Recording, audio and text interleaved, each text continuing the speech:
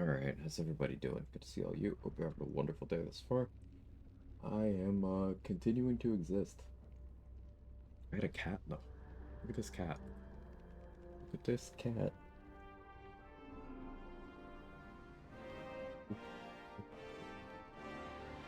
Cat.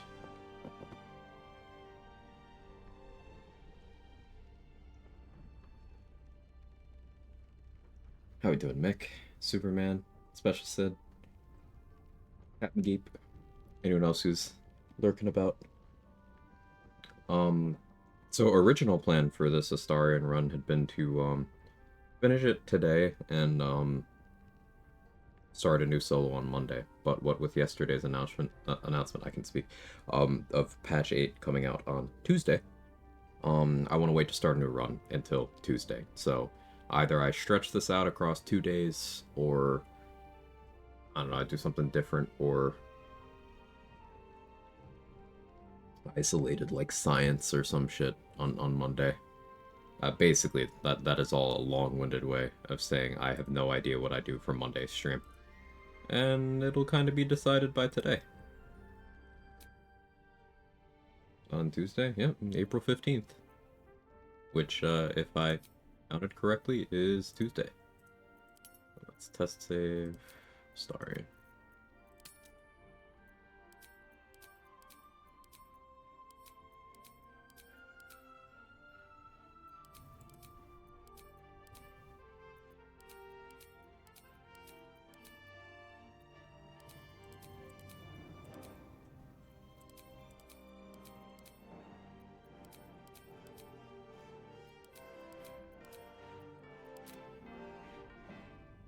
Hey Danny, how are you?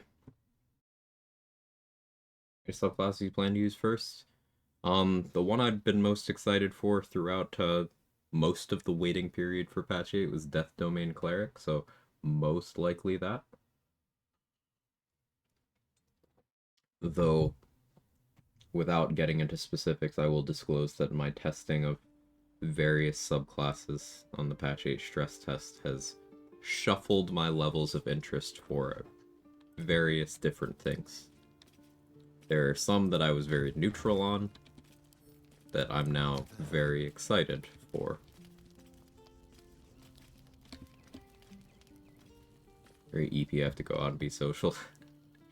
Yeah, good luck with the peopling thing. Hey JT Stunner, hope you're well. Alright, so we really don't have much left in this run. Why do I have 11 Scrolls of Circle of Death? Well, we have all this money. Let's go hit a copy. Hey, bro. Can Magneto move Mjolnir? Magic. So, the writer decides.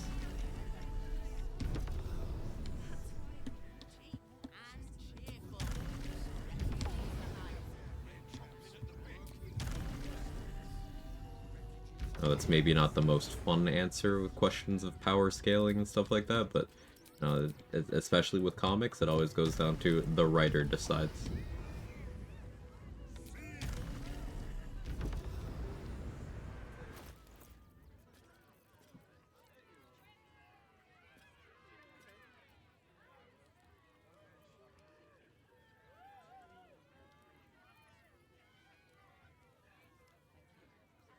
Get my sunlight hypersensitivity back on my clipboard. There it is.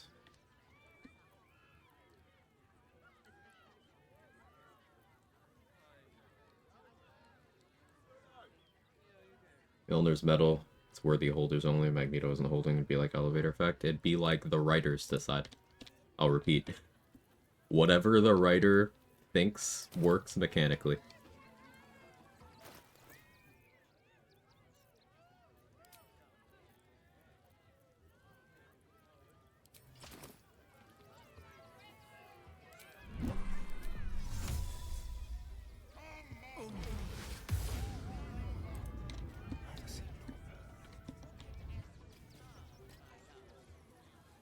Approach, ugly one. Hey Kasuga, how are you? Hey Trade. I'll hear more about thoughts regarding patch 8 stuff. Suppose we'll hear more officially comes out on Tuesday. So, you won't hear all of it, because there's going to be things that... Like, I'm not going to disclose, okay, here's everything about patch 8 on the first day. You know, giving myself and others time to actually play it.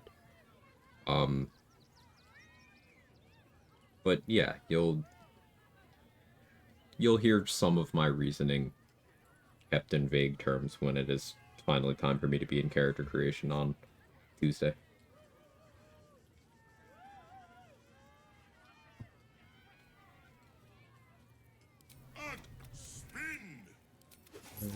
So we'll go 10 times. Jackpot. 3, Alas. 6, 7, 8, 9, 10. Alas.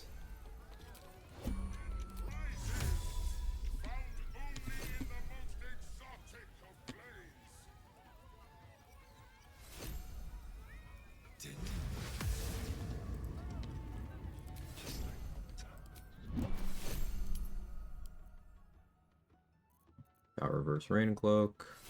Didn't get comeback hand axe. How many items does a copy have? Even a Seagull. It's 16, right? I always forget.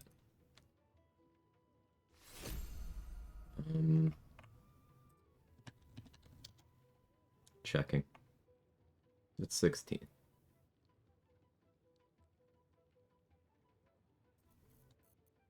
Alright, let's do 4 more.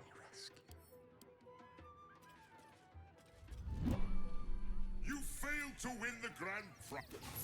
Alas. 2, Alas. 3, Alas. Alas. 4. Ah, I saw it. Yep, there's comeback index. Cool. Alright, we got everything I want.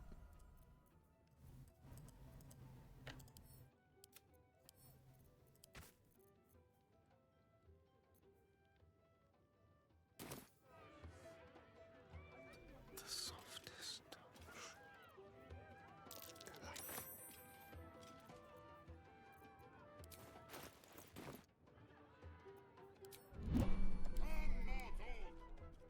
You failed to win the grand. You thief! Eh? What in the hell? Combat right away. Rude.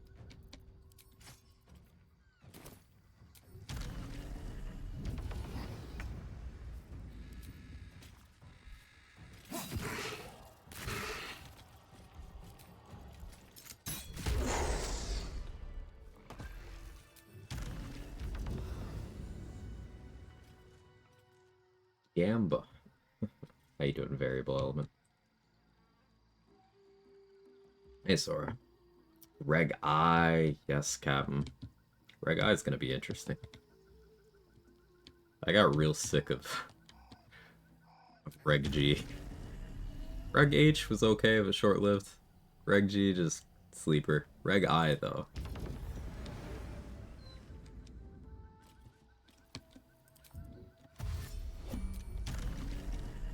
Chillin', how you? Alive. You know. It is unfortunately still 2025. But, surviving. Imagine having to squeeze for XP in 2025. How short are you, Trade? She's on fire. There you go, Quag. 2000? Hmm. Reg E.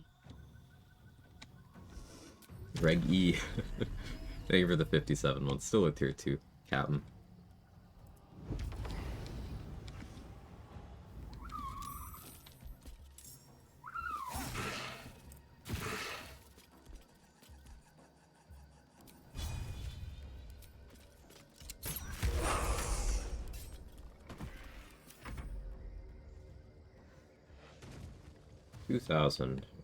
Do anything with the Necromancy of Thea yet? Strange Ox survived Fall of Last Light? It does, yes.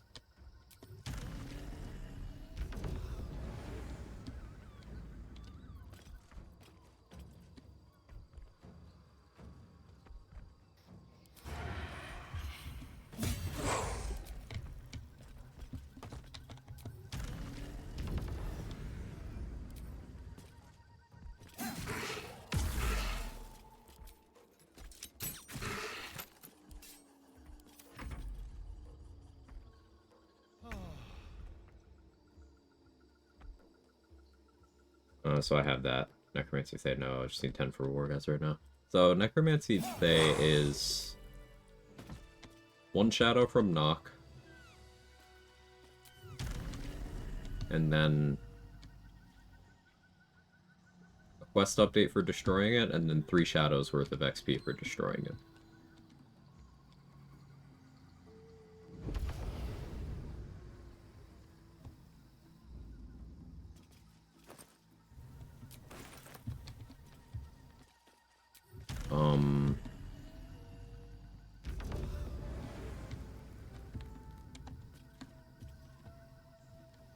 You could technically go get the 3 Sharan skeletons, or not skeletons, animated armors early, I guess. For 180 from that. If you're done with Sister Lidwin, you could get rid of her early too. I'm just rattling off things that occur to me that I'd normally do later that you could do now.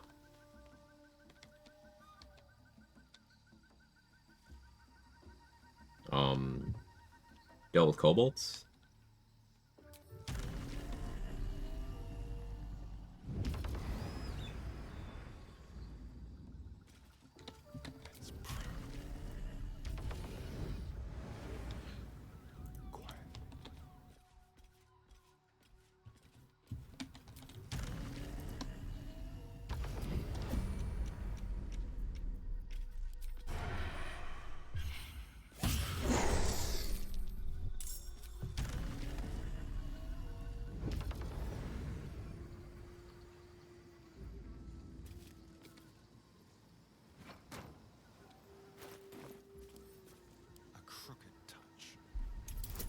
Kobolds are gone. I'll have to gravity kill Sister Lidwin 1v1s for me tossing away tactics rank.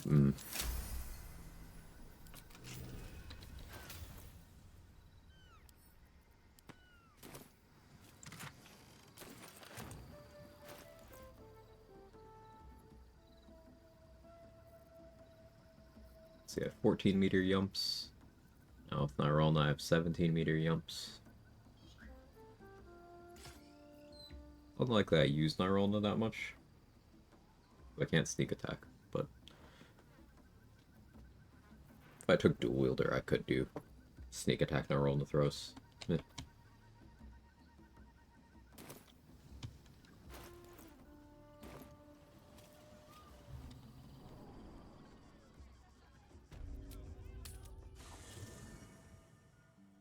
The goal is volley before I army of 1 Moonrise. Yeah, that would be a huge efficiency increase.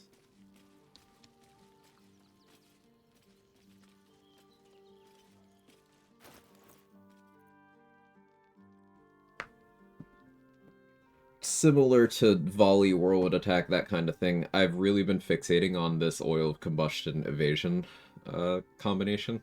Like, I want to do a monk build around it.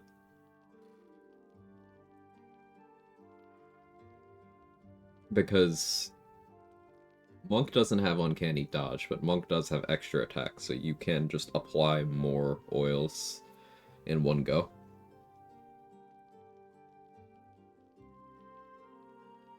And then you do have like Step of the Wind to help group people up, if need be. It's a concept that's really interesting to me.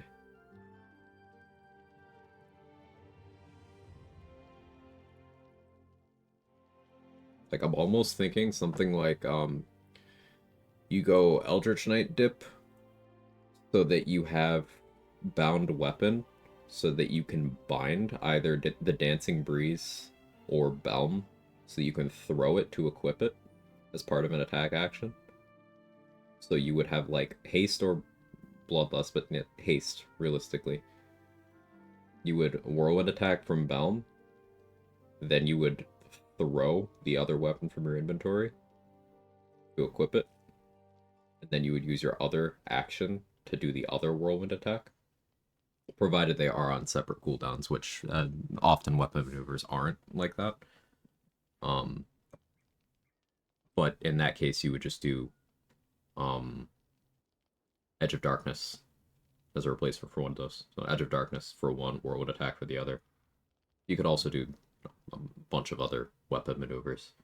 But those are the 360-degree AoE ones that I can think of. Idea being just a massive oil of combustion use. Problem, though, is how many encounters is that actually even relevant on? Where, you know, it works. House of Hope, it's irrelevant. House of Grief, it's cool, there's definitely enemies for it, but it's also irrelevant. Maybe get some value coronation. That's probably the best use case. Coronation Gortash with Bussy Oil.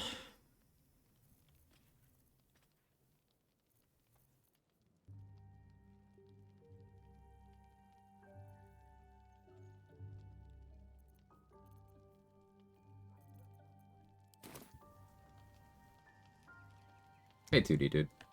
Foot oil, Bussy Oil, this.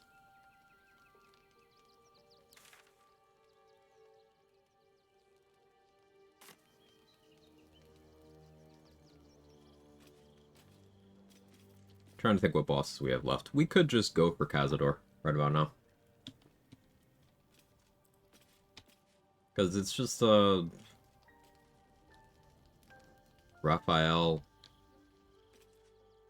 Orin, Gortash, Saravok, Cazador.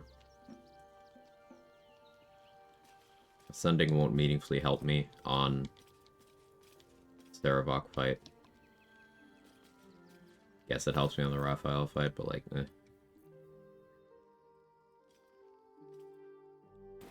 I want to go get Bone Spike gloves, I think. Go do that.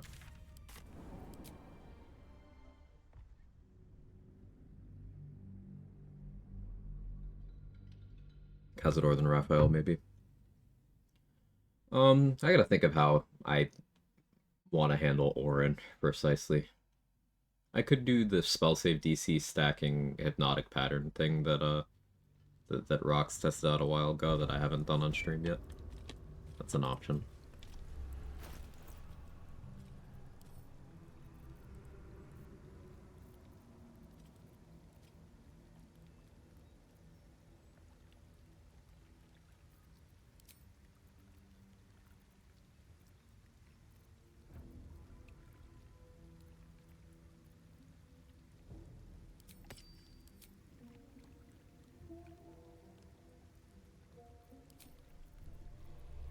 I don't think this is a duelist prerogative fight.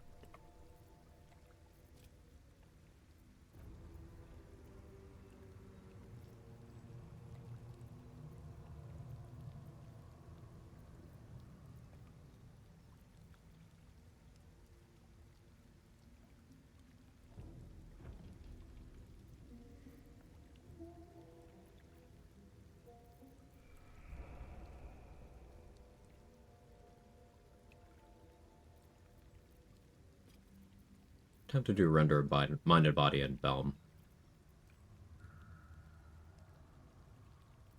I'll do duelist prerogative anyway. Now, I don't have protection from being moved. Something I'll have to keep in mind.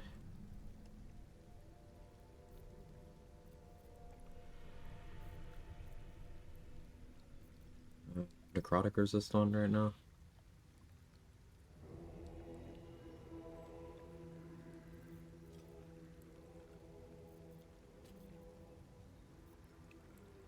Thinking I go either Bane or Viciousness. Or not Bane, excuse me. Either Cloud Giant or Viciousness here. I don't appear to have a Viciousness. Thinking Cloud Giant for if I want to shove someone. But Colossus for damage also makes sense. What's my initiative? I have Alert. Let's go Colossus.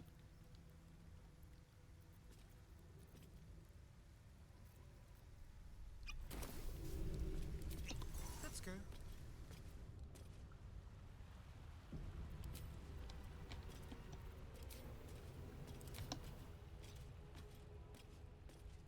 Orin did invite me to the temple, as did Saravok. We're worried about the invitation clause.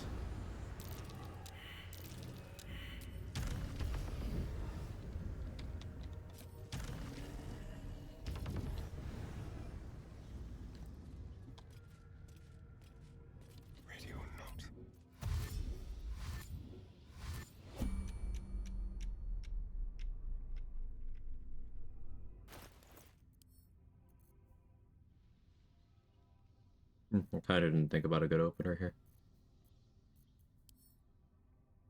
Glyph will be fine. I already had that on my bar. Good job past me.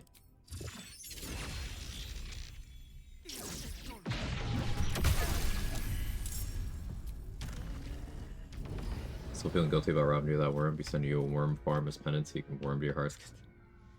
Thank you. I appreciate it. It's not necessary, but thank you.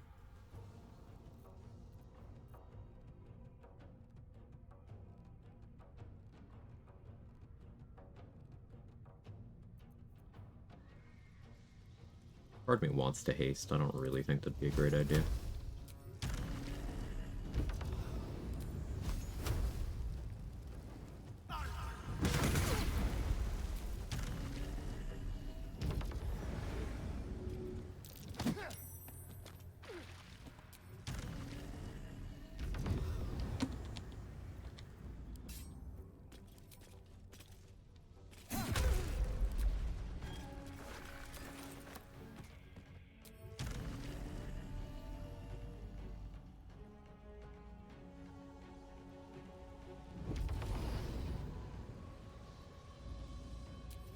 Gotta avoid Manglin Abbey, aka my wife.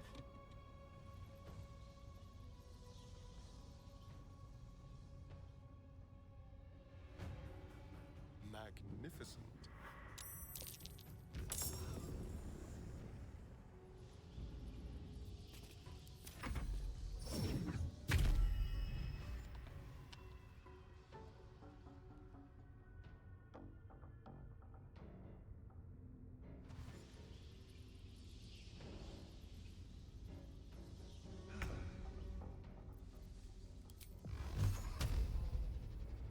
Tormented.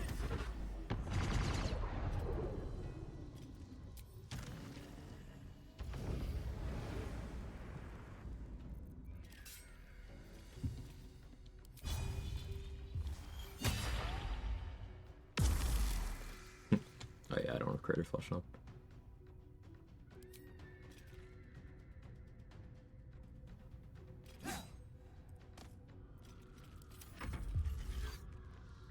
Hey, Woodsy. And go live button. Oh yeah, let me hit that real quick. Hey, Guava Chips. I don't know if I said hi. Hello.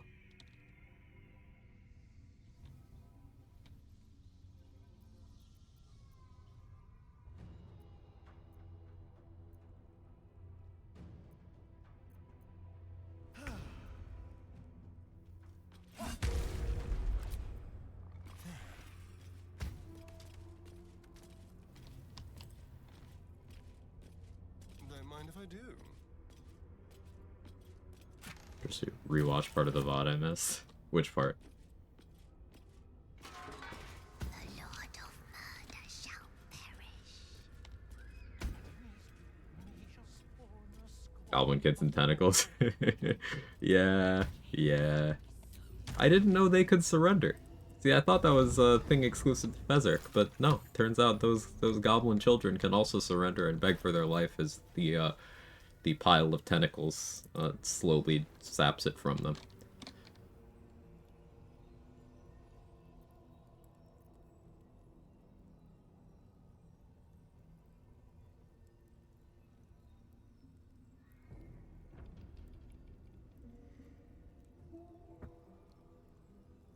Oh, I've always wanted to go. Based.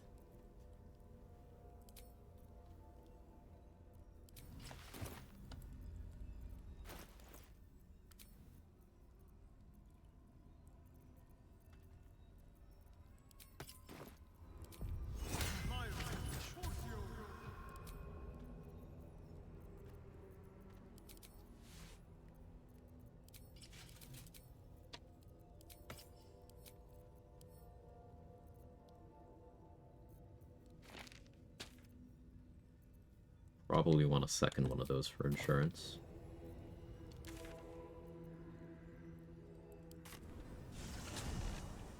Hey, November's Reigns, how are you?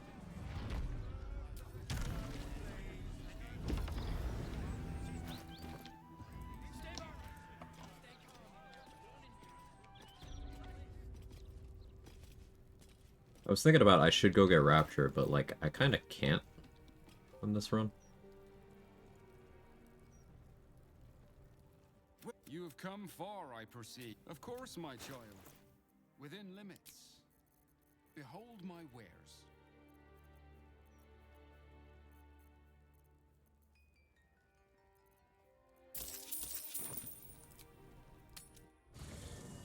I need to sell some stuff to be able to afford Might and Splendor and an extra Sunbeam Scroll.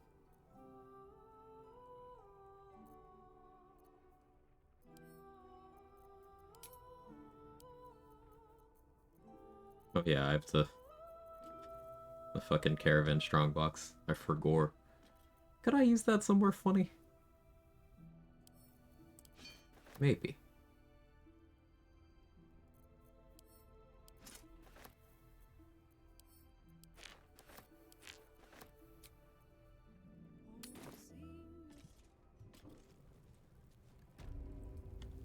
Well, you have come far, I perceive. Here, I am also granted the power to... I am Vicar Humble. Of course, my child. Within limits. Behold my wares.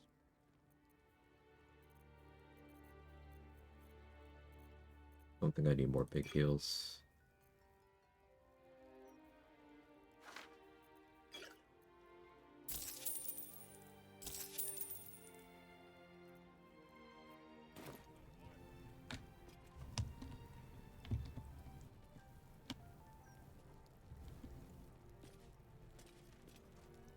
Your god is one of many, and in this place you sense a spark of its mighty divine. The gods are ready to receive your donation. Do I have a container? I need a container. How does he perceive how far we can come? He's got measuring tape in his pocket. Well, measuring tape in one pocket and a bit of lotion in the other.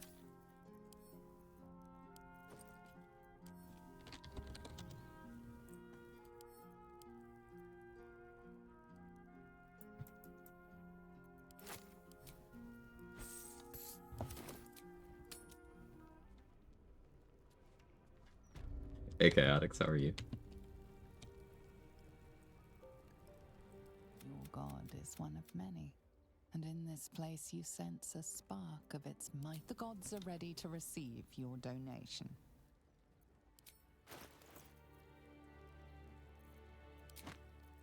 The amount you've offered proves your soul. Cool. I figured it'd be appropriate for a vampire to, if they're gonna attempt prayer, may as well be Kellamvor.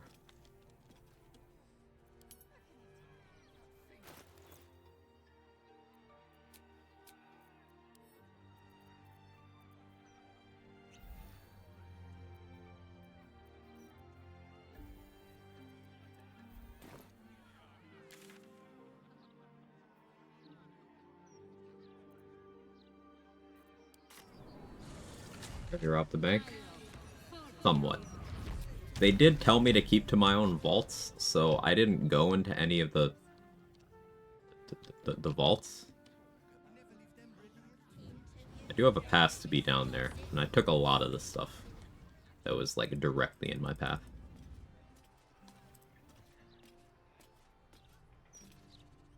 Canonically prayed to all the gods, none of them listened. It's nice one of them is now. Yeah.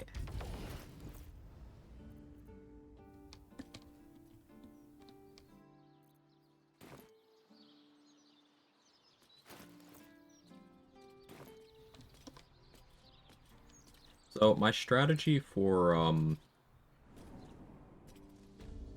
Cazador fight is, call it interesting.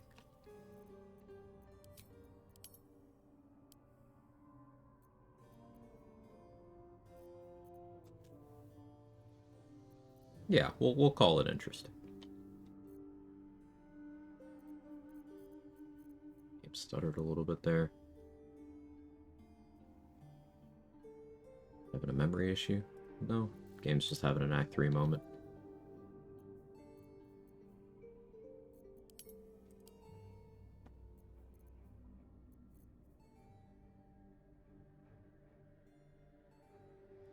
I really want to use Duelist Prerogative for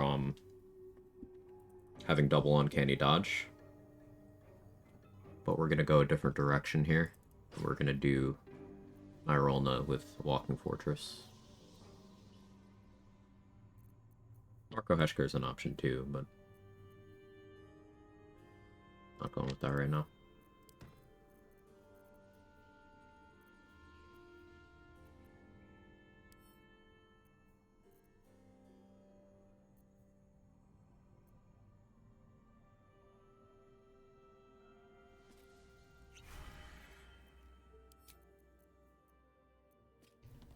I'm making some room here.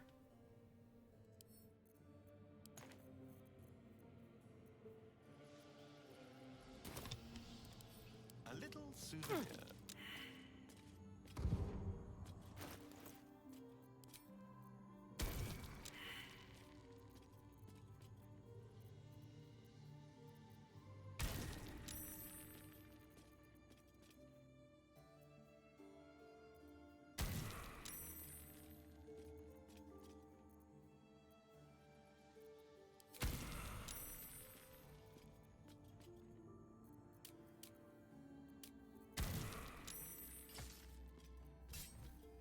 Could have bought Hellrider Longbow. Oh well.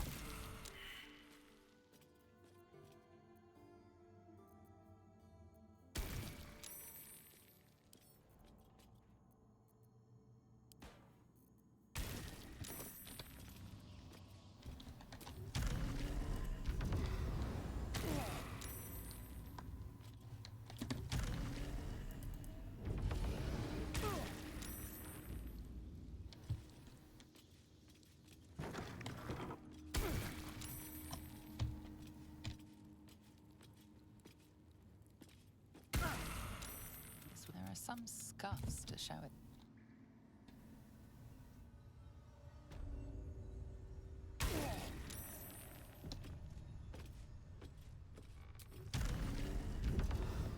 What in the hell? I never knew any of this was here.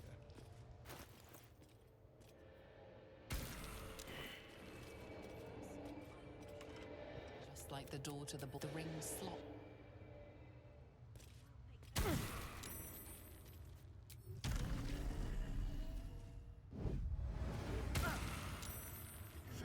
Very quiet.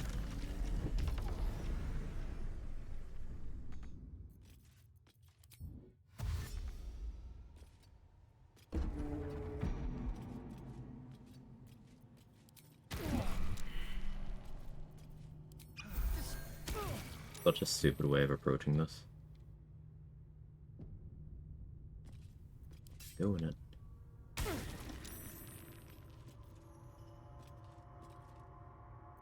I do have to time this kind of carefully.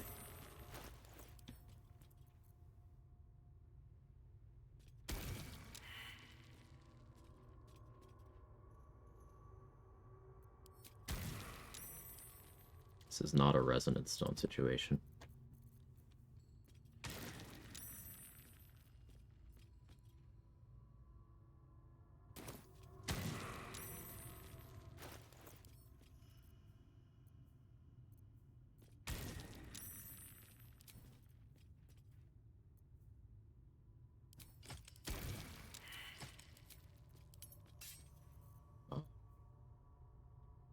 I'm gonna start with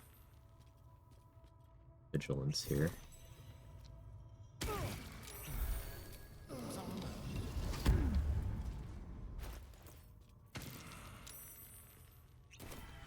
Tippy time for discretion.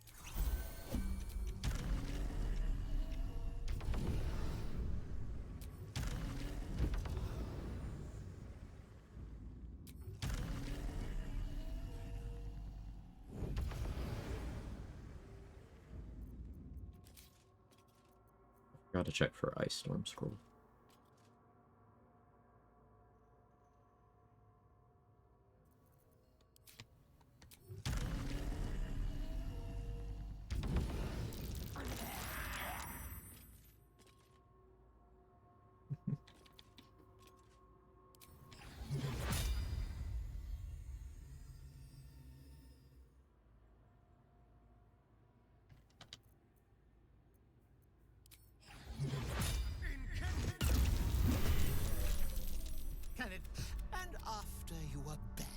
Oh, you damn thing.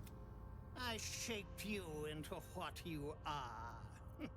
I'm taking the power, not you. Now it is time Time for you to die. and you and all those souls you brought me, all Constitution. linked through those lines I carved on your back, all linked.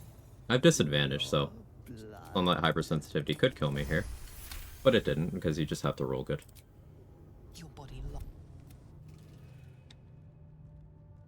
So there was a world in which I failed all 5 rolls there. Vampire casting Sunbeam is kind of funny, isn't it?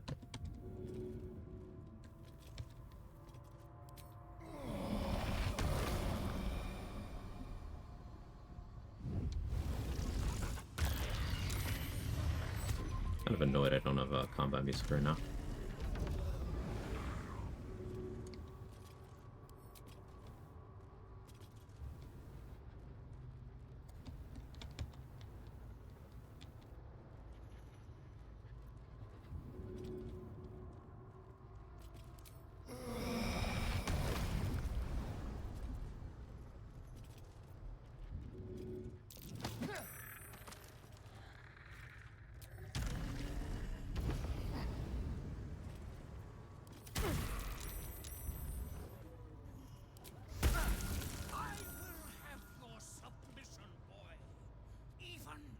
Eerily quiet.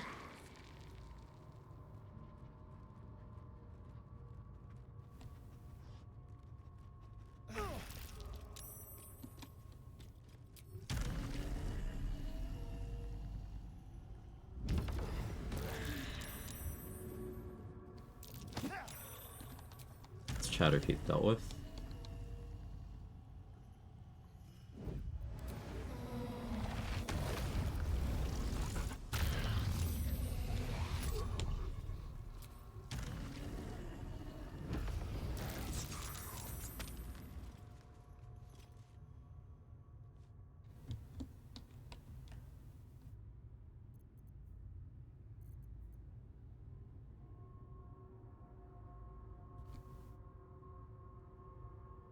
Should I just throw him on the ground here?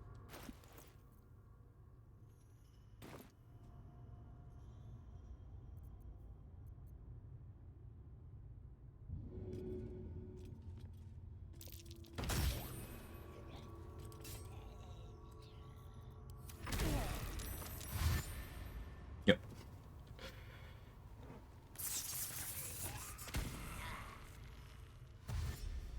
Turns out Victoria is quite helpful.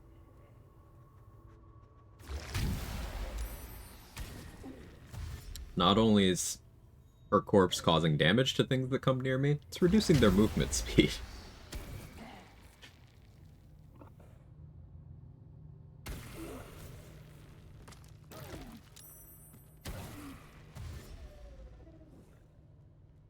It's a tick when they enter the radius, and then a tick when they end their turn in the radius.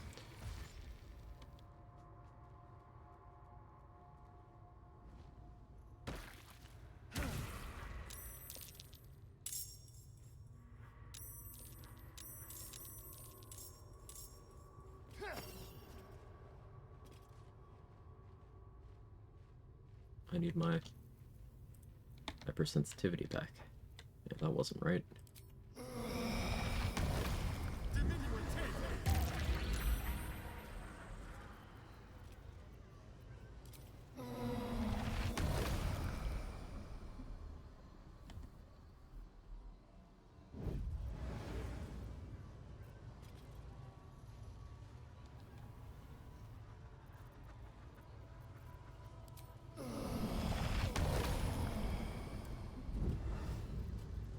Guess I'll use this just because I have it.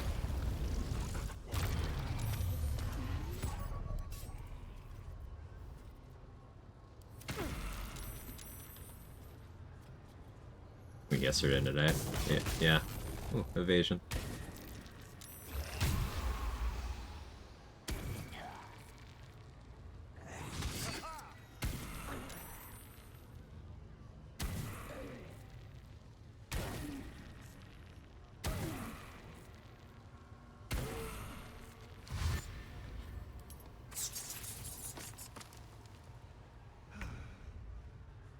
Yeah, now I have to do a build that has Spirit Guardians and this.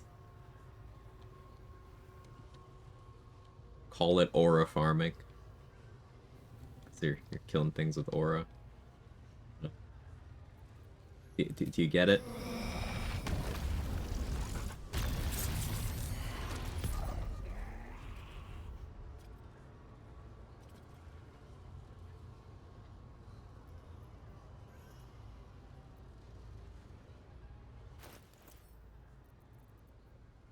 Switch to Bloodlust here.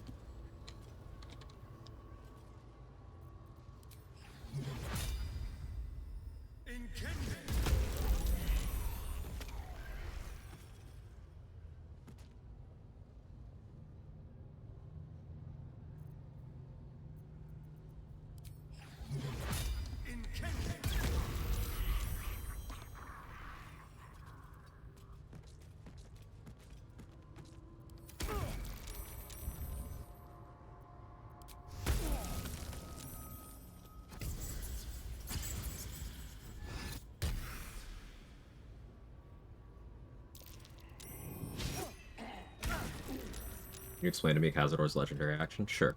So he'd only has it if Astarion has been captured as part of the ritual.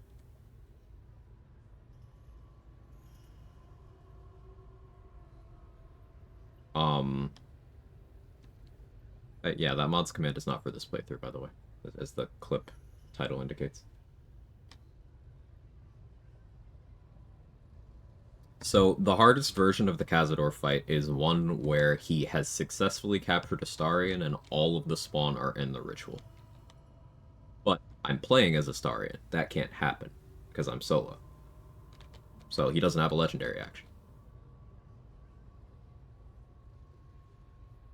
Which is good, because Cazador's legendary action is one of the very few actually significantly threatening ones in the game. Even in its post-nerf state, it used to be even stronger.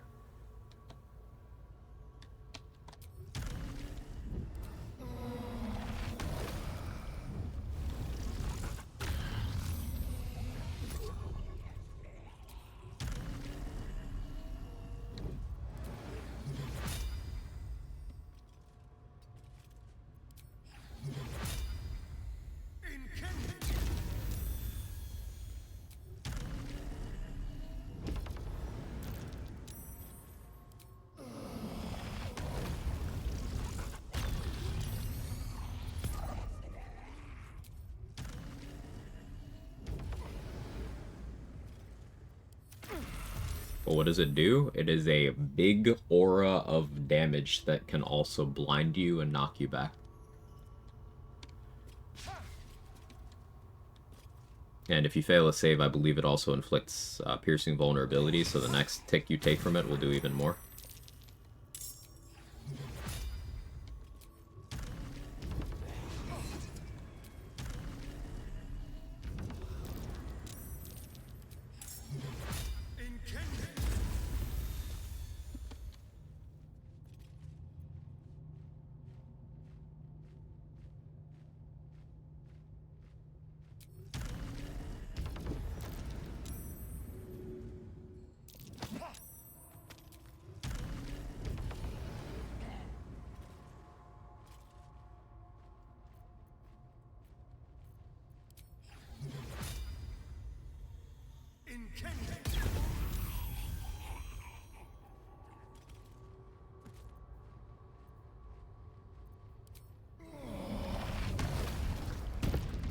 Didn't think that would work.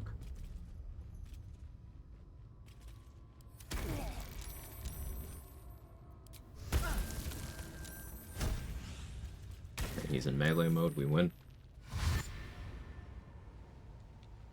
Yep, we're aware, DB Raymond. How you doing? Hey, blue collar nerd. It's not rolling to triggering sunlight hypersensitivity? No. My concentration on sunbeam is. It's not the sunbeam damage itself, it's while you are concentrating on sunbeam, you are considered a source of daylight.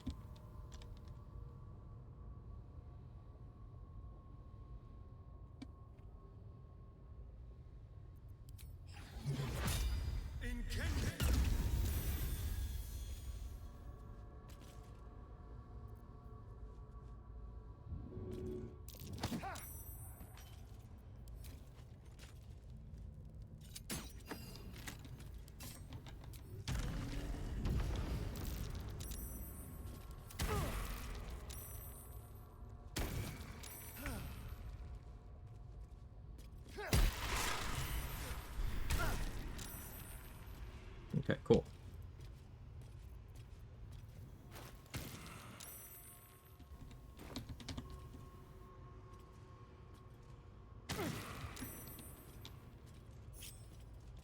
Figure out a good place to leave Victoria.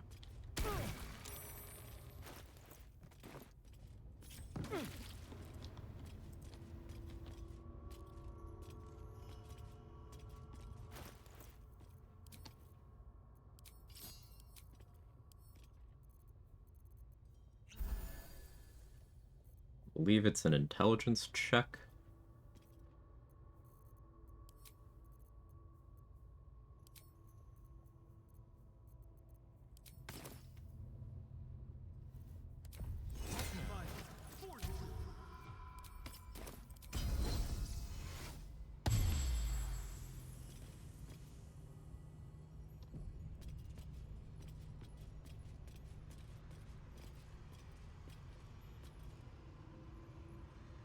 There he lies, your tormentor. The one who's haunted your nightmares for Bottle of centuries. Anders are considered daylight? Let Yes. him regenerate. He's sure to come after you again.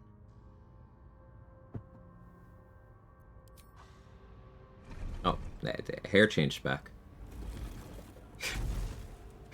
Yeah, I got a haircut real quick. Get your hands off me, worm! I'm not the one in the dirt. Put it away, boy! You do not know what you are doing! That's what she said.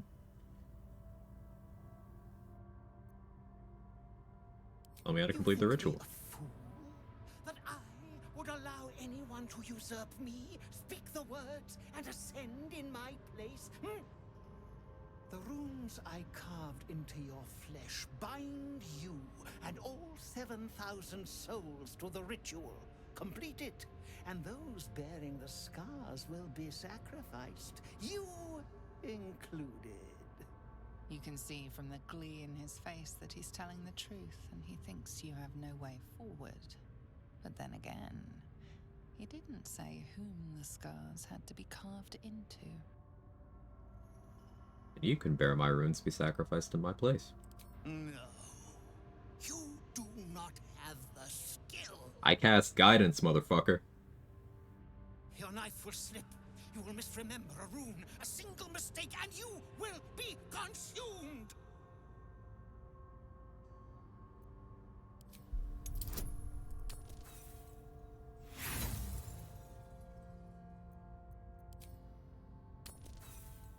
Okay, okay, dice. Come on. Come on. Come on, roll good. Okay, see, first try.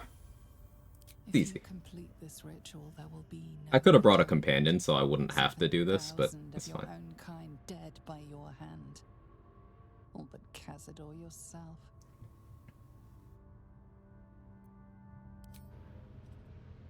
What are you doing? Don't! Ah! Get through the trauma block first.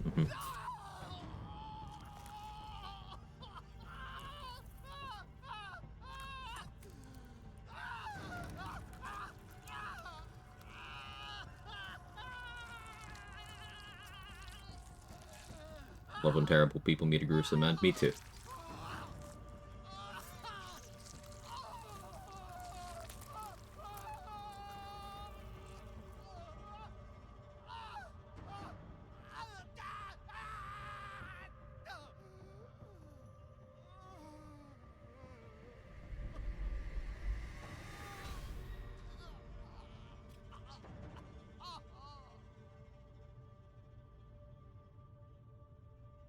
Ungrateful child. So you just spent an entire night carving that? Rolling for Astarion took that long. So, that's something I was wondering about last time I was here, Soniac Milk. The cut there implies that he was at this for a while. Like, I do think it took a while for Astarion to do this.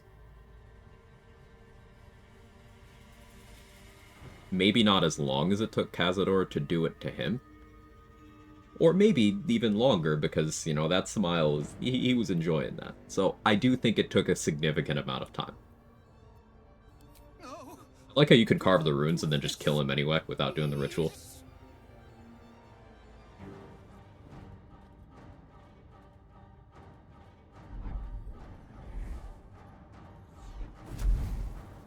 But we're not doing that.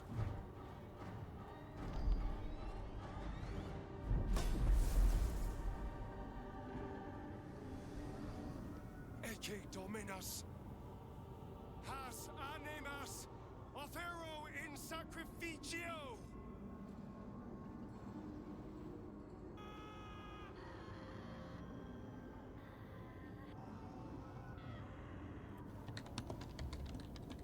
So, I'm just gonna edit this real quick.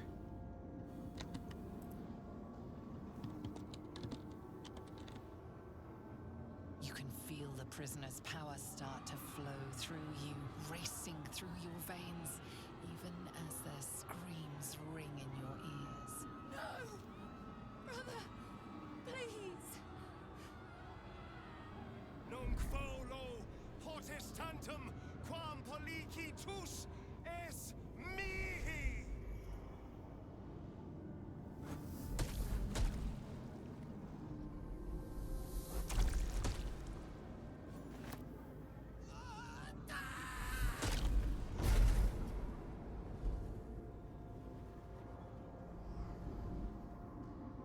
For the first time since you can remember, the gnawing pain in your stomach is gone.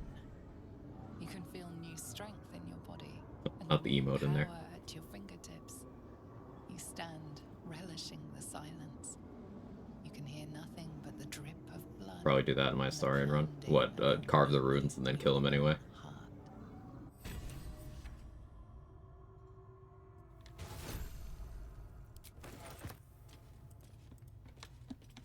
Certainly.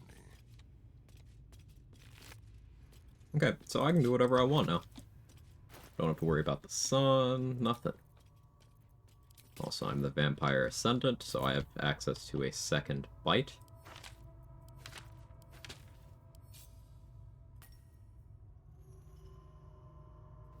I do also have Misty Escape, so like, that's cool or whatever.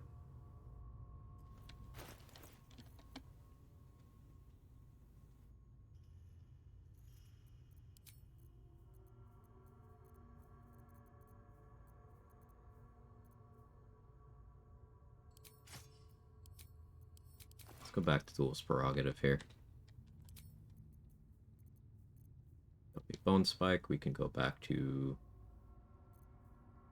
Stalker Gloves? Yeah.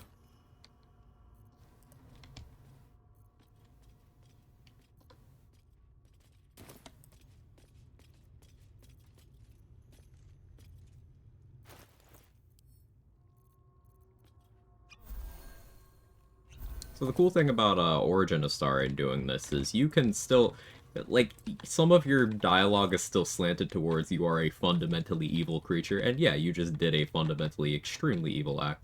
But like, you do still have enough control over Astarion to where he doesn't have to be the asshole that he is in your camp as companion Astarion. I do find that a little interesting.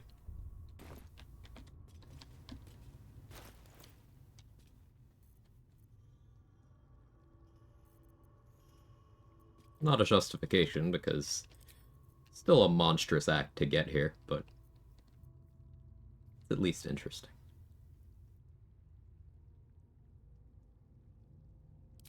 Let's do a Vicious Shortbow. Yeah, Wave Mother's Cloak wasn't actually doing anything in that fight. I should have been using a Cloak of Protection.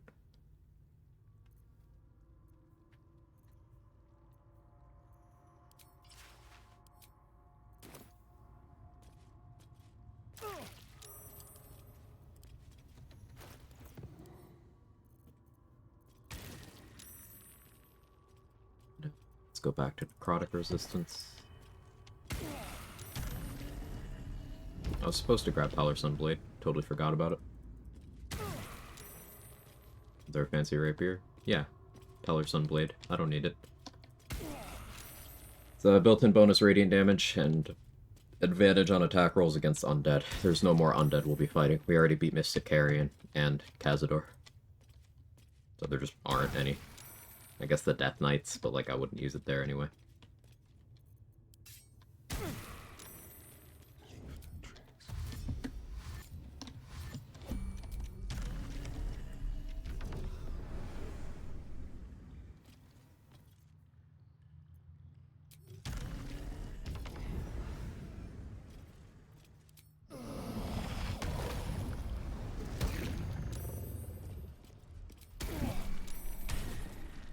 Let's keep to the shadows. Vision's too bad. To the shadows.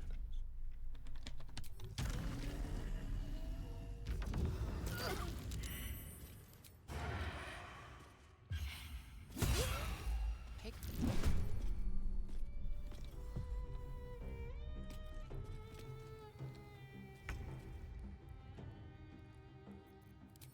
Nom nom nom nom.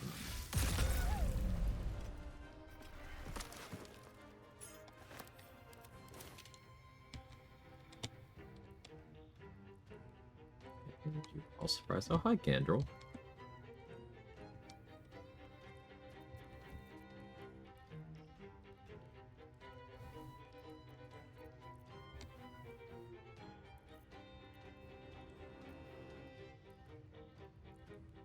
Kinda want to save Ascendant Bite for when I need more of a heal. Could be using different boots here to get more value out of the bonus action. Sonic Overload.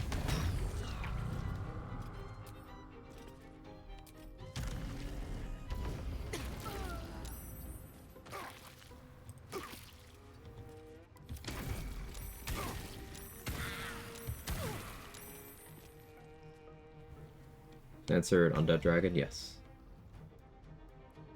Controversial opinion, he's only as insufferable as he is, because he's actually on some level of hate Tav or whoever for not stopping him. Okay, that's all.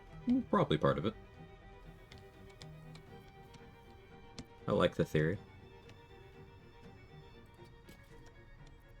The subtle approach.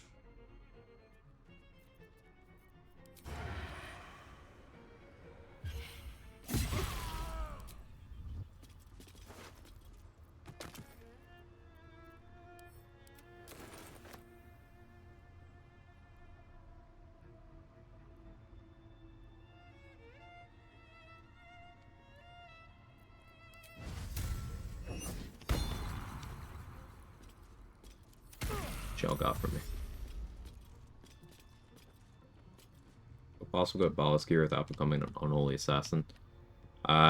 Yes, but I believe it requires multiplayer.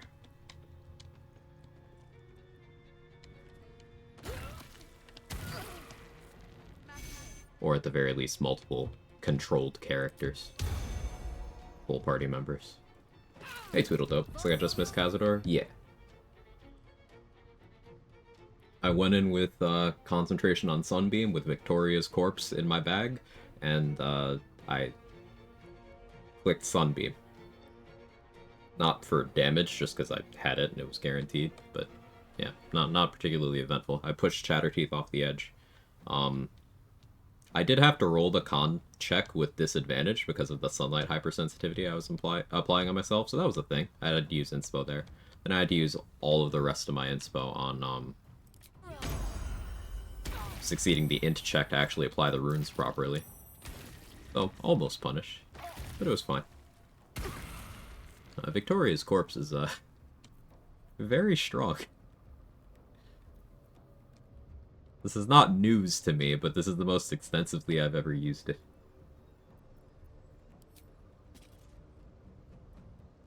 Who has what here?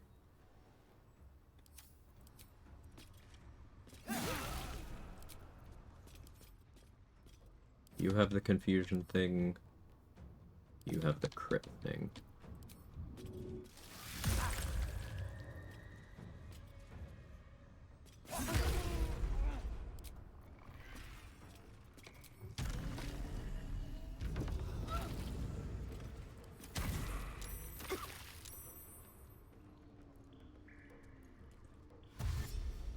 Mystic, could you do a quick recap? Sure.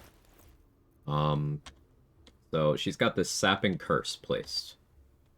which affects any living thing, or, you know, any creature, I should say. It includes undead as well, in the vicinity. And that is... Can y'all stop doing things I'm trying to explain?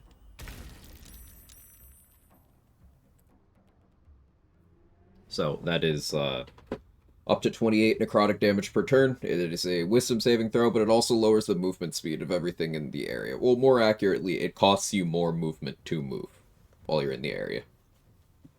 So what I'm doing is I'm running around with necrotic resistance,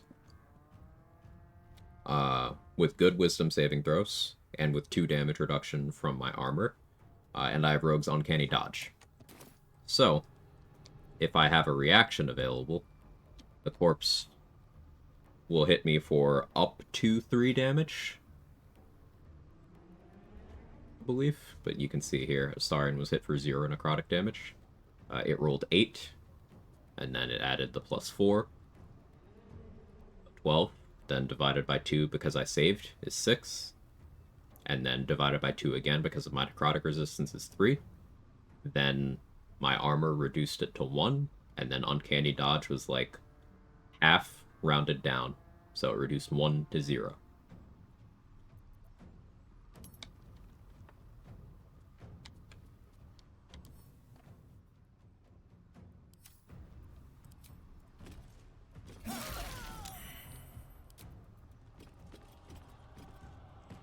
Resist Uncanny Dodge made her feature do nothing. It rolled low too, I suppose. You have the confusion thing.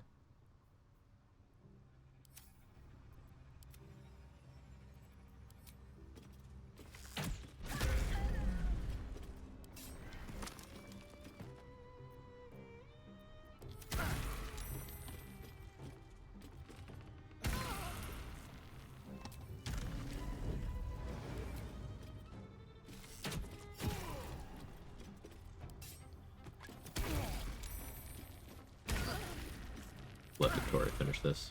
Heavy Armor Master doesn't work on that, right? Right. Heavy Armor Master is just physical. So, when it says that, it means slashing, piercing, bludgeoning damage. On my way.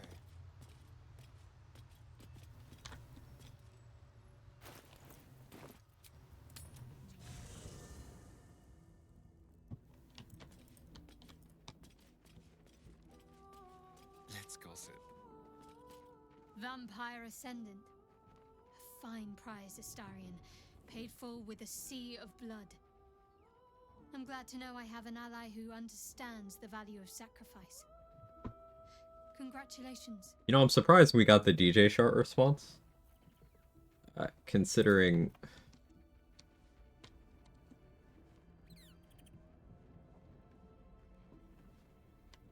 But, you know, I'll let her cook.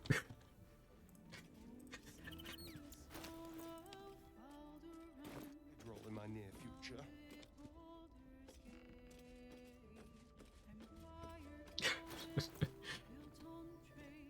I'll let her cook. So let's go in on the necrotic damage. Like, Duel's Prerogative already has built-in D4 of necrotic. DJ Gloves give me an extra D4, and then Vampire Ascendant is a D10. We could, of course, try to get Hex on this, but...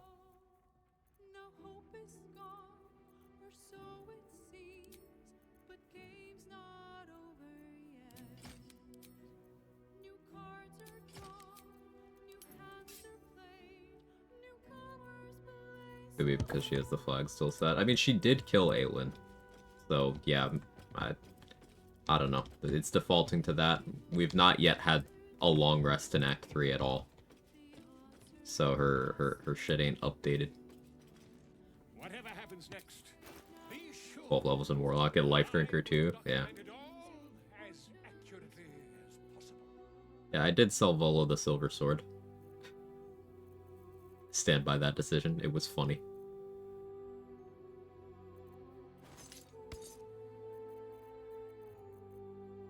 Kinda need some thieves' tools. Yeah, we'll shop with someone else.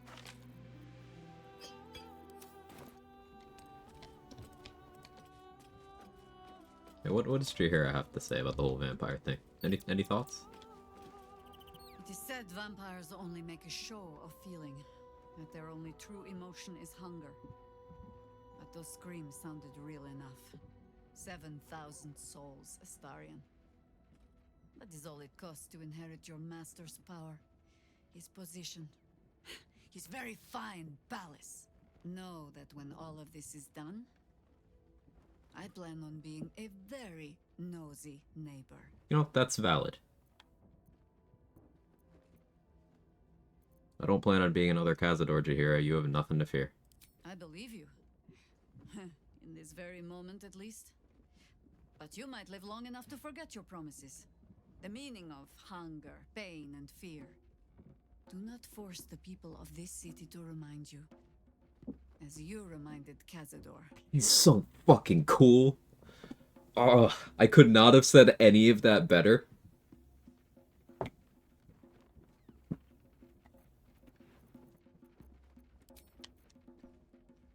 Here is the best.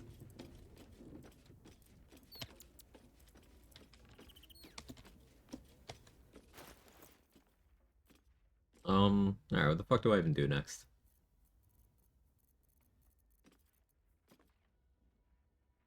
I can, like, go wherever I want now. So where was I avoiding?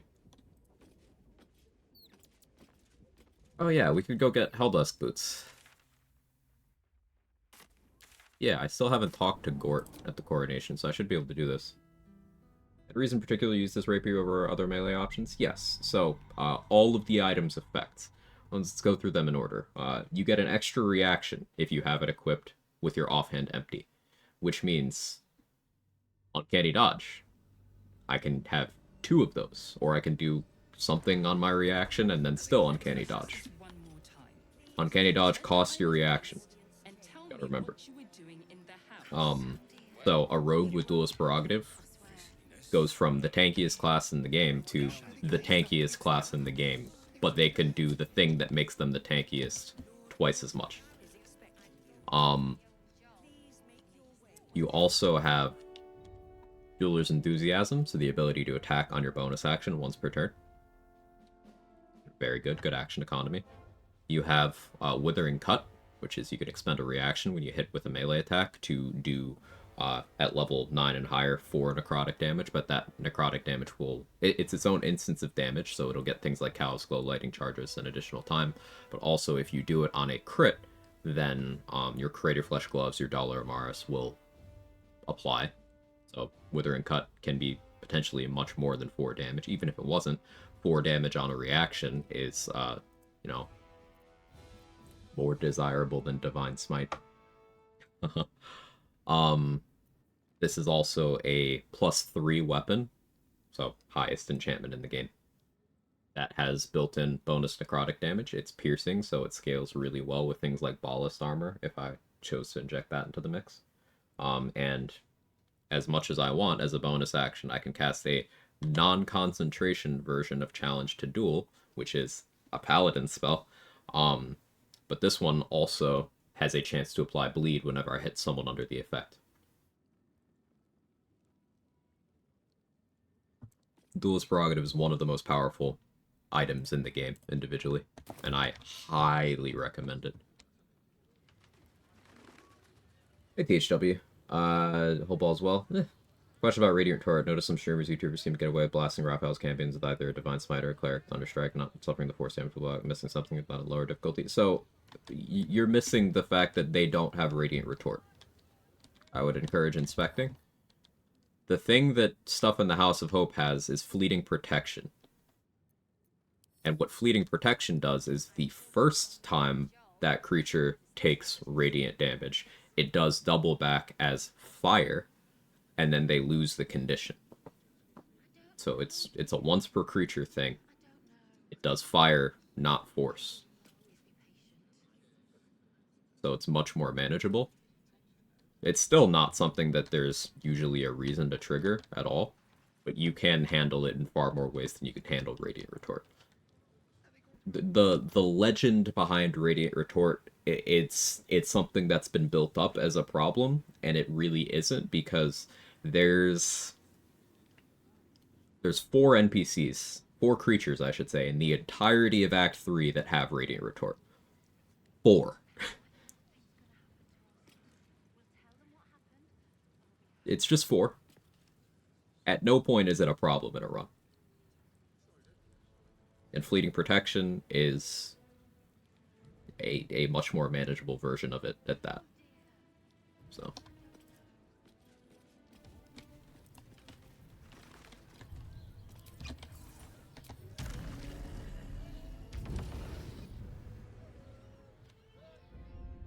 but as a recap, if something does have Fleeting Protection or Radiant Retort, you do always have the option to just not click the Radiant damage.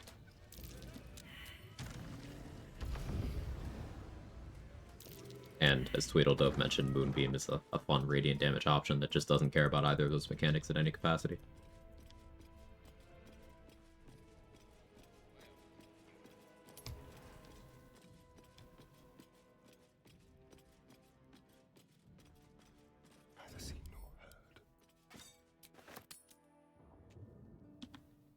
Funny move is Globe of Involence under the Heretical is Hope.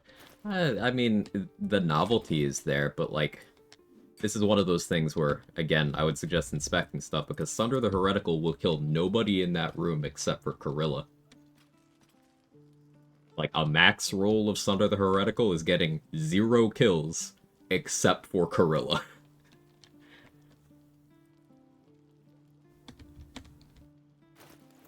It's not even killing Yrgir, who has low health by Act 3 boss standards.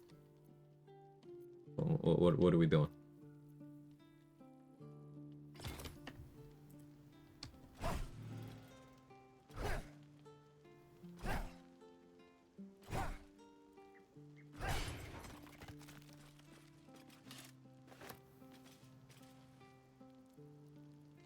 Hope killing Corilla with radiant damage is funny too. It is darkly amusing. Gotta give you that. So I'm gonna play in a fighter with, I don't know what you mean by DP. Oh, Duelist Prerogative. I'm not sure what subclass I would go with. Still want to try the throwing build. Eldritch Knight is my fave for fighter. When in doubt, Eldritch Knight. I think I overthink Radiant Retort as a solo non on a run and near the end of Act 2 by throwing some holy water at the Sharon Undead near Balthazar. Yeah. You're far from the only person who's had that kind of experience. And I would just encourage, read enemies before you do things to them. Like, the most OP thing you can do in this game, the quote-unquote best thing, is hit that inspect button. Remember, in Larian's previous game, inspecting creatures and getting all of their information like this was something you had to invest into. It was like a feature you had to select on level up. It was something you had to build for. They just give it to you for free in this game. Do you think Duelist Prerogative compares to dualism builds like Crimson Spell and Bloodthirst? Depends. Like, this isn't dual wielding at all, so I don't need to worry about, or I don't benefit from, I should say, 2-weapon fighting style. You treat the itemization like a 2-hander build, where instead of having 2 slots here, you functionally have 1. But, like, this is the only way in the game to get an additional reaction point. So if you ever want an additional reaction point, this is the only thing in the game that can do that for you. It's a pretty big deal.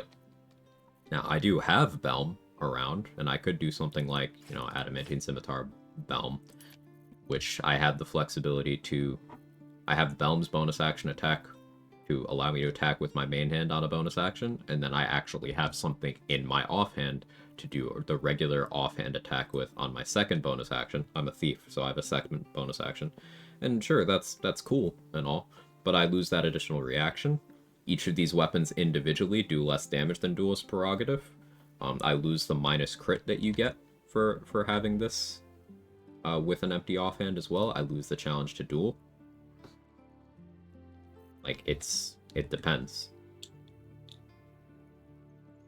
I could do something like, you know, Rhapsody Belm, and then have pretty good, consistent raw damage output on regular attacks, with Rhapsody also supporting things outside of my melee attacks way more than Duelist Prerogative does.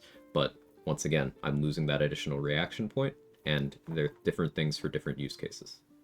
I think to a point comparing incomparable things is a crapshoot, because once again, if I'm leaning into being super tanky and doing uncanny dodge stuff, this is the only weapon that facilitates that better. A distant second to this would be doing something like Defender Flail Sledboard for maximum DR, but then I'm losing access to my sneak attack on melee. My action economy is worse as a whole. It depends.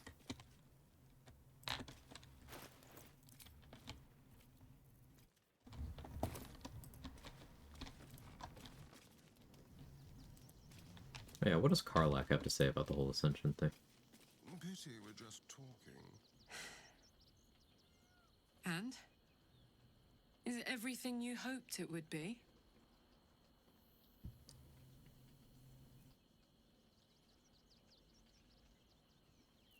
See, when I said your dialogue options are limited still, it is. Like, look at these options.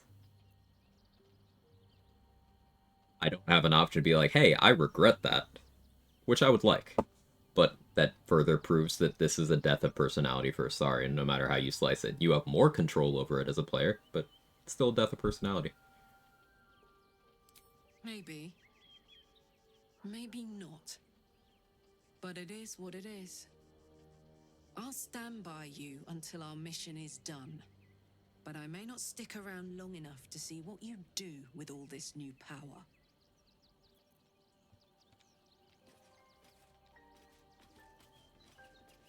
How does Minsk react to this?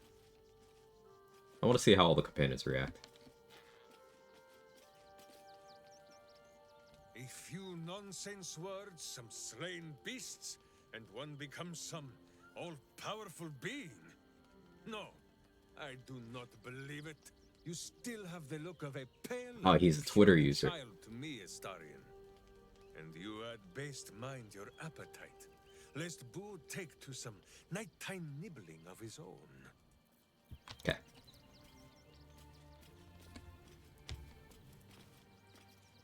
You succumb to your power lust.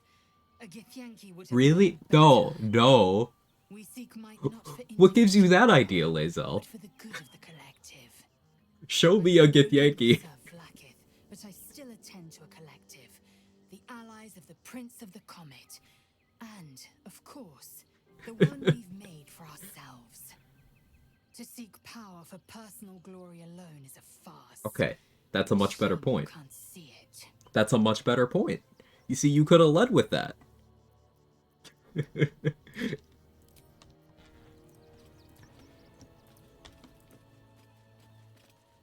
Men, women, children, all barred from entry. A damn Ah, travesty. Will's talking about A the decade fist. ago, Baldur's Gate would have welcomed any and everyone seeking refuge. Who would take in these souls, if not the Jewel of Balduran? Shame, Baldur's Gate has a responsibility to people in need. As long as Gortash is in charge, they'll be left shivering at the gates. All part of the plan, of course. Step 1. Create an army and order it to march on the city. Step 2. Shut the gates in the name of security. Step 3. Bask in the applause. Gortash hasn't made Baldur's Gate safe. He's made it a prison. And when his army breaks through, the people will have nowhere to run. To make this city a safe haven, we'll need to bathe Gortash and his allies in their own blood. Amen, brother.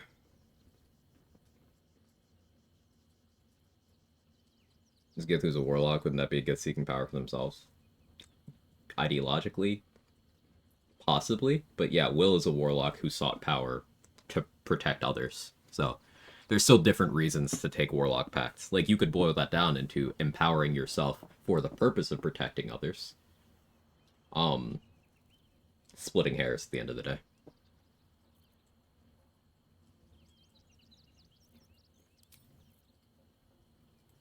Thousands were sacrificed and the servant become lord.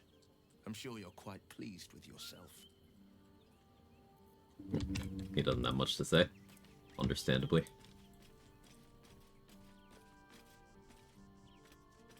I sense the difference in you already. You seem sharper, leaner, hungrier. I quite like it.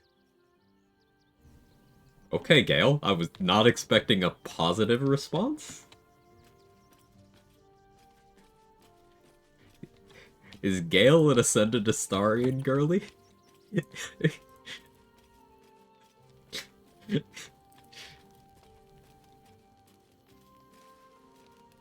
Gale loves power, though? He does. That's true.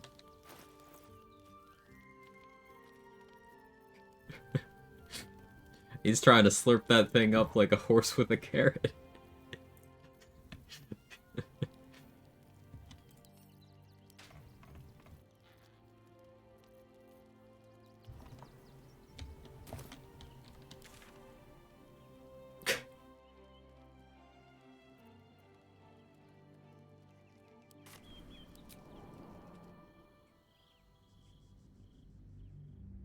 A horse with a what? Oh, so there's a line that Will say after the first time Gale eats a magic item, and he'll just it was so funny because it came out of nowhere with no context. We were like, Will, what are you talking about? Where he'll just start a conversation with Gale slurped that thing up like a horse with a carrot. That's the line.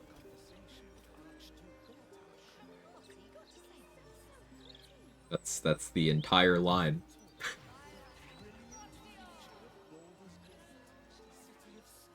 What is this? What am I clicking? Why am I clicking it? Oh, yeah. Yeah, there we go. Yeah, that's the line. Telling me Gale's a real glizzy gulper? Mm-hmm.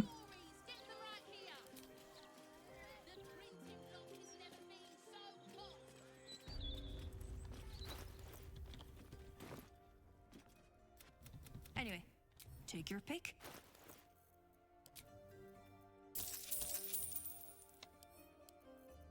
Alright, I guess we're doing House of Hope prep now.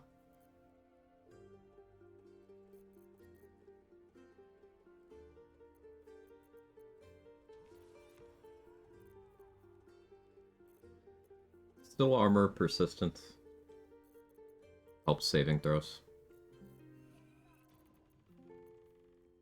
Do I take Victoria to the House of Hope as well? Oh, man. I feel so bad. But it's so funny.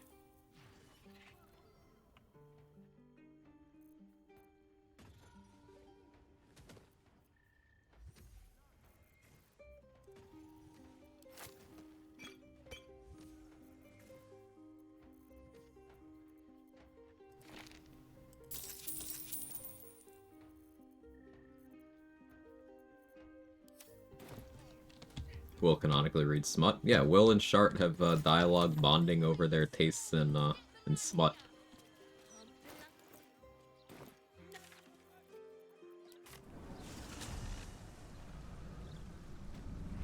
Time for discretion.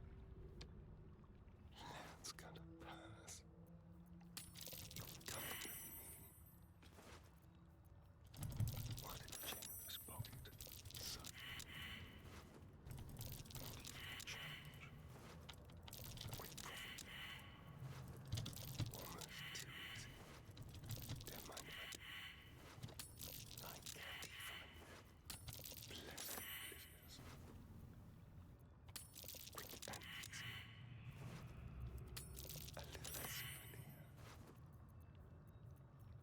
Running low on money, so put to the bank.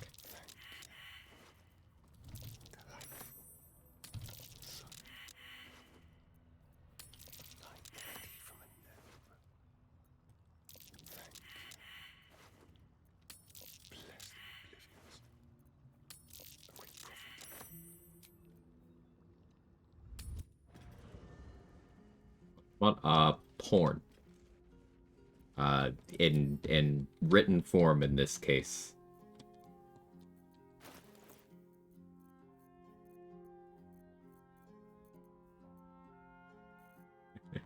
How you doing, October Day?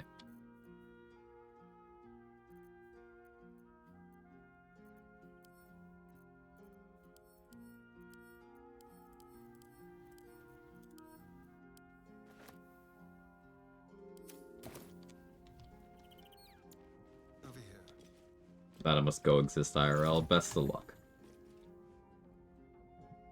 Well, Char would have loved AO3.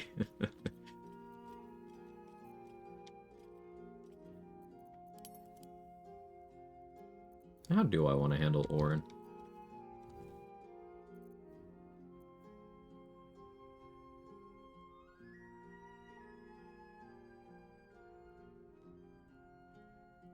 Do I count as a target for that? Science.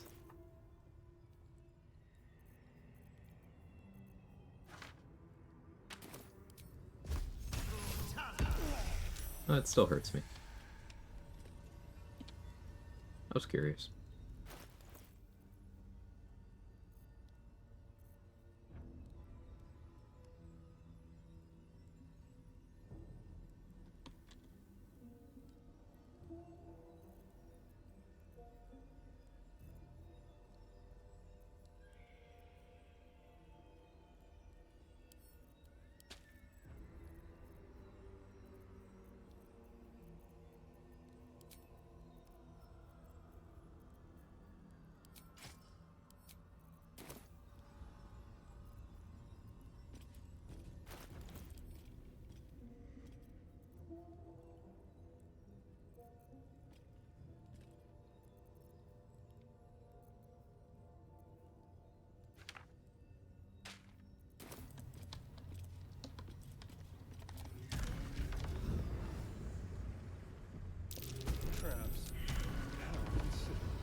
We're not doing the fight right now. Doing a little bit of setup.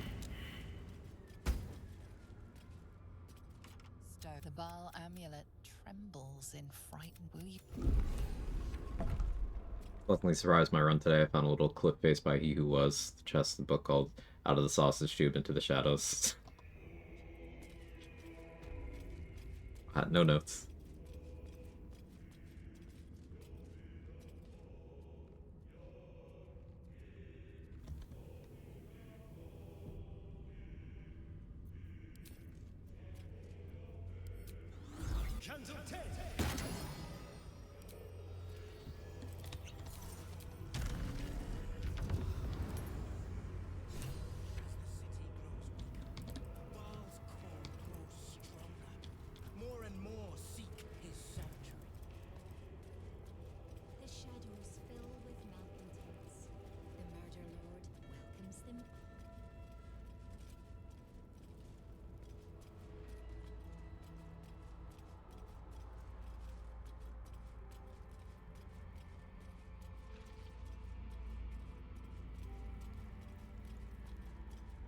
My group.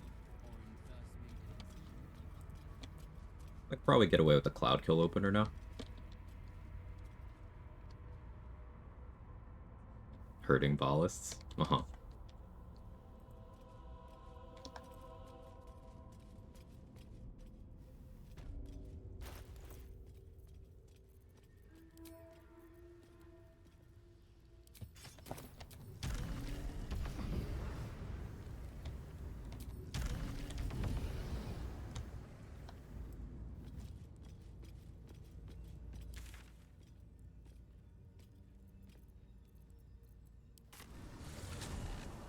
Let's do the,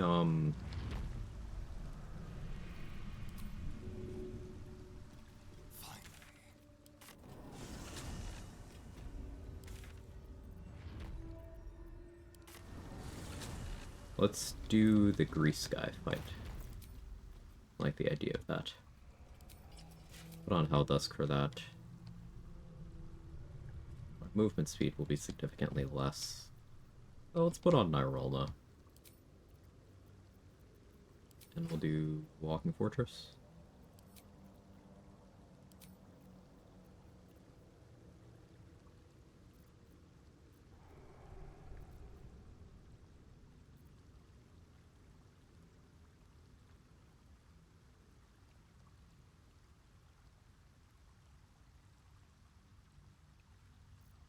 Fleet Fingers? I don't like Fleet Fingers here.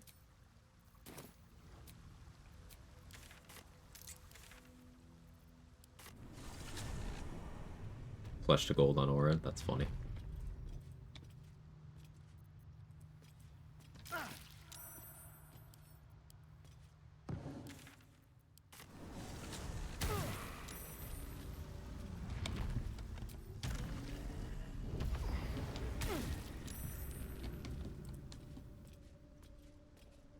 using Victoria on Orin would be funny. Problem is, I guess I'm trying to keep Halcyon alive. I guess.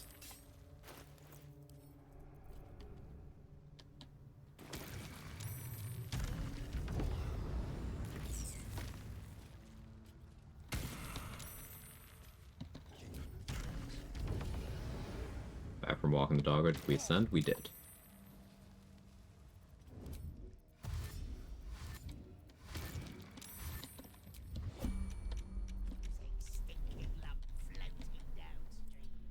Oh, I am encumbered. Kinda didn't notice, 'cause I'm already slowed down. But that is gonna significantly impact my movement.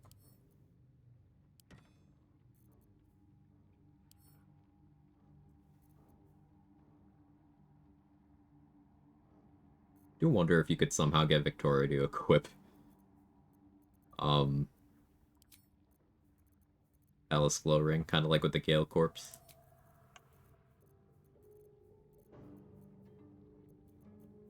Gotta look into that. That'd be, fucked up, but incredibly funny.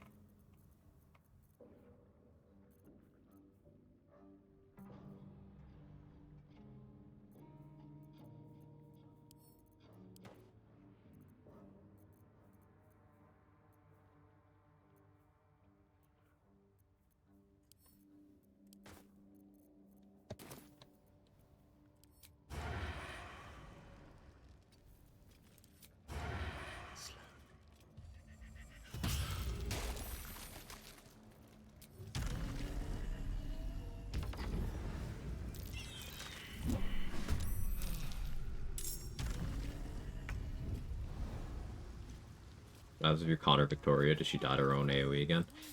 I don't know what'll happen, because, like, kids can't die. So, I don't think she can be, like, re-killed or anything.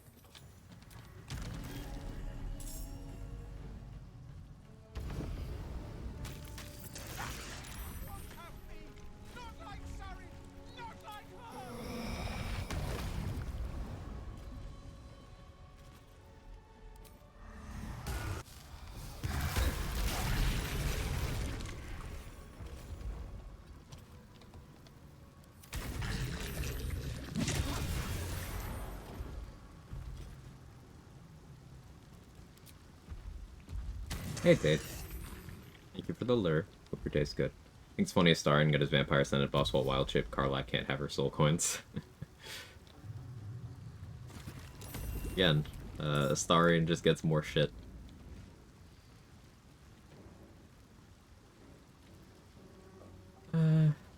Yeah, I'll hit you.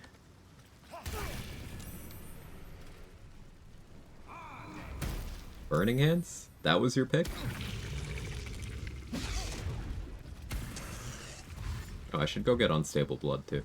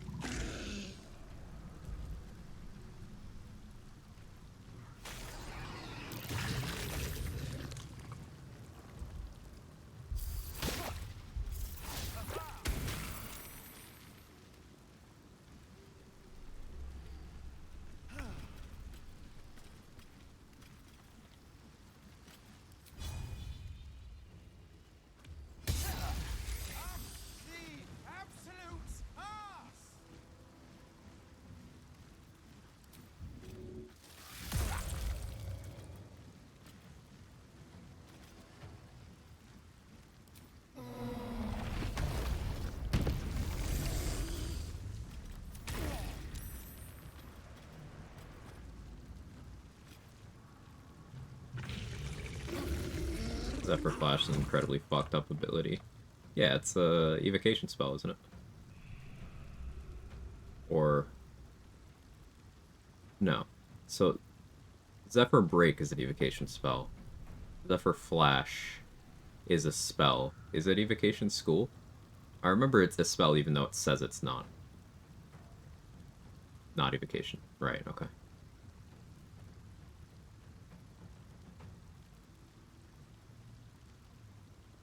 Zephyr Break is nothing, so it claims evocation but isn't. Very interesting. Hey, you're a new fan.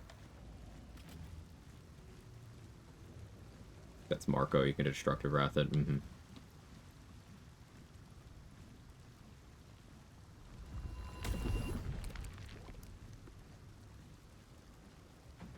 It's a lot.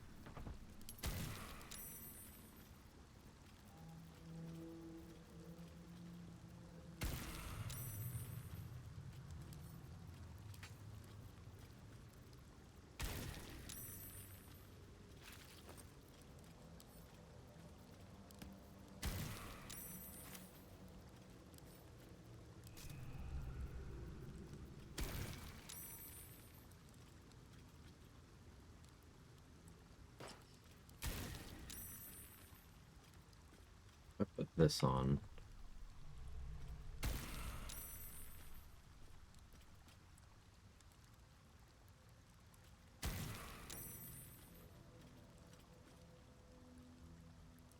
Can I even fail this now unless I roll 1? No, I even succeed on a 1. Right, I forgot saving throws work that way. So, the saving throw on this aura is DC 12. So if you have plus 11 on your bonuses, you can't even fail, even on a 1.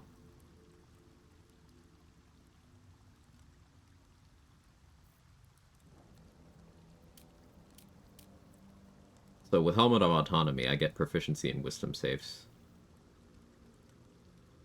Meaning I have a minimum of plus 10. Hey, Candy May.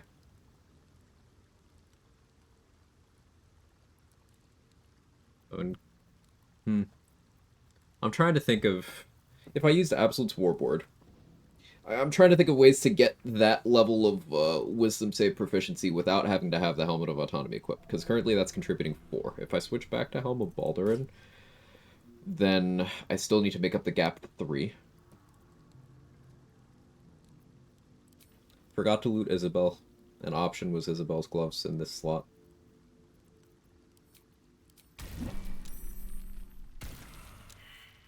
Skill issue.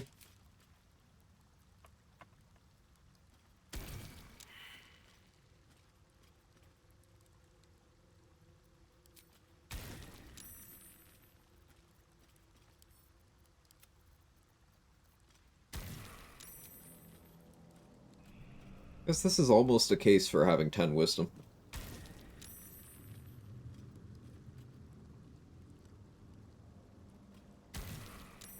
Forbidden Knowledge certainly helping.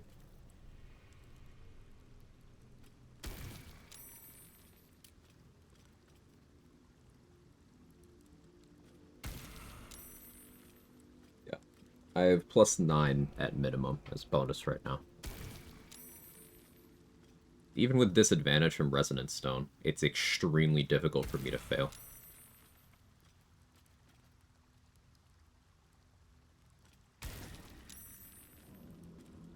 Yeah, it's a Wisdom save and I have Res Stone, Mick. I could equip different amulets to get advantage. And cancel out to neutral with Res Stone, but...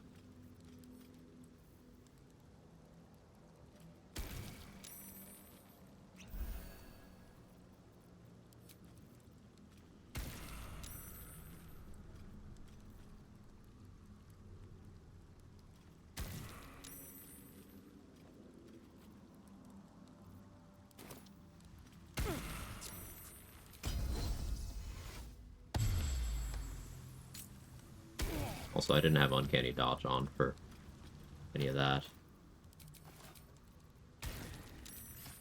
Change that up.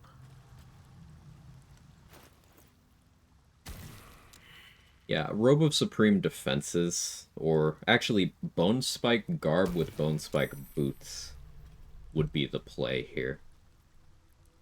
Then I could get +1 there. Still have 2 DR. I wouldn't have resistance anymore, though.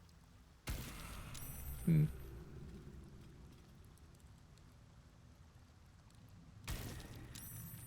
wisdom consumables? No.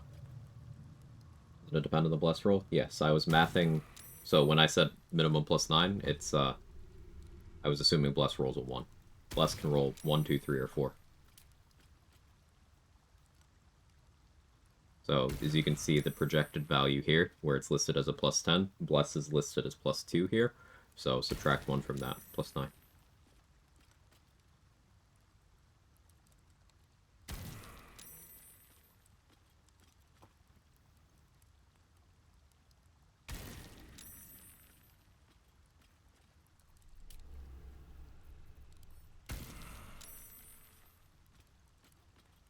Yeah, Happy is helping towards this, of course.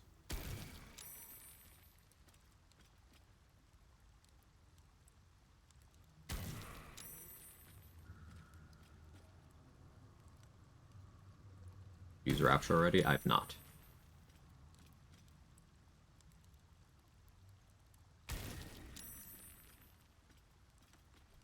Yeah, so I would have to roll a 1, and I would have to roll... I'd have to effectively lose a coin flip on Bless to actually fail a Vitality Drain here.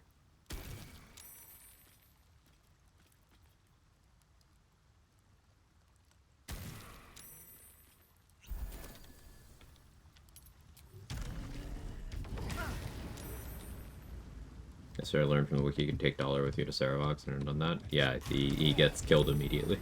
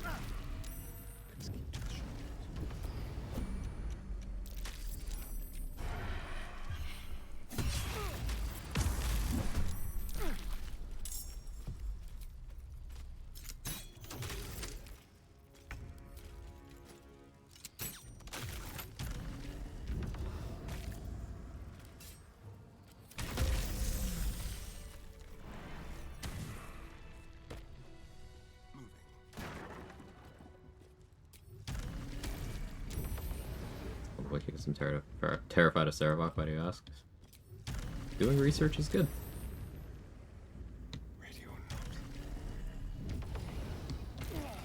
I did do that fight already. I'm not used to having already done that fight.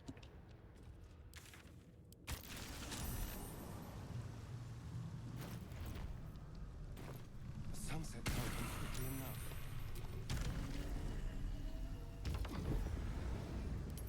enough. I was gonna leave Torre here, but I could just use the Cazador's Dungeon Waypoint, actually. That's appropriate. Keep her close to home.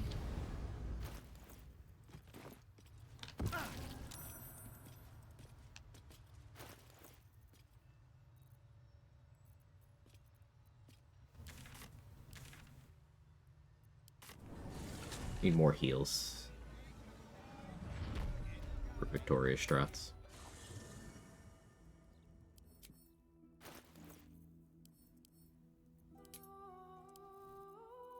Yeah, using a build where I was willing to use Leviatar's Scourge, I think would be smoothest for that whole aspect of what we're doing there.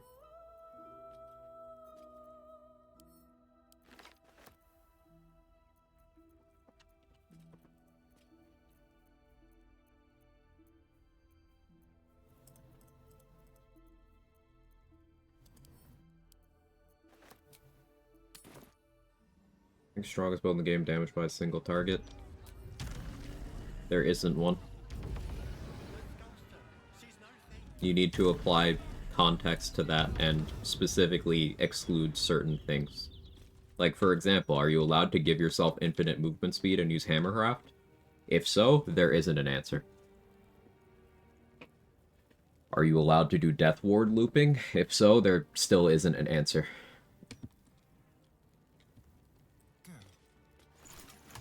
And then also, even if you throw out things of that nature, okay, you have to get into the weeds of, is this against a target that actually exists in the game, or is this a theoretical target that doesn't? Are we going theoretical, big number, everything max rolled, shit that logically won't happen, statistically, happened anyway? Like, how deep does this rabbit hole go?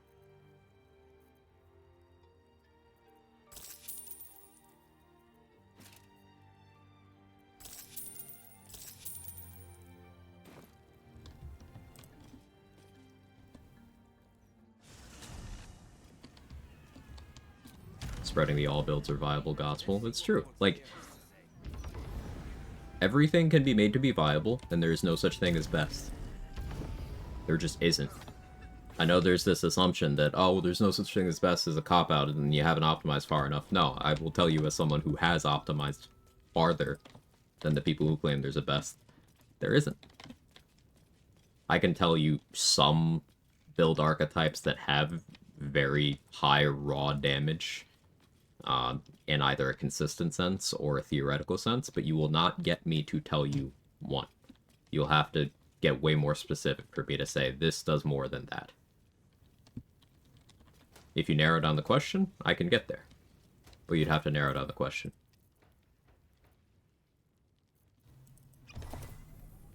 Keep it quick. You step up and marvel at the spectacular wonders on offer.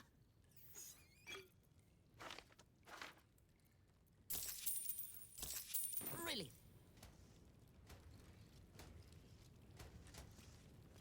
Seen So Black do more damage to someone on their turn reflective than I have using all my actions to my up until then peak damage dealing build.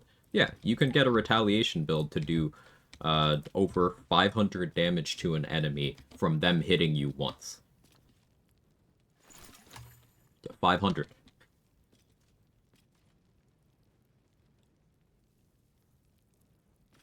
And that's without being like full Illithid doing Fierce Perilous Stakes, which would allow you to add a couple thousand more.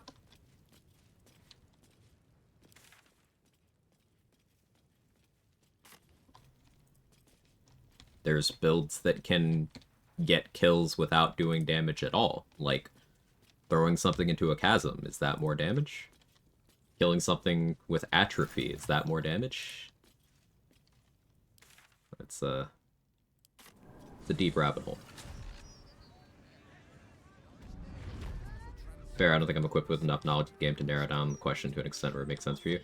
And you saying that, Kilroy, that tells me that you are a person who is equipped to get to the point where you will view things the same way.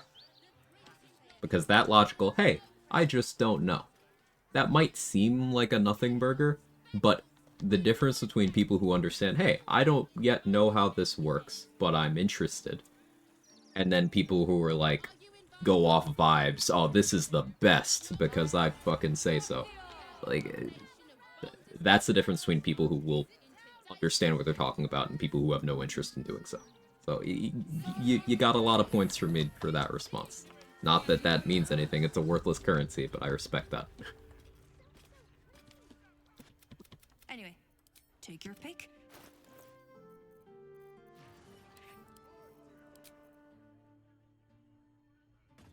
Do I watch the stream to know enough to ask the right questions?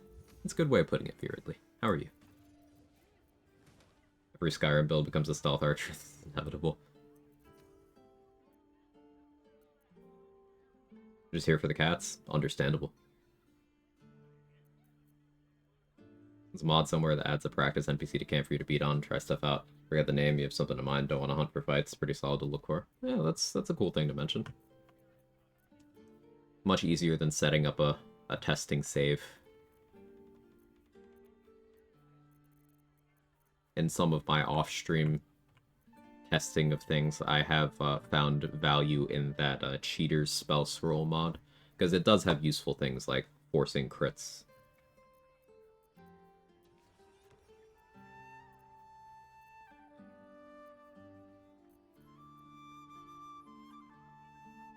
Most interesting new subclass?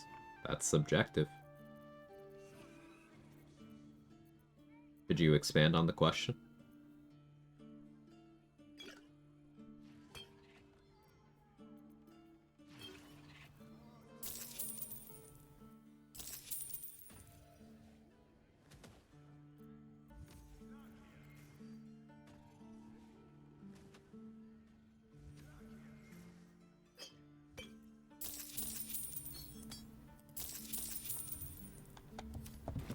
Stars Druid, playing it in D&D right now. A gentle reminder, it's not directed at that, but for anyone who might get excited at the mention of Stars Druid, we are still in a no spoiler space. But yeah, Stars Druid seems very cool.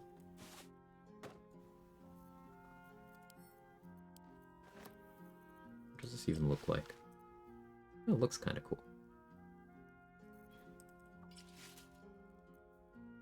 Hey, Mick, thanks for gifting a sub to Kilroy. Very kind. Much appreciated.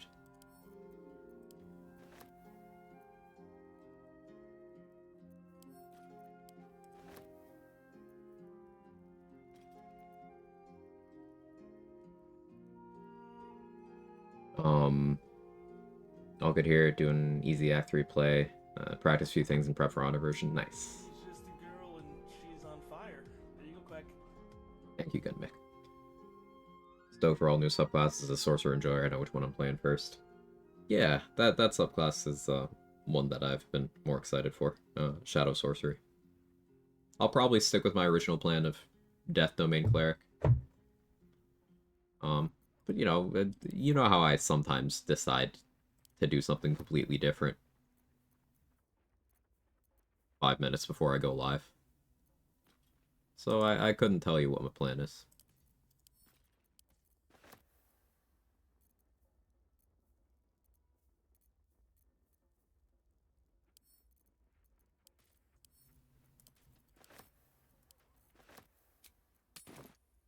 Any tips for making Wizard Tab not squishy? Yes. So, like Trade said, get gear proficiencies. Arcane Archer Astarion for the quintuple A build. I like where your head's at. Something to keep in mind for the default wizards that the game gives you access to. Namely, Gale. Gale is a human. Gale gets light armor and shield proficiency. Shield proficiency allows Gale to have critical hit immunity in Act 1. Otherwise, wizards do not get crit immunity gear they're proficient with until Act 3. So being either a human, a half-elf, a shield dwarf, or a Githyanki, all of those get a gear proficiency that allows them to equip either the adamantine shield or the adamantine scale. That's already a huge boon. But something I would recommend, even sometimes on those characters that already have that proficiency, is the moderately armored feat. It gives you +1 to your choice of strength or dex, and then it gives you shield proficiency and medium armor proficiency. So at that point, you have the exact same defensive capabilities as a druid, as most cleric domains. You can throw on your favorite medium armor and a shield and be very decked out. So that's an option. You could also just play Abjuration School. Abjuration School Wizard is the second tankiest class in the game, behind Rogue. You just passively have a ton of damage reduction as long as you're maintaining your ward. Like, pure class Abjuration Wizard is what I chose for fighting Dame Aelin in Act 3 on my no looting run, where my gear options and my consumable options and my funds were extremely limited. I chose pure class Abjuration for that fight, specifically because just having, whenever I needed it, 24 passive damage reduction from my class was pretty nice. Someone hits me, I reduce the damage by 24, and then my ward goes to 23. So the next time someone hits me, I reduce it by 23. Like, that's not hyperbole, that's not something I have to actively do, it's just, you're just that tanky. Wizard is not squishy unless you choose to ignore every defensive mechanic. Wizard has less HP than other classes, but there's other ways to be tanky.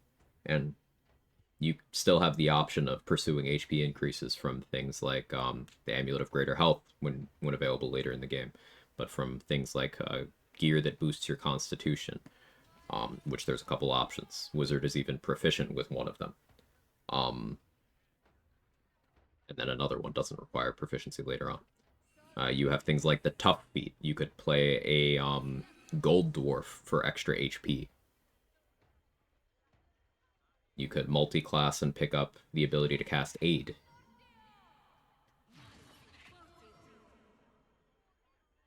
What's the best way to stack up Arcane Ward and Pure Wizard? Pure Wizard, I tend to like casting either Protection from Evil and Good or Mage Armor from scrolls for that purpose. Thanks, Quag, you're great. Happy to give way too many words. I tend to prefer casting Protection from Evil and Good or Mage Armor scrolls because they're very plentiful. You could also do Glyph of Warding, Globe of Invulnerability are good ways to stack it up. Once you have Act 3 access, I like learning Globe and then casting that and then using the Boudoir to just refill the spell slot, because then you could generate 6 stacks at a time. But note that if you unprepare a spell that you use to get ward, you lose all of your ward. So be careful about that. Hey, Grim Preacher, how are you?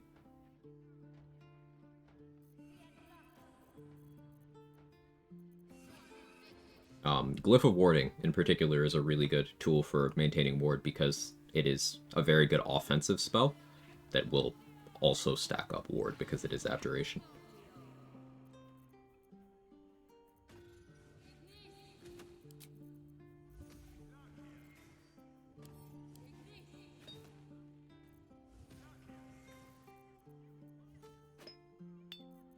Get some cat oil. Could be useful. The worm? Is it time for the worm? Might be time for the worm. Go have 5 Disintegrate scrolls and can't afford the Circle of Death.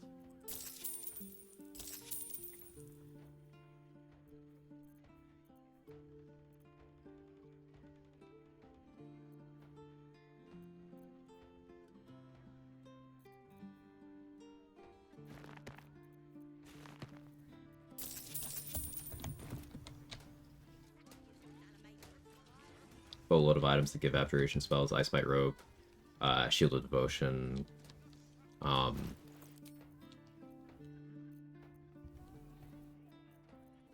Cinder Snap Gloves, Amulet of Sylvanas, Ever-Seeing Eye, Sword of Justice. Yeah.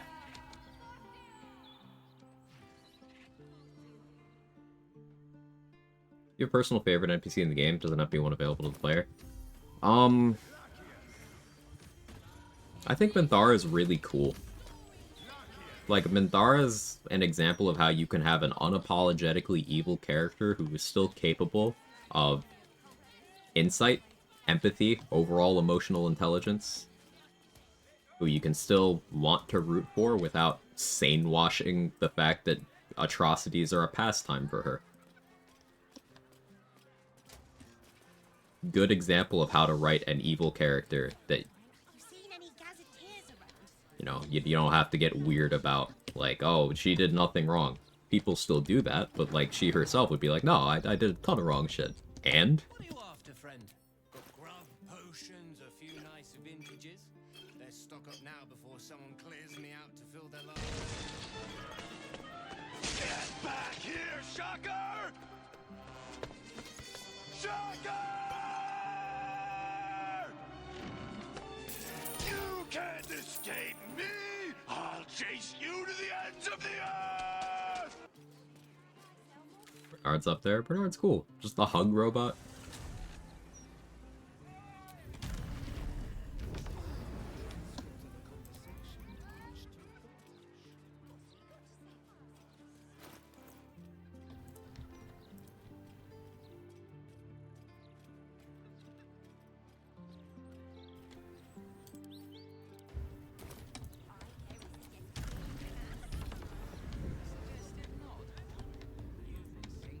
Thank the gods.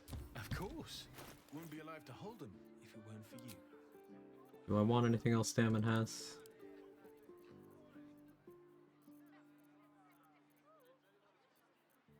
I'll take Fiend Slaying. Arrows of Slaying on Ascended Astarion are, funny.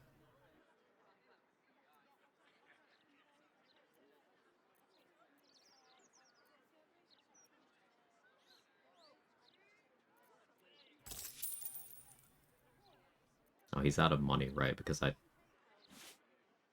stole his money. Yeah, that's how that works. Blurg. Can't you feel it?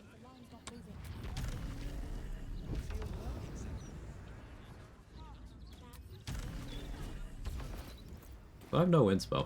Is there anything I want inspo for at this point?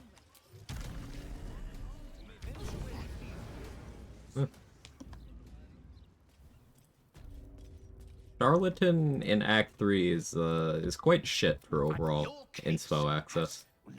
So I have very limited ways of getting any back at this point. It'd be like deceiving my way into the barn. Is Stop the Press a Charlatan inspo? I think it is. I guess there's that.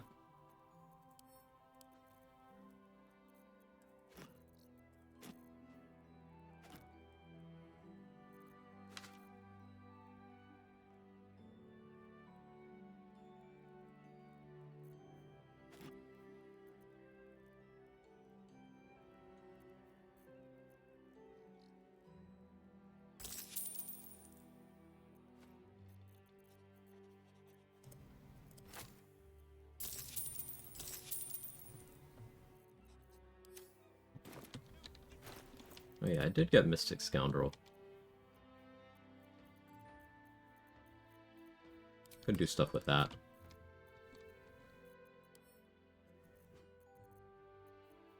Old person scrolls I've built up through the game. Problem is, my spell save DC quite low. Could make that better with Rhapsody. Oh, I can actually go into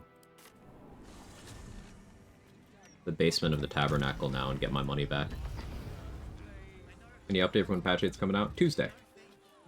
This coming Tuesday, the 15th. They announced it yesterday.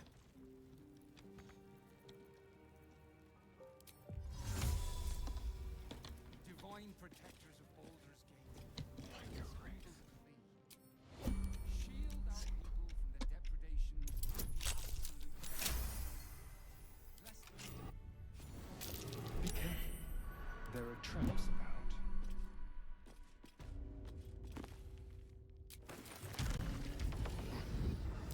Be careful. There are traps about.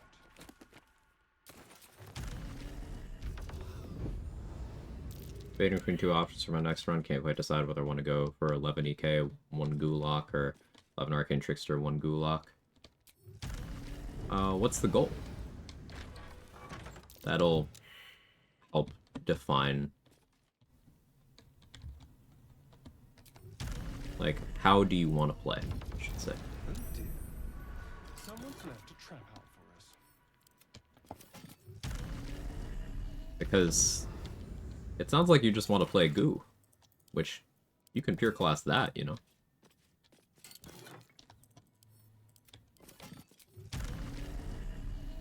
But, was there a specific interaction or piece of gear you wanted to mess around with?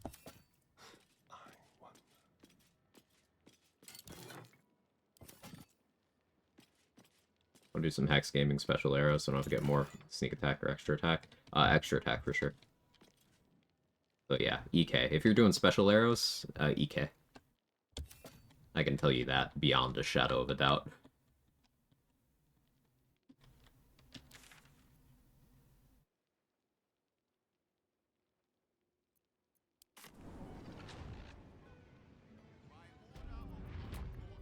Reason being, you have improved extra attack, so 3 attacks per action. But you also have archery fighting style if you want it for accuracy, which is good throughout the whole game. You have at level 10 Eldritch Strike, which gives you the ability to apply the condition stricken with Eldritch Inertia anytime you hit someone with a weapon attack, and that is a disadvantage on all saving throws. The description will tell you, next spell you cast, no. They have disadvantage on all saving throws, period, because you hit them. They don't get a save against this condition being applied to them either. Just, you hit them, they start failing everything. Eldritch Knight's insane.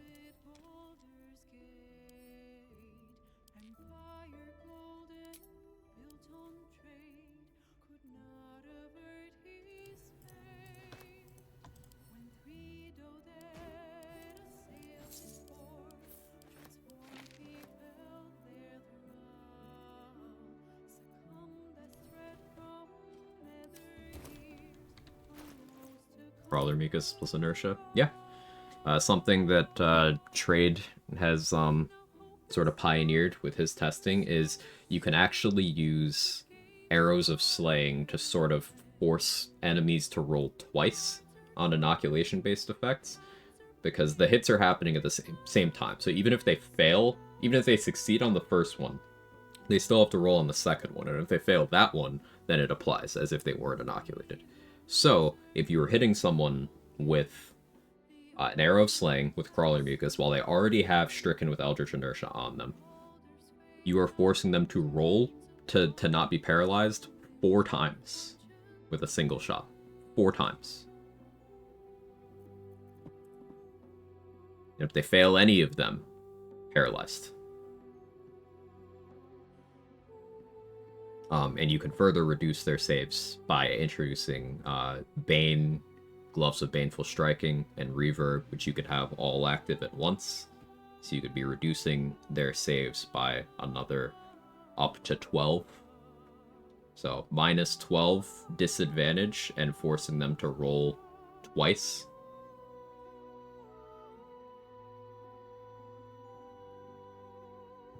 Hey Sal, how you doing?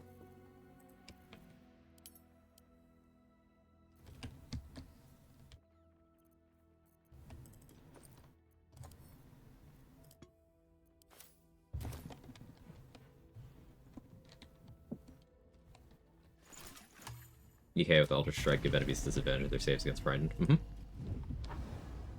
So, the fear from Mortal Reminder would be applying pretty consistently without you needing to get in range for things like Resonance Stone.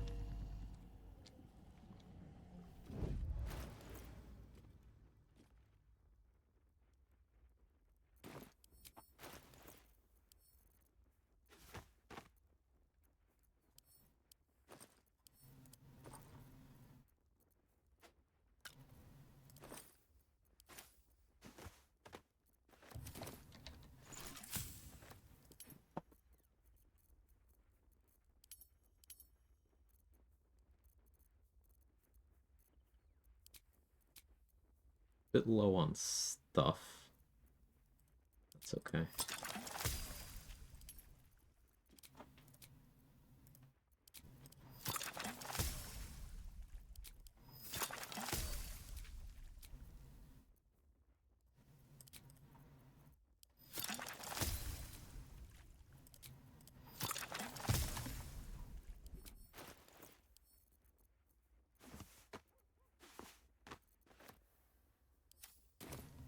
There are many targets apply that debuff to everyone as well as Bane and stuff? Yes.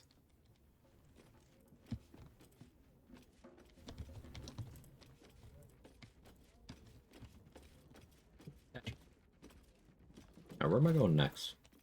I want to do a long rest. Well, I need to go to the Coronation and do a long rest for the purpose of Will's storyline. Could fight Orin. How interesting was I gonna get with Orin? I mean, I have 6 Chain Lightning Scrolls. Do also have Cloud Kill. We don't have to get exciting.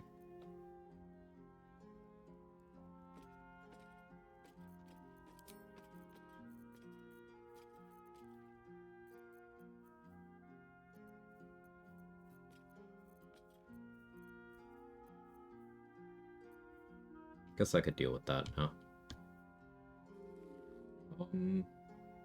We're going with Rhapsody for that.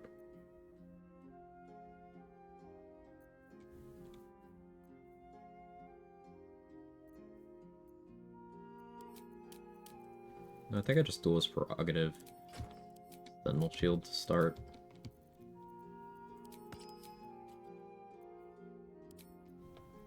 DJ Gloves? No. Did I use Luck of the Far Realms? Have not.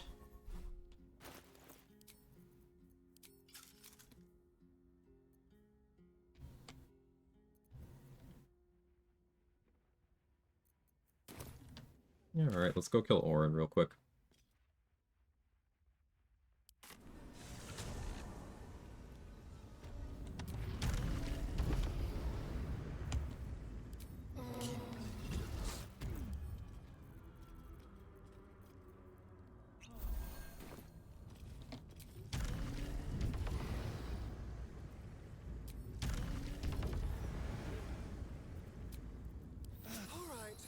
Time to see what's new horrors. Heading out for the rest of the day. Thanks, Dave. I hope you have a great one too. Yeah, best you can.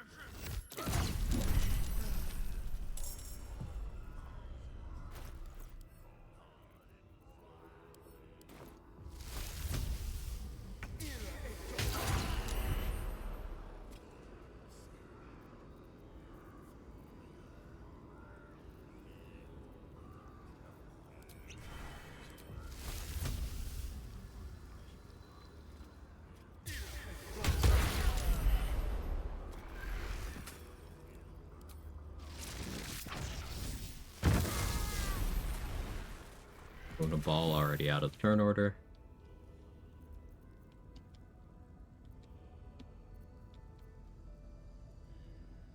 I did put a poison res on Halcyon ahead of time, just in case.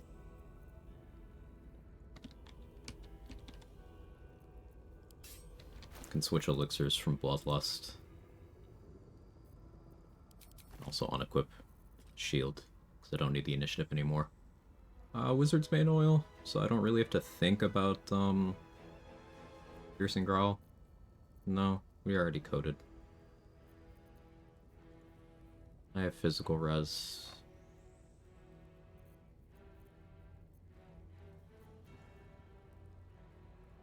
Guess we just get big.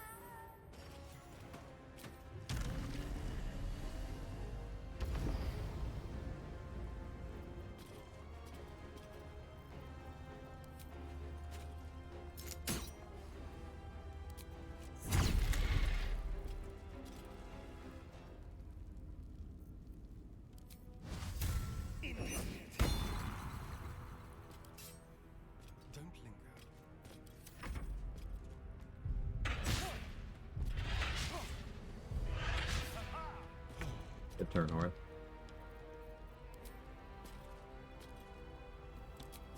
Take the crit. Oh, she's paralyzed.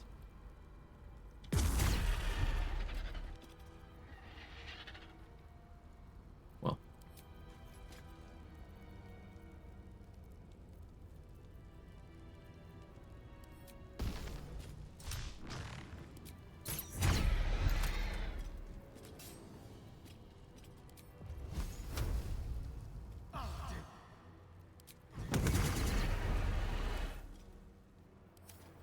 Two.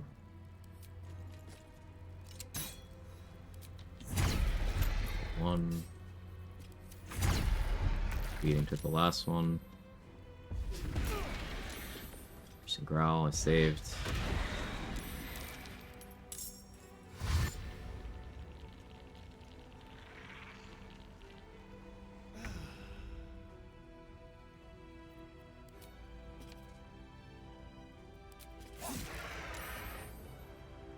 Saved.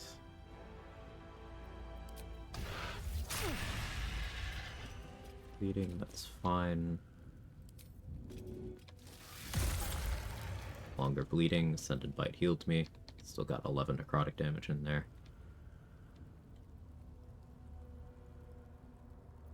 Go for the gape. Foreign gape.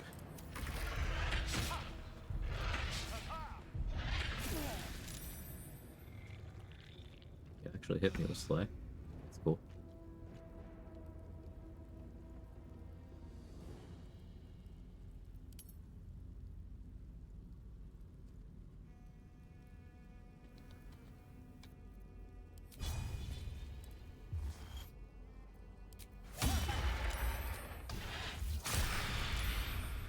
Roll.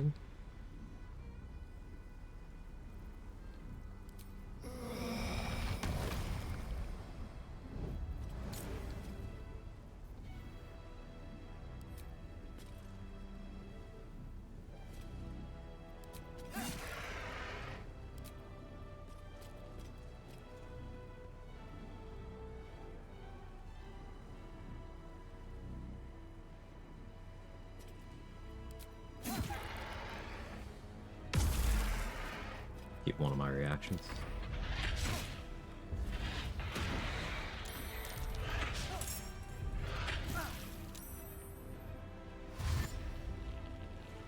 This is the most skeletons I've ever seen at once here.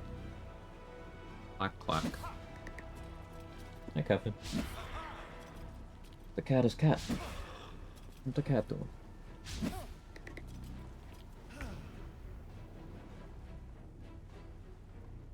Usually mobile, so I never actually see the gape. Seeing it made my brain buffer for a sec. I believe there's a Kevin near you. Is it Kevin? Look, he's a good boy. Does my damage reduction work? So, I have 2 from my armor, but my armor is also giving me Blade Ward, which is resistance. I have 3 damage reduction from the Heavy Armor Master feat, so I have 5 physical DR and resistance. So, whenever a physical instance is incoming, I divide it by 2, since I have resistance, divide it by 2, round down, and then my damage reduction from those sources I mentioned is applied.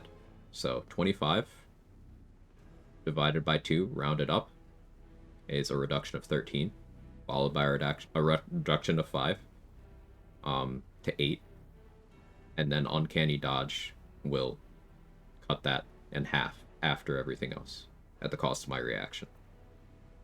That's what this toggle is. So, we reduce the damage from 25 to 3.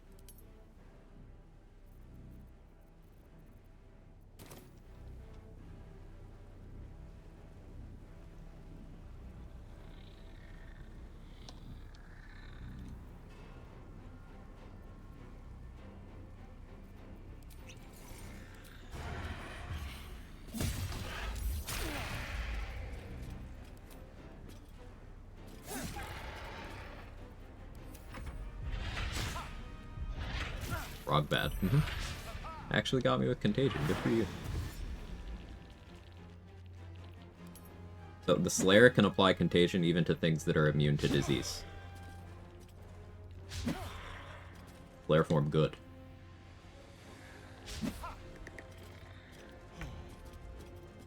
I don't think it gets around Hero's Feast immunity, but you can, like, apply Contagion to undead and shit. Just funny.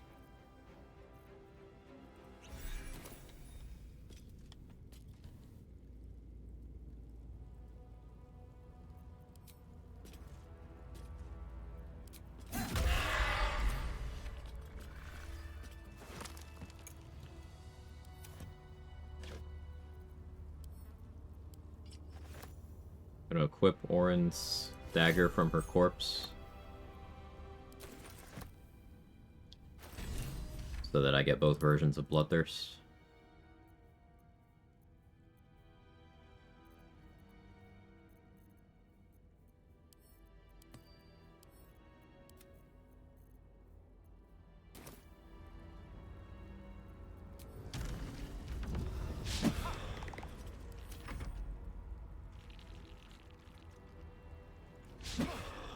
Be a real shame we weren't able to loot the key. Oh yeah, I can't loot the key. Oh.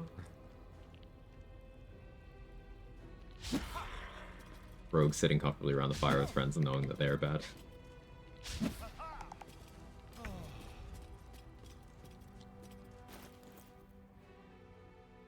This has built-in necrotic too. That's fun.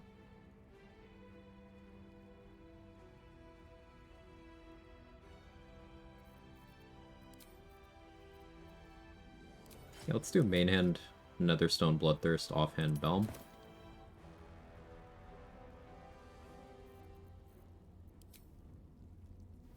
Let's turn off Call the Weak real quick.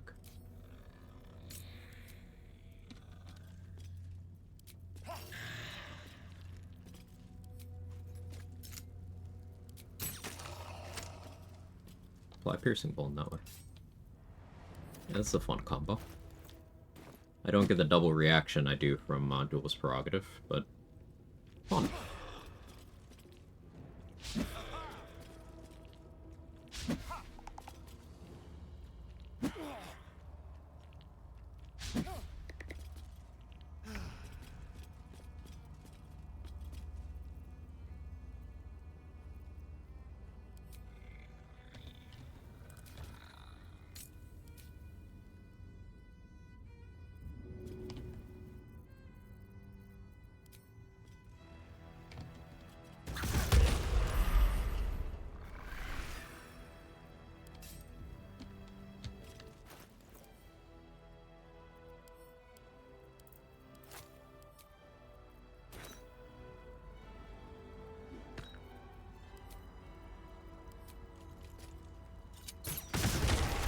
I have evasion.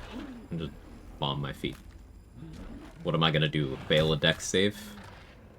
A metallic tang fills the air as the Slayer's form is drained of life. As she stretches, What's that? A bomb going off point blank? Just evade it. Yeah, just evade the damage. Reflect on your technique. It could have been better. That was a slow Orin kill. glint of light on something in the blood I didn't really take steps to make sure she failed the crawler Mika save the second time.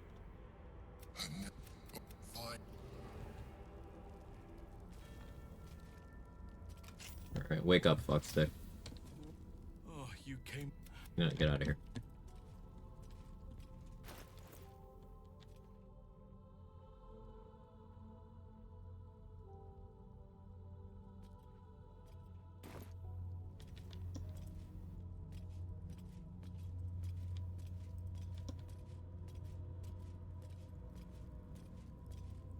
Yankee parry rogue. You would need...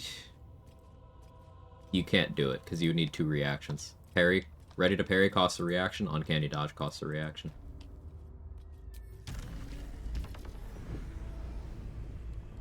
Unequipable, nice.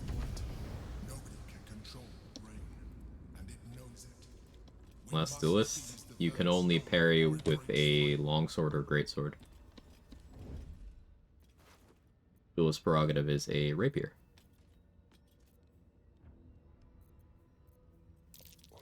Too easy. Don't mind if I do. Quick and easy. You're coming with me. What a generous bolt. A little souvenir. Not even a charge. I am thee from a gnome.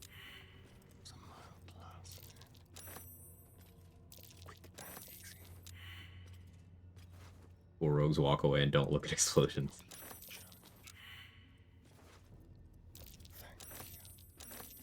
I'm just stealing this stuff because I can, by the way. The most rogue response.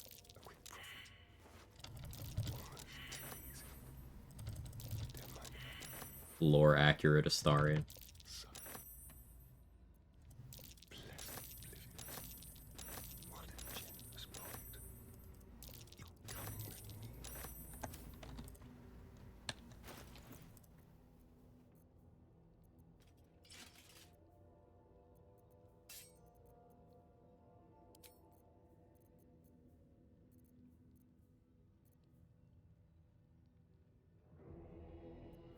What do I like for glove slot here?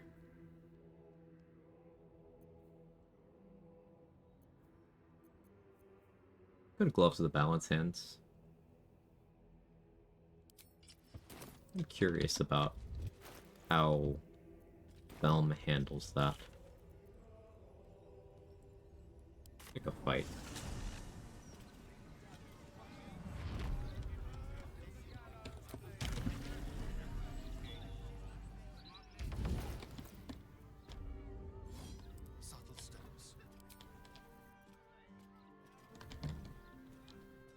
Go back to Wrath Boots? Sounds fun.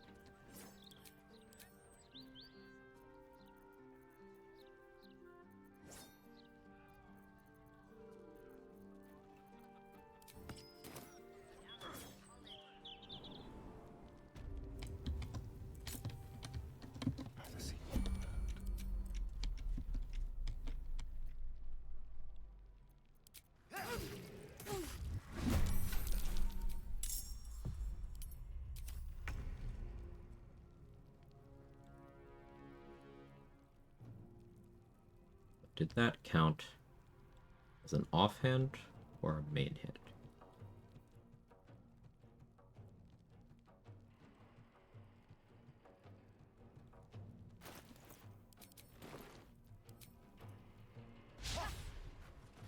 Of course.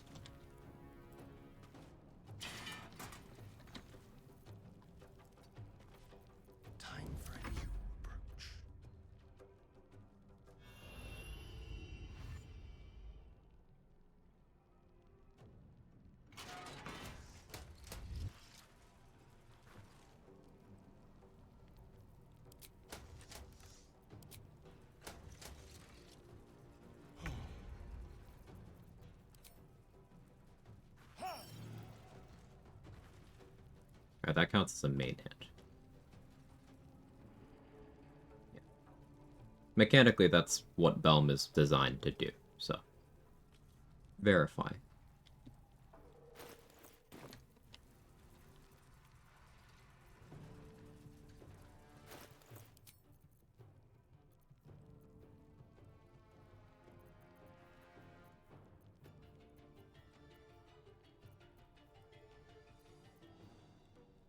I guess Helldusk Reviving Hands makes sense here. But we'll do Stalker Gloves, because fun.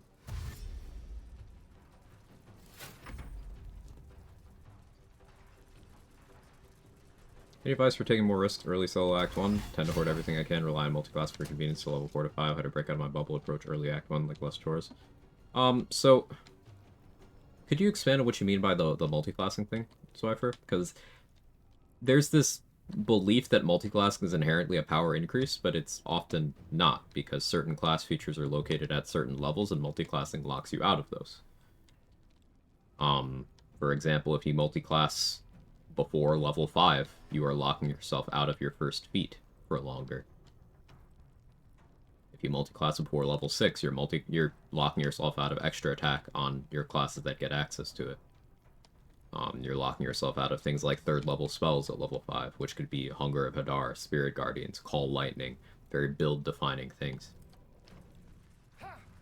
And regarding early Act 1, well, you can get to level 4 without any combats, barring the first Grove fight and the Nautiloid. But then you can get to level 5 without doing anything particularly taxing or risky.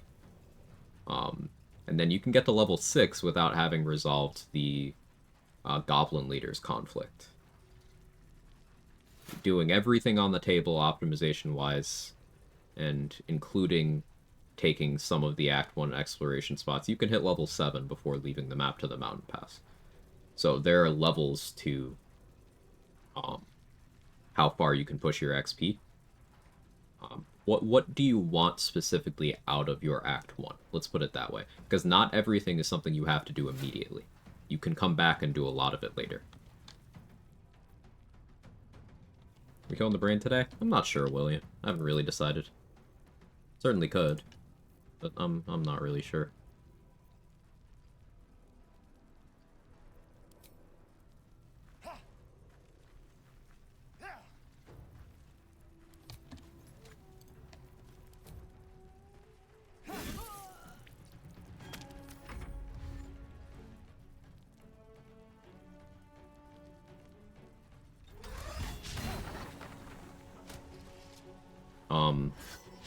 Continuing to answer that question. I would say plan around sort of a broad category of like, okay, what are your plans for this companion character, for example? Like deciding whether Karlach lives or dies influences some of your decision making.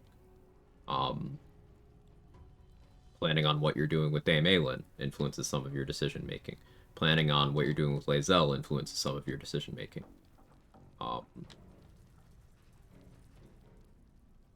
you care about money? Do you care about XP? Do you want a balanced approach to both? There's a lot of stuff to decide in Act 1. Druid for enhanced leap, easy checks. Wizard for minor illusion, disguise self. Intend to respect wizards aligned into my vision to finished product. Like to stick my guns if I can. Okay, so Druid can also... So, Wizard can do enhanced leap, minor illusion, disguise self. Can do all of that itself. Druid gets you a little more money out of Kaga, potentially, but that's usually after the point where you start doing combats. It gets you some free attitude with Aaron, but like 50 attitude, you could just be level 1 and give him 200 gold for that, so it's not a big deal. It gets you saving Arabella for free, but that's really the only thing of substance that you get out of Druid for low-level dips for the early game. Like, if you're gonna play Druid, I would just play it for the features Druid as a class actually gets, personally. If you want access to Minor Illusion on a character, you always have the option of playing a High Elf and taking that as your cantrip. In certain spaces, people have downplayed the value of cantrips as a whole, or the value of High Elf, because they don't see the appeal of cantrips, but as I'm sure you can agree, Minor Illusion is a crazy game changer for just the number of things you can do, particularly in the early game. I don't find myself using it in Act 3 very frequently, but in Act 1 and 2, it's really good. Disguise Self, you could use the Deluxe Edition helmet if you really want to do that. But even failing that, the things that you can apply Disguise for, you will usually have a workaround. For example, Disguise gets you into the Blighted Village for free. If you can turn into a drow. Sure. But you could also just go through the south entrance to the Blighted Village and offer to make a donation to the town, and you could get in for a very small amount of gold. I think it's 60 gold. Give them 60 gold, it gives you full access to the town. And when you kill that goblin later, you get your money back. You can get through the checkpoint on the way to the goblin camp by just smearing shit on your face. Whether you pass or fail the nature check doesn't matter. You just click the nature check. 50 gold. Thank you, Nico. And then you smear shit on your face, and they let you through. Getting into the goblin camp, well, you can either try to persuade your way in the front door. As long as you're persuading, they won't even get mad if you fail. But you could instead go up through the top level after having cleared out the goblins there, which you could do fairly easily from the high ground with the fire arrow to destroy the fire wine barrel, and just bonk your way through, and you can get in that way. Saving Barkus, Branded Drow, get that for free, but it's only a DC 5 or branded anyone else. So just go in prepared and with inspiration for that, and you've eliminated that issue. Using disguise to reset the conversations with Lady Esther in the Mountain Pass, but more appropriately, getting the Infernal Alloy, more chances at the Infernal Alloy check. Well, you can save that for much later in the game, even after you have access to Seeming Scrolls or the Disguise Self Scroll, for example, or more levels to multi-class into that. Or you could just buy the Infernal Alloy, take a slight XP hit, it's fine. Or skip it entirely, it's not like it's a mandatory thing. Same thing with just getting the money from Lady Esther. So there's always alternatives. Like, nothing you outlined there is something that you necessarily need. There are always alternatives. Was there anything else in particular that you find yourself, like a specific check or dialogue or area that you find yourself taking one of those level dips that you're not a fan of for? This is a good conversation, by the way. This is I'm glad you brought up this topic, because Act 1 routing is a really common question, and usually someone will ask, okay, do you have a guide for, like, how to do your early game? And it's complicated enough that I couldn't really do that, but a question frame like this, I like. This is a topic I'm willing to go into detail about, so the floor is open for anyone else, too.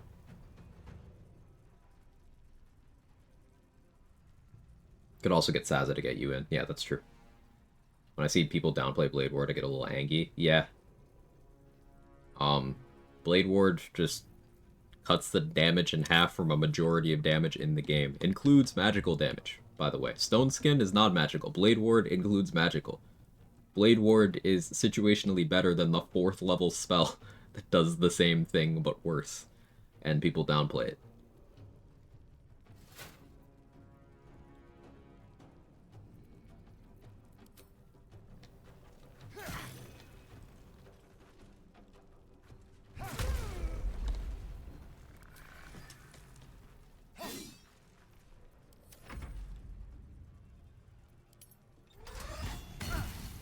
Owie.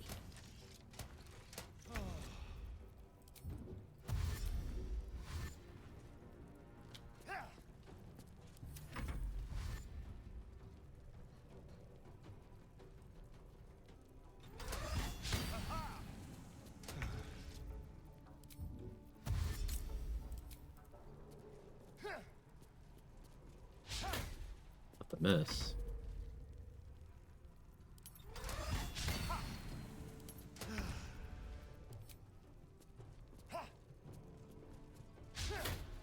Not the miss.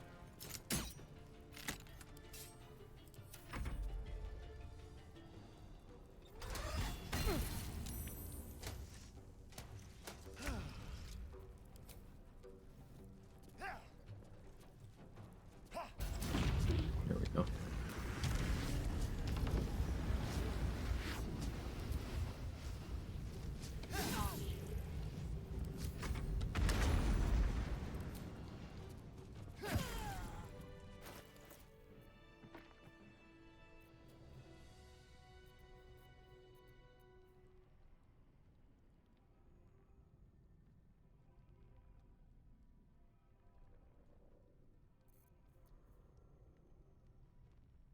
Almost wonder if I should do just double Bloodthirst here.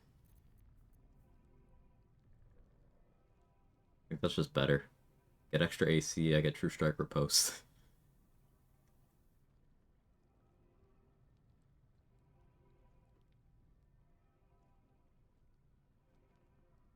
I should switch them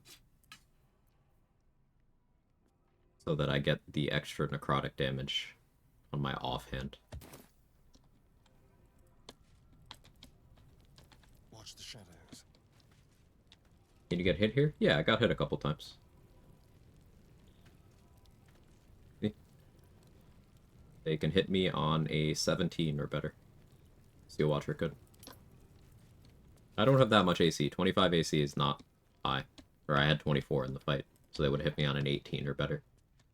I'm not really AC tanking. Not the intention.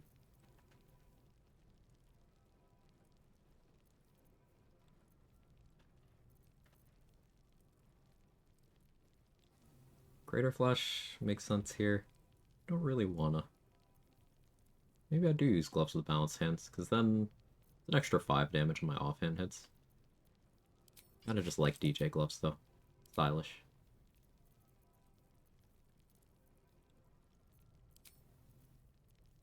Let's go back to Helldusk. Bring a free action, bring a protection. Yeah, I like this spread.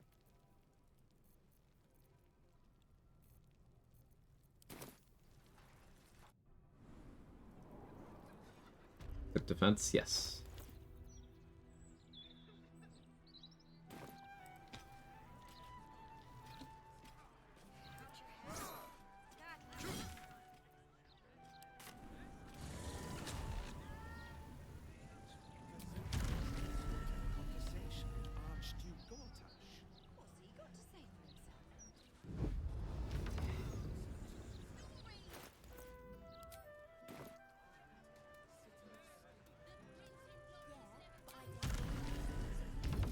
So yeah, as a recap, because I did ascend, I don't have to worry about invitations or the sun anymore. Just, you know, as per the lore.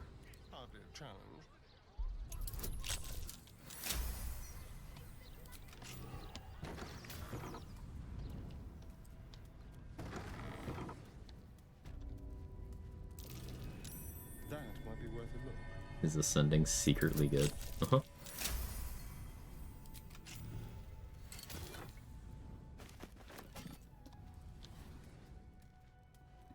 The mushroom.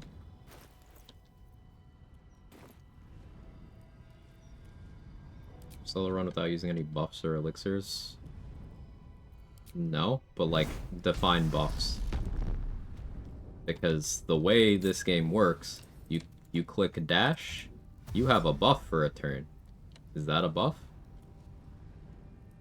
You'd have to get a little more specific.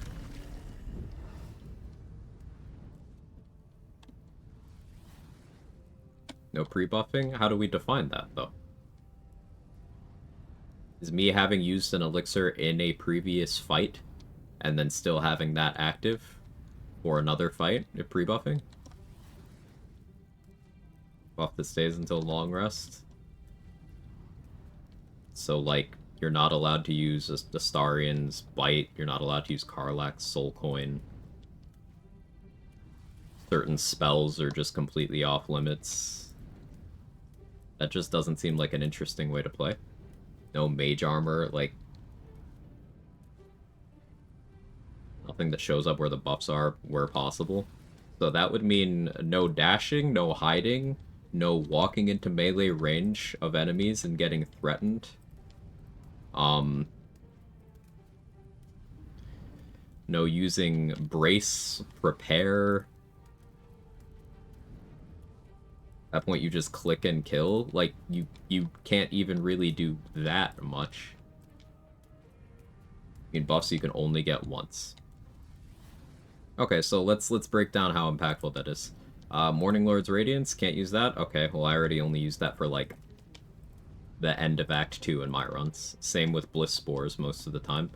The Shard buffs, yeah, I apply those there too. No getting Night Singer's Favor makes Act 2, I guess, mildly more interesting. But I did spend much of Act 2 without going into the Gauntlet of Shar already, so that just means I use Leviatar Scourge for longer. Or I get Protective Plate earlier. Or I use Necrotic Resistance Elixir. Or I play Fiend Warlock and prioritize getting to level 10. No Mirage Potions? Sure, whatever. Meh. Doesn't... You have to be a masochist? No, it just doesn't seem like a relevant restriction. Like, it barely changes anything. It's kind of like how frequent question is, have you ever done a no tadpole power run? Yes, I've done several. It doesn't amount to anything. It's the kind of restriction that you add it with maybe 5, 10 other rules. Okay, you're getting somewhere, but it's a nothing burger. That is quite the view. And a fine place to eject unwelcome guests. Don't let me with dash deniers. I wholeheartedly believe no pre-buffing makes it more fun. I get what you're getting at, Rox, but like what I'm getting at with that is, where is the line for what constitutes a pre-buff? Like, I can't, knowing that I'm going into the House of Hope to fight Raphael and everything, I cannot cast Protection from Evil and Good before fighting any of them and then keep it active. And then, like, if the answer to that is no, I can't, okay, what if I cast it while fighting the very first thing? Do I have to cancel my concentration between every single fight?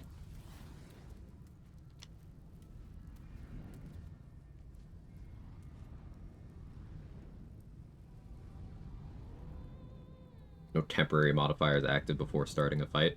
So that would mean I would long rest between every combat, because using something like Marco Heschker, clicking Kareska's favor, oh, I finished my fight, I have to unequip it in long rest. Sorry, unequip it in short rest. That doesn't create an interesting rule set to me.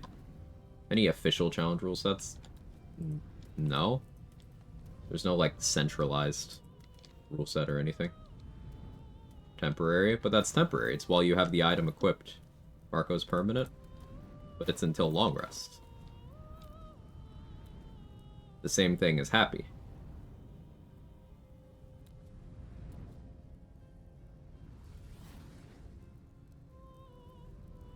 So that's okay? Okay, so protection from evil and good is also okay.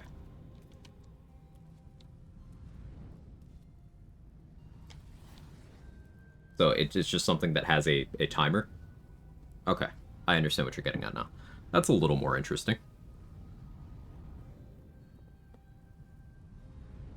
Yeah. Something that has a timer. I think that makes for a more interesting restriction.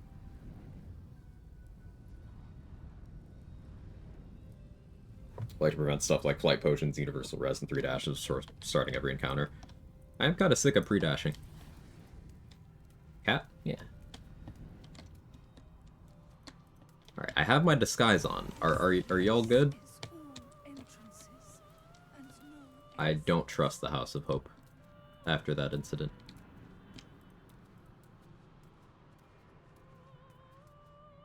How many people do you actually have to kill to beat the game without Gale? Just Orin and Merkel?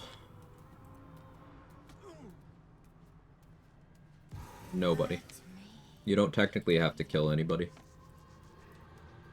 You have to apply a lot of exploits in order to skip killing Orin and Merkel, but technically nobody. And then you have to kill the brain if you aren't Gale.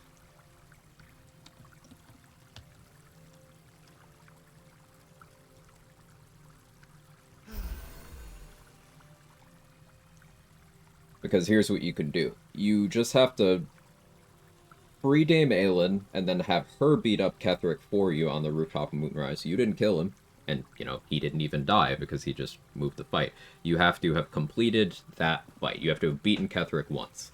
Then you go into the Mind Flayer colony, you dolly port out, and then you just go to Act 3.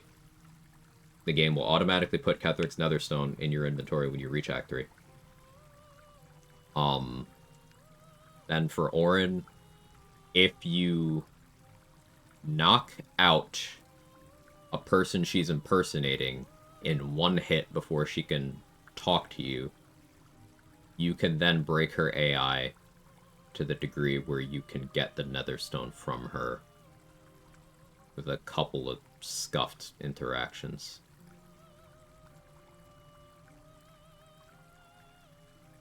You may have to knock out some ballists for that. Thinking through the process, but yeah. See a group of enemies and they're lined up in a way to kill me, but oh no, because of my restrictions, I must happily walk into their ideal arrangement. Yay, what a fun strategy. Yeah, that's part of what I have a problem with about, like, no pre-buffing, because it's like, oh, so I just am not allowed to apply knowledge of the game. I have to play like I don't understand the value of making my character stronger.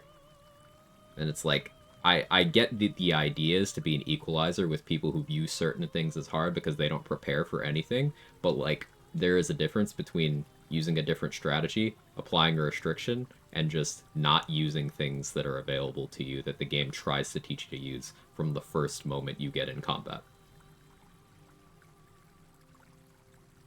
Dominate the brain at true pacifist runs possible? No. Because you have to beat the brain or be Gale. And you can't dominate the brain for the Gale version. You're blowing up.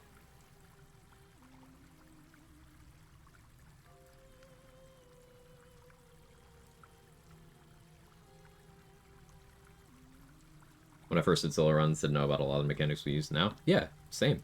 We've all learned a lot collectively by doing these runs.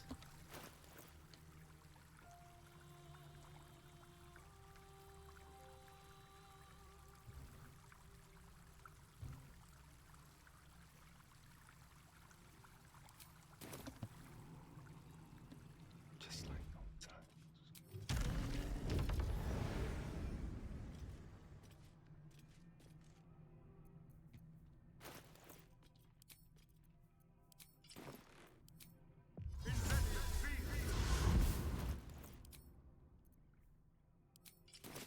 You try to challenge run with your frontal lobe removed.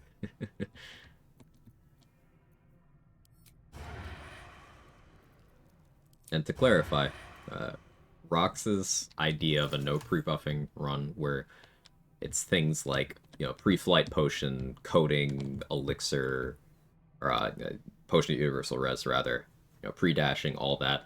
That is interesting, but I will point to Soblack's point there that a lot of those things are things that I just wasn't doing for first few hundred hours of challenge running. Like, I didn't start triple dashing until like my 2,000 hour mark. I didn't use the alchemy system at all until like my third playthrough. Didn't understand the value of those, a lot of those coatings until like my 15th playthrough. Stuff like the flight potion thing goes away as an issue in Act 3. Try to run with level 1 in each class, sounds hard. I've completed that, it's the Jack of all trades run. I did that, that was one of my stronger characters.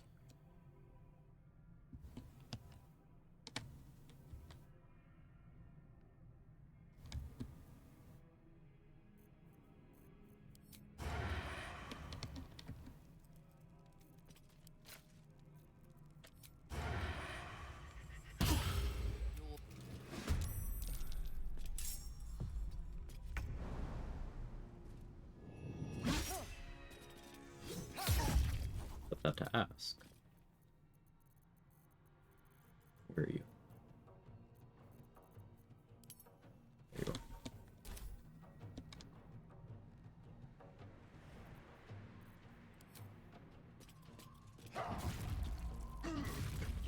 Oh. Sorry. Well.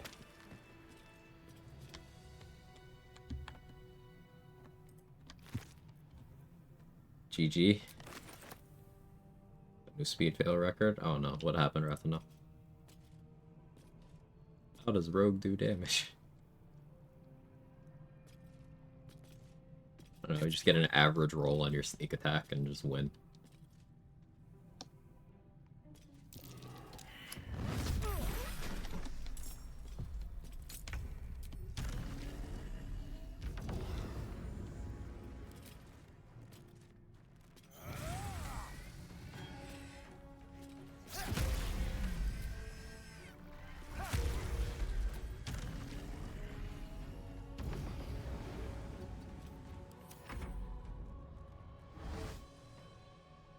Did you do something to prevent Harlow from using Ethereal Escape?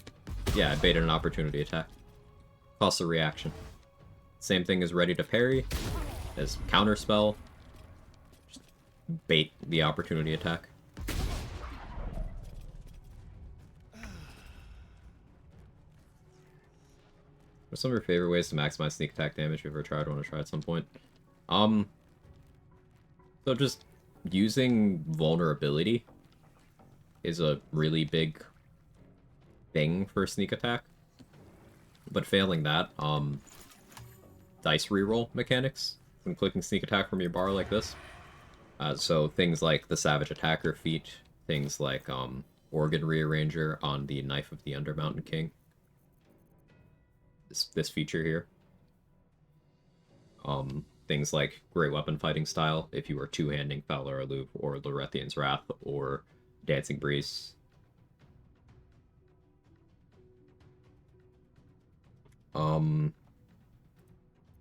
having high-level pure rogue investment gives you more sneak attack damage. Remember, sneak attack powers up on every odd-numbered rogue level. So level 11 is where it maxes out, but if you are multi-classing, prioritizing being on that odd-numbered rogue level will give you that stronger sneak attack. Making sure you have a source of advantage so you can do it every turn is the biggest optimization you can have for sneak attack.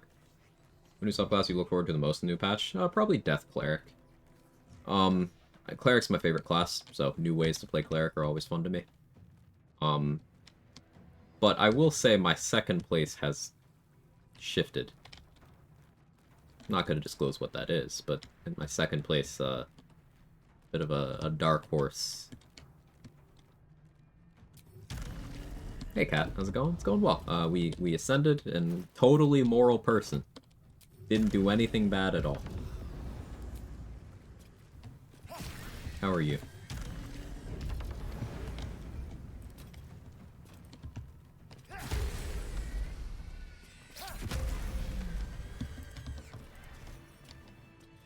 Good, glad to hear.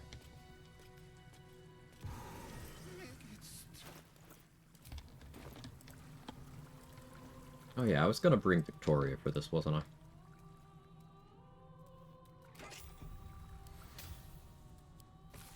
So this is the key to lifting that dome. The archives will be a walk in the park now.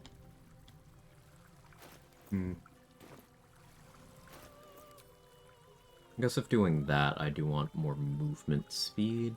I could use an Elven Elegance.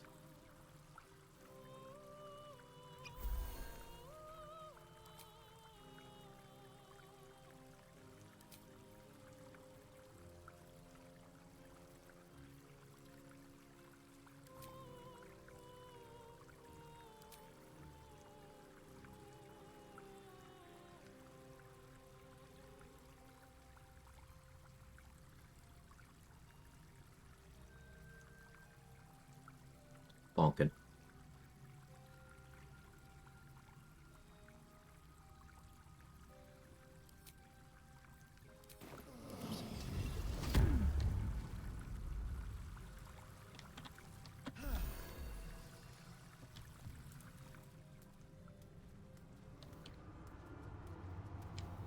Yeah, we may as well lock this down. I have 2 Universal Res. Point of Vigilance do I have? 3. We'll do Reverse Rain Cloak here, I think. Or do I want to do Hell Dusk? This is probably a Hell Dusk situation. Do Hell Dusk Reviving Hands. I guess. Yeah, I'll check my gear at camp. You have 2 Orin's daggers? Yes. So Orin's version of the dagger is this one.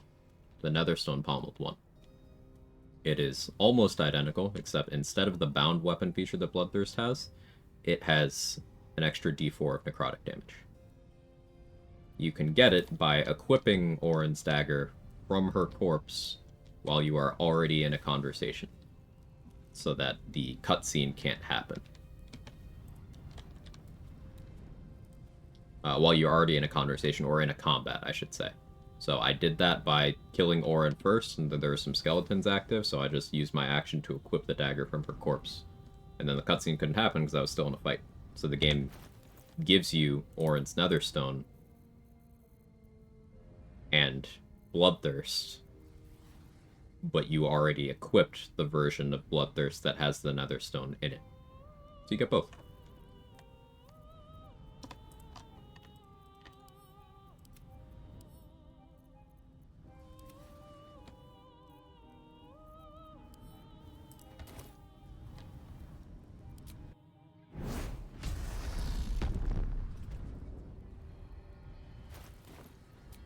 Alright, yeah, let's prep for House of Hope stuff.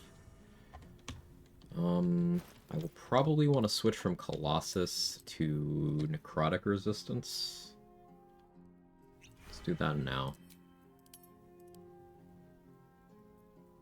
I guess I will want the Hell Giant Gloves.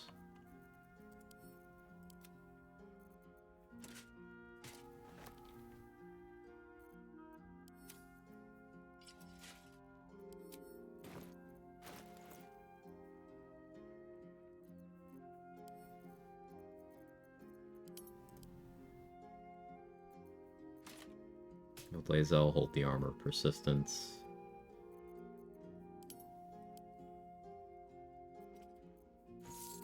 And my money.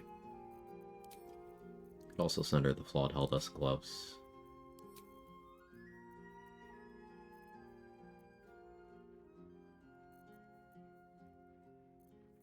I'll want to do some Drake throating with the boudoir. I still have the Emerald Gems. Whoops.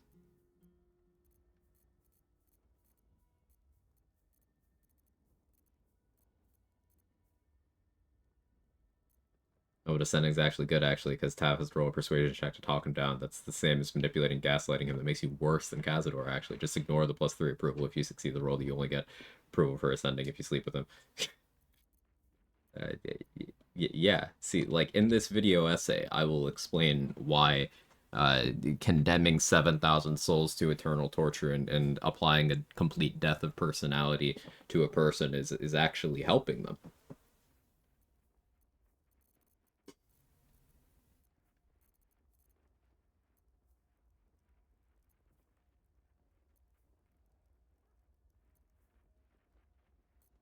Do I Mighty Cloth temporarily? No, I don't think I do. Not planning on using Mutilated Carapace, as good as it is. Shouldn't need Hunting Shortbow either. 7,000 free vampires running around though, yikes. So, what about the part where many of them just want to live quiet lives, minimizing the harm that they do, and had absolutely no agency in the part where they became vampires, you know? But what about that? Easy to apply a generalization, but full stop. If you are okay with killing 7,000 people knowing some of them are not going to do anything wrong, that is an evil act. Some things in life are complicated, some ethical dilemmas, some quandaries are complicated. That ain't one of them. Wholesale slaughter is bad. The game frames it as such. You know, basic critical thinking frames it as such.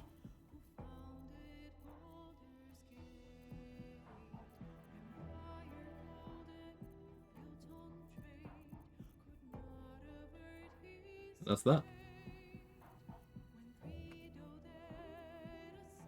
Okay, but Pookie also thinks that people deserve a chance.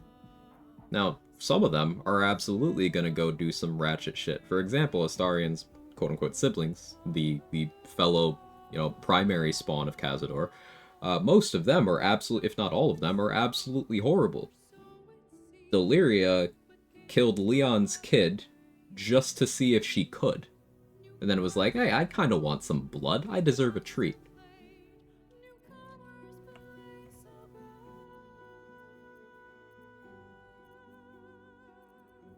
You can run into Deliria and Pale Petros out in the Flophouse in the South Span, just looking for people to drink because they want to celebrate. You know, they suck. And Astarion himself, he's not a paragon of morality at any point. But again, applying their actions to 7,000 people that those people abducted, including, in several highly visible cases, literal children. It's fucked up. You're wrong.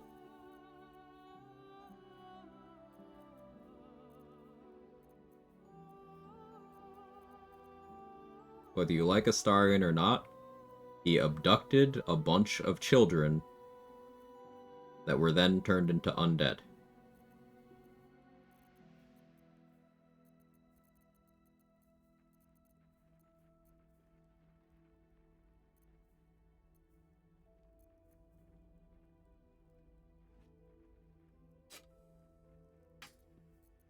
As Alma herself, the leader of the Gur tribe, you know, the person responsible for the well-being of those children, will say, correcting this does not make up for the fact that you led an evil life, but it is a start.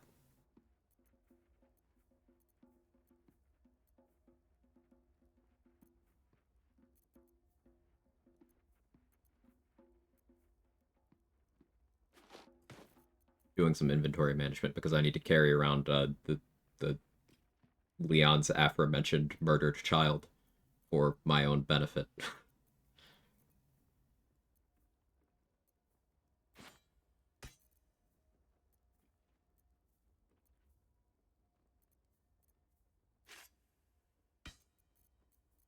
Everyone's morally compromised to some degree in this game. Not true. Will has done absolutely nothing wrong.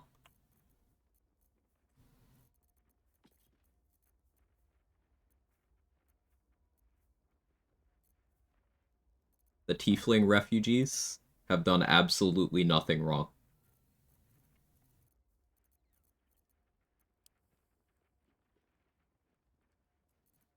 Quill Groot slang has done absolutely nothing wrong.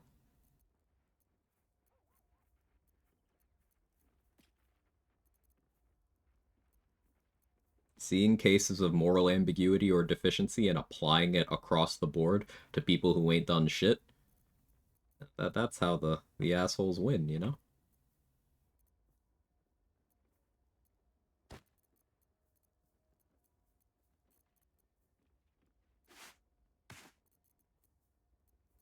Figured pacting with Mizora might be morally compromising.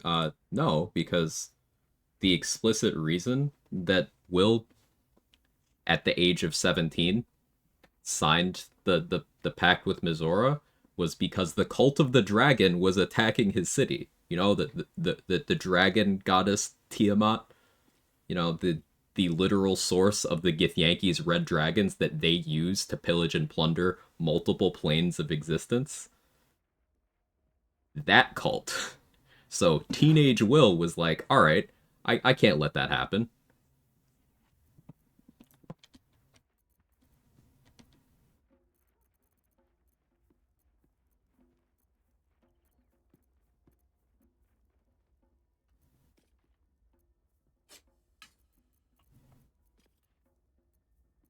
And his life was made infinitely more shit because of it. But just because he's a hero, and that's what heroes do, he was like, alright, I'll foot that bill. I'll pay that price.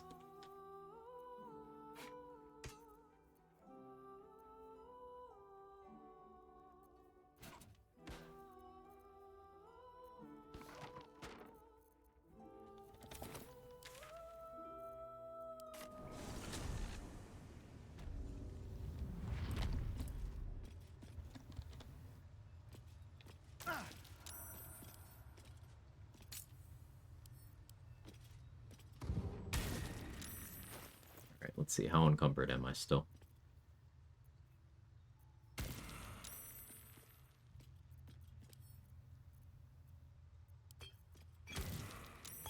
Putting those away helps.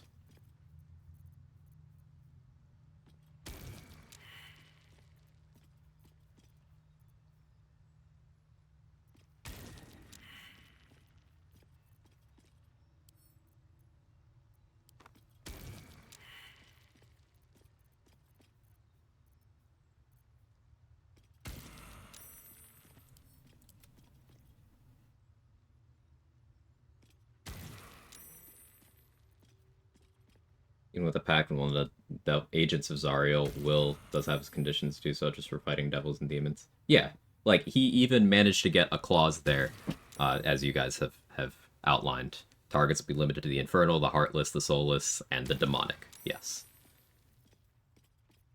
Mizora had to use a loophole to get Will to go after Karlach at all.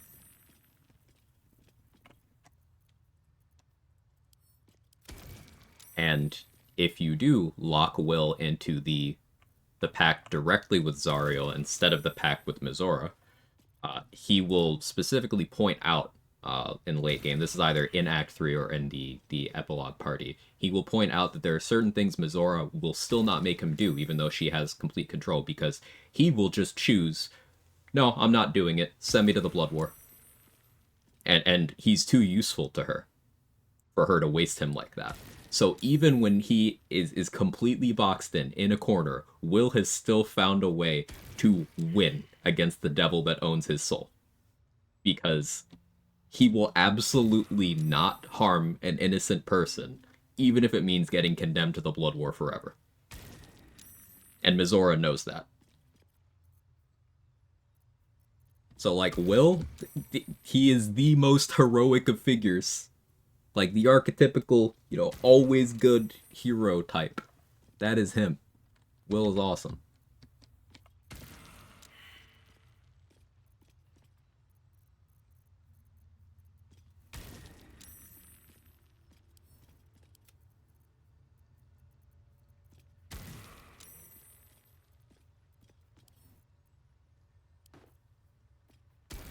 I do really wish they had given him more spotlight, more stuff to do. But what they did do with the character when he is a character and not an extension of your character's will within his plotline, pun intended, he's great.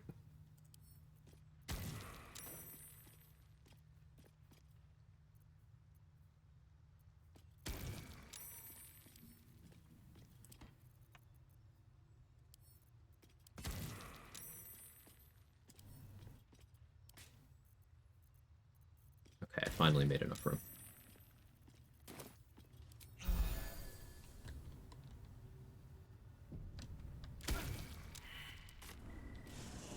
Hey, Mr. Robot Dude.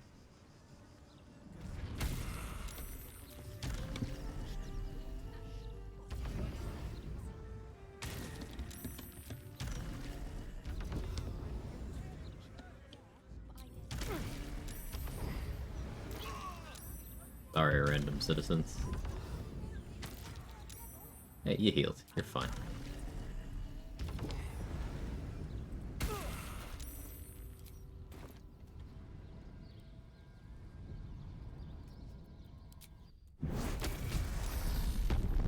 Is he chaotic or lawful, though? I don't know. I would probably consider Will just neutral good. I had to ascribe that to him. Their mustard pixels were orange? Yes. I ended up in my last run approximately 12 seconds by walking a 6 HP wizard through a patch of fire, going to get the chest in the balcony in the first room. Huh. Yeah, that'll do it.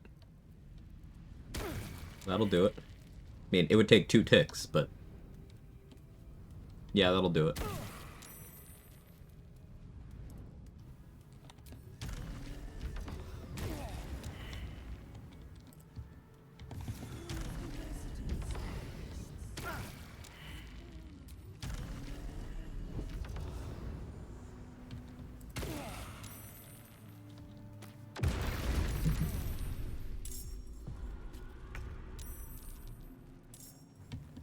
Alright, can't leave now.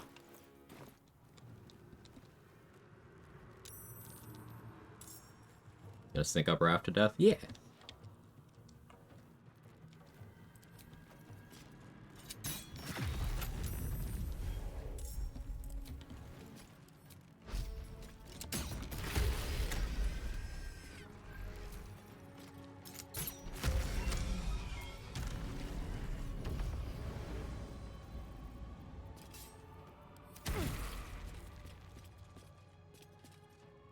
By Raphael, even if you killed him before?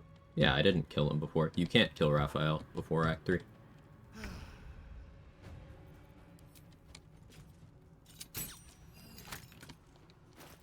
Let me actually...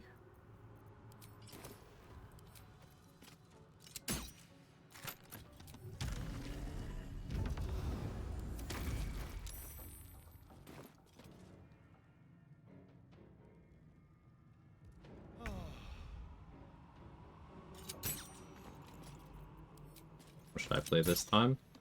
A wizard again, but don't walk into a fire service.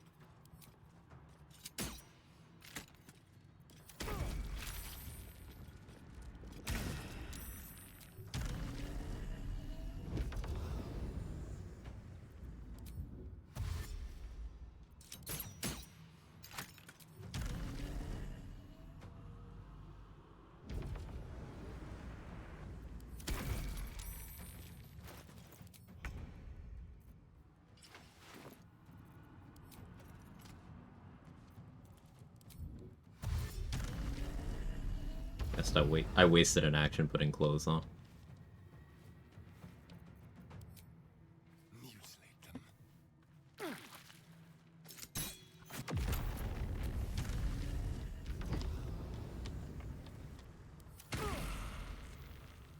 Thanks for answering my question earlier. I got my first soul honor through a spore druid a few months ago. I credit the stream for helping that considerably. Lurk here most of the time, value the advice I hear when I do ask something. Hey, happy to answer, happy to provide anything that's even resembling useful information. And congrats on your win. Even though it's some time ago, I still want to congratulate you. That's an achievement.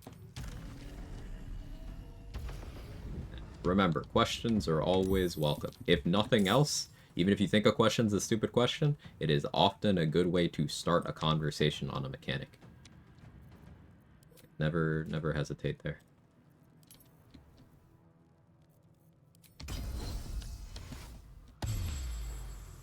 Nice heal for 3. Impactful stuff.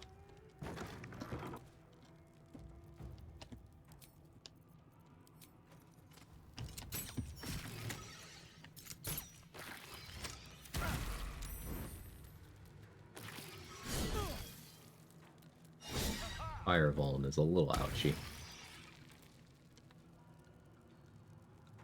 You stepped in Hellfire, you're just gonna die.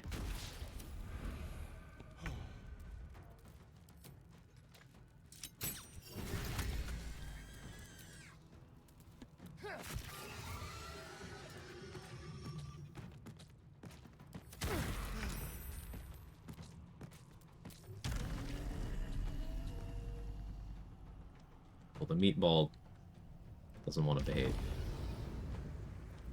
Are you stuck? Like, actually?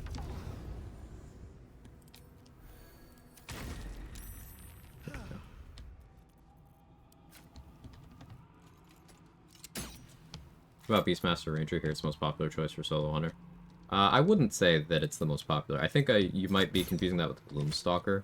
Gloomstalker is very popular because it automates a lot of the choices you can make throughout the game to get mechanics. Like, if you don't know where Dark Vision comes from, Gloomstalker gives you that. If you don't know how to get initiative, Gloomstalker gives you that. If you don't know how to get action economy, Gloomstalker gives you that on the first turn. Gives you bonus action hide, so you don't have to worry about managing your resources for things like invisibility potions or having meaningful things to do with your bonus action, which is something a lot of newer players struggle with.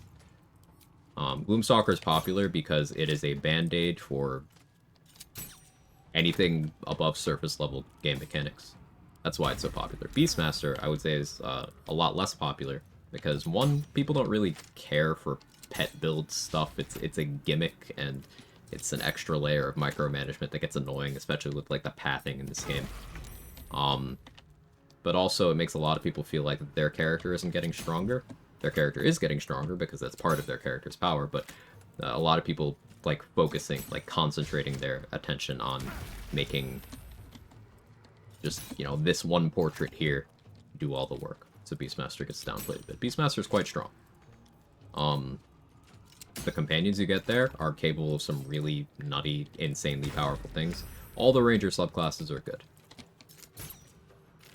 But in my observation, I've seen that Gloomstalker is the most popular, and I would say that with what I want out of a class, Hunter would be my preferred in a majority of cases.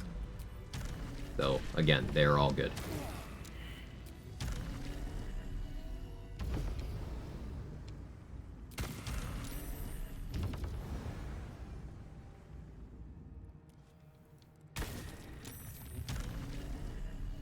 Love pet classes, 700 Days of Hunter in World of Warcraft, saving Beastmaster for my first attempt to solo on a run. Nice. Beastmaster is very fun. I do enjoy it.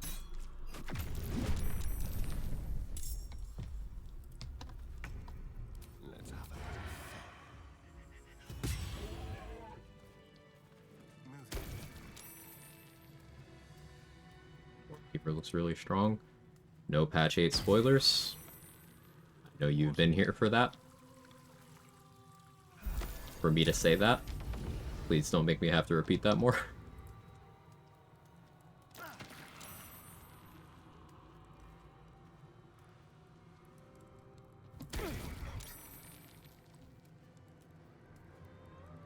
like Gloomstalker because of the idea behind it, to stalker in the dark, shooting enemies before they can react.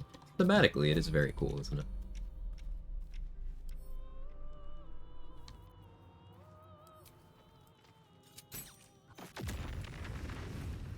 Let's keep to the shadows.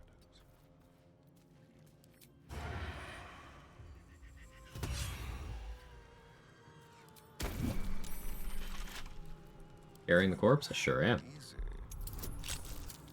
I thought it'd be funny. Guess what it is. Step quick. On tippy toes. Move unseen. Did you get distracted? Me too. By the teeth in my artery. Very, very quiet.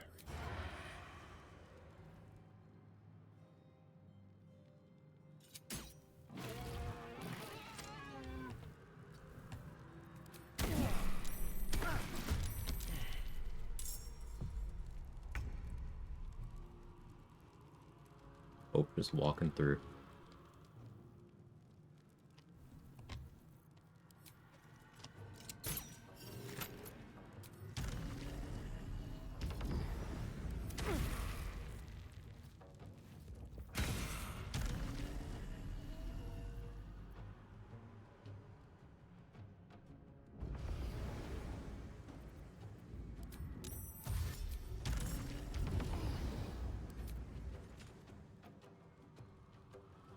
For a moment.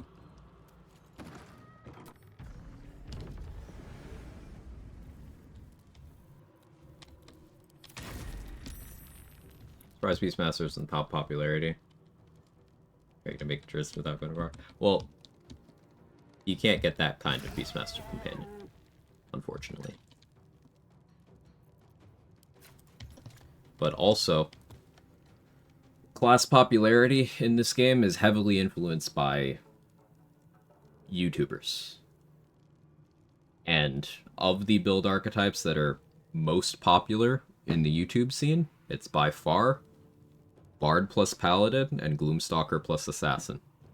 No other class archetype or combination or anything is remotely close to those two.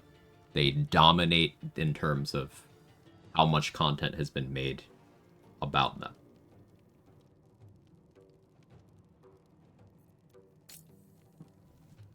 Now, that is not saying those things are stronger.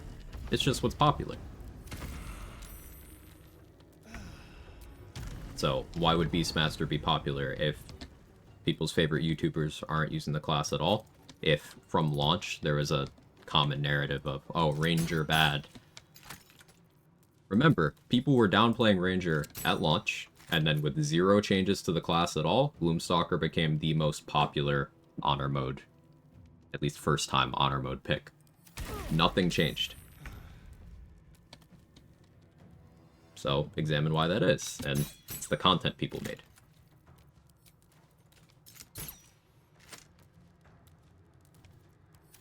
Play a lot of pen and paper, and your stream is the first place found real gameplay information. Oh, well, I'm happy to have that kind of space.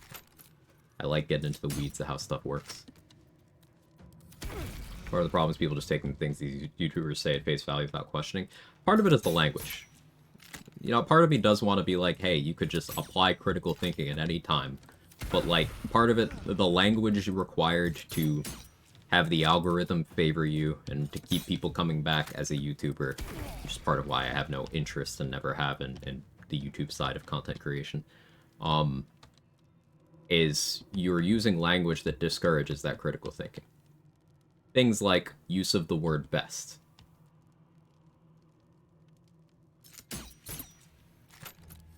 Things like putting all caps, you know, destroys honor mode, best build,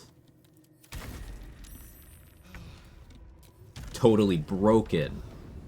You know, like, it's not, you're getting no information out of any of that. But that's the stuff that does well.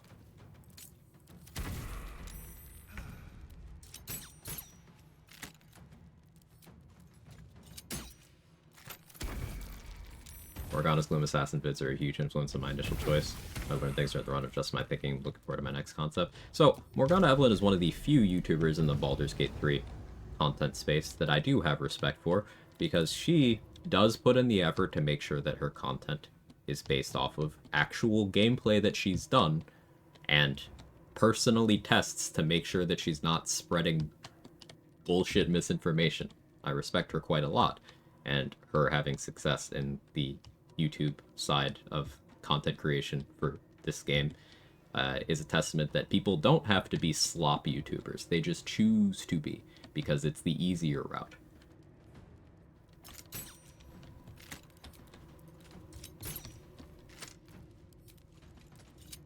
Not to mention she's very entertaining, of course.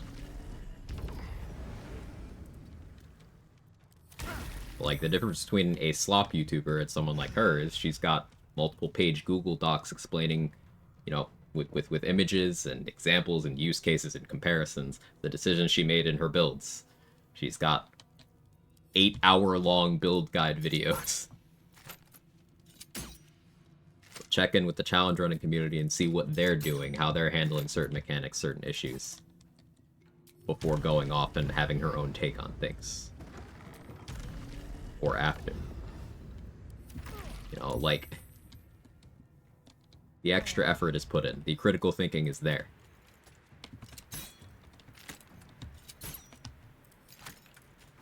So there's a difference between my call out of the, oh, just Gloom Assassin everything mentality, and my view of her content, for example. They're different things.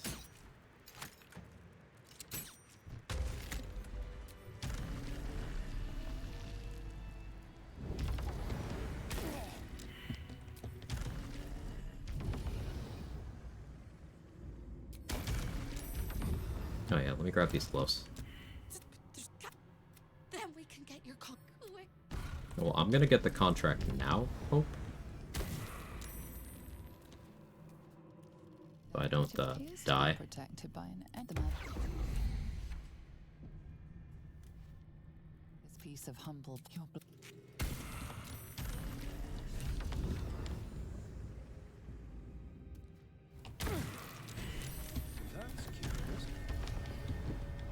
Honestly, think it's a lot of the current Gloom Assassin content riding on her coattails. I don't think a lot of it would exist, or her videos didn't get so popular if everyone jump on saying yes, it's the best. In part. Like, a lot of us were already doing Gloom Assassin stuff before Honor Mode came out. Like, I was doing Tactician solos as Gloom Assassin at the time. But then when Honor Mode came out, it is what a lot of people flocked to. And then you had challenge runs that I do, you know, no disrespect to specific creators intended here, that I do think did a lot of damage to perception of the game. I make no secret of the fact that I have thinly veiled disgust for the quote-unquote ultimate solo Honor Mode challenge rule set, as it's called, because the name is just kind of self-important for what it is. What that challenge rule set is a bunch of minimal restrictions cobbled together that ultimately don't affect that particular archetype of builds. So it seems impressive, and it has caused a bunch of people to view that as the baseline for how the game is played. And that naming convention, the popularity of that run among people with that particular mentality, has discouraged some critical thought on game mechanics in the game. If it had been named differently, that problem wouldn't have happened. But it was basically the, hey, you play Gloomstalker Assassin and absolutely nothing about your run changed unless you were a hyper-optimizer using specific consumables and a lesser-known gear options.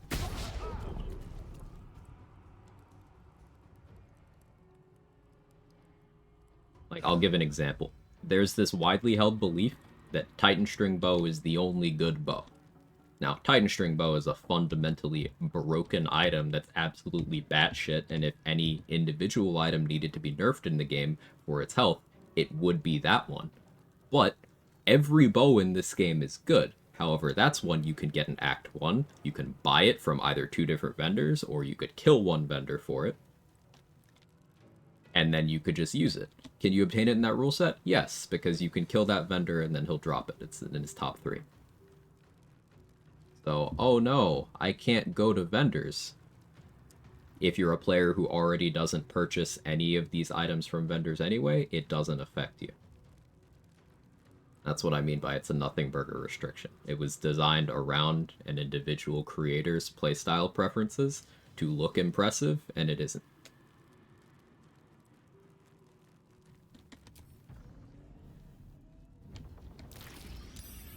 Very surface level stuff.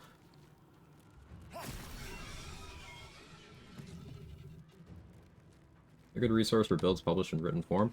I would recommend Morgana Evelyn's content. She has a few builds in written form that she's put a lot of work into. She's got her stealth archer that she's most known for, but she's also got an ice sorcerer build in there, and a variation on the archer that applies some of the ice stuff as well, I believe. She's got a couple builds in there. I would check out her content.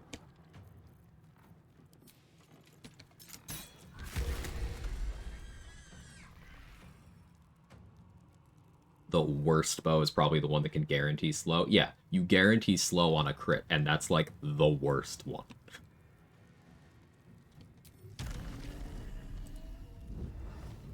Like, let's go down this rabbit hole. Rattle off a bow that you think isn't as good as the other ones. Just anyone. Any type of bow. Hand crossbow, short bow, long bow, whatever. A unique one that you think isn't as good. And we'll go over the use cases and why they are all in fact good. Yeah, makeshift bow is also top 3. Yeah, in terms of raw damage output, makeshift bow is top 3.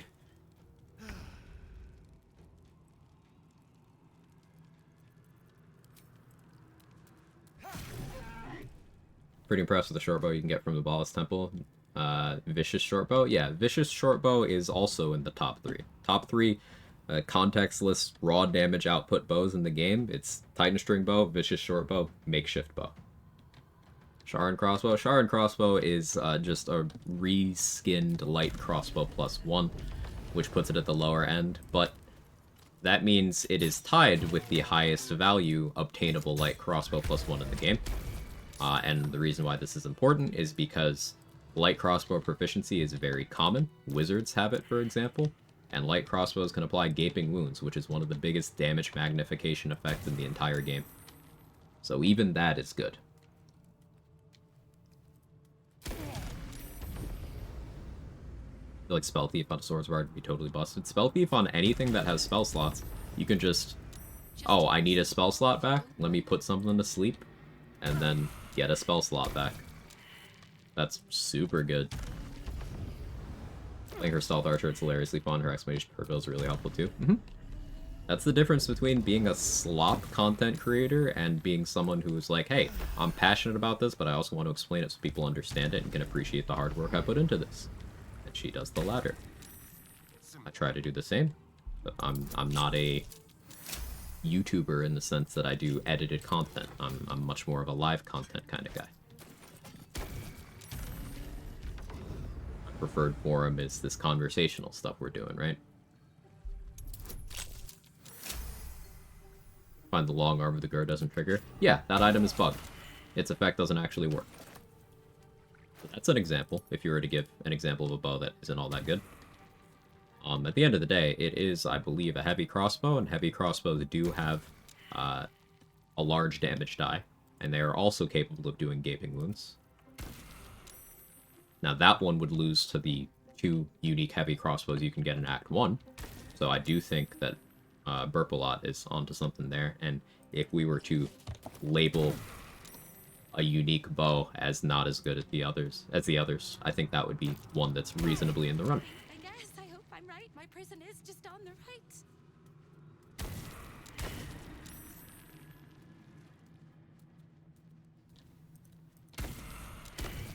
Almost there. I'm so excited. I can scream.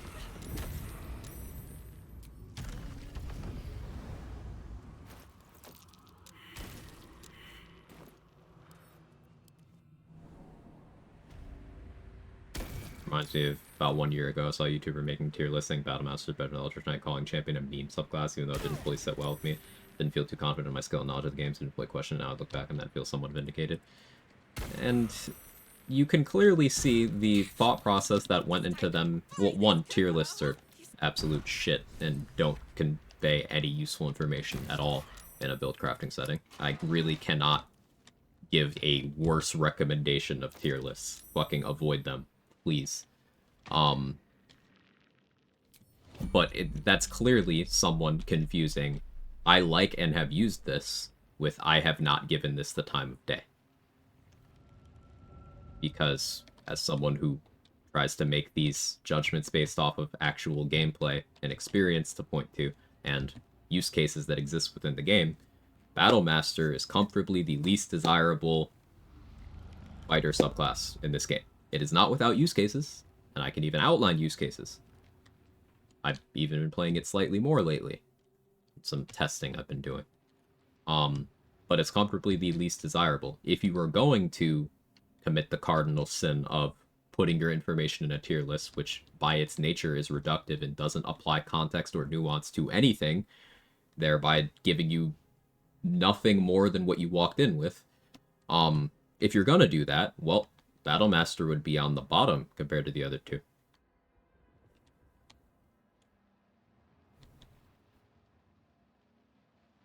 But that kind of situation makes sense when you acknowledge that the people making those tier lists and those questionable judgments are not doing it based off of their gameplay.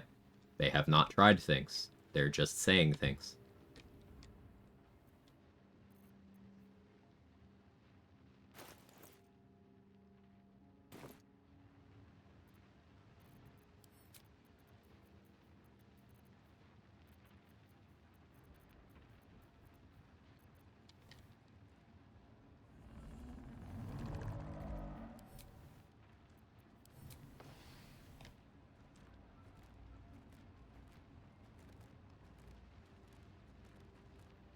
My case was because I used all Battlemaster, Eldritch Knight, and Champion. Felt like Eldritch Knight and Champion were the ones that worked best for me.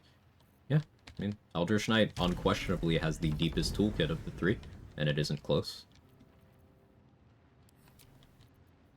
Champion provides you benefit all the time while playing, whereas Battlemaster ties all of its value to a consumable resource that locks you out of mutually exclusive application of other things. For example, you cannot click an Arrow of Slaying and a Battlemaster superiority die for more damage on the same attack. The best you can do from that Battlemaster is get extra accuracy from precision attack. Which, cool, that's not nothing. That's something. That's a valuable use case if you are ignoring things like opportunity cost. Because the opportunity cost of being able to do that precision attack is, okay, the champion has -1 crit, so they're more likely to crit, doing double damage on each hit of that Arrow of Slaying, meaning they did one shot for, roughly in a vacuum, 4 times regular attack damage, and they do that more consistently than a Battlemaster does. Or an Eldritch Knight, who is able to apply disadvantage on all saving throws every time they hit someone with an attack starting at level 10. They have spellcasting for things like Minor Illusion and Blade Ward, which are insane utility. They could be concentrating on their own magic weapon without needing a scroll. They could be concentrating on their own expeditious retreat without needing a scroll. But let's say scrolls are available. Let's say scrolls are infinite. Let's say you have whatever you want. Okay, the shield spell. No scrolls of that. You can get limited casts of shield. There are 3 different pieces of gear that give you a cast of shield once per long rest. But what if you just knew the spell?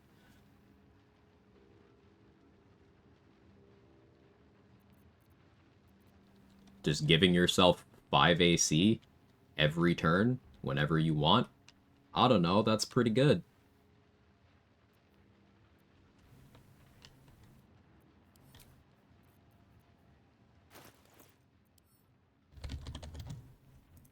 Don't have any Misty Step scrolls. That's unfortunate.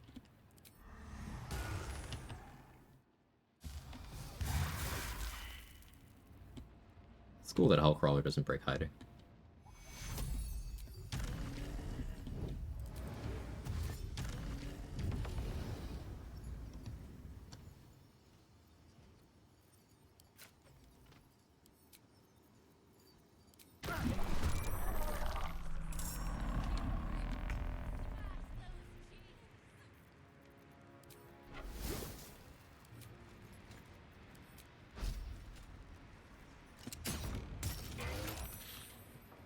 Saved. Awkward.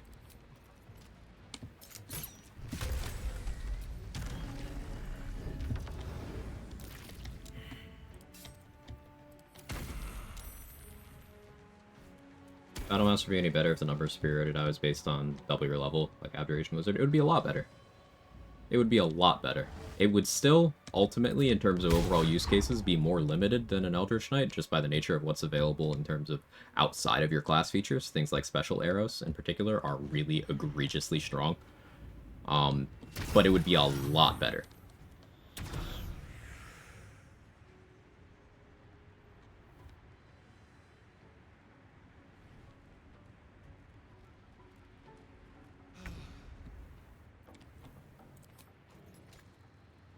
Forgot to peg. Guess I can fix that now. I have scrolls of that, right?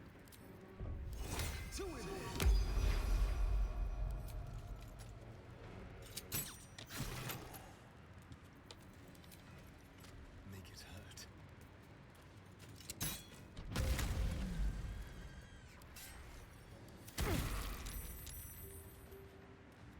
Playing Bards, Rogues, and Rangers for 40 years of definite predilection for these classes, but I've not found any class or subclass that's independently unviable. Having DM from solo campaigns, can't say that about AD&D 3 and 3.5e. Yeah, in this game, everything is balanced to the point where it is viable. Remember, people have done runs with no class features at all. People have done level 1 runs. I have done level 1 runs with 2 different classes. People have done no-hit. I'm one of those people, too. Like, you can make anything work if you want to. My assessment of viability is never to the point where I'm saying this cannot work.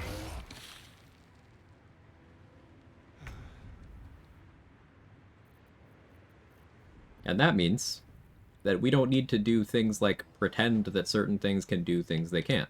Like, a lot of people will take it personally when you mention something that a certain class or subclass is worse at than another, and they'll think that means, oh, you're saying I shouldn't play this. I'm like, no, I'm just accurately identifying what something can and can't do. Like, if you try to say that a paladin does more damage than a monk, you're just wrong.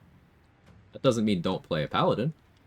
If you think that paladin's cool, fucking play a paladin, because the right class is going to be the one you enjoy the most. But, like, objectively speaking, a monk does way more in the same exact role of being a melee-focused character that is prioritized for its burst damage and utility applications. Well, you just described a monk.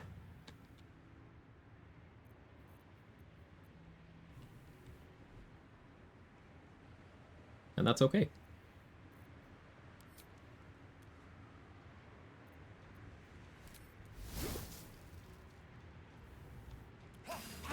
Imagine having nuance.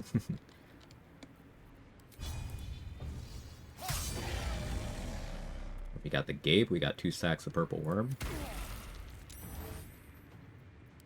It's gonna be spicy.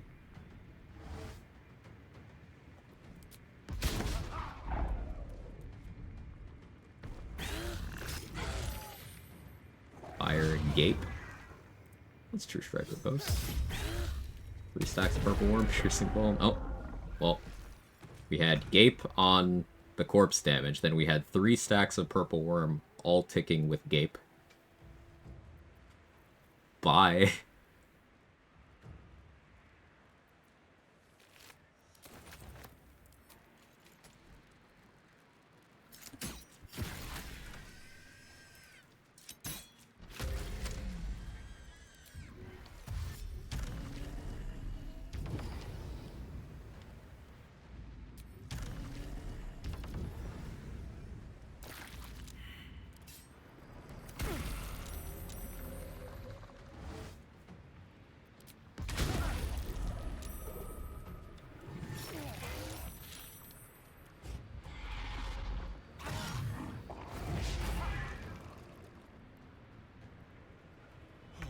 Spectator struggles to actually move away, thanks to the slow from Victoria.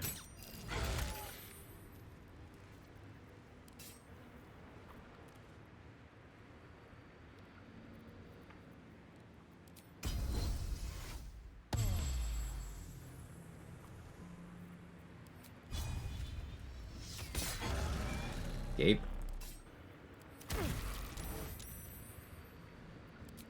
To me, it feels like this is people tying their self-worth, anything they're invested into, so saying the thing they like is not the best sense of being a personal attack, no matter how you try to approach it. Yeah, it's not a logical thing, it's a purely emotional thing. Which, I get it, it's a human thing, but, like...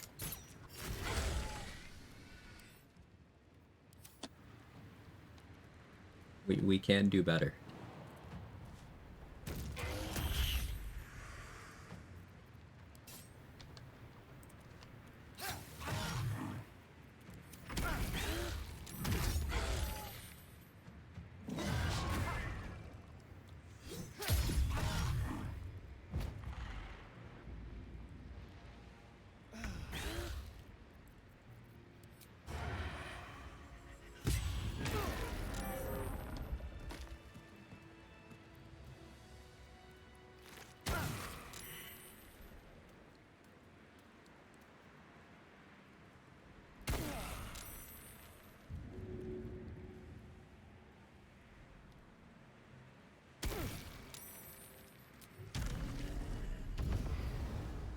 I don't want Hope to get hurt here.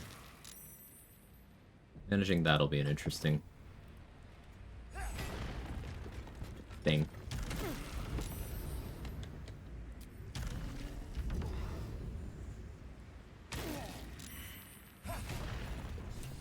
Don't hold back.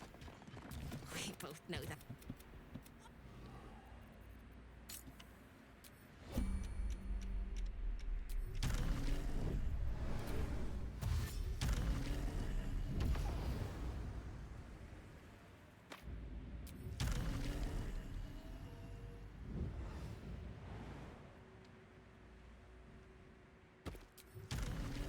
Not been using my jump distance from Athlete much in this part of the game.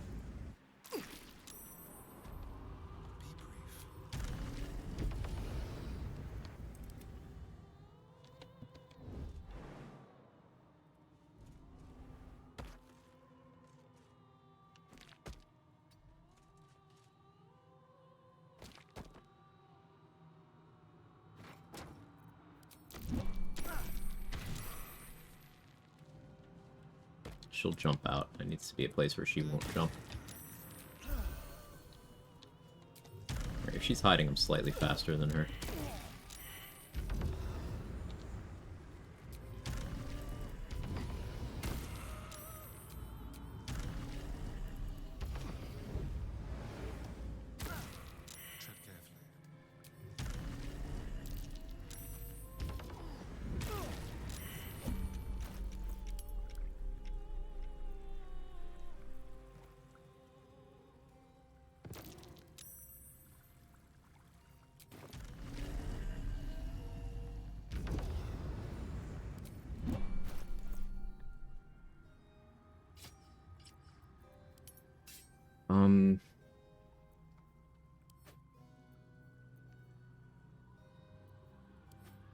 How do I want to handle Raphael? I'd probably throw him on the ground and then offhand stab him.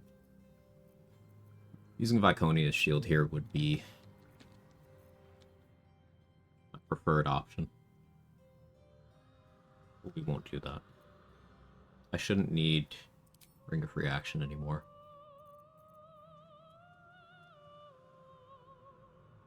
Big lady? Hi, Messi. How's your day?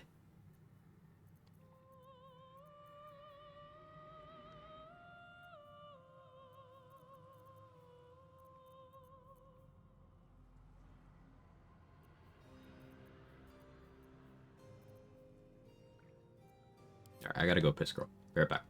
Big lady spotted, let's go.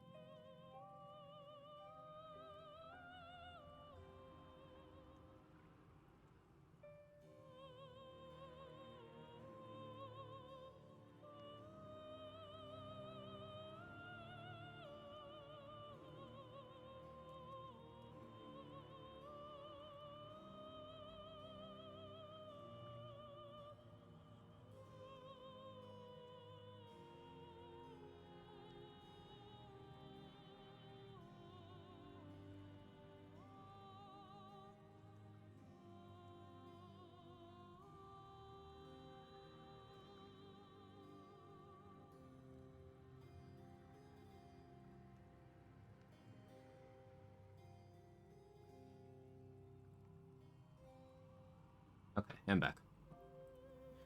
Back to finding a Lazel print. Report any more big ladies. Thanks, Messy.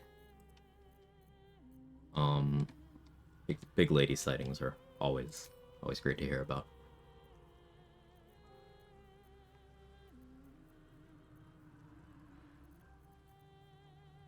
I could have gotten Rapture for this, I guess. Meh. Rip Lord Ring for an extra body? Nah.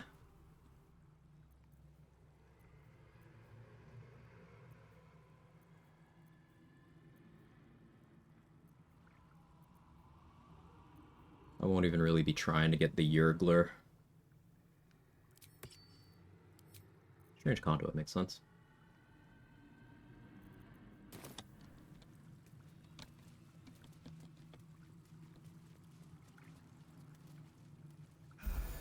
It doesn't heal Hope, annoyingly.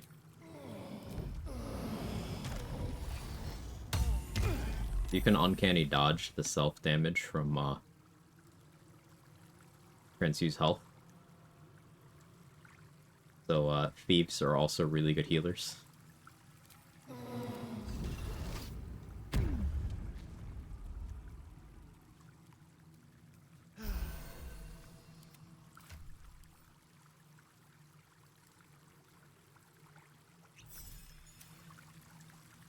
Trust no one.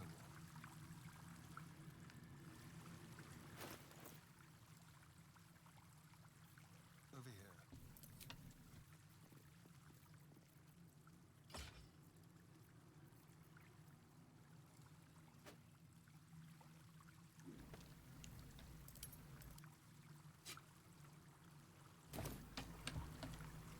Let's see. This is made per round and per turn. Yeah, per round is... So, one of them refers to just your character's turn, and then the other one is the entire, like, everyone involved in the combat taking their turn once constitutes a round. Functionally, for your purposes, they're mostly interchangeable. Mostly.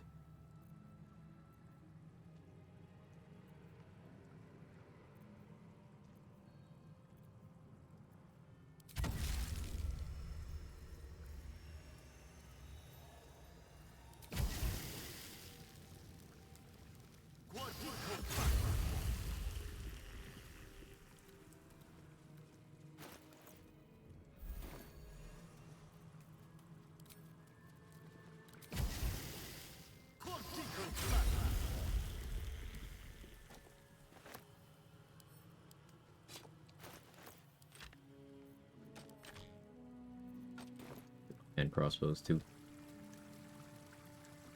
This should work.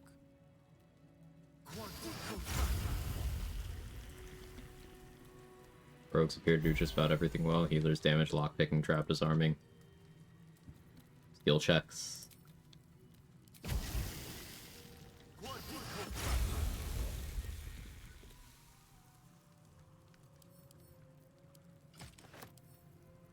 Yeah, it's very true that, the harder a rule set, the more likely Rogue is to be good on that rule set.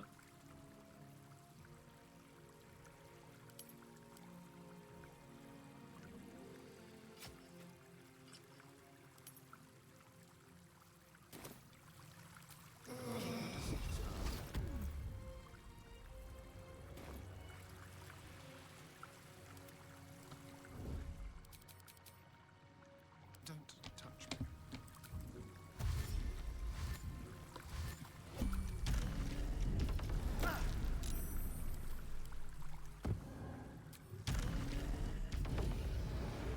Yeah, but they're bad based. That's my streamer.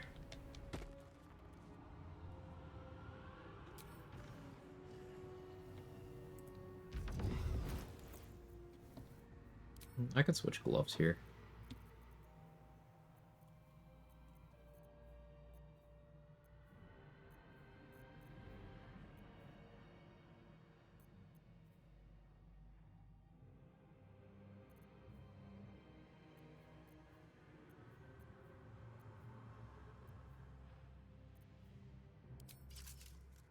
Do automaton, hot swap greater flesh? Yeah.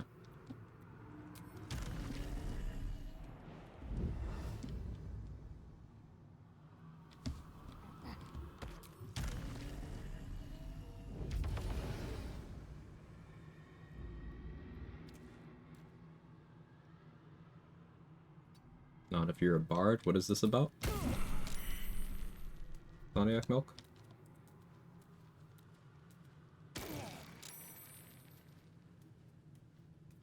About Twister's comment? Very hard for me to justify leaving Astarion camp in my runs. I mean, you can make anyone a rogue.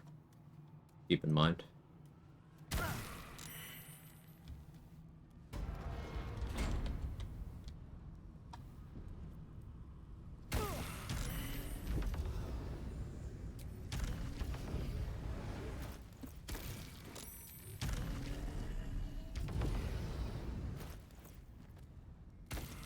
Get Victoria over here for a moment.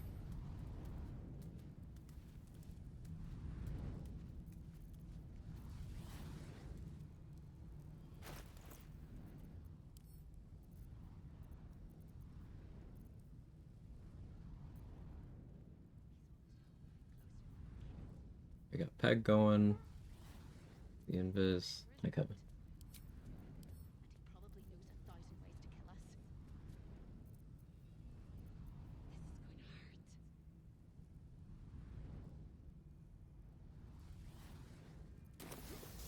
Do accuracy.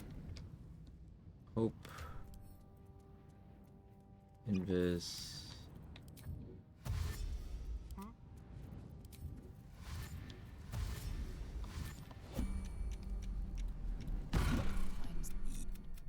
I will not. You can't stop me. Their skulls will make. Let's finish if this. you have any last words, no, nah.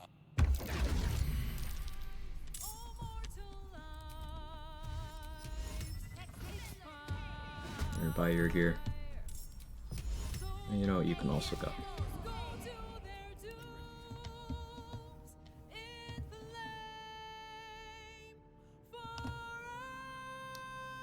Story is over there. Oh, hey, I forgot to do this. I got time. There's no threats here.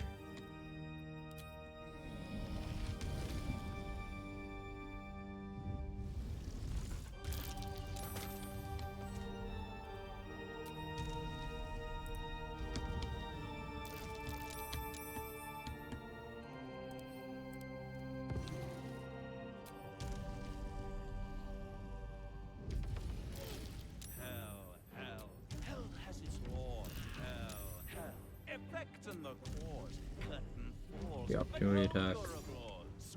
Squirm. For now, down here come the claw. God damn it, Mark. Whee!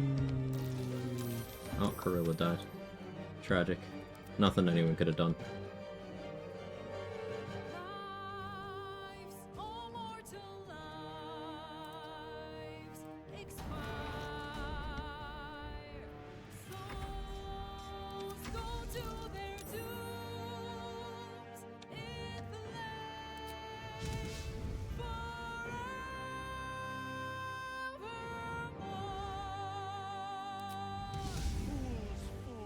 True, but I'm only in my 4th playthrough, so I kind of still want to have people be close to the original starting class just for story reasons and such. Imagine to branch out more and get more playthroughs under my belt.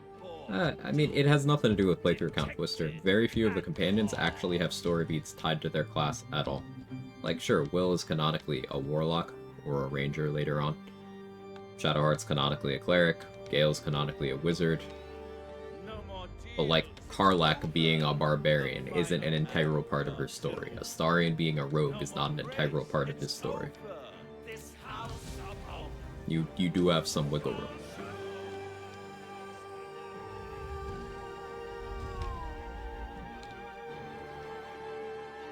I wouldn't wait for your outlook to change there when you could just change it yourself.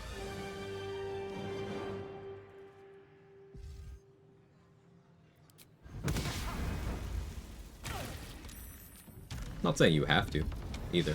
Just an option that you have.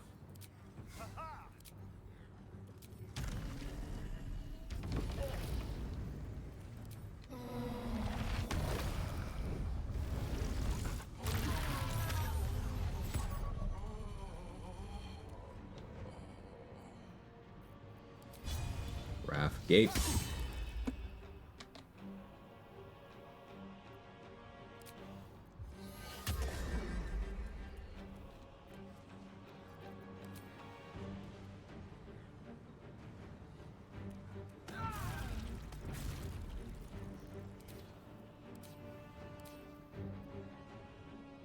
Pretty okay damage.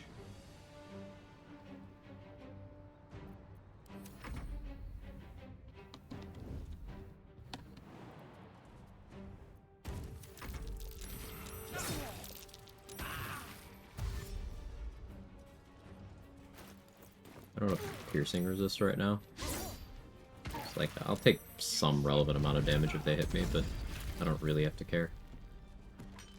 The deader. And then evasion.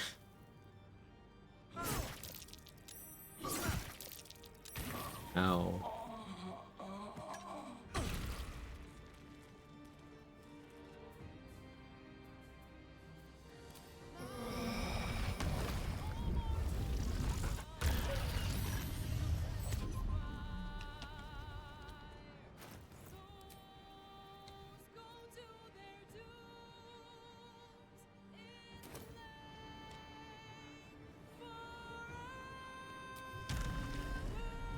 So beguiled.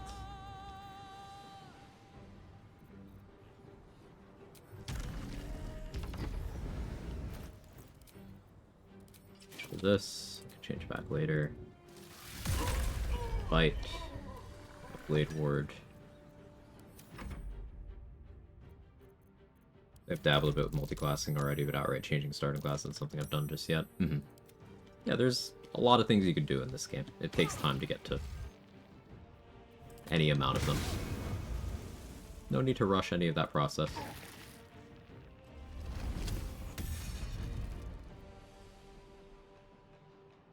There, I'll backlash that.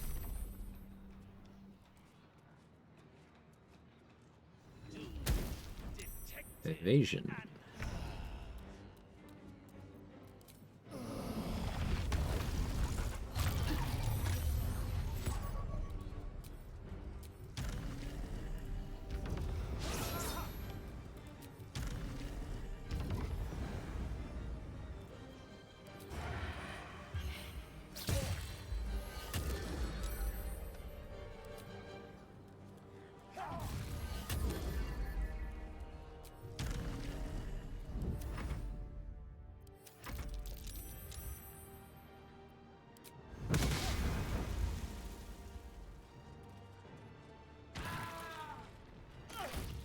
Yeah, Victoria's corpse is pretty funny. You could do this on a full AC tank and just win that way.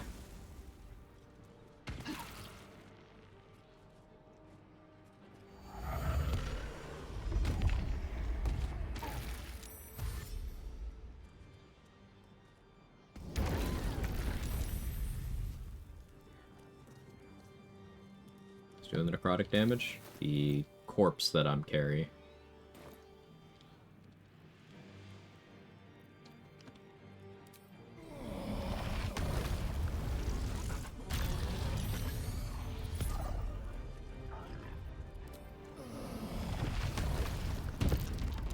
I have very low spell safety, so I didn't expect that to work.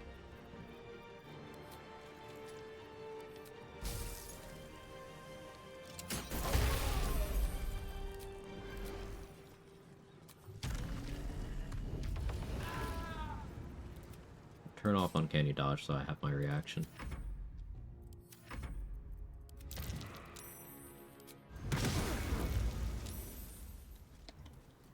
Stack the damage with Gale's Corpse. I don't believe Gale's Corpse still works in Act 3 like that. I don't think so. I'm uncertain.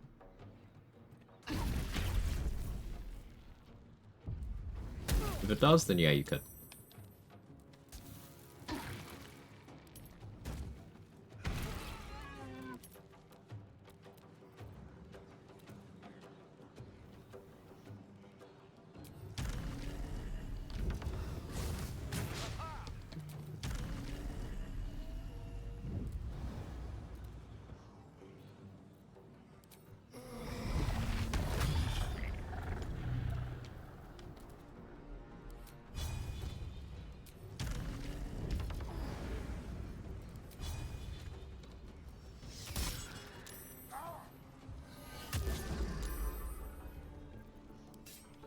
He's gaping again.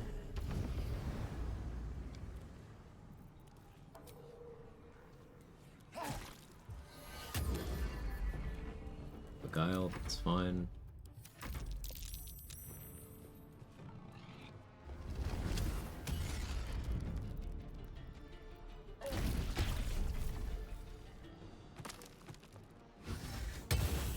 Evasion.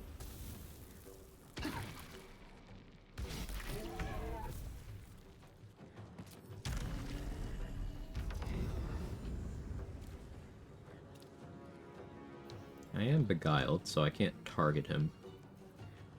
Mostly.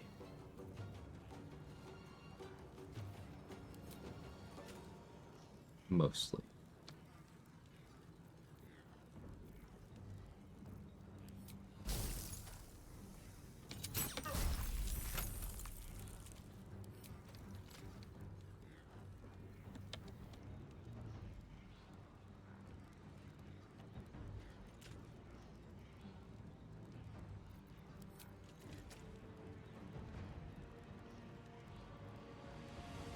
Trying to see if I could just aim through the space where he is.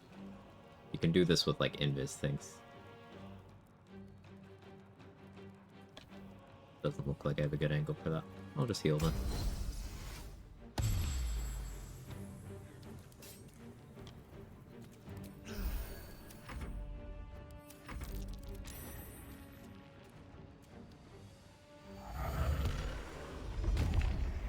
Rock bad.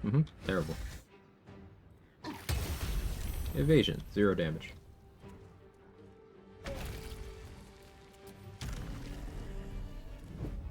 No longer beguiled.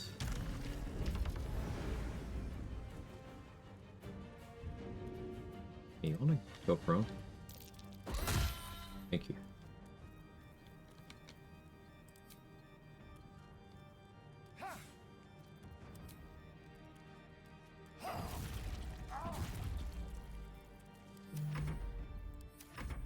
Forgot to change my gloves back. Whoops.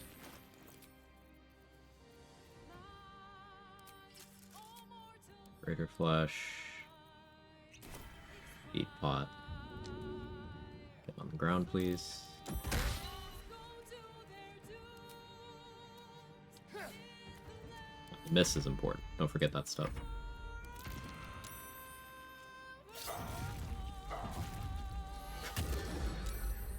Just a little bit of damage.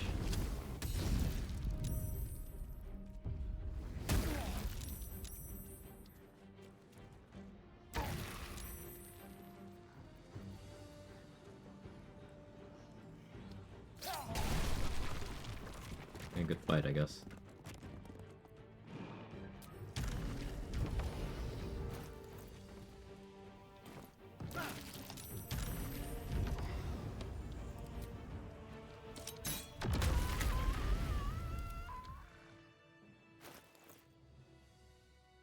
Don't have hope use or divine intervention on anything. Don't really care. I guess I'll go for Opulent Revival.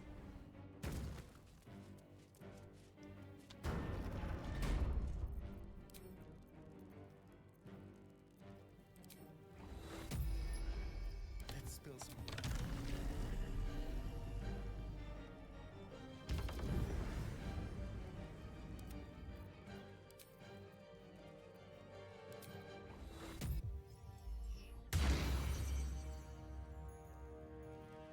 It just didn't even get me. That's funny. Oh well.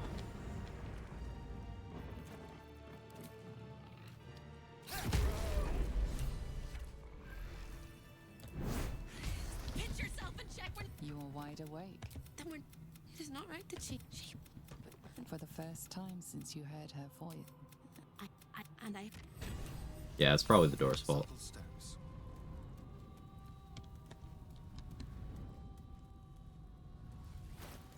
It was like 8 turns. Hard fight.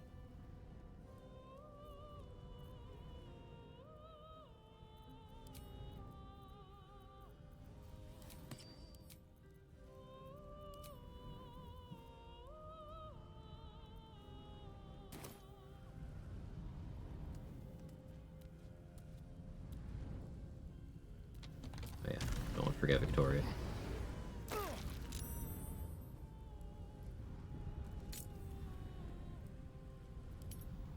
I forgot to even change elixirs for Raphael. Yikes.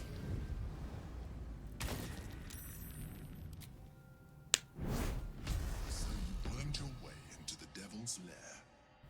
The contract you never barred. Did you also that we must not fall? No, but it is time.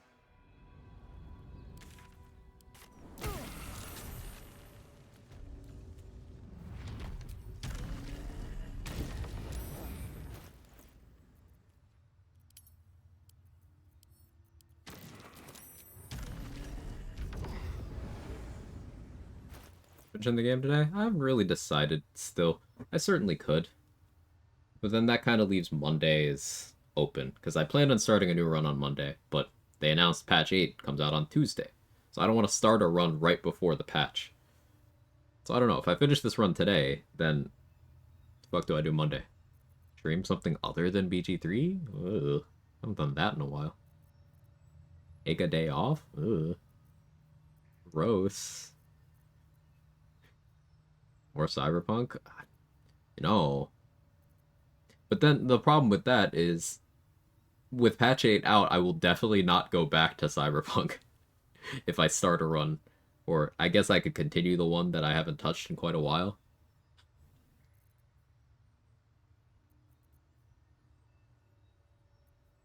There are games other than BG3? Seems unlikely. I love Cyberpunk, and every time So Black brings it up or starts a new run, I'm like, yeah, I want to do this, I want to do that, I want to revisit this, revisit that. But like the problem is this game has had me in a chokehold for 2 years. 2 years almost.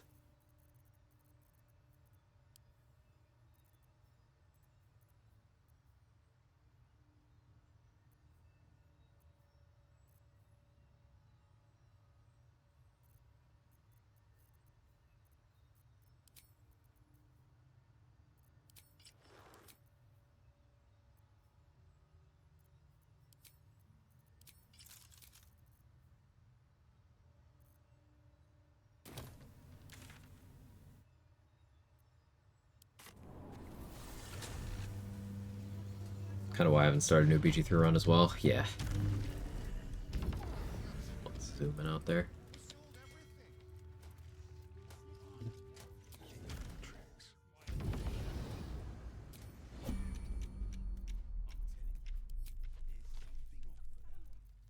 I have construct slaying arrows, right? No, I thought I had construct slaying. I wanted to see big number. I have all these fiend slaying arrows that I forgot to use. Boo.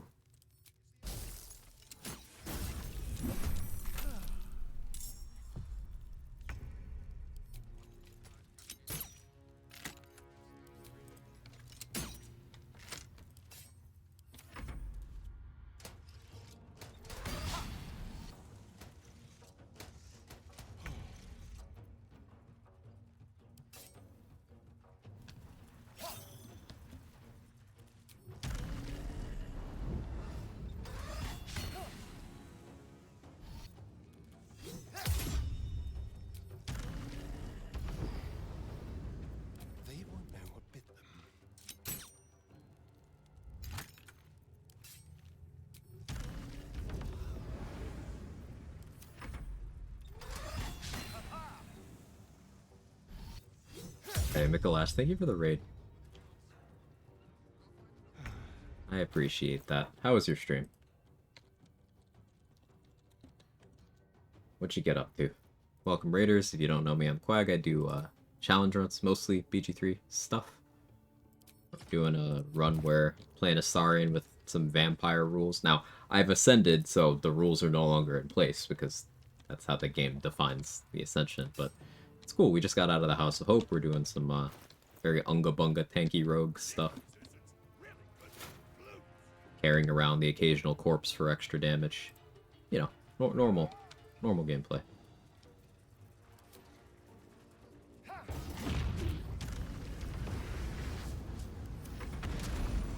Solo Gale made to Act 3, finished day 1 there. Abjuration pretty broken. Yeah, Abjuration's nuts. The BG3 having such a profound hold on people is a testament to the game's replayability and the quality of the work done for the game. Absolutely, GG.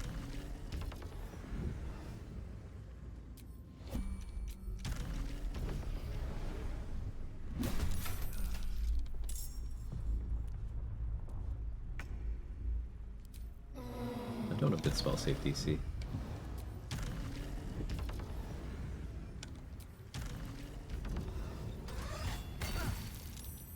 Aren't we?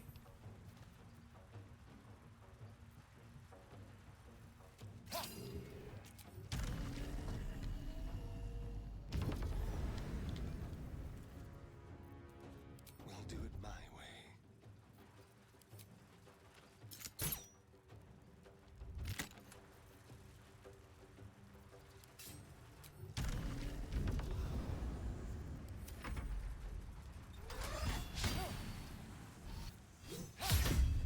Not the crit miss.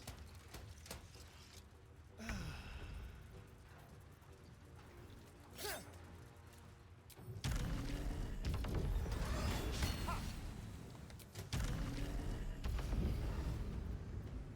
the shadows. Yeah, the most interesting thing with this run, in my opinion, was when I had to get invites into areas. No entering without an invitation. It's not only good life advice to live by. It was a pretty good restriction for this.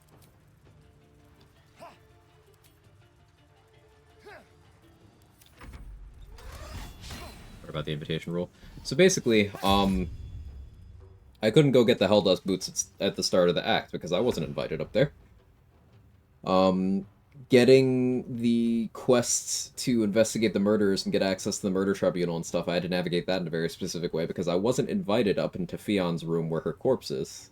And that's where the note is to start the quest, so I couldn't do that. Instead, I had to start the quest by doing one of the murders. Then I had to actually get invited to the tribunal by doing the second murder.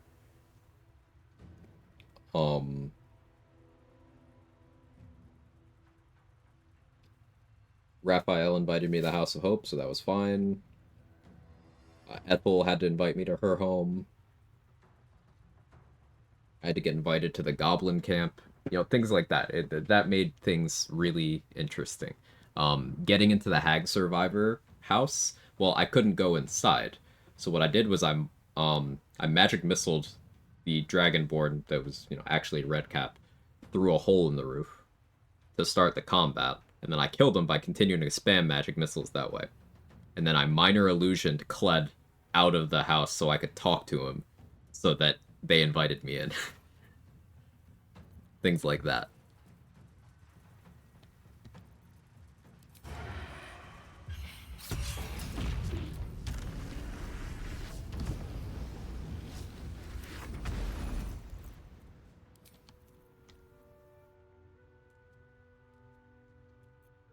Oh yeah, I wanted to switch back to armor persistence.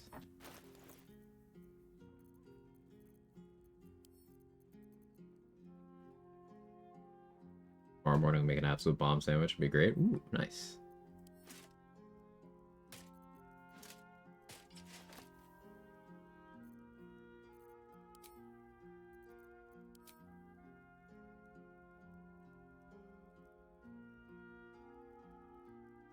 As vampires use minor illusion to bring people out of houses. Dummies.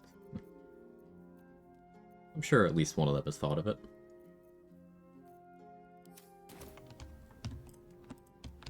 Do I need to be on Necrotic Rose anymore? Not really. Watch the shadows.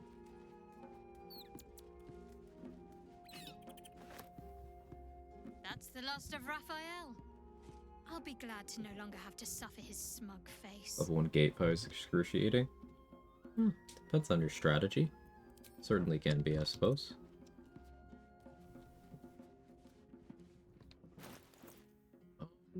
What's even left? I guess we could go for Saravok.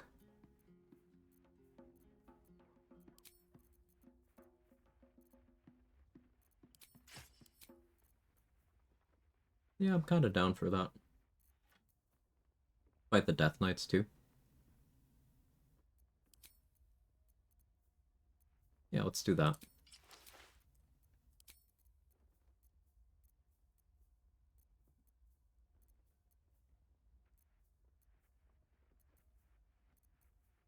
What do I like for this slot?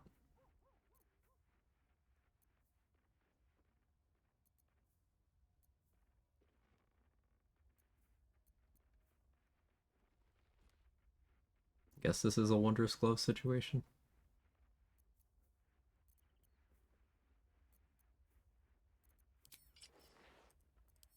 Sure.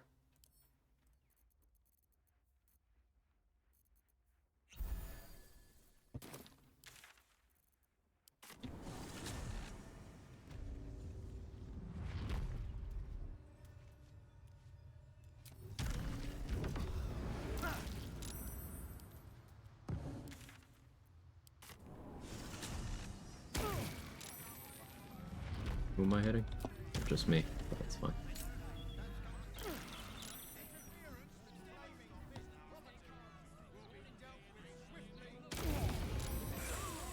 Sorry.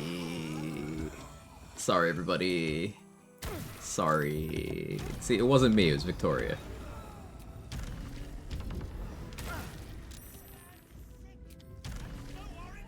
Well, it wasn't me.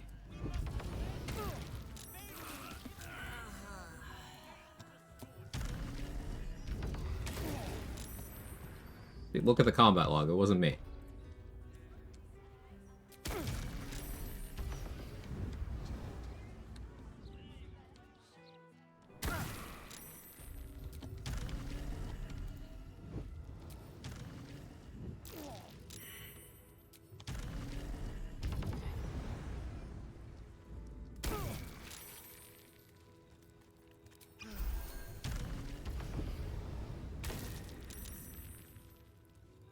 That's necrotic immune, right?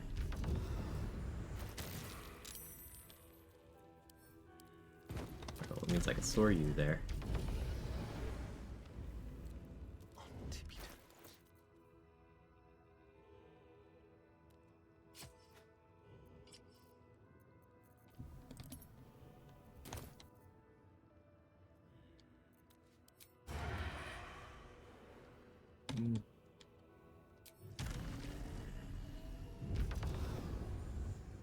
When I asked in your opinion, do you feel patch 8's ready to be released? No.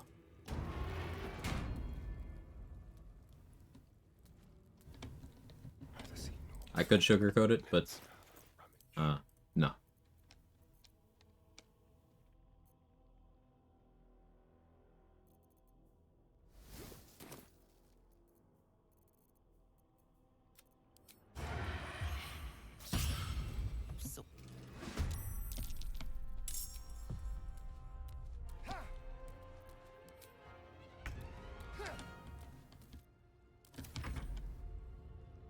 This room will be thy resting place.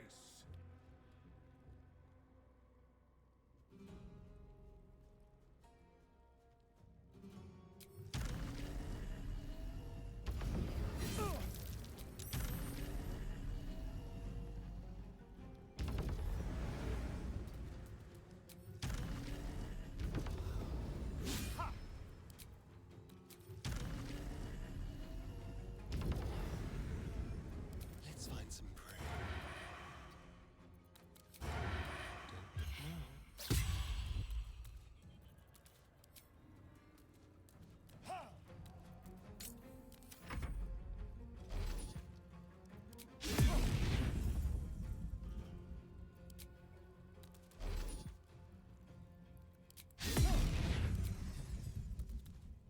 Thank you. Something I was wondering about, considering the last stress test update was the amount of bug fixes they had to do that they still have to do, I'm sure. Yeah. But I do feel like patch 8 currently has fewer issues than patch 7? No.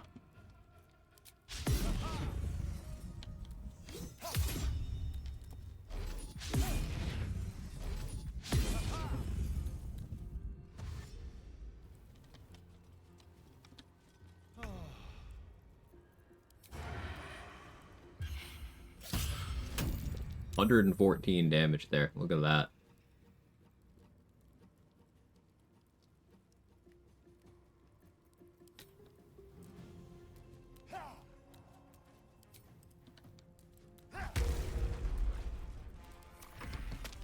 I just thought they'd release it months ago, so I'm glad they took more time.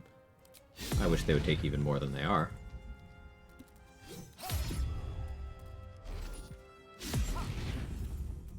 I've been paying attention to it at all. Why does anyone think the new patch is going to address issues? I don't know why, because, like, they have always had a focus with each of the patches that they've pushed out. For example, the focus of patch 5 was adding the epilogue camp and honor mode. Focus of patch 6 was expanding honor mode. Focus of patch 7 was adding the expanded evil endings. Focus of patch 8 is new subclasses, crossplay, and photo mode. The focus of none of those was bug fixes. Now, in a perfect world, we do get bug fixes and updates to the game. And of course, we're going to get at least a couple. But I would not expect sweeping changes to address things broken in the game in patch 7, especially when, unlike the second hotfix after patch 7, they posted about being proud of how few bug fixes they've had to issue. It's like there's a disconnect there. I would manage expectations so you can't be disappointed. Now, even though patch 7 is the worst thing that ever happened to this game is still absolutely something special and should be celebrated, and will be monopolizing my time for years to come. Just temper those expectations.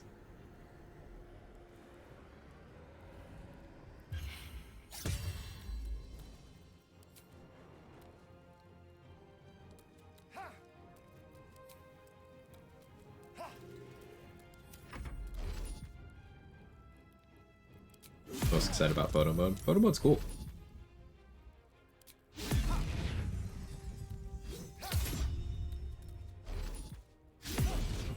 Oh yeah, I have Resonant Stone. Psychic damage actually hurts.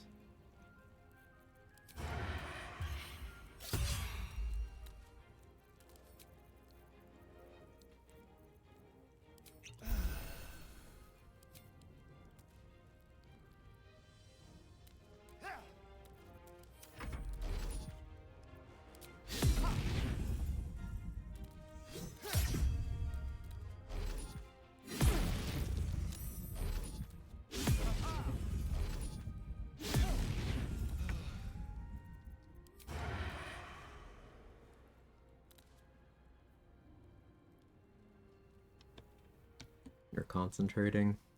Prefer if you weren't.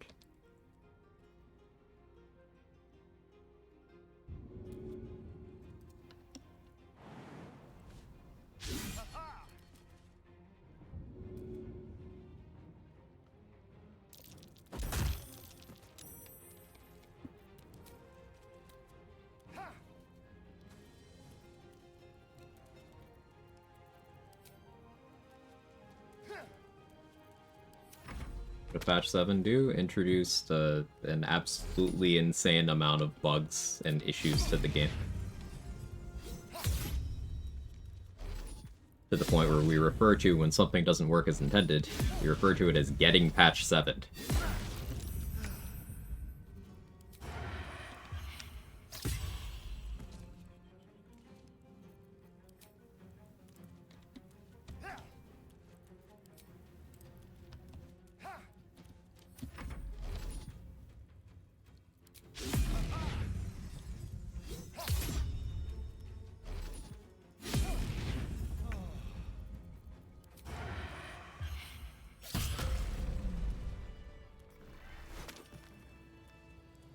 Fun fight.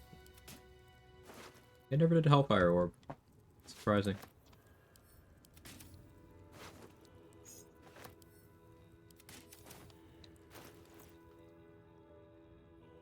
Not that? Are you asking, like, what was the focus of what they were implementing in patch 7, then?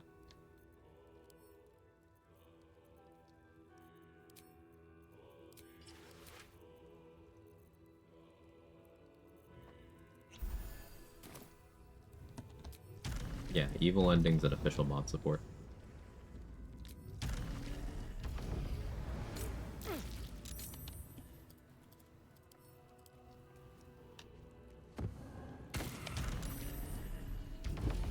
Watch there be a surprise update one day for patch 9 bug fixes. No patch is the last patch. Well, let's look at their language. They have said the last major patch. That does not necessarily mean nothing ever. Now, that could be just good business, them leaving things open-ended so that people can hope and cope. But They did not say, we're never updating the game ever again. You know?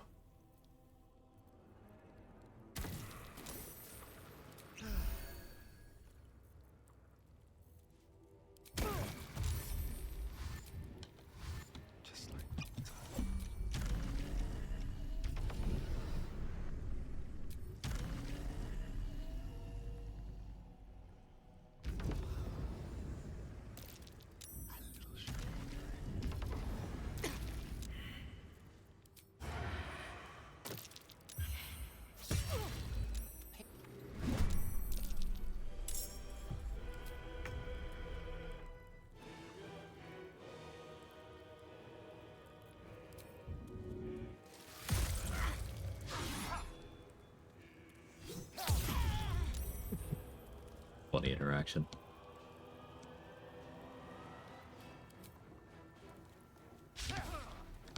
Not the miss.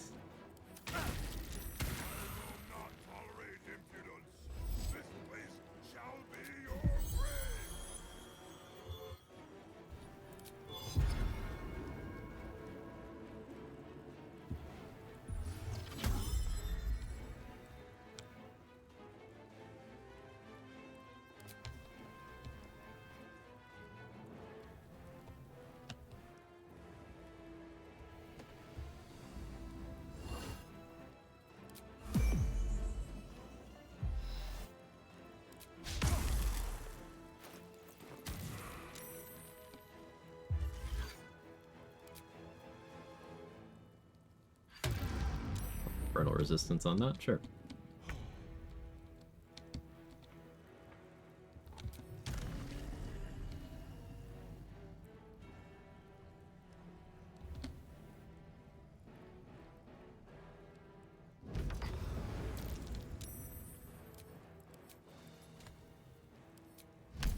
No concentration.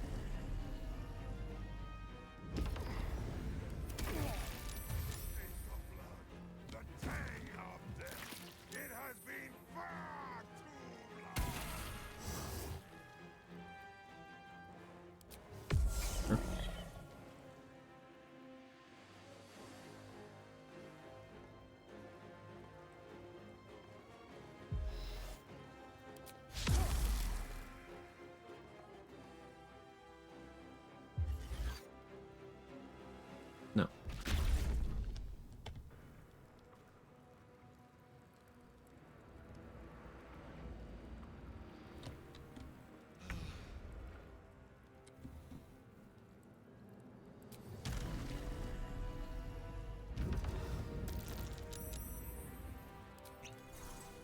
My last infinite spot, but I'm gonna use it to get advantage here.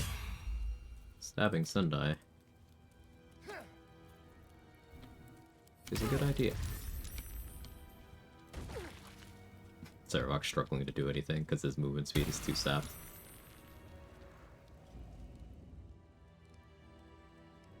Malisan has nothing to do.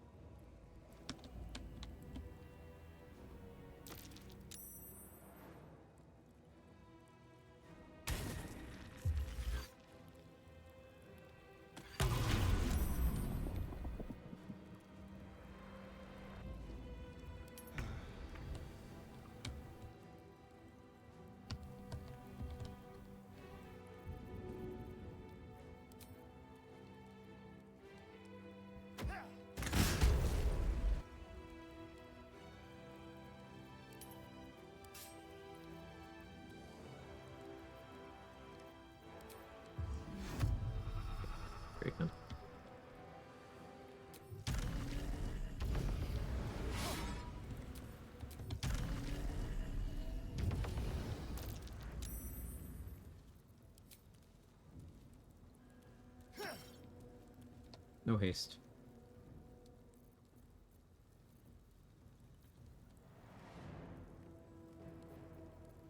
I could Psionic Overload. That's on cooldown. Is it? Or is Psionic Overload on my bar?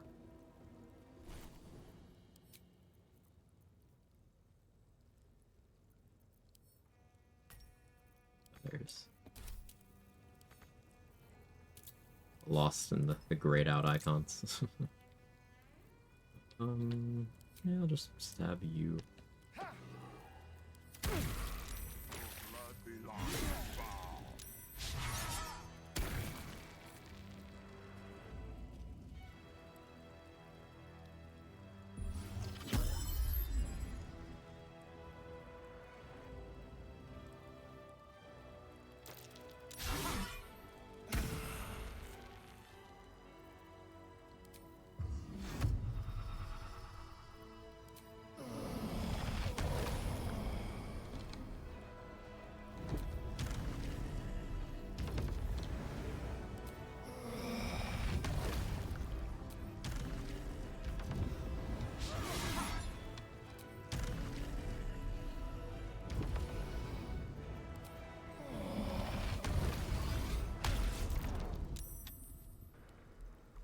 Straight blast here. Back up here. Use the bonus action True Strike. I should have provoked your opportunity attack. I didn't think you would counterspell that. But yeah, you do counterspell cantrips. Oh well. I was trying to cook. I can use Supreme Sneak to get advantage for next turn. Oh.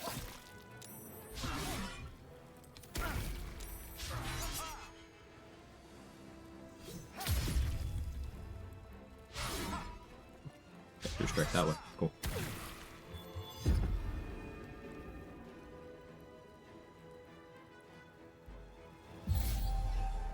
Hey, don't get rid of his Bloodless. I like when he doesn't have blood.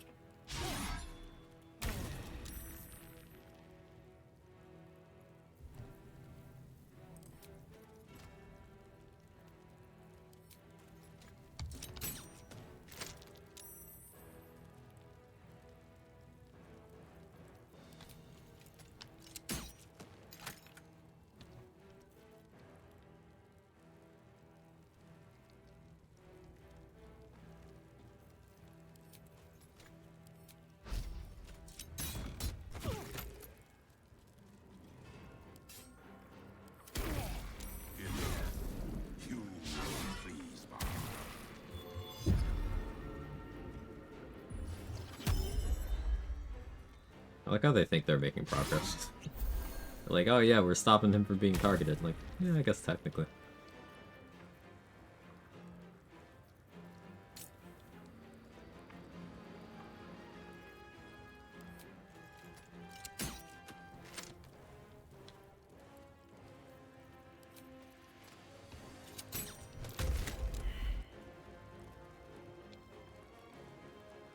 There's your perma haste. Don't care.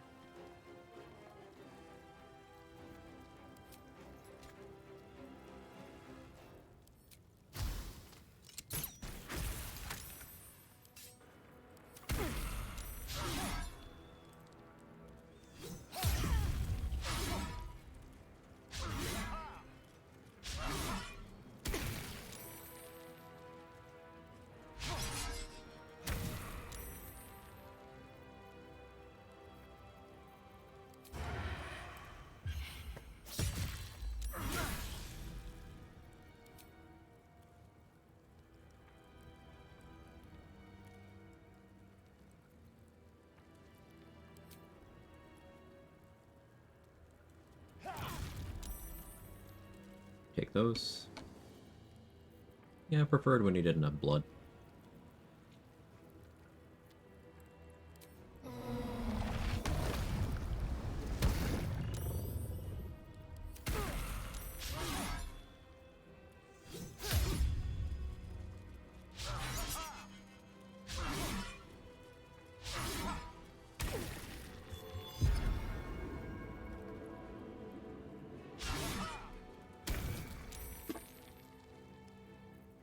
You doing, Cat?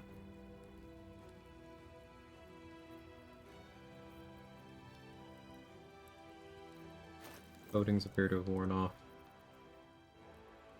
Sharpness.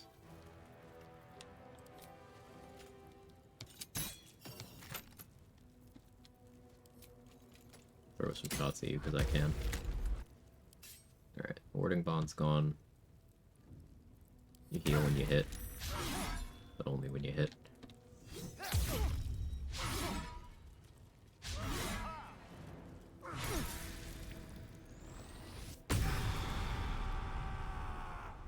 He loses most of his buffs when he enters Deathbringer's Legacy.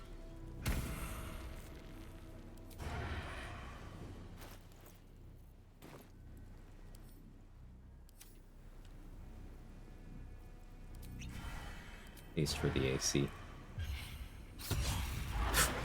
Never mind, didn't need it. Just sneak attack for 100 piercing before your other stuff.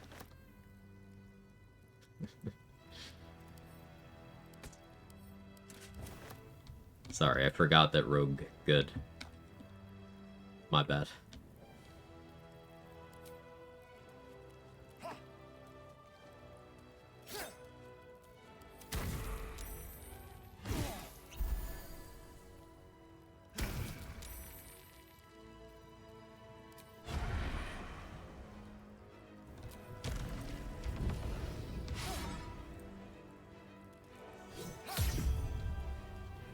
True strike.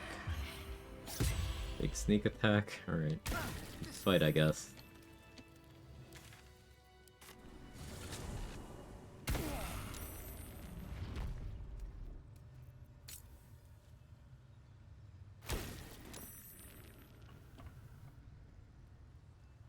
$100 piercing.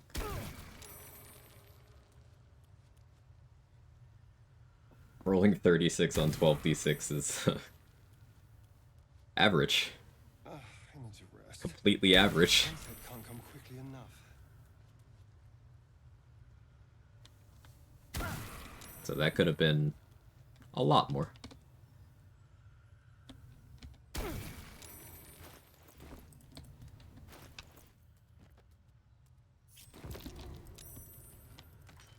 That's probably the last we use of Victoria's corpse.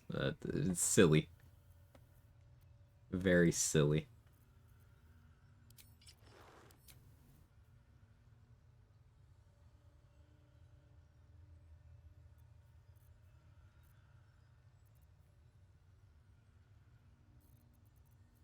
The cool thing about Stalker gloves is this force damage will apply if you do like sneak attack and then something else as a reaction off of that sneak attack.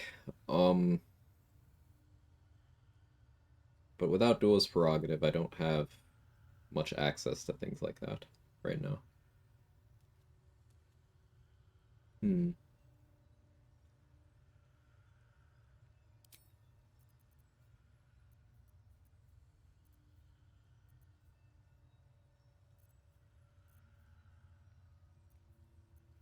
Could do balanced hands for 2-weapon fighting style to help you offhand damage, but don't really want to. Could go Crater Flesh.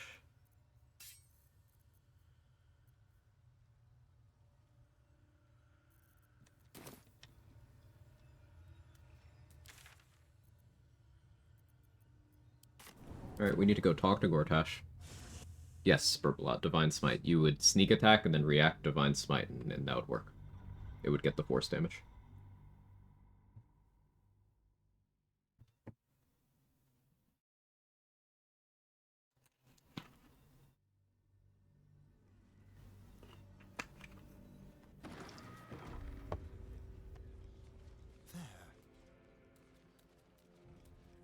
Convince you to trade with me. This is this equipment isn't for sale. It belongs to the Flaming Fist. I suppose you can take a look, but make it quick.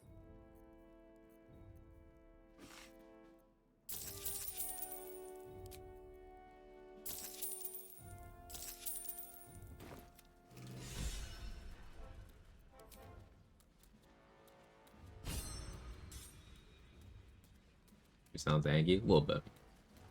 Astarion has no wisdom, he's over 200 years old. Yeah.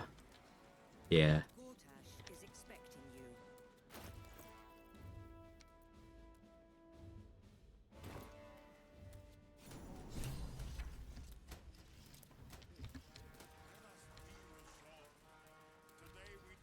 Stand down. Aggressive action will not Keep be things peaceful. tolerated. The Steel I could Watch fight them here. appreciate your Not going to. cooperation. Dearest Patriarchs, but a moment. I must greet a most honored guest. My friend, forgive the cold welcome. My Steel Watchers are eager watchdogs. For the good of the people, I'm sure you understand. Lord Enver Gortash at your service.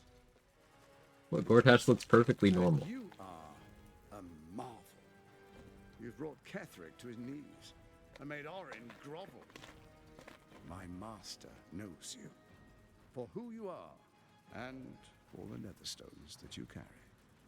You know, it takes all three to control the brain. Without Thorns, it's become vexingly willful.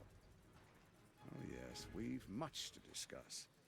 But first, come and be witness as I make history as the first Archduke of Baldur's Gate. Let the ceremony begin. I wouldn't dream of missing it. Then we proceed. The Patriarchs await. Distinguished Dukes, Patriarchs, dearest Ravengard, I will heed your call. A new chapter begins.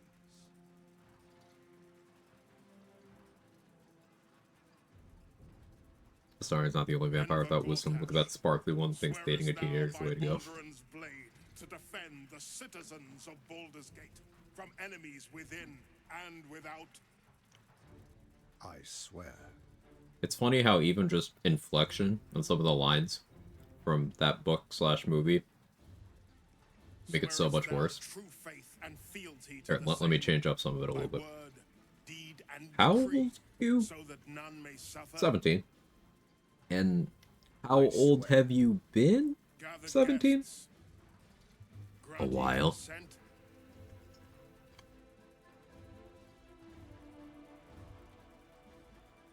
You know, it's...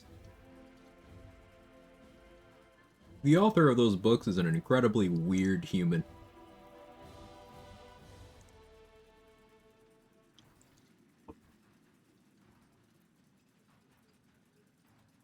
Enver Gortash, the council appoints you Archduke of Baldur's Gate. It's Fancy's literally mentally stuck at 17. Well, yeah, their brains ain't done cooking. That's true. Watch stands ready. Let its blade fall on any who would diminish our city.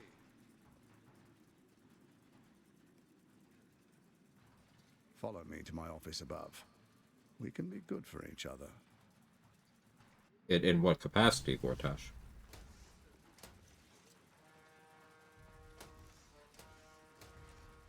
Mods commands not for this run. Commands for this run are always in the title. Here.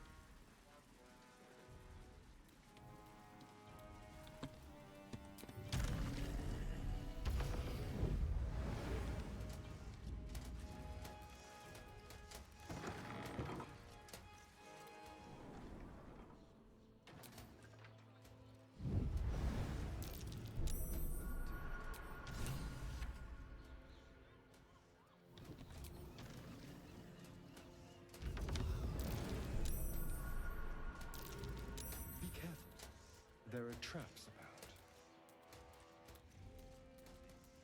Bald Gortash is terrifying.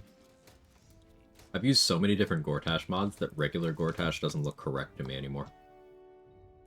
You have the Netherstones. They resonate with my own. I commend you for putting an end to Orin's madness.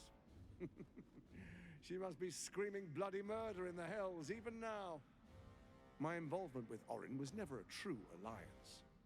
A mad dog understands the yank of the leash and the hand of its master, but it cannot be an equal. You can be my equal. We will raise a black keep in Baldur's Gate. Or his beautiful Then hair. we'll conquer the Sword Coast and unite all its peoples under our He rule. washed it for the first time and it all fell out. The brain awakens. We must act now. Faithful, come forward. Oh, my yaoi anime villain, Gortash. Yeah, he does look like a yaoi villain. Yep. You got me there.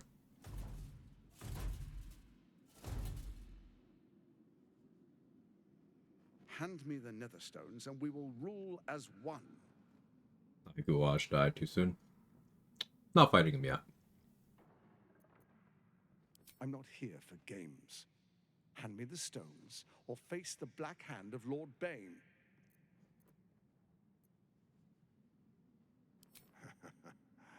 As they should. I was merely testing you. This should be an alliance of peers. You've got a backbone, and the makings of a leader. The Dark Lord Bane blesses our alliance. Our time is short. The Elder Brain is held beneath the city. We must go to it if we're to control it. There is a vessel to the Morphic pool where the brain feeds. I will wait for you at the pool. With the Netherstones in hand, the brain can't resist us. We will be absolute, with an infected army at our beck and call. First we take Baldur's Gate, then Faerun. All of Toril will soon follow, 1,000 kingdoms at our command.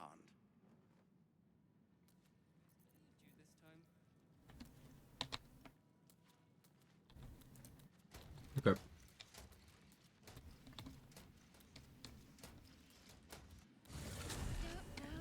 Let's rehearse this one. I don't know. Pretend I'm a Is Mizora here, or is she over there?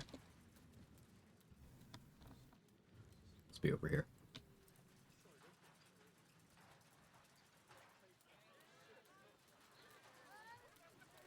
A little small talk.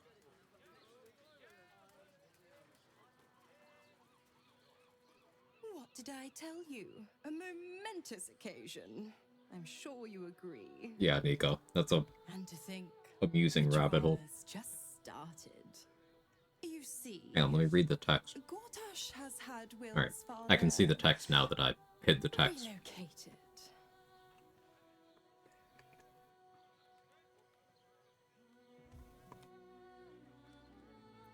I'm just an impartial observer. This is Gortash's game. A murderous one, the way I hear it. Raven Guard's good as dead. And to think there's no way to save him. Or is there?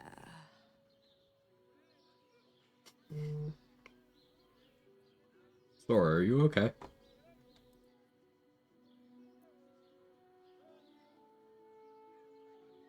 What happens if I hit this? Yeah, I'll try that another run. My, aren't we eager? Let's meet Will in your camp. Work something out. The Duke's life depends on it. We have a lot of long rest stuff in the queue. We've got Mizora showing up to offer Will a deal. Got the resolution of Shadowheart's quest.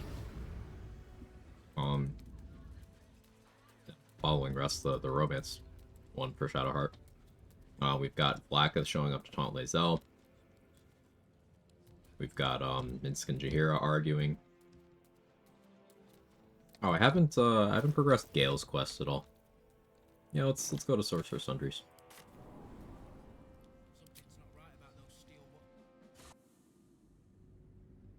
Mizora is such obvious demon boob bait when will gaming mature as a medium. I'm sorry, is this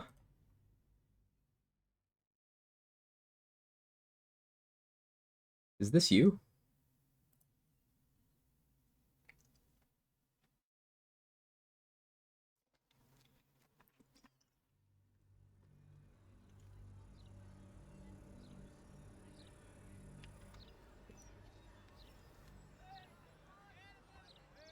Is that you?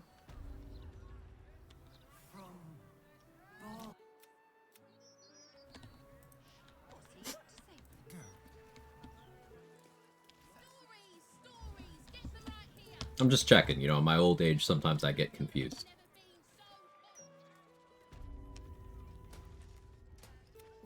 Anyway, take your pick.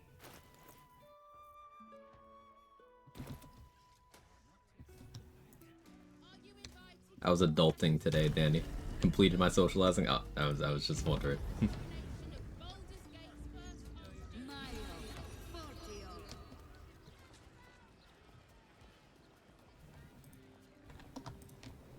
was interesting. Hopefully not a bad interesting.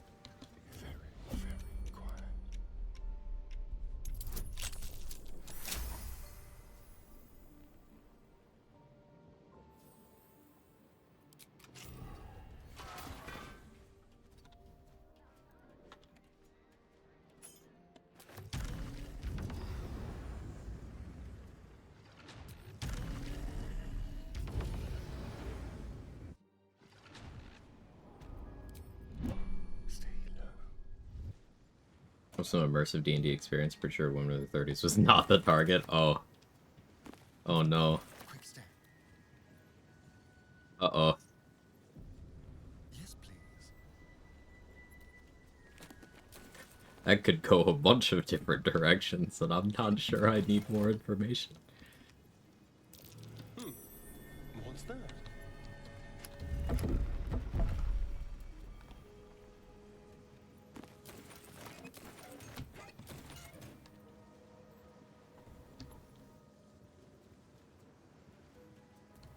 First it hits you the smell of unwashed armpits.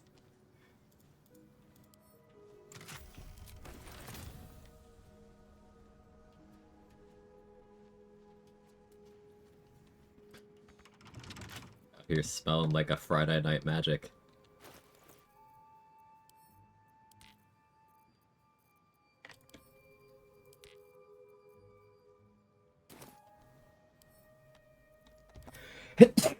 Excuse me. With pleasure.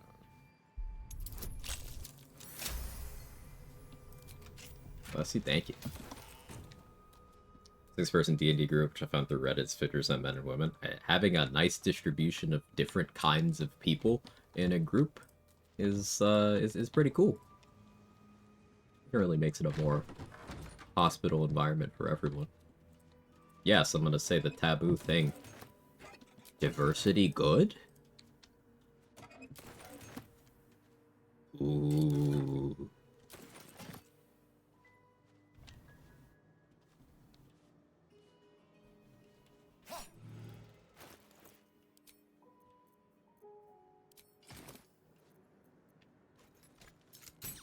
Okay, you went woke. Uh-huh.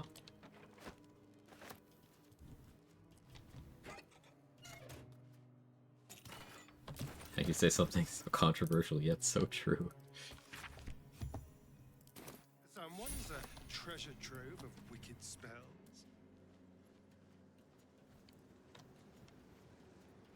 I am ready for the hit piece YouTube video calling me DEI with the hard R.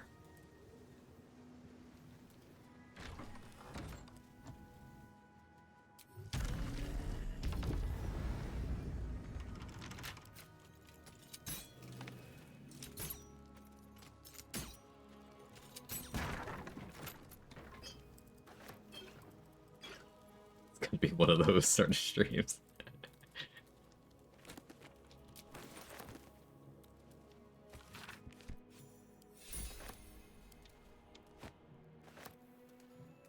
Spicy crossbow bolts. Yeah. We got acid damage from Drake Throat Glaive. We got necrotic damage from being the Vampire Ascendant. And of course, Nermisser is a gun pretending to be a crossbow. So it does force damage.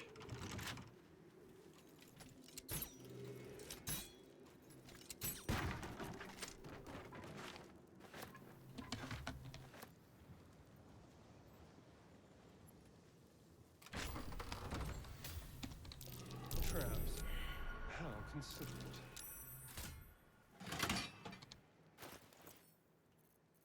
Do I have knock scrolls? I got one.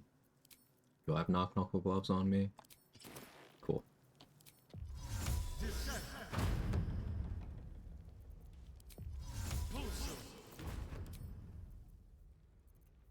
What did I have equipped before?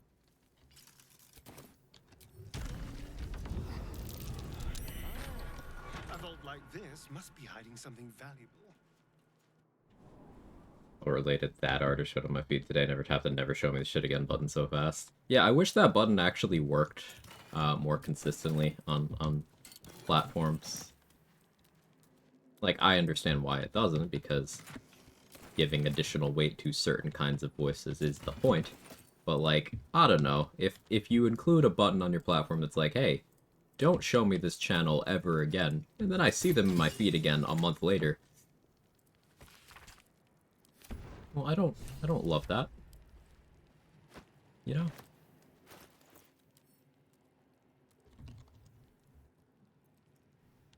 The once indecipherable glyphs now feel dangerously familiar, promising unholy power Okay. to those who can Just roll a nat 20 through disadvantage. Simply roll good. I don't understand what the problem is. Like, if the game wants you to roll 2 20s, just roll 2 20s.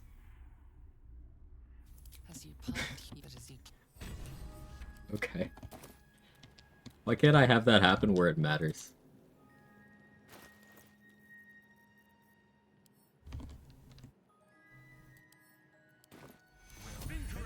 I had to cast this anyway.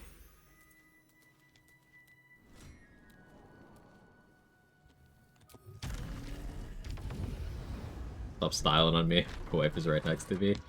You mean our wife? It's okay, I'll share.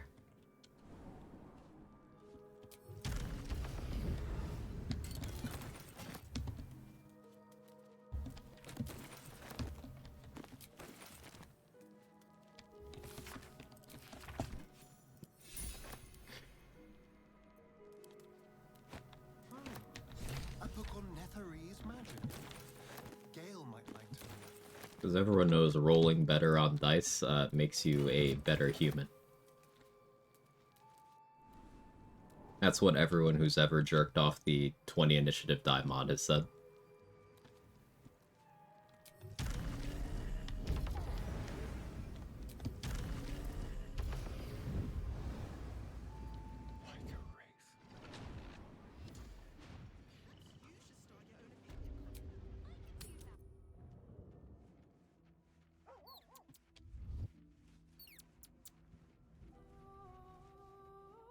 Shall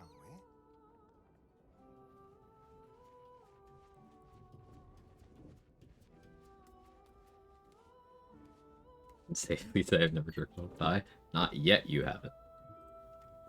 The annals of... If the crown atop the elder... And this is no mere journal. Don't worry. If we can collect the crown's setting and the 3 netherstones to every... I promise you, the gods will never... Mistra wanted the brain obliterated because of this crown. She fears a world in which such power is I know. Long road lies ahead before the crown comes into our possession. I'm glad you can recognize this for the opportunity it is. Nevertheless, What part would you even step jerk? to take lightly. You gotta use your imagination. Our future that I'm thinking of. Can't rely on anyone else to do it for us. For now, we've learned all we can. Whatever comes of this, we cannot allow the crown to be reforged in Hermit gaping, very comfortable around campfire with friends. Yeah, wielding Gage. the might of Carsus. It would be the end of everything. Okay, anyway, Gale. Auga.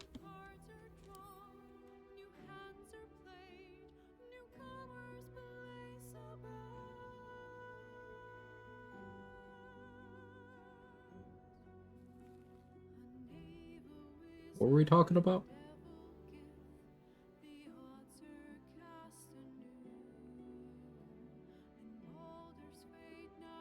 Very proud of my contribution to society. Should be. Oh, let's talk about why fighting Elminster is crazy. 27 intelligence. So you're not saving on his spells. You're not. He's level 20, so his proficiency bonus is +6.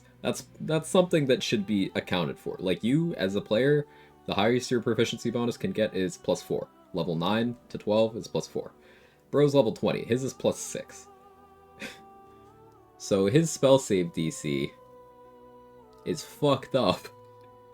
And he loves his Sunbeam, and he has Empowered Evocation. So he is adding that +8 intelligence as damage. He has alert, yep, so his initiative is +9. He's got focus conjuration, so if he's concentrating on a conjuration spell, he cannot drop that concentration unless you make him go prone or kill him. Or, I guess, arcane interference arrow. Maybe Sleet Storm would work, though I'm not sure.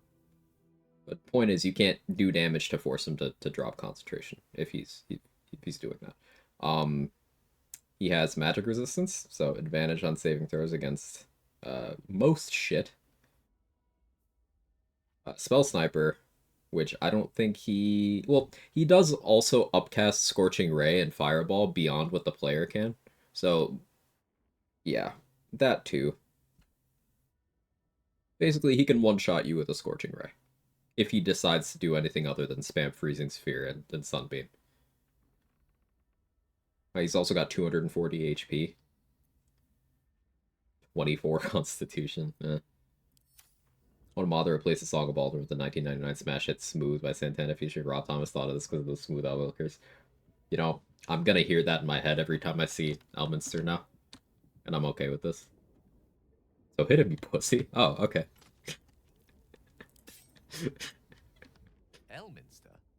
Oh, hello, my boy. No, don't mind me. I'm just enjoying a lungful of Baldurian air. Yes, a distinctive aroma, though perhaps not one worthy of bottling. I hear you've been... Do you think the end of his beard makes his booba itchy? I feel like it would. Indulge my Like, that looks like it tickles. What wonders did you discover there?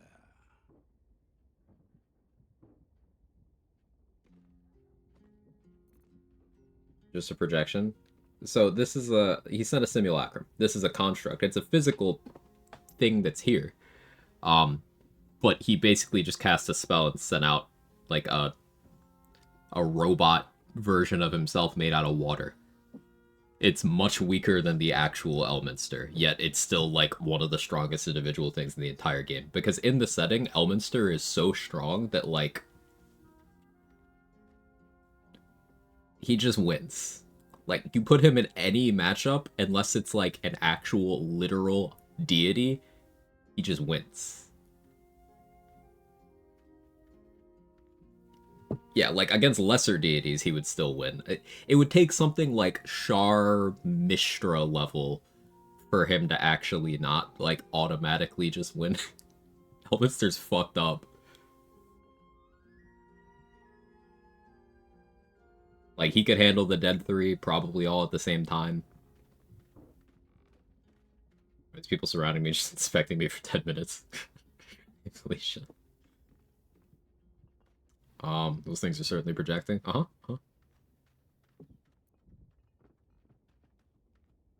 So, you Handle them in a fight? Yeah.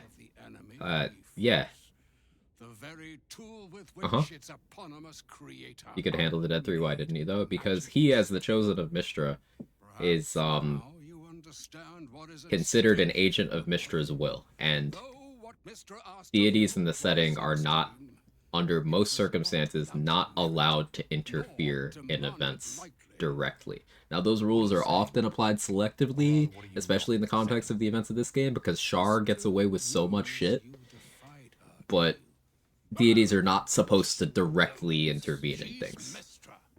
She bids you come to her holy shrine in the Stormshore Tabernacle. Rant? What we ranted about? Dealer's choice again? Great listening while driving home? Sure. Let me think of a good one. Ooh, resource management. Let's talk about resource management as a whole. So, this could take many forms. I'm going to focus on two things. Consumables and spell slots. We'll include class features that are on short rest, long rest cooldown as a whole. So, consumables and things that come back on some kind of rest. Hoarding them is something that I end up doing, but the way I hoard them is I usually want to have a bunch of tools for every possible situation, and that's why you see me use these tools pretty liberally, pretty aggressively, even. Like, you'll see me kind of chuck a smoke powder bomb without a second thought. You'll see me cast a scroll for an opener. Make sure I'm concentrating on something whenever would be beneficial to me. Because a resource you're not using is something that you never needed to acquire in the first place. But I'm still a big believer in going into every situation prepared, and I would encourage use of your resources, because look at it this way. If you go into a situation and you're like, well, I don't want to use this speed pot because I don't have many of them, then you fucking die.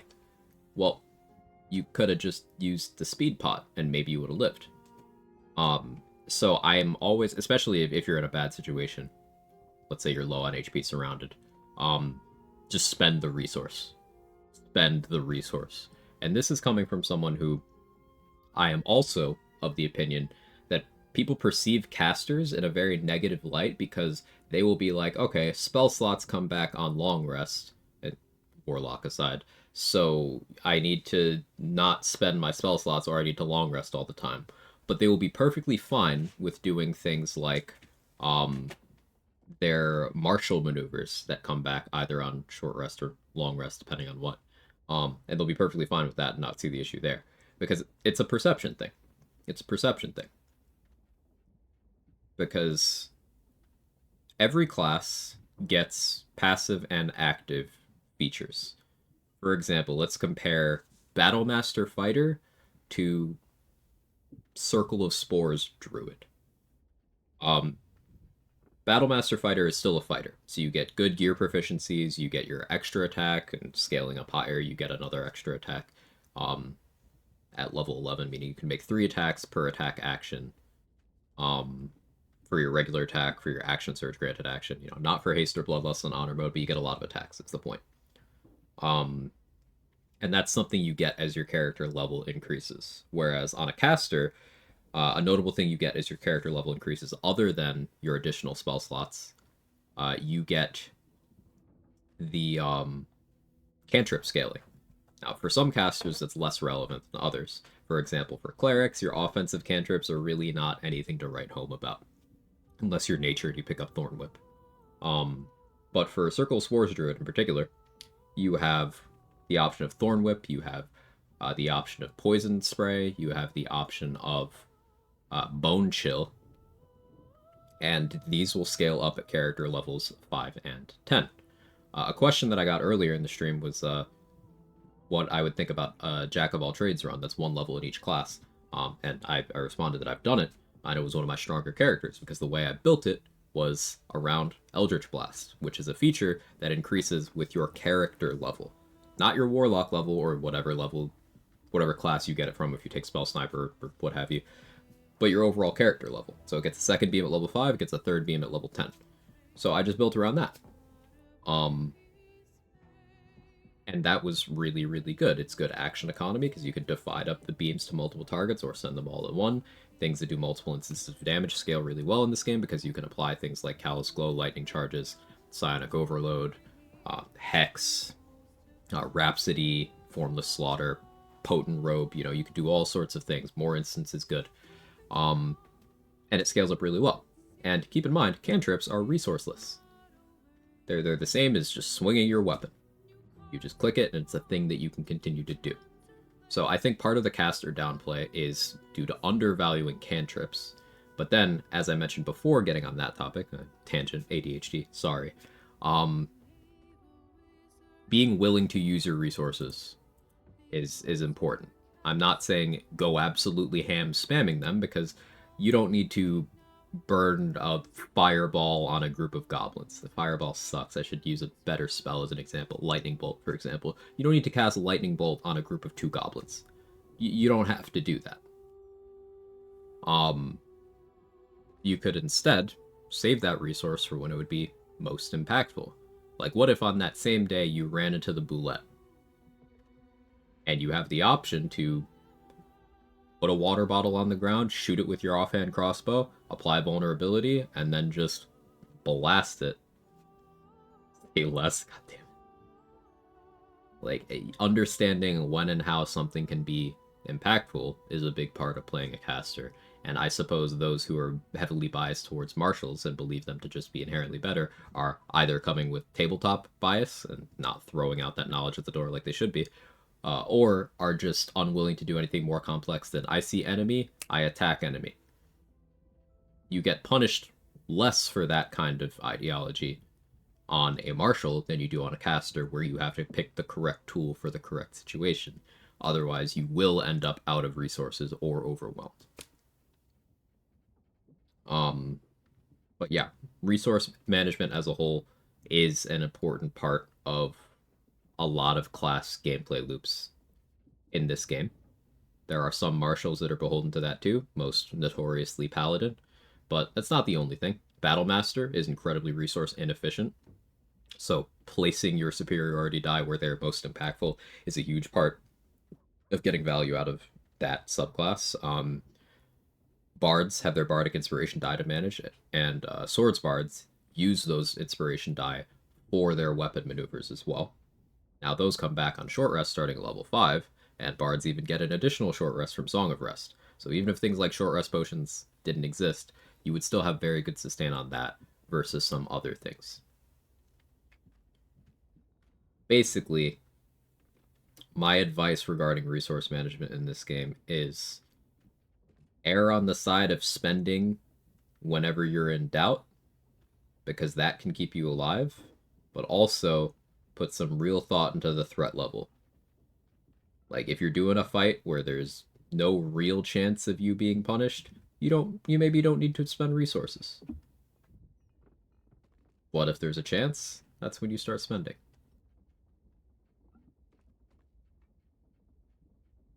Who is he arguing with? Someone redeemed a rant and asked me to come up with a topic, so I'm talking. Is this your first time on the internet?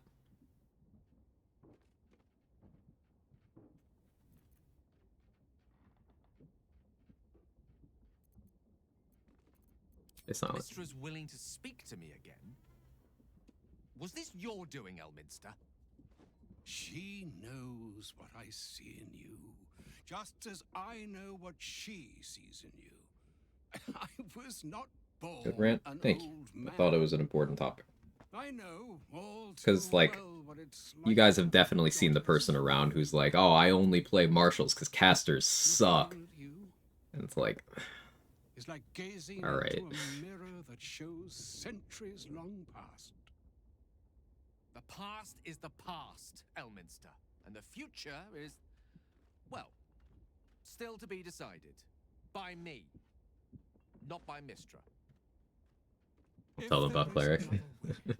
I trust you can find it. It is not in your nature or mine Look how cat my cat is. to accept the first answer to any dilemma. Do what you can. Put that mind to work. Trust in yourself. Trust in the weave. If you are willing, trust in Mistra. Nah. There is a conclusion yet to be written. I believe there's a this cabin sorry near you. tale, Gale of Waterdeep. Oh, my hand is trapped. I've lost custody. Is the quill that will write it. Do you think of Gale's good ending? Something about him needing Mistress forgiveness doesn't sit right with me? I'm right there with you. I don't necessarily think that God Gale is a bad ending.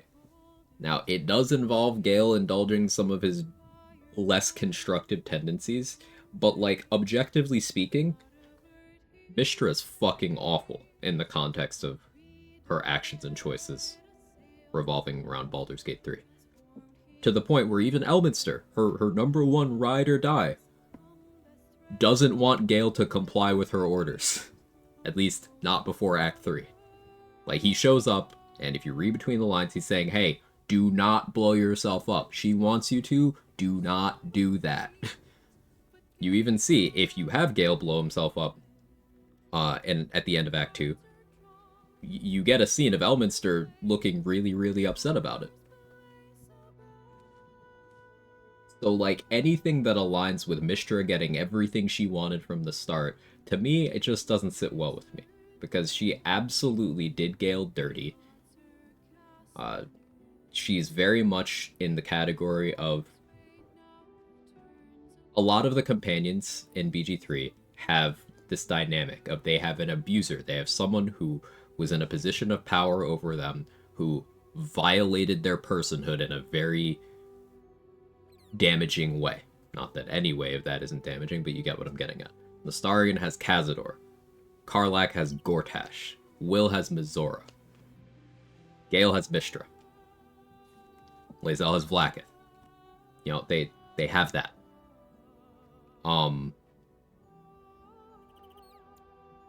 So I don't think that just rolling over for Mistra is good, especially when she'll say things like, if you have Gale question her about, hey, you know, if I blow up this orb, a lot of people are going to die. She will say, her defense of this is, mortals die all the time.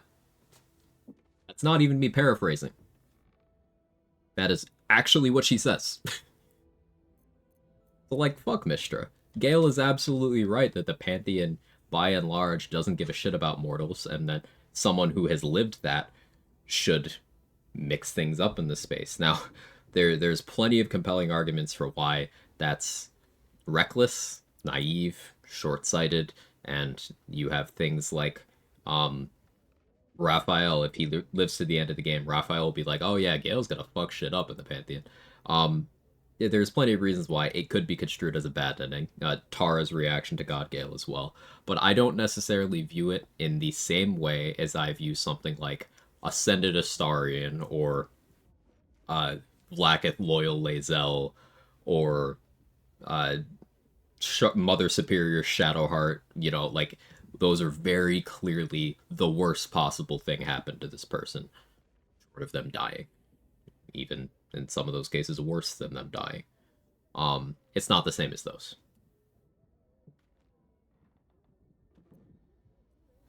So all it took to get Mistra's attention was to learn how to reforge an artifact that once destroyed her. It's obvious when you stop to think about it.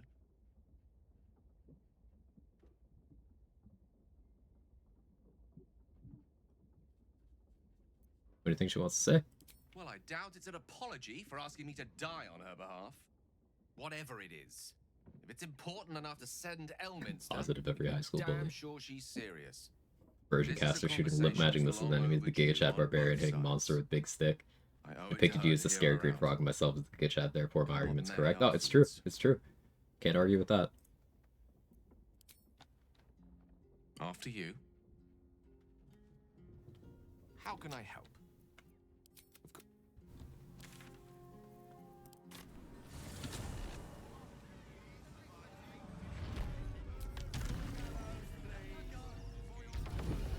She deserves to look like a generic mean girl.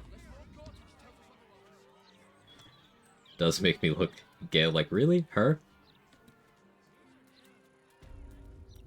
Listen, one of the first things Gale will talk about is how she revealed himself to him, so maybe she's got something insane going on under the bit she stole from Floric.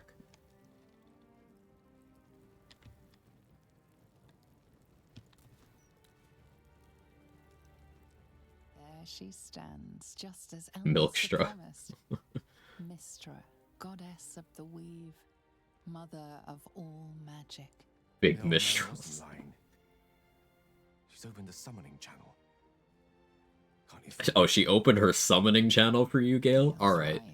Alright. The very air around the statue crackles with magic. It sets your teeth on edge. A stream of pure, undiluted weave. I only have to reach out, and it will carry me to Mistra. If Gale makes Ascended Astarion a god, that make the Ascended powers useless? My right arm for a chance to speak with Mistra Probably, again. yeah. The left one, too. Maybe a knee.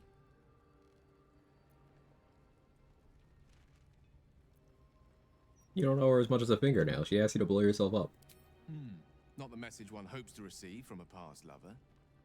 But her first love was always the weave.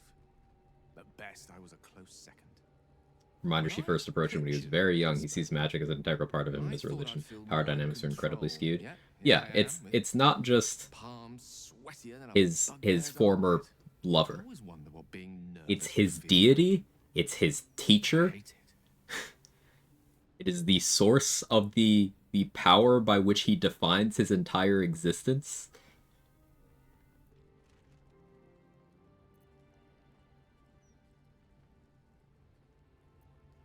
During my time locked away in Waterdeep, I prepared a It's quite grooming, yes, it comprehensive is. speech for her on the subject of our former relationship and the manner in which it ended.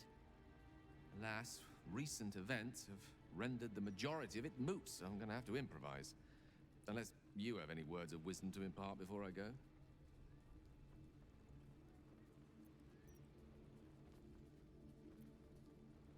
Don't give anything away, just find out what she has to say. You'd make a fine three-dragon anti-player, you know?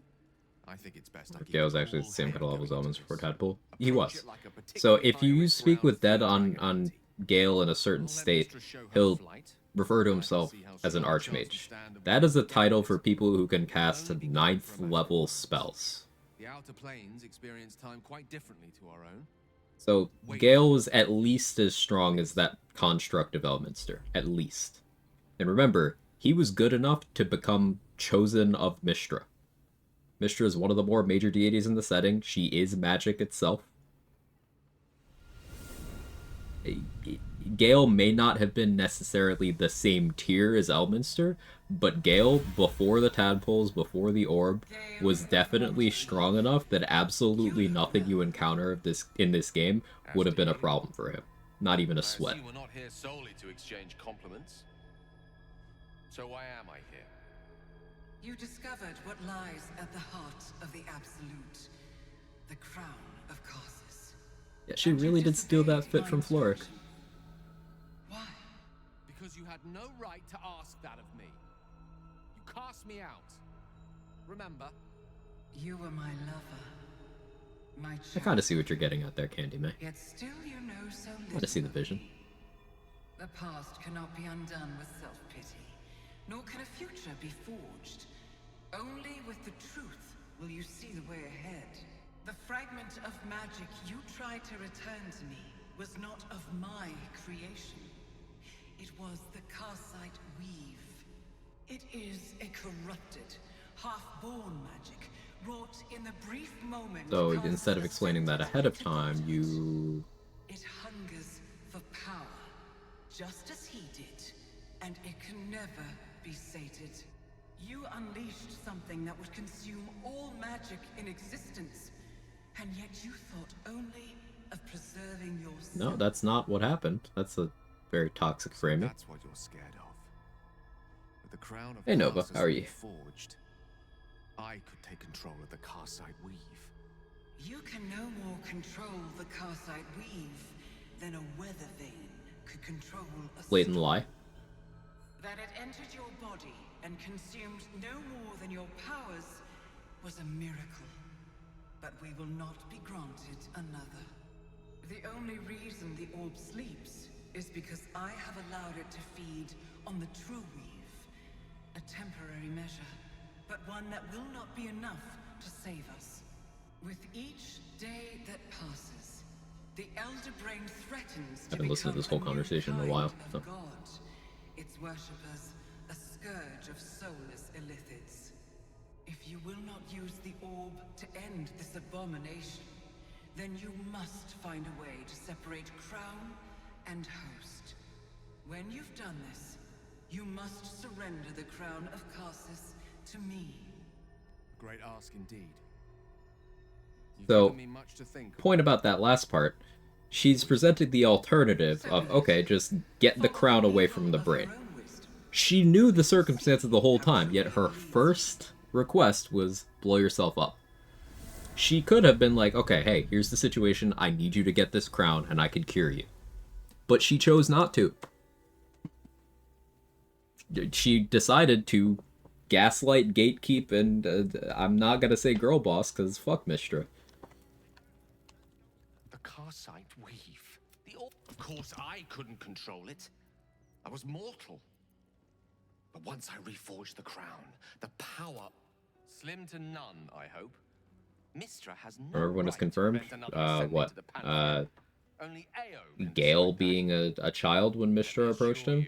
Well, he's been doing magic since before he was an adult. Mystra is magic. So, there you go. on the blacksmith's anvil. Now, the nature of the relationship was likely, or at least hopefully, not of the romantic nature that it later became. at that time, but like there's still the ethics of, you know, she fucking grouped him. In some capacity, Mistra was part of Gale's life from when he was young. There's really no way around that.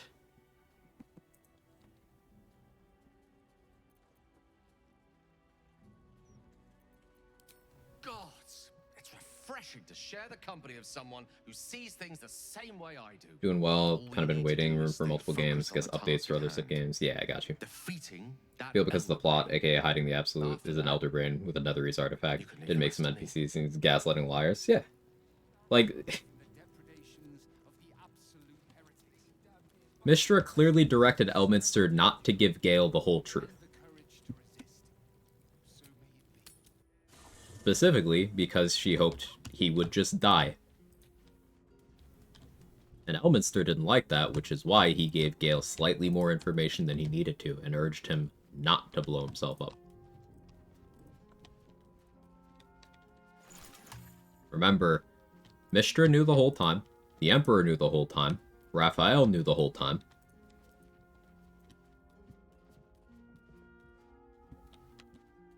What's this? Withers knew the whole time. But it's also heavily implied that Withers has been sent to correct the situation by Ao.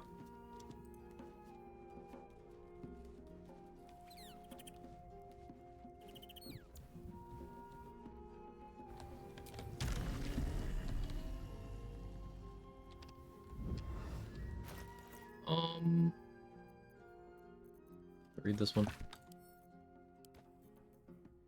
Alright, we need to long rest a few times here. Want to do stop the presses though. Starting to think none of these people are very nice. Or none of those people? Yeah, none of those people are very nice at all. You know who is nice? Will. I'm gonna loop it back around to a Will appreciation moment. We like Will.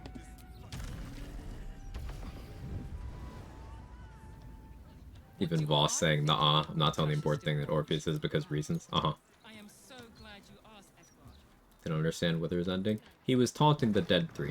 They originally got their divinity from him. That's how Bane, Ball, and Merkel became gods. Withers, aka Jurgle, divided up his portfolio and gave them the power because he didn't feel like doing it anymore.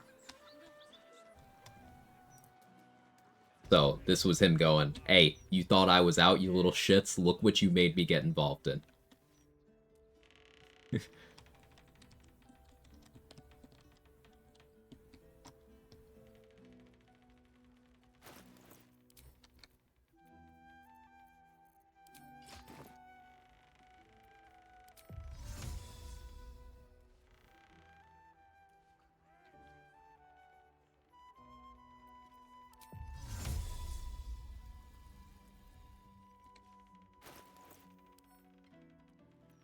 I do have an invis bot. Cool.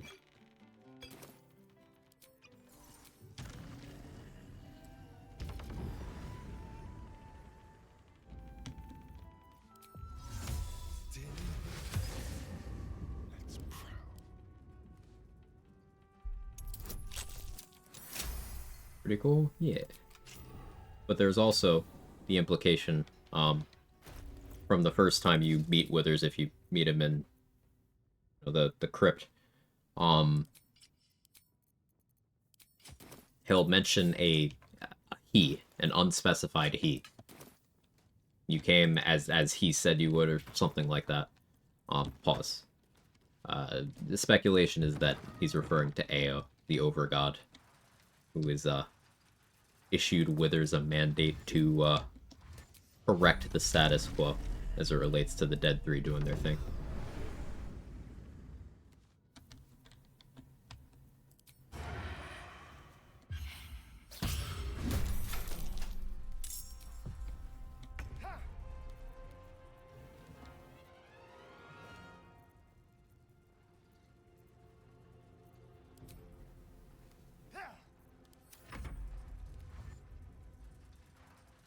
Withers' role as a concession since he's kind of meddling. Yeah.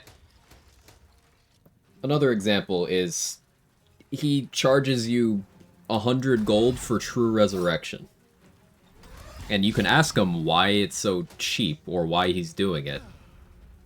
And he'll just say, like, that's my job.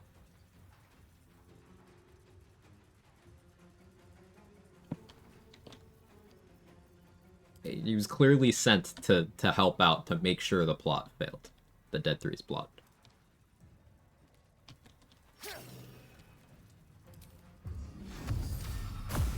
Did you elaborate on that? No. Yeah.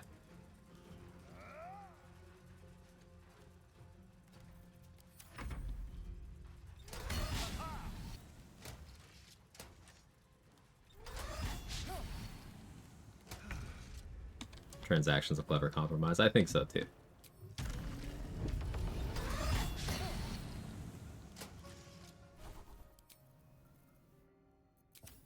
I wasn't close enough to do True Striker posts.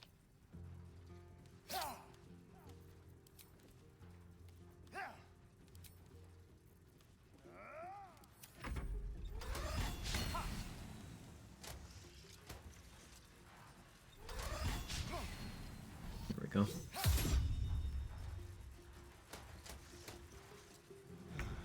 Will the first vulnerability apply to the first attack's damage? No. Resisted?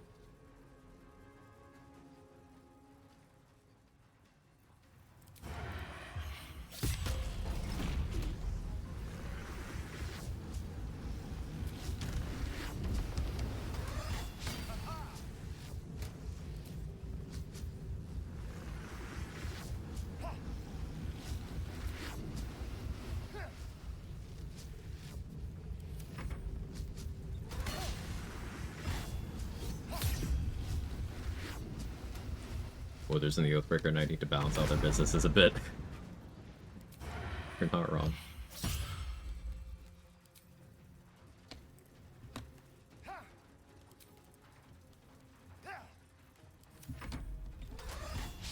Two Steel Watchers trying to Eiffel Tower Astarion. Haven't seen this one, and I'm an arbiter of these matters.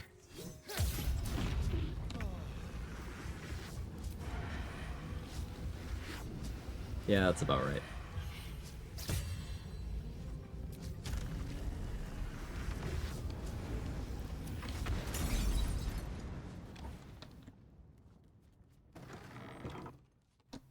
Let's be quick.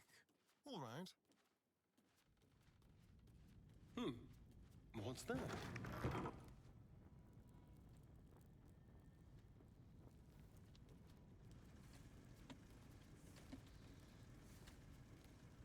Oi! Gormless! Why don't we change the head? Well, first, I'm gonna... I don't know the quest. I don't know if I need the quest for the inspo here. The block has a broadsheet article. Oh, how did... It's positively of you. That's what There we go. the people need to know.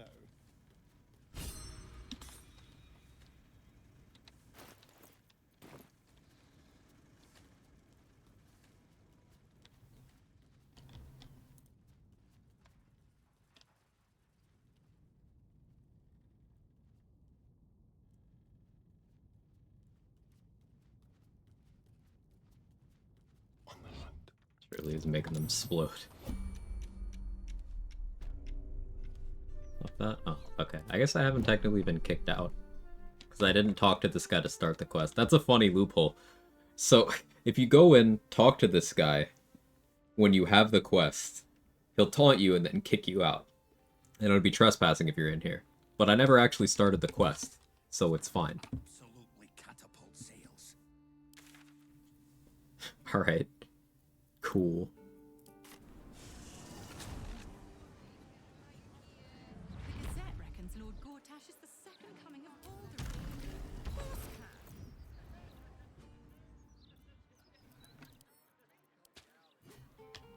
I'm just kind of picking fights because I can.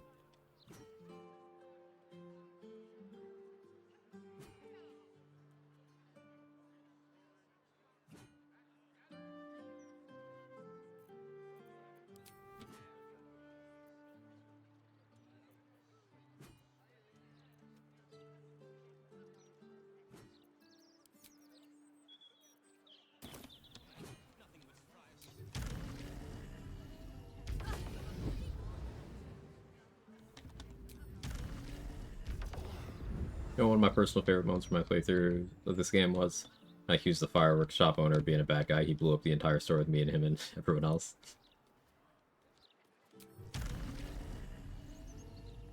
Certainly memorable.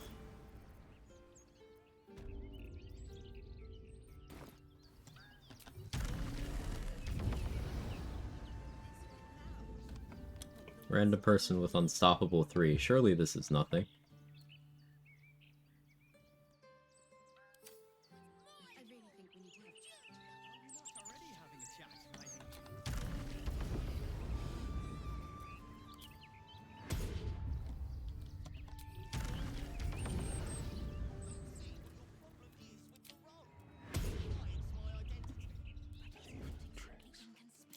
Someone skulking in the bushes.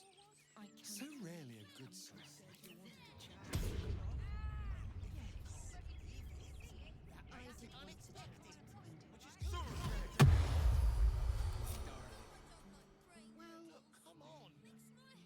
It'd be really funny.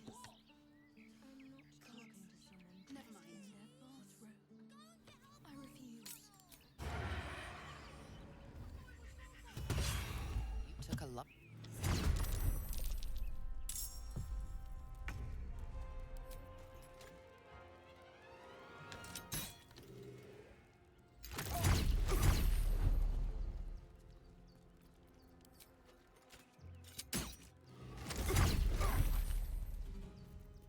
There goes your unstoppable stacks.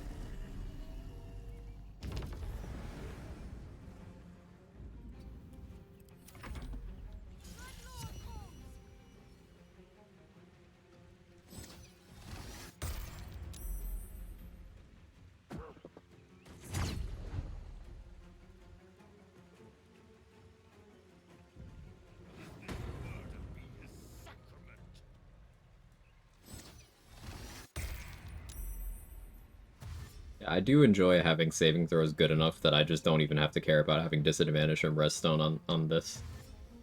Like, it's only DC 16. I have a lot of bonuses.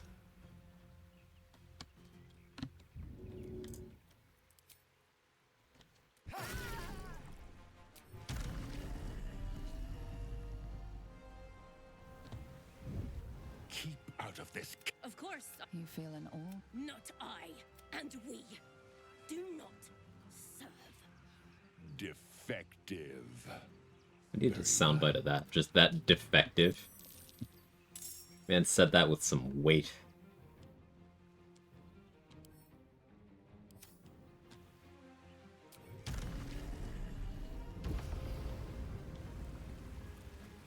I personally write Sam Reich and request for Quag to appear on actually, if I can ever find out where he's from. Danny, where are you from?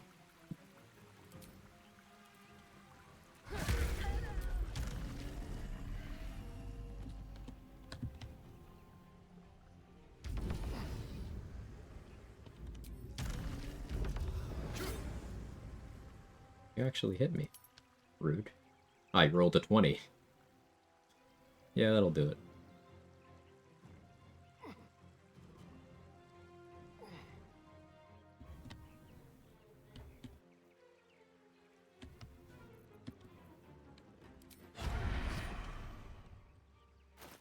Do Supreme Sneak. And hang out. Refuse to dox myself with gag. You could have just said Cambridge, Massachusetts.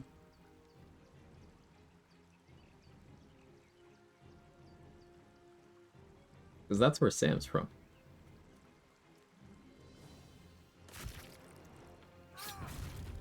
I'm making a reference to some dropout content.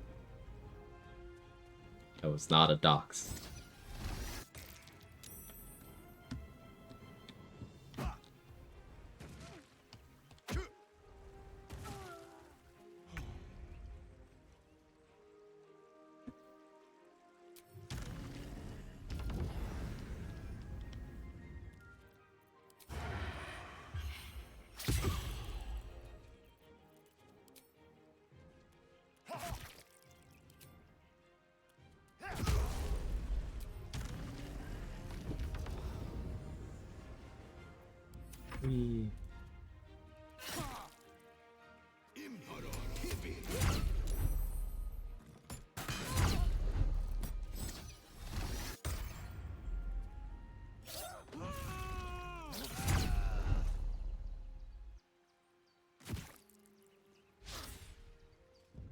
Low rolled a crit, high rolled a non-crit for the same damage.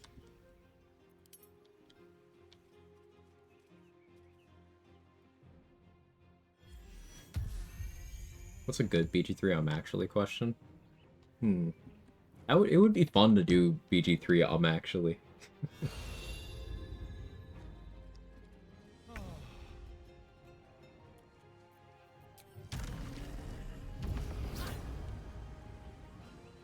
I guess you do have advantage on that. Not that much AC. Yeah, you'd have to roll a 13. Fine.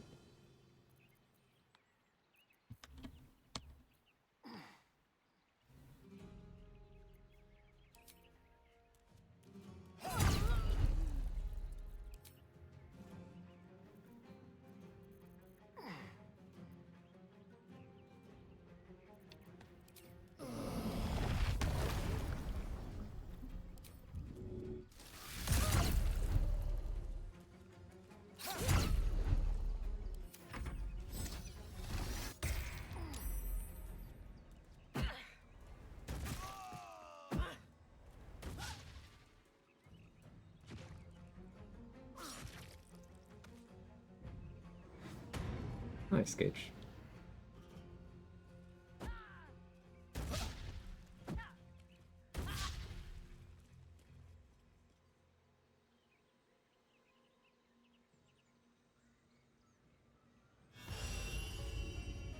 Actually detecting that ballast? That's crazy.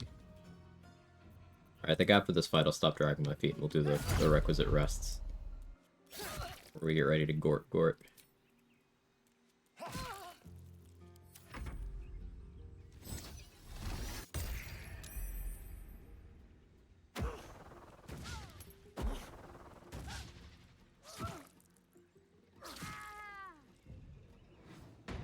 We should have BG3 themed actually net in Discord. I agree. That sounds fun.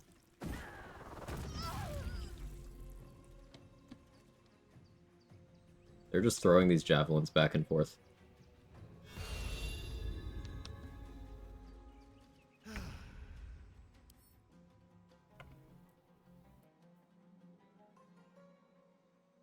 I like the fit.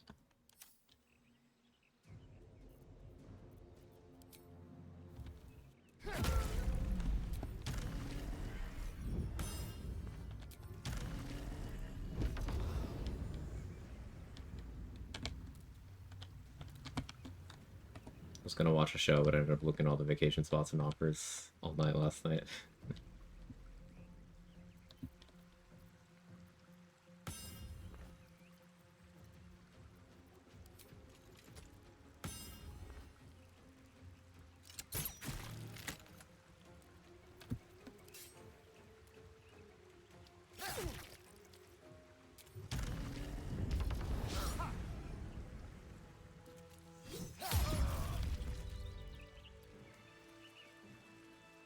What's going on here?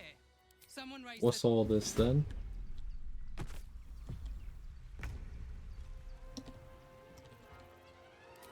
see me.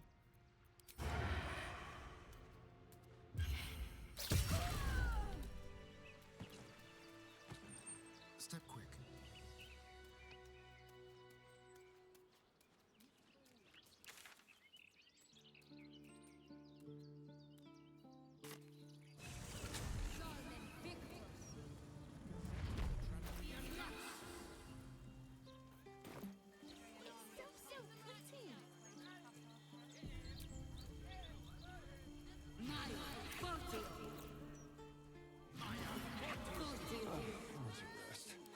Sunset.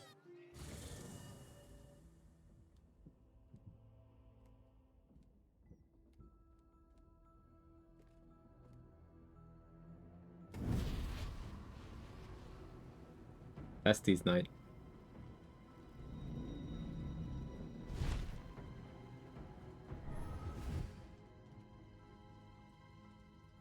Sorore surge. Testis esto Estes. pacti me.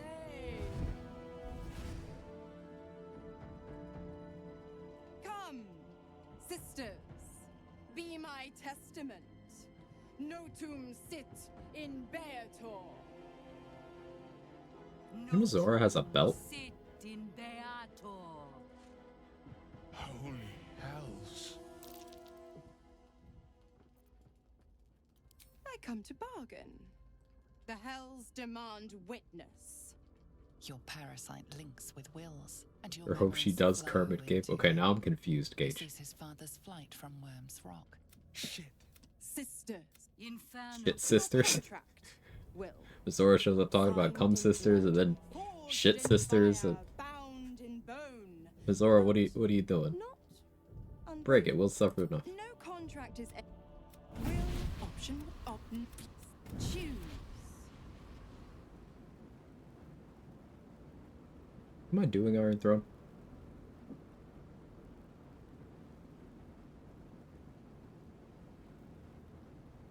I could just skip that whole part.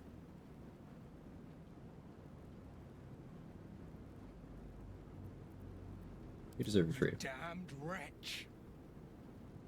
Father. Do it. Break the pact.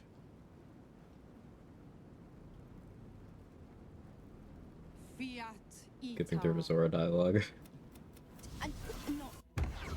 Yeah. Big shark.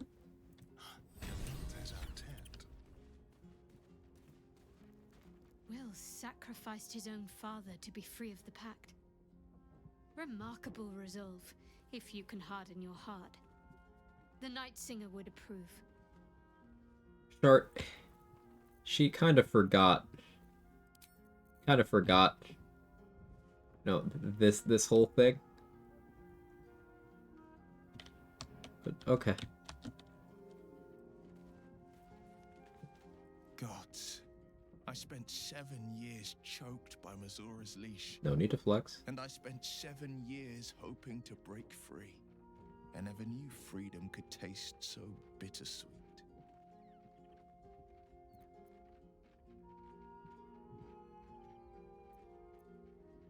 I have to believe that. I'm not the Hell's puppet in life, nor its You to Will Romus and Astarion run. Love together. Monster X Monster Hunter. They both canonically think the other's cute. Freedom will be paid. I think Valerian did a really good job making sure the companions all kind of have chemistry with each other. Like, all the combinations are very believable to me. A moment passes. In the stillness, you I'm trying to think of one that doesn't work. The Raven Or at least that works less, and I can't. With me. I will make it count for something. Maybe that's why each of the companion storylines have so many like common themes to help that. Anyone with Halcyon? Halcyon isn't a character. He doesn't count.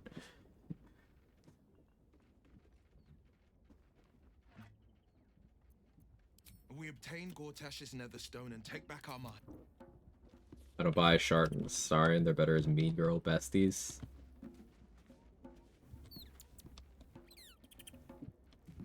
I guess that's the least believable one.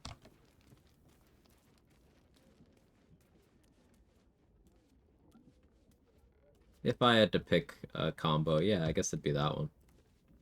I hope you're here to discuss Starring Karlach? No, that one's actually super wholesome. Or super fucked up if you are playing as Karlach and you romance Ascended Astarion. But it's actually super sweet. Because Astarion has a thing where he doesn't want to touch, and Karlach has this thing where she can't touch. So they connect pretty well. And even if they're not, even if you are not, you know, playing as one of them romancing the other, they are each supportive of you breaking it off with one of them to commit to the other one. Like, Karlach will tell you, okay, we'll take care of Astarion, and Astarion will say something to that effect about Karlach.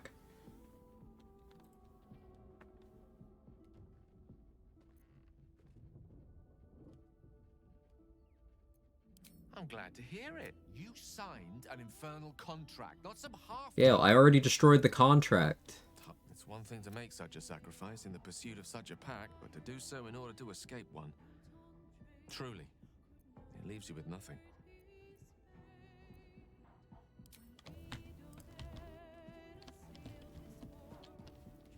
Let's see what Karlach has to say about that. can't believe Will's given up his soul to Zariel.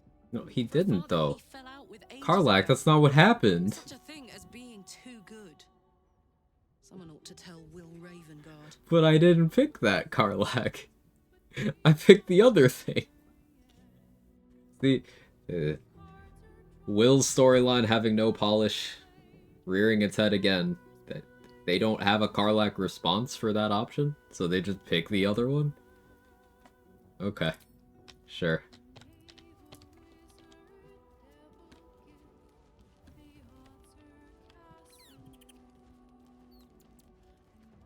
Get some amnesia today, apparently.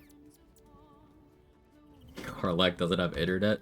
She was right here. Did she have AirPods in? When I first met you, I trust your leadership. Yeah, shut up, Halson. I'm just getting rid of the exclaim over your head.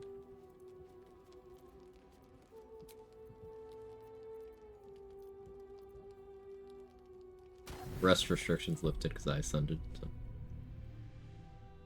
Oh, leave me alone, Squid. Not fooling me. Know your true nature. Showed me a montage of him being a piece of shit.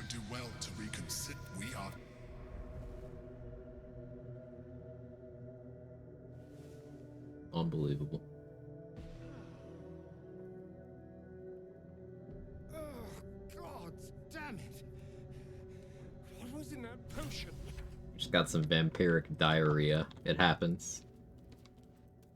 Astarion has the Astari runs. No?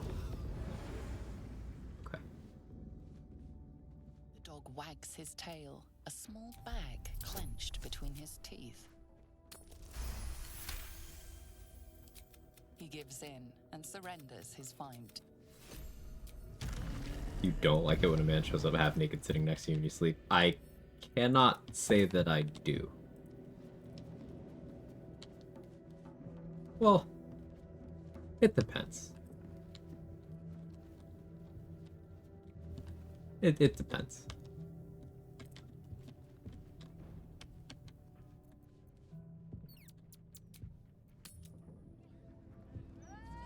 You're not making me Google, do vampires poop?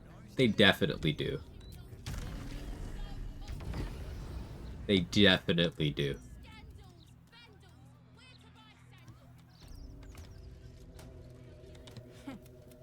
The count is running water. Oh no, we're back to that. We did have an entire conversation about this.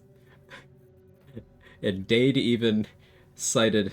Dade went lawyer mode and cited an actual Supreme Court decision from the 90s to qualify her position on this. We had an in-depth conversation about, does sewage count as running water for the purposes of vampires crossing it?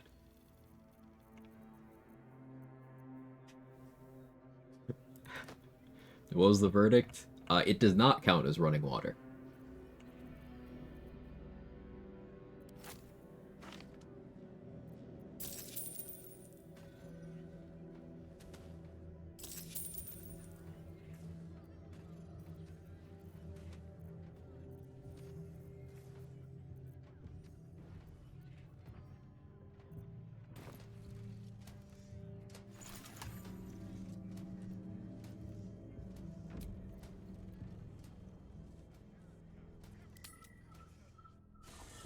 Zahira, good does not wait for evil. This mess falls on our heads. I don't like how high priority that conversation is, especially because it amounts to nothing. I think it was an attempt to give Minsk more to do, but I don't know, it didn't land for me. This is probably Vlaakith showing up?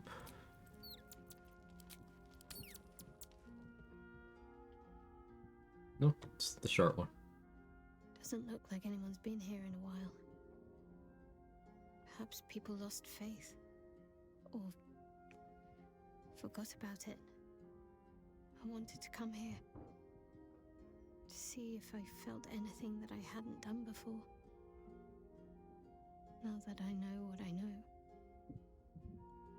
Now that I know who I am.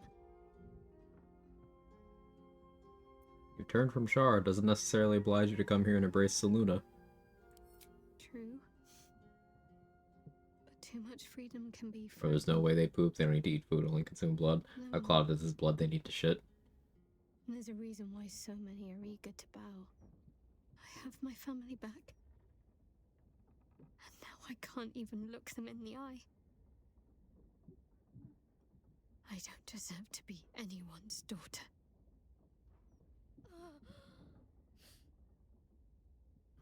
I'm thinking too hard about this. That said, they probably can as a flex? Okay, you lost me even more.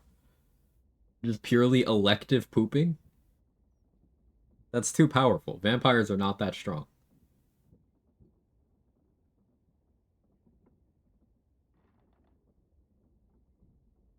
Did the game forget about her illithid veins? The game forgot about her half illithid status for like one shot there. You shouldn't have to see me like this.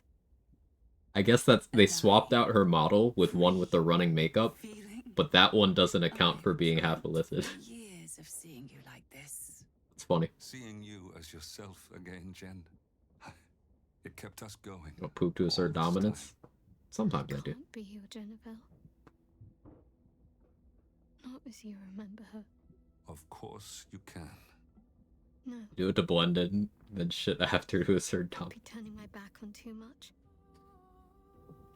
Shadowheart is as much part of who I am as Jennifer. I can't just forget her. Willing to accept this concession? That's not what I do anymore. Besides, Shadowheart still suits me. The vampire trying to prove a point. Watch this. You can't cast a shadow without some light. Don't worry. I'm still your daughter. If you want me to be. Depending on the origin of the vampire mythology you're discussing, they kind of consume food, only blood. Well, theoretically, they could consume food, just derive no nutritional value from it. Like, to borrow from another piece of fiction, in Tokyo Ghoul, ghouls can eat food. Now, it's absolutely disgusting to them. It makes them weaker. It tastes horrible, but they sometimes do it to blend in, and they just puke it up when no one's looking. So, like, who's to say vampires can't do that, right?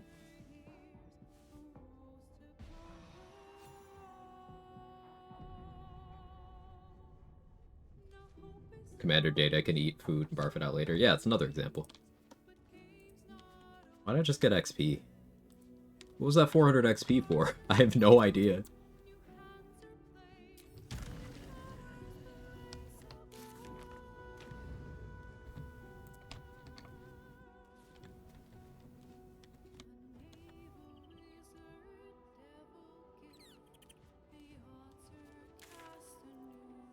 Yeah, let me go save Floric real quick.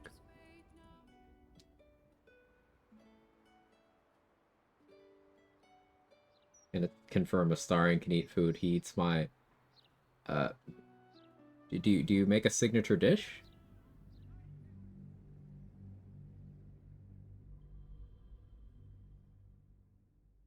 That's so wholesome, Danny.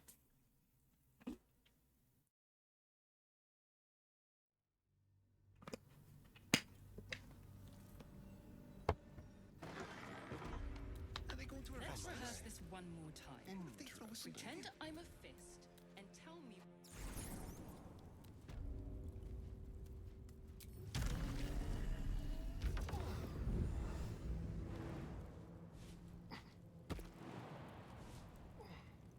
Deserve to have a home-cooked meal. It's cooked? It's over. You might have unlocked my cell, but there's no escape from this place. Eats my dust. I'll seek Eats out away. my connections. Nice Well save. done.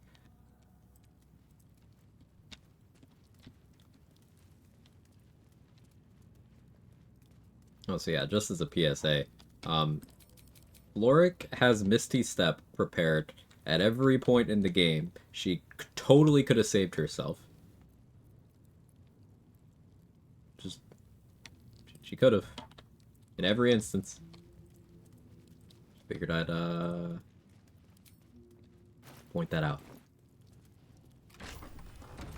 Just dabbing behind here frantically. Help! I'm trapped!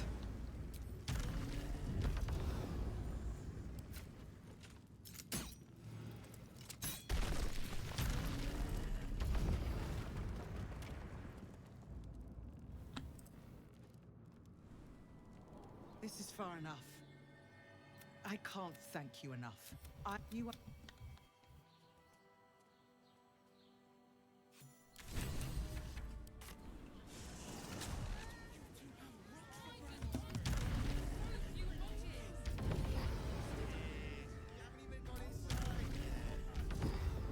What counter do we give this noble who would be died of fire without player intervention? Ray of Frost. Like, they could have at least given her Firebolt, then we could be like, oh, did Floric accidentally start the fire? Then start freaking out, you know, like... But no, she could have put out the fire. She has enough strength at a quarterstaff, she could have just busted her way out. She has Misty Step, she could have just... What? Clear out then. I don't care much for your timing, but I like your gold well enough.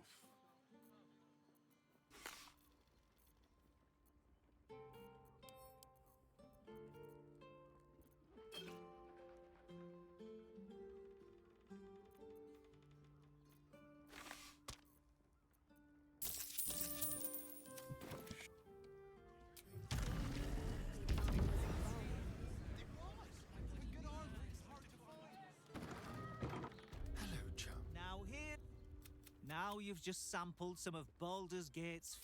What if we killed the brain with Victoria's corpse? No, that's stupid. That's stupid. I'm not... That's stupid. Be so funny, but that's so stupid.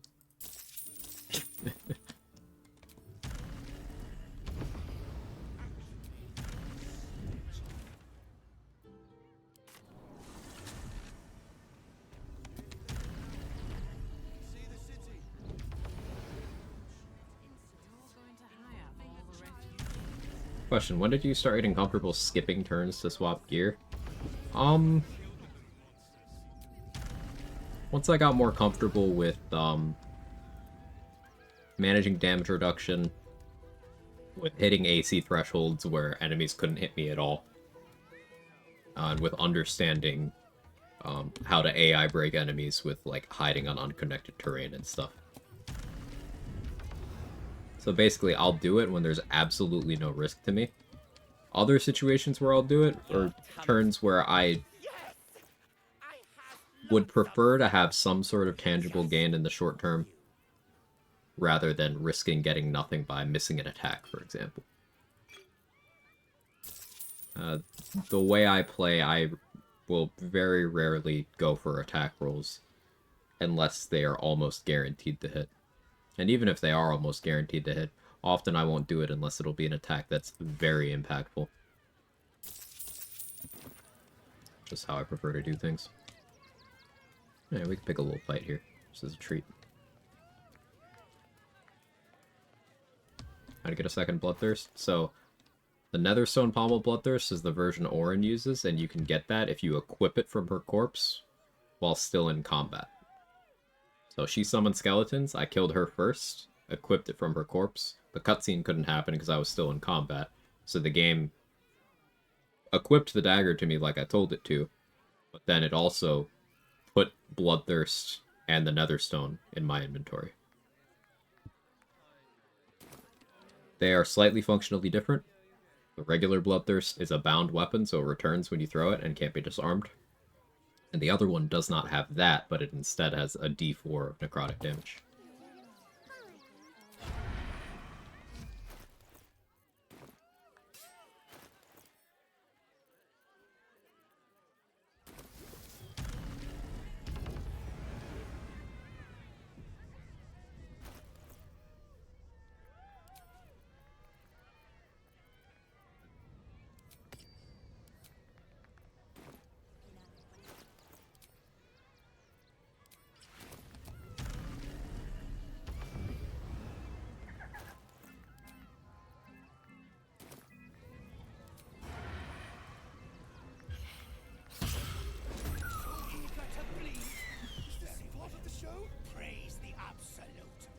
What if we held hands over Vittoria's corpse as it gradually ate away the brain's necrotic damage?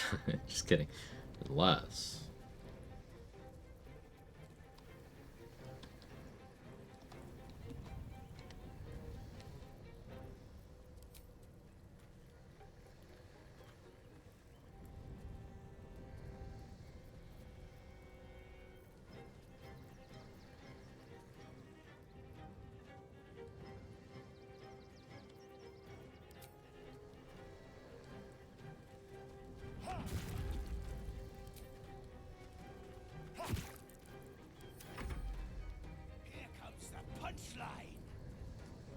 Bloodthirst is cool with me, so I get another dagger tab, that'd be crazy.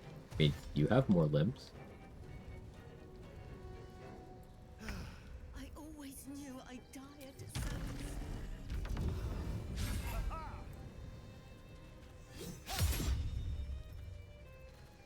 Not the crit miss.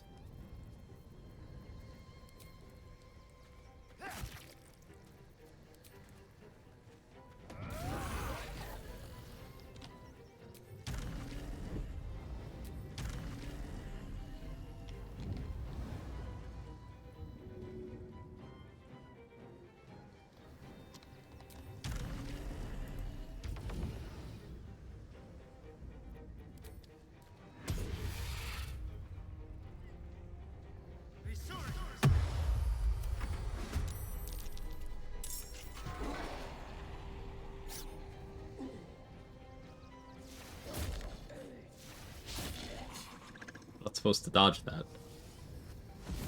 What fucks me out that inflict wounds deals so much damage. What kind of fucking wound you're inflicting? Infamous flesh wound. Yeah, it is pretty strong.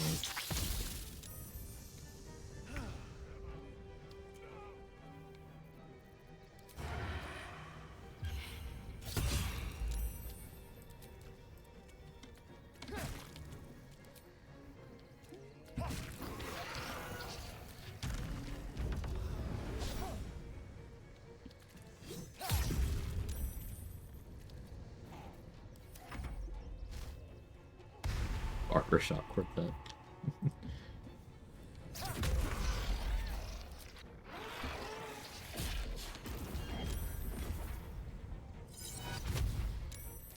Oh, didn't even damage Shadow Whiskers? Scam.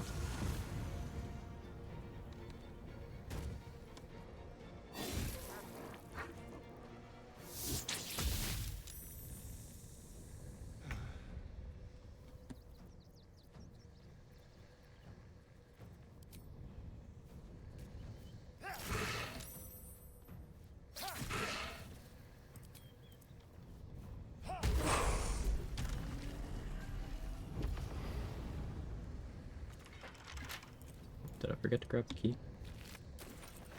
Let me help you out here, friend.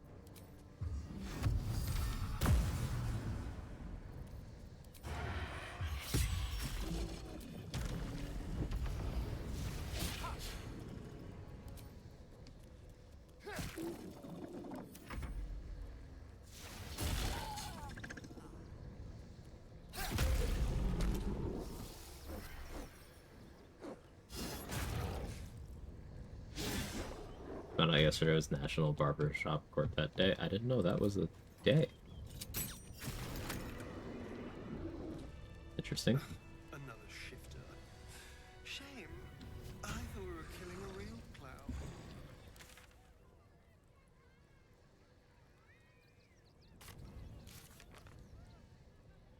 Okay, so Vlaakith never showed up the school with Lae'zel. We just had too much going on.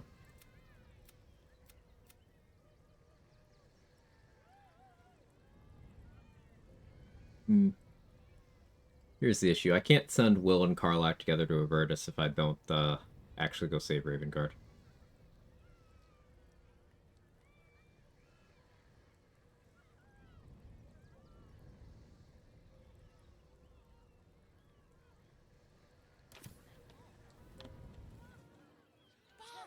But what if I went with her? Even though romancing Shadowheart. I kind of want to see how that plays out. Yeah, I want to see how that plays out.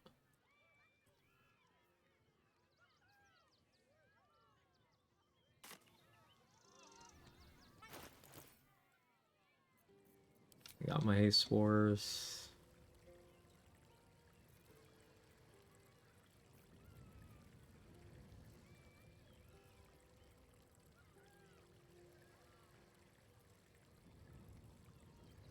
Let's go beat the game now.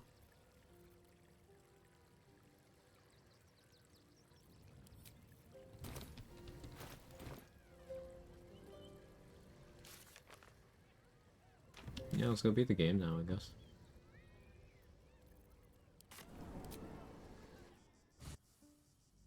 No option to send Will. Yeah, you have to have completed his quest line to be able to send Will with Karlach.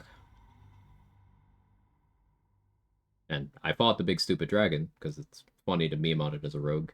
But I don't feel like doing Iron Throne or Steel Watch Foundry, so I'm just not gonna.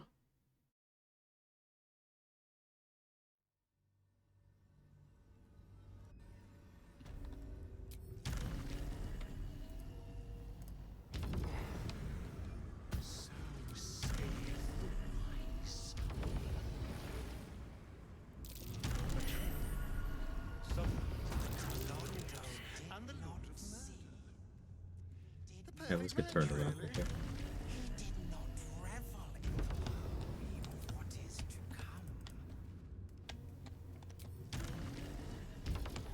Reason to go to the Goblin Camp level 1 except to get out of the Roa and the Crusher's Ring. Why would you not go to the Goblin Camp level 1? So, something you'll see me and Mark the Power Hour do a lot is just run around through Act 1 at level 1 for extended periods of time. Because if you're not getting in combat, what do you care about being level 1 for? And like, getting Crusher's Ring at level 1, that's checks that could end in combat. That's something that I actually don't do at level 1. Hey Boo, how are you?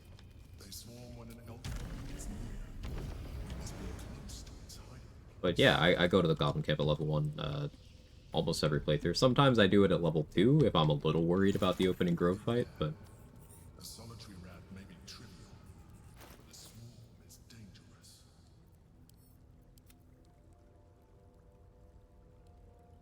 I need to bring Connor with me for this. No. I have 2 inspos right now. Do I care? Not really.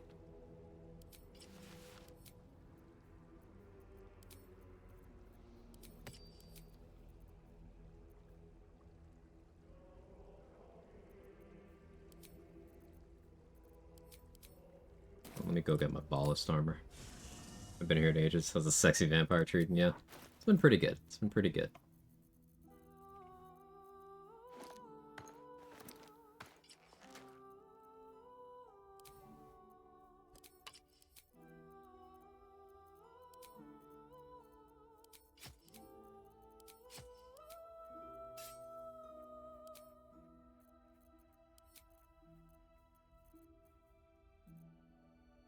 Yeah, we're not doing anything interesting for the brain. I'm just gonna one-shot it.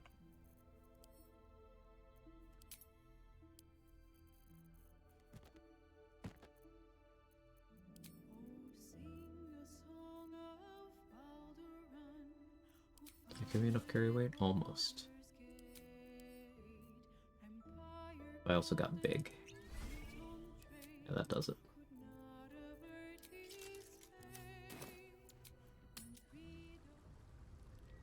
Still trying to do that as intended RP playthrough, but it takes me 40 hours to go meet Bernard for the first time and die. I don't think that's... I think get through playthroughs in... I mean, my suggestion anyway, get through playthroughs in somewhat of a normal capacity before going into permadeath with, like, trying to do things as lore intended as possible, because if you don't know the outcomes of things, then, like, it's gonna happen a lot. Like, a lot. And that'll just get more expensive in terms of how much of your time you lose the later it happens, right?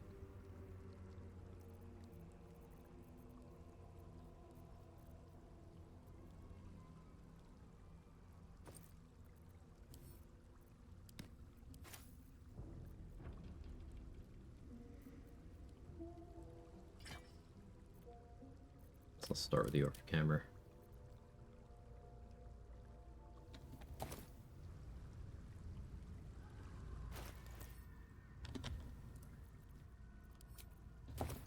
Let's go. Silence. It has happened a lot. It's more a lot. Yeah, I think you're putting the cart before the horse on that one, personally. Everyone consumes in their own way. Can't tell you you're wrong. Can you smell it? It's infused with magic. One of these days I'm going to remember to help the spirit of the amulet before we get to the part of the run where I no longer care. Waiting. Preparing. Calculating. Evolving.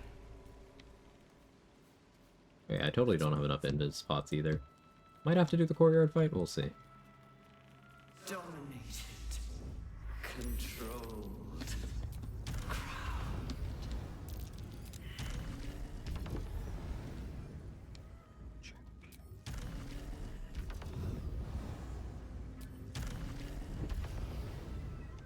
Thrall. Fighting Gortash here is funny. Because he has none of his help, he has none of his lair bonuses. He's just kinda here. For that, I'd eat.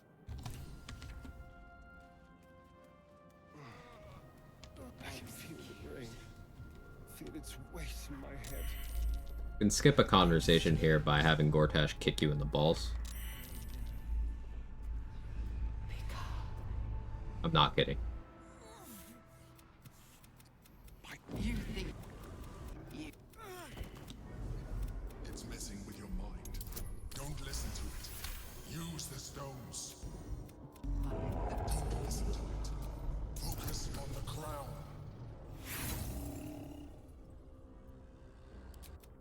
You are Bye, Gort. He died. Good. We're using up the bad rolls.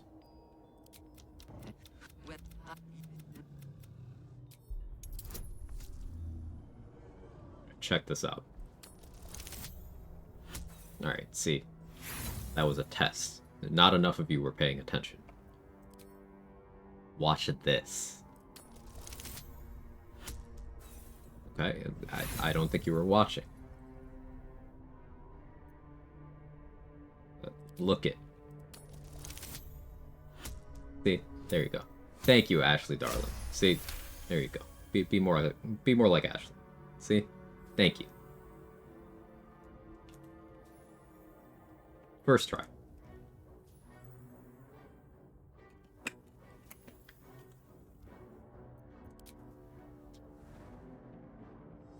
Okay, but that was so slay.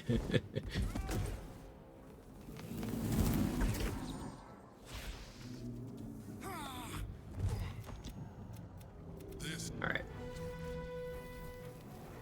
So, if you succeed the DC 99, then the brain has less HP in the fight. Which is pretty cool. Doesn't amount to much, the brain is pretty easy in the grand scheme of things. It's cool.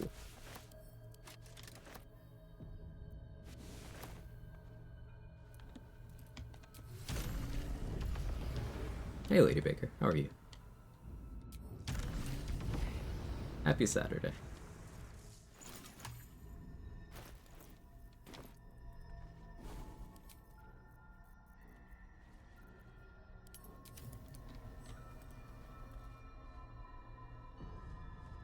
Am I always lurking? I appreciate that. I played a year or two. Would you say is the hardest boss? Depends on your run, but most likely you're looking at certain configurations of either the Cazador fight or the Gortash fight.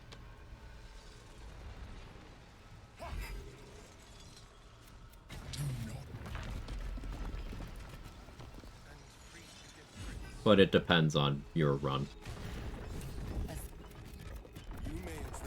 Well met. I will neither forgive nor forget. You like all that suffering. We gotta go stop the grand design.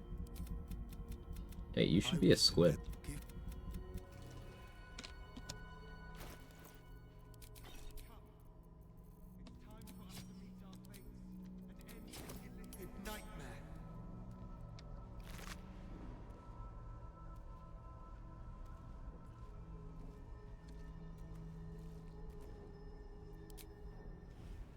Excited for crossplay? Yeah.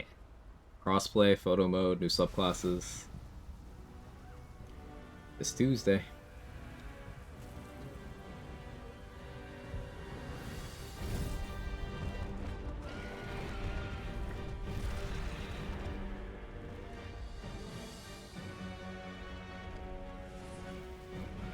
That's a good thumbnail.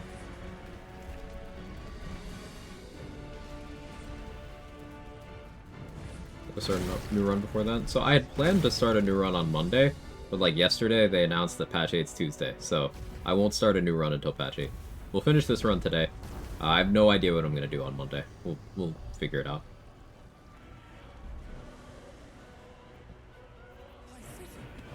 We have to stop it. We have to reach the brain. My city? Oh, he sounded so worried.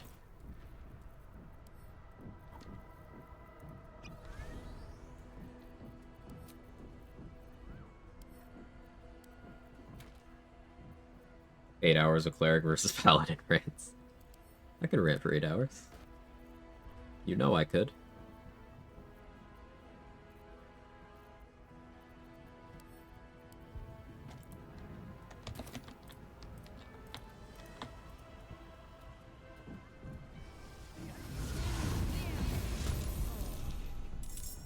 Why?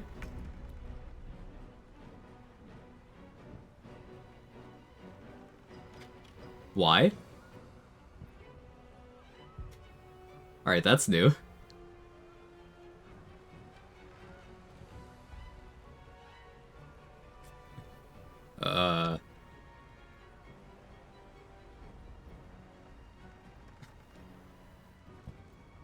That's,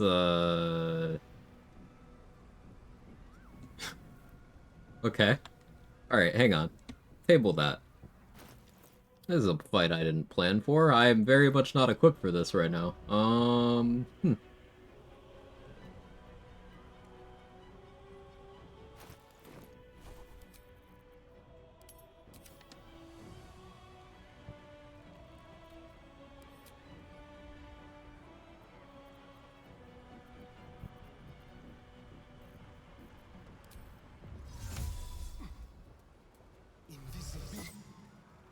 You have counter spell.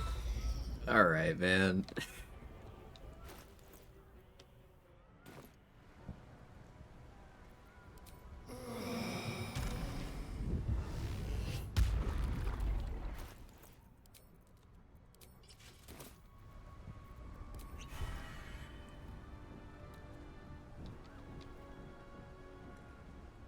Okay, out of boss at Act 1.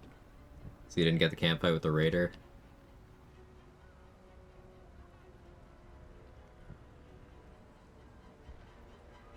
So... yeah, but that doesn't cause this, because... is this from knocking out Voss? Because he was temporarily hostile, not permanently. Like, I even talked to him in Teresa's Caress, and we were chill.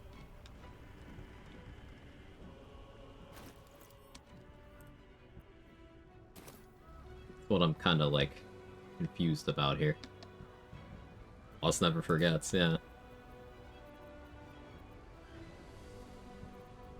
Well, I forgot to give Orpheus a Vigilance. Because I'm not used to needing it this early.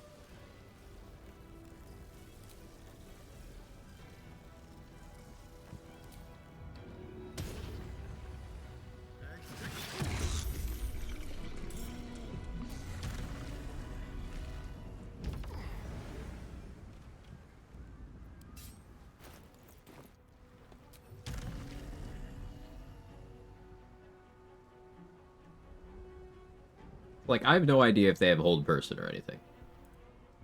Something I'm a little, wary of.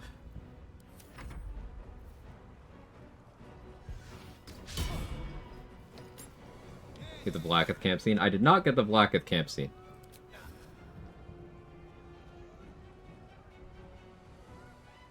Oh, they're critting Orpheus. Okay.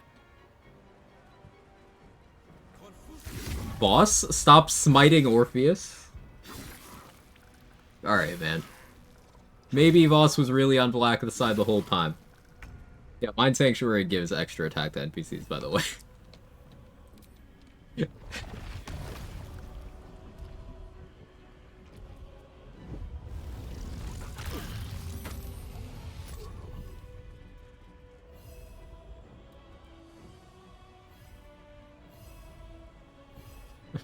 I'm so annoyed.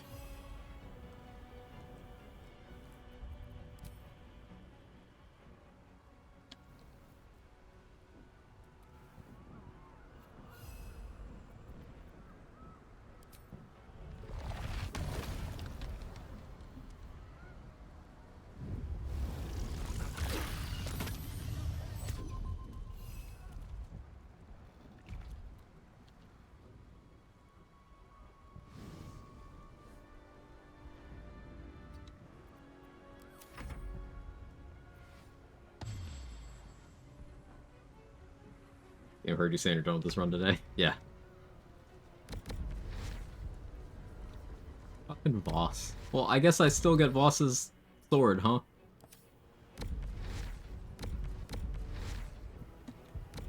This asshole.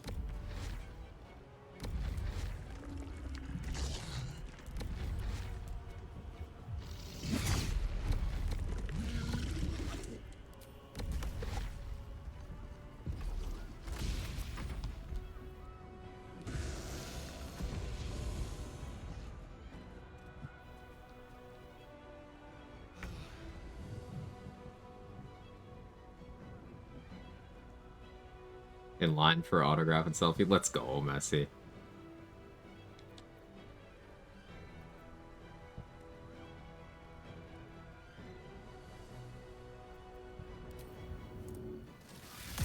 Give me your blood.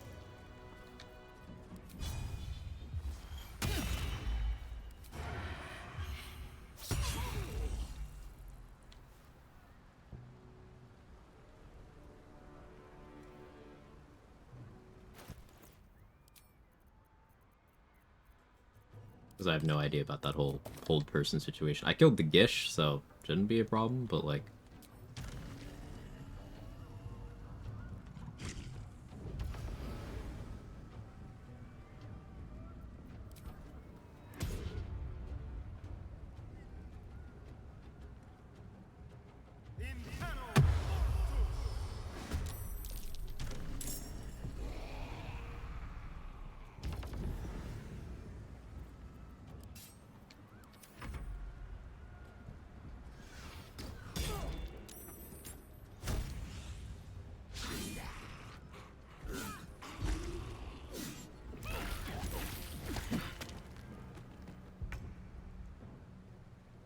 That was the dead warrior? Okay. Sure, boss. Sure thing, man. What happens if Orpheus dies? I could use Revivify on him.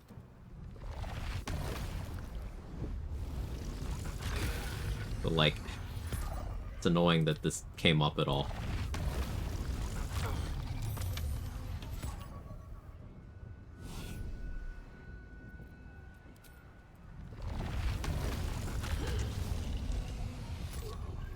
Alright, if Orpheus had to kill a boss.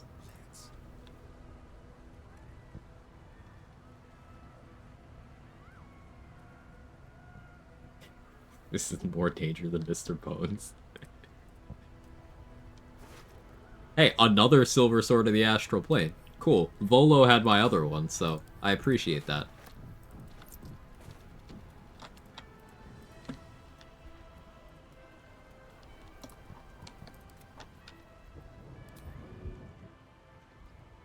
I want to get off Mr. Bones, right? See, that's one of those sentences where punctuation matters. I will fucking protect Mr. Bones with my entire Danny Ussi. Okay, you know, That was a decision, and I'm gonna let you stand by that But one. even when the last soul falls, Baldur's Gate will stand. For Baldur's Gate is more than just a city. I can't believe Voss showed up there. I was so not prepared for that. Oh man. More than a place of refuge for those who are lost.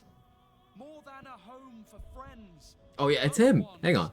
And adventuring souls. Baldur's Gate is a place where anyone can find what they need. If they're just willing to fight for it. They should delay patch 8 just so Mr. Bones can make the Moonrise. I agree. Today, we fight for...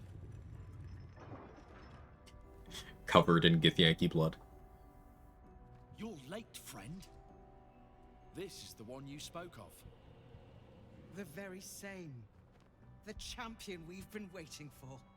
The one who will Oh yeah, Florix in her, she was gonna confront me in the lower city, but I never hit that trigger. Fit. Ally with suspicion. That's where the hood comes from. He was not expecting the savior of Baldur's Gate to be accompanied by a mind. Appear, observe. Oh, I forgot to talk to Maul. And I'm not... You help... I have marched. I made some... Not sure. The journey. I will... All the... Nature... Glad to have... The air is thick with anticipation. We'll Baldur... I'm pretty sure Volo still has the other silver sword. I want Florix hood. It looks so good. Why can't we have that?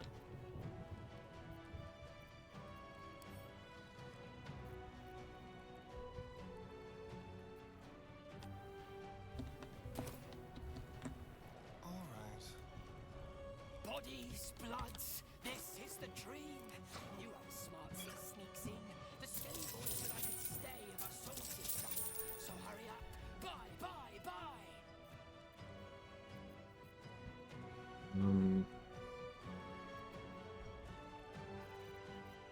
Need anything else?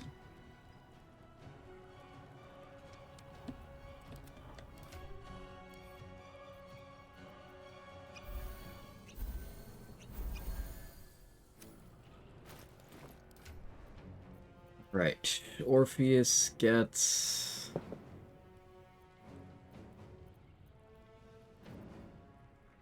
human versatility. Vigilance. Am I big? Am I big?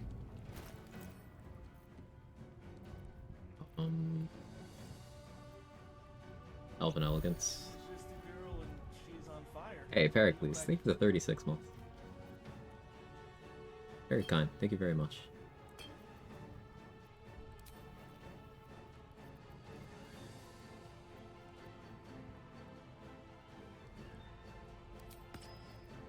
The Strange Conduit. I'll be concentrating on Pass Without Trace.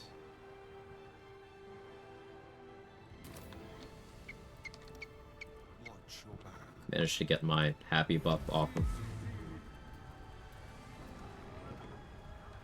the gift there, so not worried about that. I don't even really need Connor at this point either.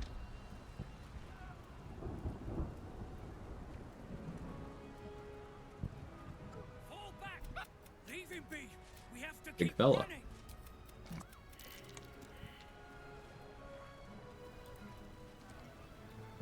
Alright, I have 2 invis pots.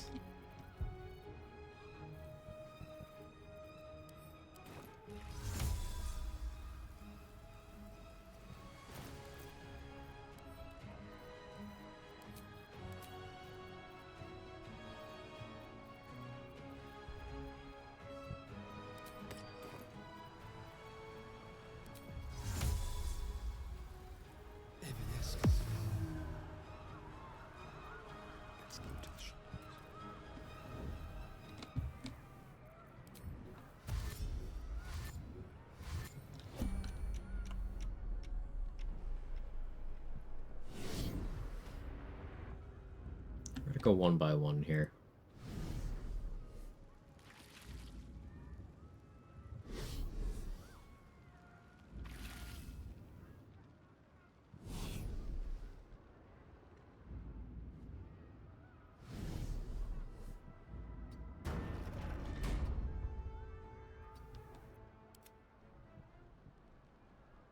forgot to inform that I just broke my flux core pounder. You sure it doesn't just need more batteries?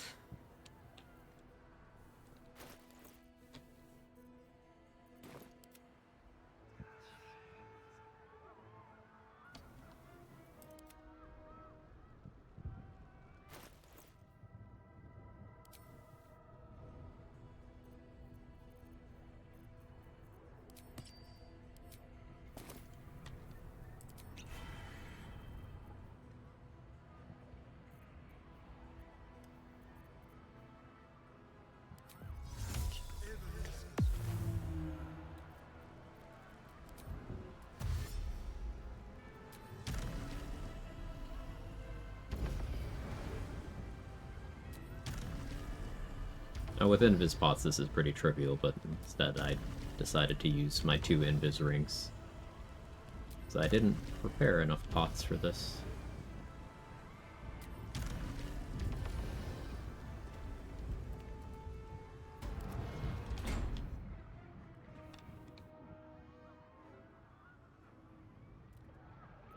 Keep your distance, darling. Hell's teeth! Is that a brainstone? Get a little higher, and we can probably climb it.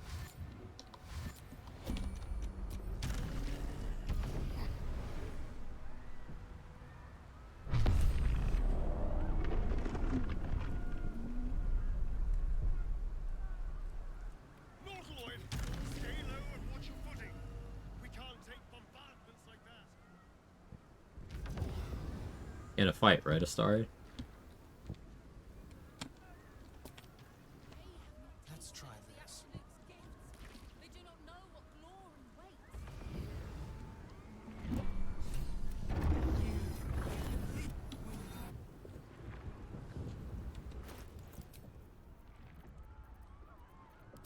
Did I get the Ring of Shadows? I did.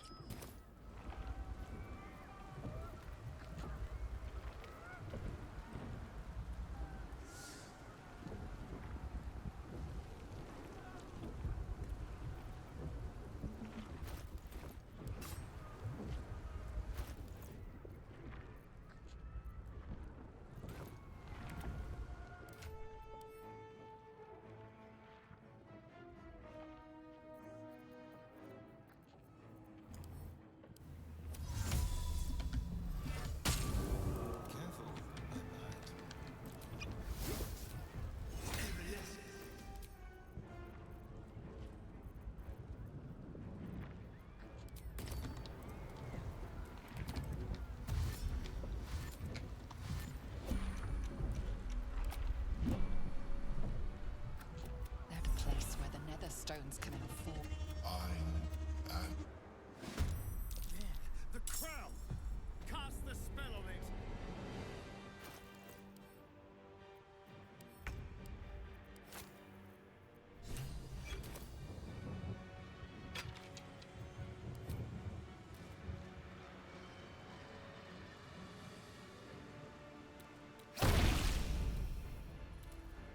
This feels good.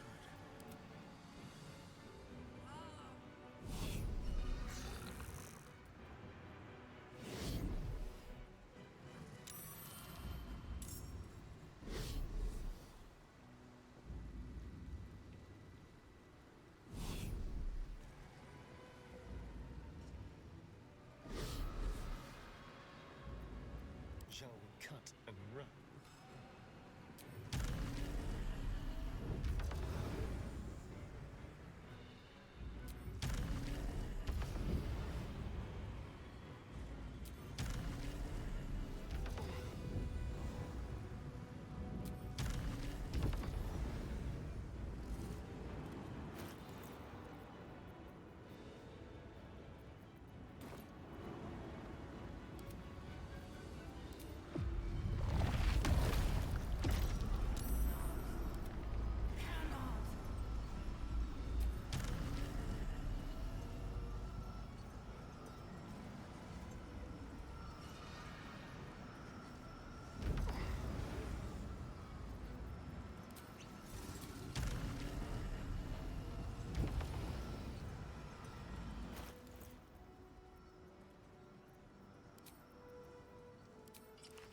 That's not my ballast armor. Whoops. I brought the wrong armor. That's okay.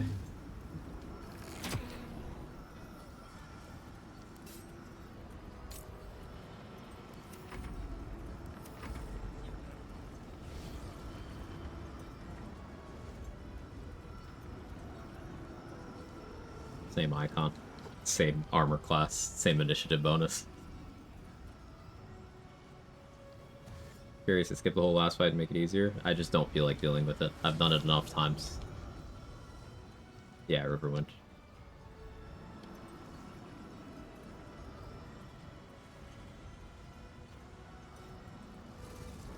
Not an issue of I couldn't do it, it's an issue of I don't feel like going through the motions.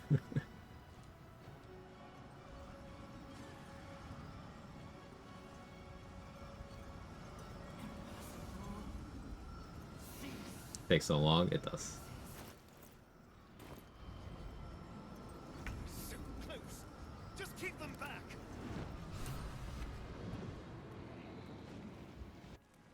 The brain is weakened. Yeah, it's weakened. Its will is weakening. The brain is almost defeated.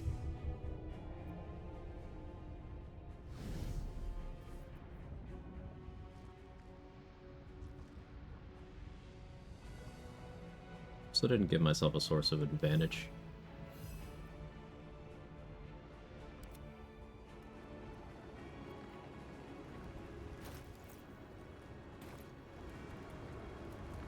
There you are, you wretched thing. Time to die. Hang on, Astarion. We're gonna take some turns here.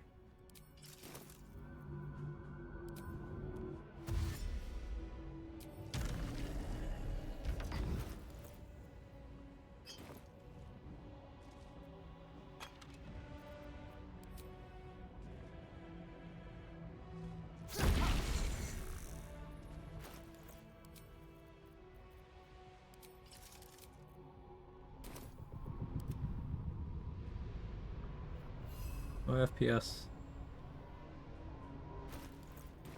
Really wanna.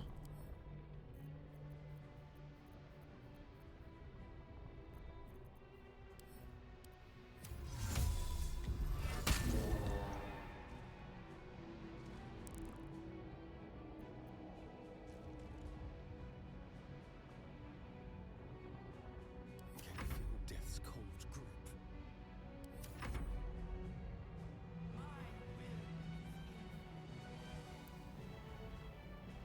I want a greater advance for science. I don't actually need it. I'm just curious. Testing a theory on the fly. A surprising amount of spells and effects are actually super useful on the brain. For example, for her no-hit run that she recently completed, Kaylee used command approach to force the brain to be able to do nothing on its turn. Couldn't react either.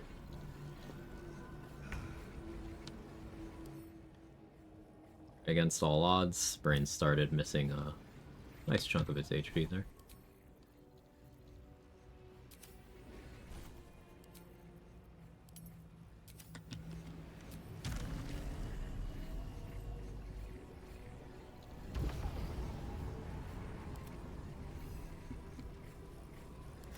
Miss this. Actually got the haste force. There we go.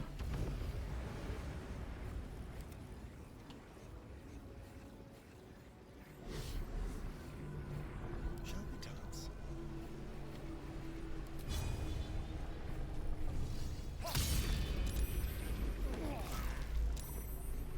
Broken, don't care.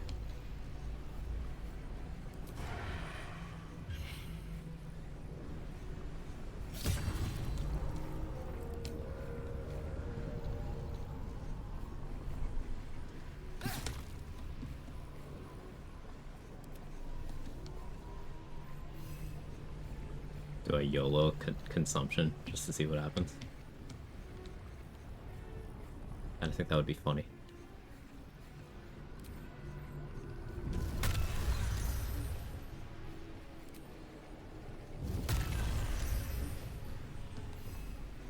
Let's turn Nope. someone inside out.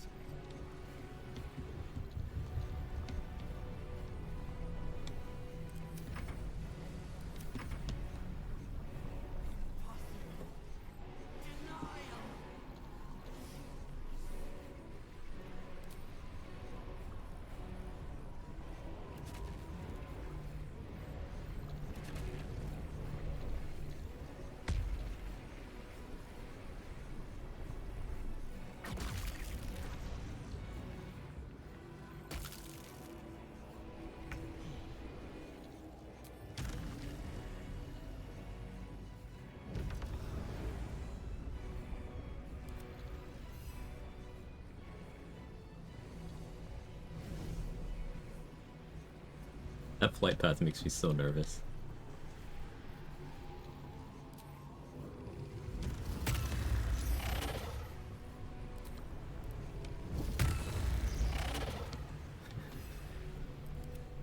Without acuity, that's never gonna work, but it's funny to me. You're immune to piercing, necrotic, psychic, force.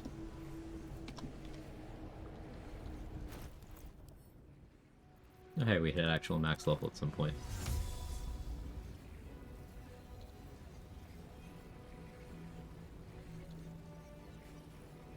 Protect these platforms.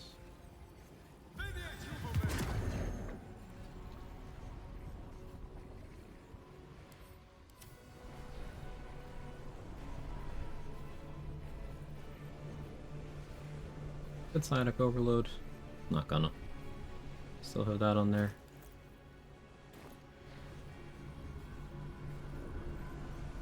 That's fine for now. I could hide. Spotted. This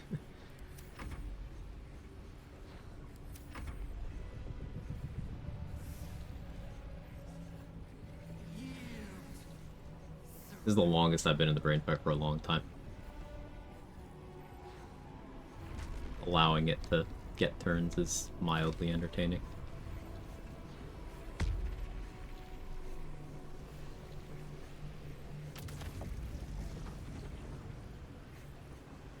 I learned glow works on the platforms. Yeah, it's quite potent.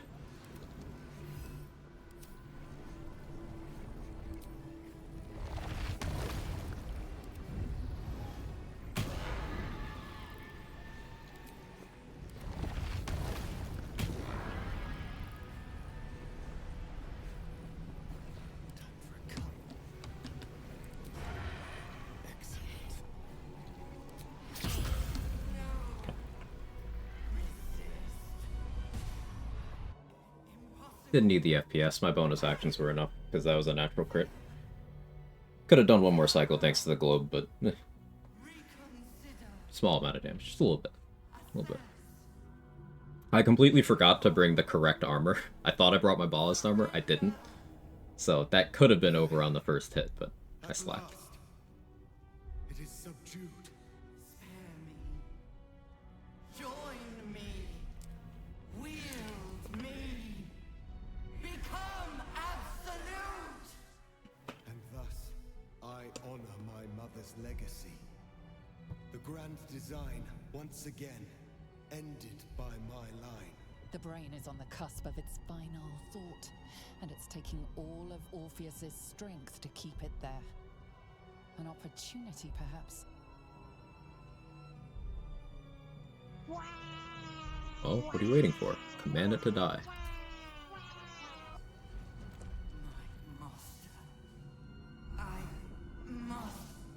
Thanks for the GGs. This is a cool run. The routing around needing to be invited into buildings was by far the most interesting part, and I really enjoyed that aspect. That's the kind of weird rule that gets me thinking about the game in interesting ways. The sun thing, less of a factor than I thought it would be. Meh. A little disappointed about that. Nightmares and the screams of legions But the invitations thing was quite cool. of unborn illithids. But what I was going to do for a new run before patch 8, was finally going to get around to finishing an evil ending will run as an evocation wizard. And then just bullying the game with that absolutely unhinged subclass that's way stronger than people give it credit for. But since patch 8's on Tuesday, that run probably won't happen for a while now. Because I'll be messing around with the new subclasses. I want to do one run for each, but then also there's build crafting with combinations of those subclasses with the existing ones. Excuse me. Oh, sun sneeze. Combinations of the new subclasses with the existing ones, new subclasses with the new ones, you know. It might be a while before I get around to that run. Battening Will's Death Cleric. I will be playing a different origin for Death Cleric. Most likely Tav. Most likely Tav.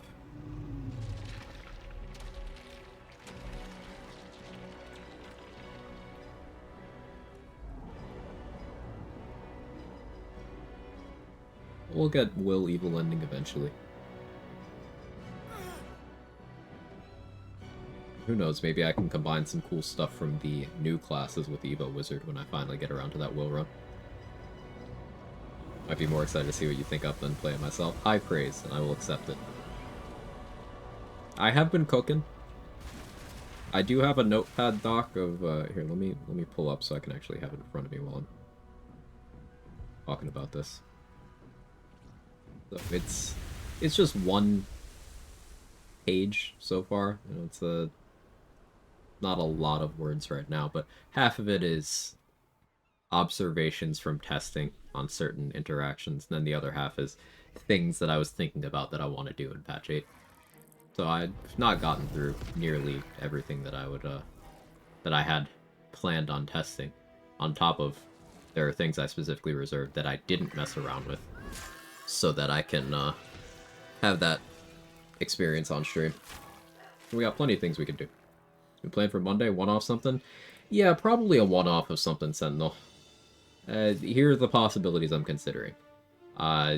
Some assorted testing of things in this game. Like, we could do like a chill science day. That was one possibility. Another one was playing a different game. Maybe playing some Cyberpunk.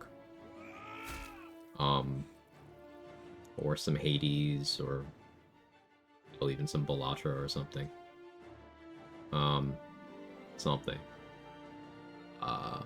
Or I could just take a chill day off. I don't know. I haven't decided. Hit these nades. Patch 8 Tuesday, mess up current save files? Yes. So if you play with mods, expect some of those mods to break for patch 8. Expect that.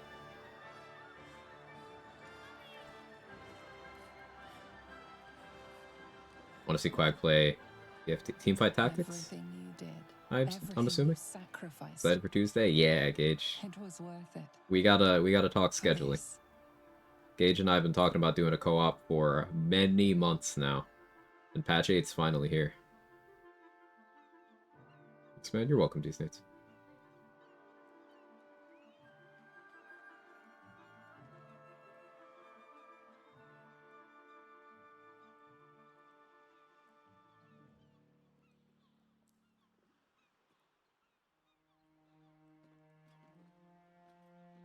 It's done.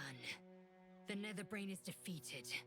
Along with the grand design, praise Mother. Those mods will be broken for sure. Yeah. DM you? Yeah, please do. They're draining. Just like Mazora said they would. A small price to pay in the grand scheme of things. Fucking hell.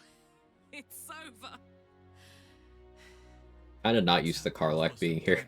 She dies in so many of my runs, man. The threat of Ceramorphosis is no more. Of course. Rest day might not be a bad idea, figuring for some long streams. Yeah, I wouldn't expect me to do a stream shorter than 12 hours in this upcoming week. Seemed impossible. I never lost hope. Good point. I knew that my destiny was to liberate my people, to return to them triumphant. I was wrong. It seems I can only fulfill one part of my destiny. My people will be liberated, but I cannot return to them. Not like this. You helped me destroy that abomination. You don't have an experience with the Ancient Mega Pack mod? I think that's one of the mods we used for my birthday stream. We did some Trials of Tav with a bunch of mods. I think that was one of them. I need your promise. Carry my hope. Carry my burden. Alright, phone, calm Call down. my dragons, Kulos and Kuthos, and ride to the Astral Sea. Destroy Vlaakith. Release our people.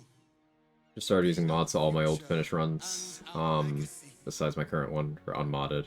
So I can just boot up an old run, disable my mods. That won't cover everything, I will say from experience with previous patches. So like, for example, with patch 7, they added legendary actions to some things that did not already have legendary actions. And if you had a save that was created on patch 6, and then you updated to patch 7, those things did not get the new legendary action applied. Namely, the spectators and the boulette. None of them had their legendary actions for those of us who had existing runs before the patch. Even though everything else patch 7 changed seemingly applied. So, I can't say that there's anything like that, but I would just be aware. This is part of why I don't want to start a new run on Monday, even if there weren't new subclasses incoming. I wouldn't want to have, like, across patches like that, because it invites weird shit happening. Might stay on patch 7 just for a little bit until the main mods I use get updated to get through more of my auto run. Understandable, Chaotix. Make sure to back up your saves ahead of time, just in case. In case an auto update happens or something.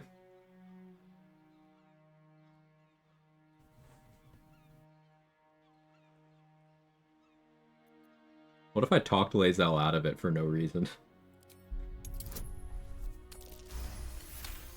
Just roll a 20. It's easy.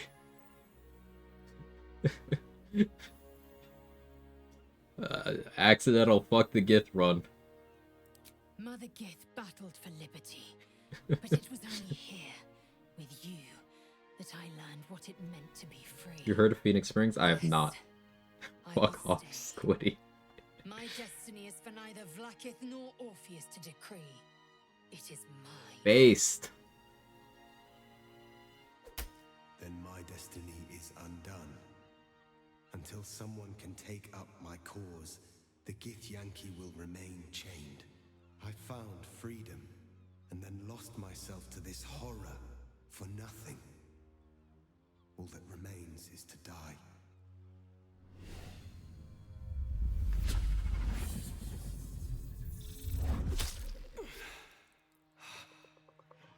Githka Tavkim crashed. So an interesting through line we got. Is it good or bad ending for Lae'zel? I don't know, I think it's kind of good. A true sacrifice, and a noble spirit. May his spirit find its way home. So an interesting through line that we ended up doing, completely by accident. With all the companions, I picked whatever is, like, most liberating for them individually. Like, Lae'zel is now, she's not beholden to Vlaakith, nor is she beholden to Orpheus. Astarion is, you know, Ascended Astarion's a bad ending, but, you know, player Ascended Astarion, I'm giving it a slight bit of gray area. Tiny, very tiny. Urged Gale to become a god so he wouldn't be beholden to Mistra. Got Will out of the pact. But it seems that Gale's mind is elsewhere. Gale, is something the matter? The crown. It's somewhere in the chamber. Karlach, gonna talk about Karlach? Yeah, Karlach will be fine. I'll go with her. If I salvage the stones, I can reforge it. With the crown in my hands, I will be unstoppable. Make Ascended Astarion a happy ending to bite house into the party, trust me, bro. Oh, okay. I would be more than the greatest wizard who ever lived. I would be a god. Look, Gale, don't forget me when you're a god. It's I who should be saying such things. Do not think I leave you without a heart as heavy as your own. I owe it to myself to follow where destiny leads. I'll never forget you. That I promise. And if you ever felt differently, there'll be a place waiting for you in the heavens. That's cool. Even if you're not romancing, he's like, hey, you can come hang out. Once Gale tasted of godhood, he was always bound to fill himself full. May he be wiser than he is cocksure, for his own sake. I'm sorry, Will, I spaced out for half of that. What about Gale filling himself with cock?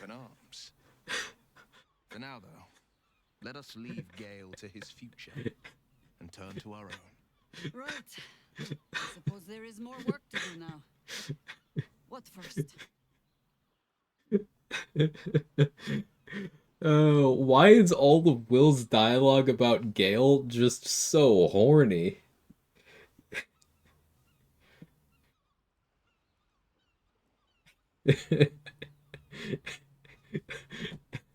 They don't call him Glizzy Guzzlin Gale for nothing. I think a celebration is in order. Heroically spoken. We must find an inn. Minsk has been banned from his share of aleholes, but I am sure you and the book can speak for me. Whatever the next step, Will and Gale Romance 1? the path will still be there come morn. I should do that soon. I don't think I've done that. In taking a moment Who did I last romance Gale as? Astarion. Then, Yeah, it's been a while since I've romance Gale. quite honestly, I think I've only done it as Astarion and Taff.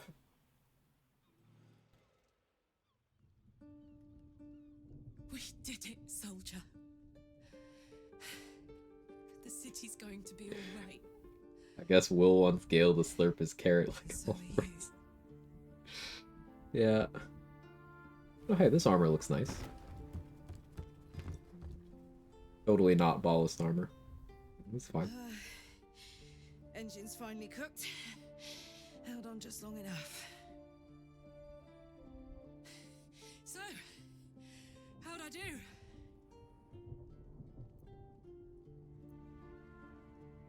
You did what needed doing. We did. Together. And now it's done.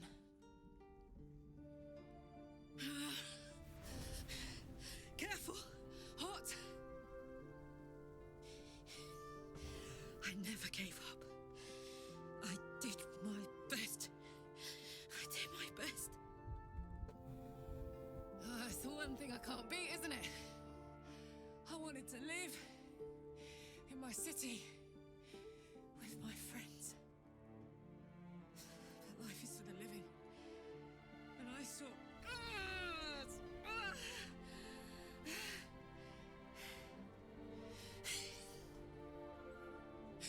Goodbye, son. May have to do her like that. Goodbye, sea.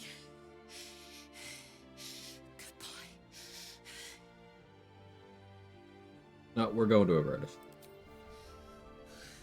You can't. We're going.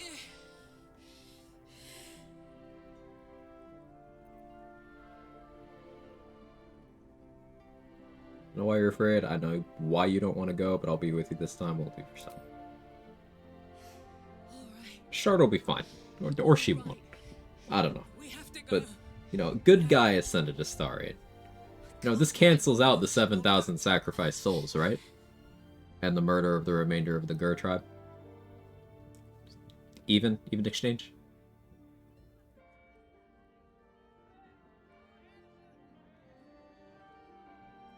It's over. And it's all because of you. You, who were destined to become... I maintain that from a writing perspective, I do view obeying Karlach's wishes as the most artful ending for her character arc. That is, I'm not going to say it's my preferred ending, because the first time I saw that I fucking bawled.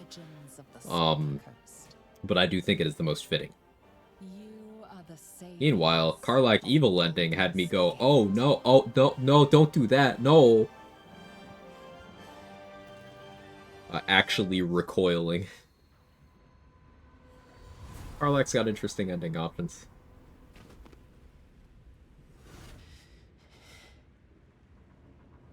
Well, soldier.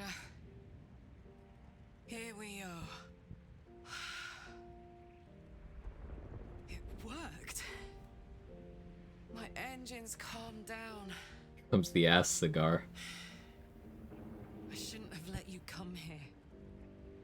This isn't going to be easy, you know. I'm holding myself back from some jokes in very poor taste. Now, they probably don't taste as bad as that cigar, but... Like clockwork. They'll be on us soon. But there's just enough time. At least they added this ending eventually. I find this ending extremely cheesy.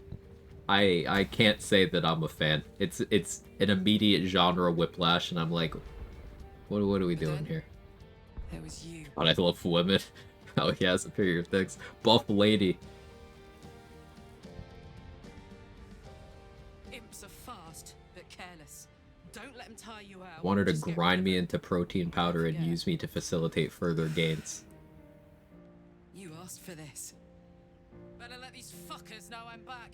And this time, I'm not alone.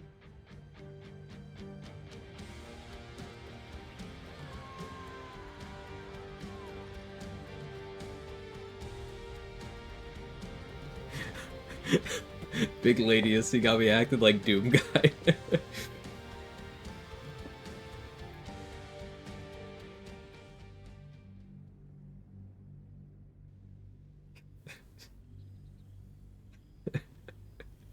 When the invitation came, you were hip deep in Lemur's slime, swarmed by hell wasps, and about to drive the killing blow on a magma claw.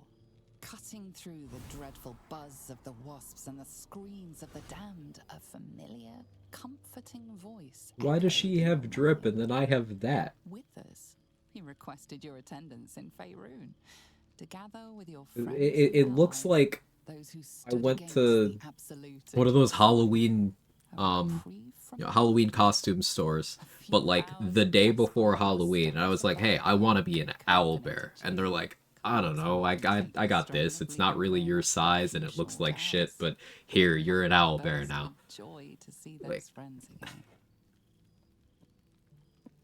Like, am I wrong? Oh, hi, Gale. Okay, I haven't been able to talk about this in a while. God Gale's nipples are so shiny. You'll see, but like, look at him. With thine bond, together thou hast kept the wheel of fate spinning when it threatened to halt. Though thou wert drawn far apart in the months after the collapse of the Absolute. Withers? Yeah. Tonight, Doesn't Withers always look like this? renews thy bond once more. Thou shouldst take care to preserve it. It is a great weapon wielded in the hand. Wouldn't you make yours shiny? You know, you raise a very good point. I can't argue with that logic. Why not? Okay, hang on.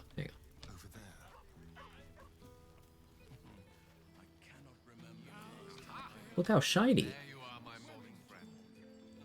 Goodness. Was Faerun always so dull? Still, at least the company was worth the trip, if not the view.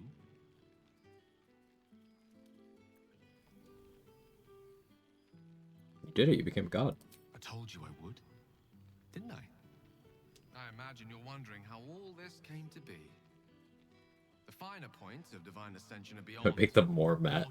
So you would go for like the true actual black like color. You know that paint they have that's like specially blocks out more light, so it's like an extra dark black. You would go for that. I used it. As you know, the orb within me was the half-formed Karsite Weaver. Vivanta Black, that's what it is. Thank you. Complete by Karsus's self-destruction.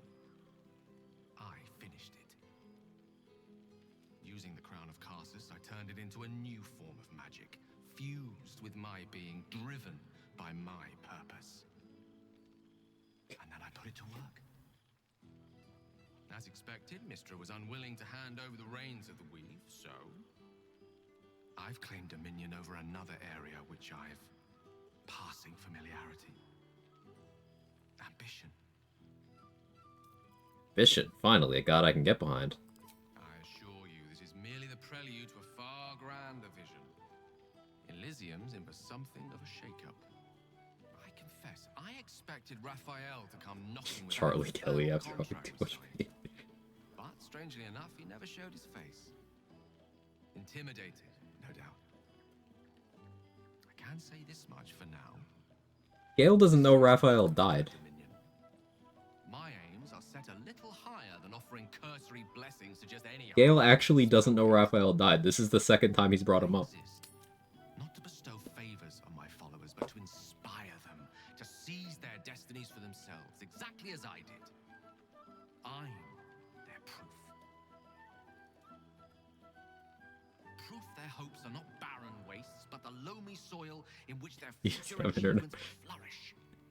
Proof that with ambition, But look how shiny his nips are. Surely they're getting a signal. I can't look away.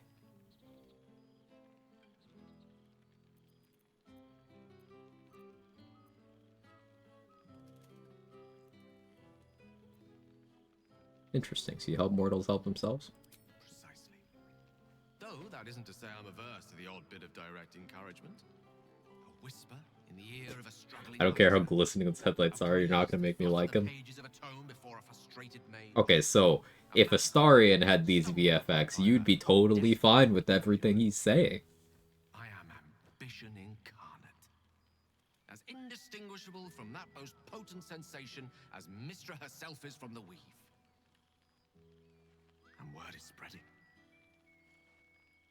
There are already several shrines in my honor. Chewed off my arm thinking about that visual. See, exactly. And rumors of a very prominent temple under construction. Make sure to hydrate. This is only the beginning. Does this Gale morally good? I wouldn't say that. I wouldn't say he's evil either. I would say, if we had to use the conventional D&D alignment system, he's going somewhere in neutral.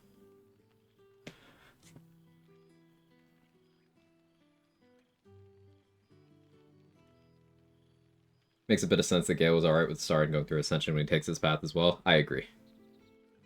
Like, Gale is a good guy, mostly. But, like, a consistent thing is that power hunger is very much part of who he is. And much like with the other companions, you could sway him towards or against that. So this is one of the ways that Gale can fit into an evil party just as well he can fit into a good party, because if that evil party's out for power, he's gonna latch onto that. He doesn't approve of things like slaughtering a grove full of refugees. He will have some very choice words for you, and you'll have to talk him into staying, but he does not automatically leave. The way Will and Karlach are, they're out. You can keep Will if you keep him dead for a while and then you pet Scratch next to his corpse. Then will just be at one approval away from leaving. But Gale is not an automatically no thing. Gale's a liberal. Yeah. Will's an actual leftist. Gale's a liberal. You already need a chosen, you know where to find me. Don't worry. With the ambition you hold, you'll never be too far from my sights. Pursue your dreams, and keep me in your prayers, and who knows? They might just get answered. Ah, the material plane. I'd almost forgotten what... Also, he's level 1.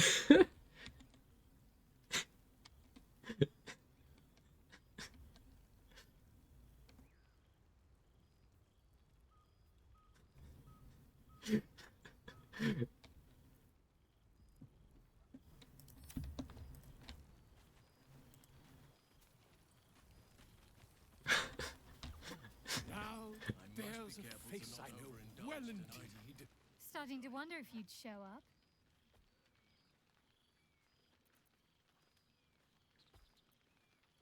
Never any doubt, how's there not? I missed you. Likewise. And I'm glad at least one of us was confident in your return. It hasn't always been easy. Did I not write? Like, wondering if something might have happened to you and Karlach in that place. But perhaps I should have known better than to doubt. It is you we're talking about after all. Come here, will you?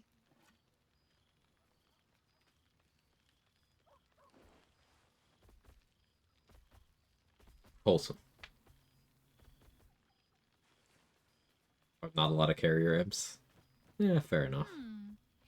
You feel a little more substantial than before. Less camping and scrounging off the land, I take it.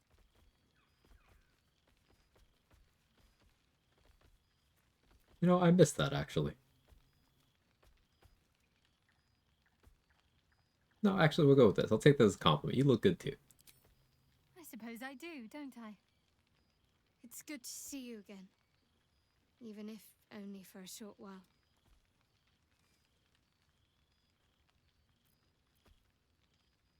This is the most milady shit, but I'll allow it. I'll allow it.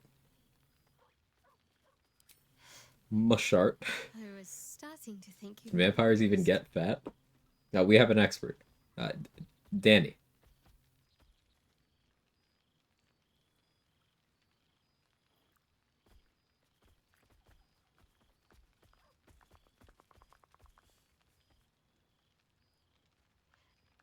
That was more than worth the wait. I think they maintained whatever form they had when they died.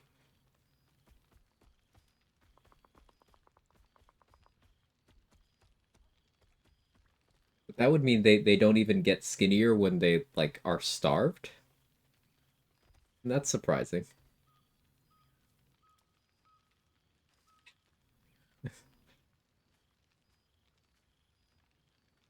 What about getting a bloated belly, like drinking too much drinking too much blood like a mosquito? They fixed the Will and Karlach death thing. Remember the old exploit to keep them to stay would be to kill Will and Karlach and Withers hold onto their souls, slaughter the groves, and revive them after the Goblin Party and Madara event. They would stay because game logic. Yeah, that still works. I am not 100% that works on Karlach. I know it does work on Will, though. You need to get approval with them while they're dead. Because, and again, I'm not sure about this part for Karlach, but for Will, what Raiding the Grove does is it sets his approval to absolute minimum. So if you get approval before the conversation where he leaves can happen, he stays. Because his approval isn't at the leaving threshold anymore.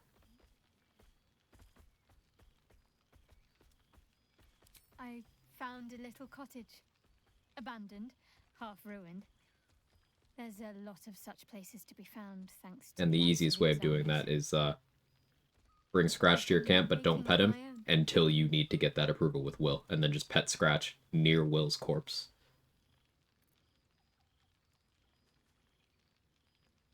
Where's my invite? You can come as soon as you please, so long as the lodgers approve of you. But I just wanted to be invited. I didn't... 9 chickens, 6 pigeons, 4 sheep, a milk cow named Daphne, a squirrel who's far too clever for her own good, and a wolf cub I found orphaned in some woods. You saved a spot for me. Of course. The cats have just been keeping your side of the bed warm for you. They may not be appreciative of the hell scent on you, but nothing a good Sorry, it's a scrub sub can't remedy. confirmed. Healing. Learning to live again. Chart's a cat lady, it makes sense. Hard Yeah, to yeah, think it of all does. that was robbed from them, but they're intent on making every day count for double. My mother's mind still drifts every now and again, but she has more good days than not so good days. She taught me her recipe for apple and plum pie, and when I tasted it, I actually remembered it from when I was a little girl. It's well as a druid. Some Yeah. things can't be taken from you, it seems. Father's making himself useful, helping me fix up the cottage and caring for the animals. Some of the companions have interesting class changes or subclass changes according to their endings. Like Gale can become a professor of illusion magic, which is pretty cool. If Will gets out of his pact, he becomes a ranger. How brave and selfless you were, going to the Hells with Karlach. And a lot more besides. I've never heard that dialogue. On my favorite topic.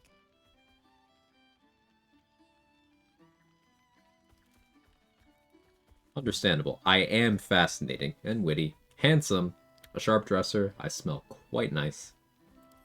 Of course, all that and more. But it's your modesty that I truly admire the most. Such an Astarion response. Uh-huh. Must I? You presume a great deal. I'm joking. Of Didn't course have a I want stroke. to know. Stop Tell me stroking. all.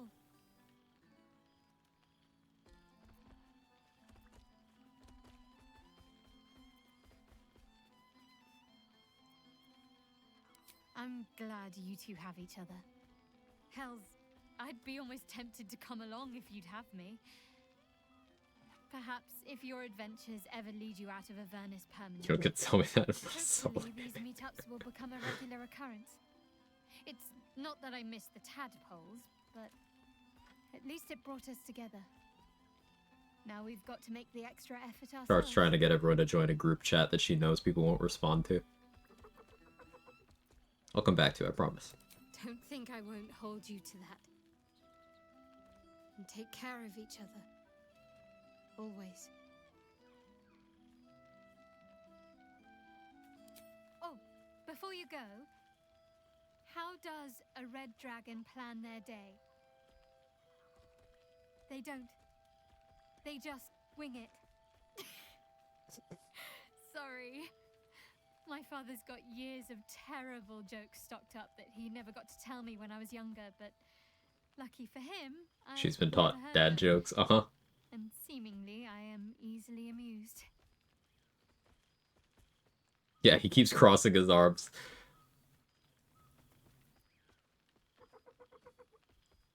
Pity I didn't crack a few jokes around the campfire then. I know. I would Players set it aside for their partners like Tav can turn? Not to my knowledge. Don't pretend you didn't like the mystery. Go on. You've got mingling to do. I'll work on my punchlines some more.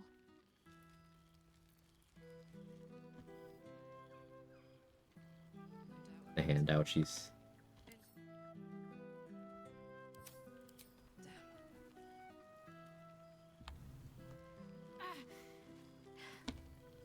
Have you nothing better to do, Shah? What a sad creature you are. Tell her, Shark.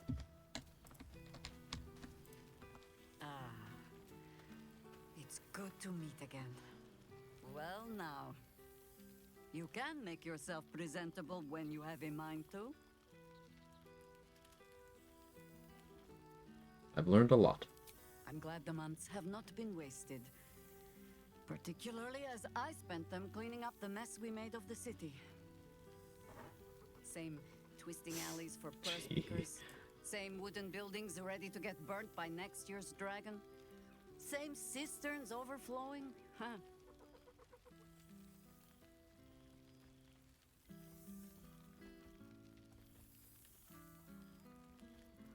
It's a kip, but it's our kip. I wouldn't change a thing. Baldurians simply get on with it. I didn't want to pick the Ascended Astarion option there. Stubbornness, We're avoiding civic those. spirit. We're RPing as an Astarion that's attempting to not be a piece of shit, despite being a fundamentally evil being. Any longer. GG defeated Brand. Thanks, Nico. They've come from half the world over to lend aid. Farmers, masons, healers. My own son, Jord, has been wooed to their ranks. Already he plans crop cycles in Worm's Crossing. Not so for my daughter. Ryan's rejoined the Flaming Fist. Temporarily, you understand. To organize the craftsmen. By the way, I heard about the mod featuring new questlines and dialogues. There's a bunch that people are working on in that vein, Moonlight. I don't keep close tabs, but yeah, I'm aware of things like that. If they don't expel her. Again. Wonder if Minthara's dialogue about Gale's ascension? Yes. She does. In fact, there's one run where I, as Origin Gale, I ascended, and then we had Minthara at the party, and I was like, I know you missed me. Let's hug it out. And then she's like, if you tell anybody, find a way to kill you. And then she hugged me.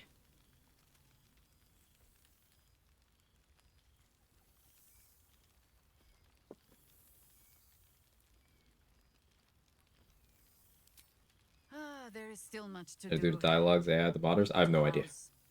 A Harper network to rebuild. I may have little love for this city, but so long as my If I family recall chooses correctly, to don't serve full it, vampires automatically get an alignment change to evil? I don't know, that sounds right, but like, Astarion's a step, Ascended Astarion's a step removed from that, too. whatever that means to you. Yeah, Ham Steaks Bros got you there. The good modders are working with voice actors. Yeah, before generative AI was a popular thing, remember, people have been doing fan mods for RPGs for decades. including with voice acting. Most famously, there's a lot of Skyrim mods that have fully voice acted quest mods. Same with Oblivion mods.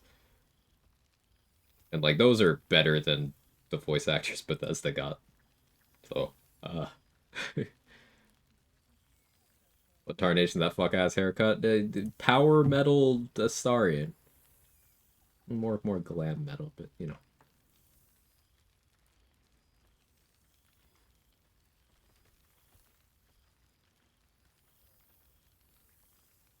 So there's. I don't want to click this because I feel like I'm stepping out on Shart, you know? This is clearly intended for Karlak romance. I'm not clicking that. With the greatest affection, I can think of better ways to It's not a dream sour mod your aside from stomachs. mass bug fixes. I I would like a expect mod pack that unnerfs every know. difficulty reduction they've ever done to Honor Mode mainly, but the game as a whole. So for example, the House of Grief has been nerfed in like every patch. I would want all of those undone. Every boss change, remove it all. I want anything that's lowered the difficulty of the game. I want a mod that gets rid of all of it.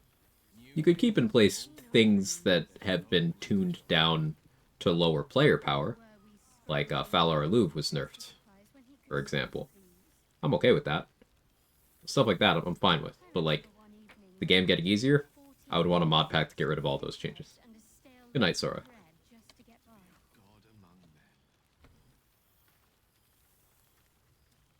Just a talk, then. Oh shit. Remember the House of Grief being hard as fuck in my first playthrough? It has been nerfed quite a bit. He wasn't kidding. Where's your mad bastard? You brought us back! Commander Zula won't know where the fuck we went! Oh man, I can't wait to say hi to everyone. House of Hope was also nerfed, I think. This one was more challenging to remember a timer. I don't remember a timer being in place there. The difficulty change I can think of with the House of Hope is they gave Hope a free death ward in patch 7. Can't think of other changes they made there, though.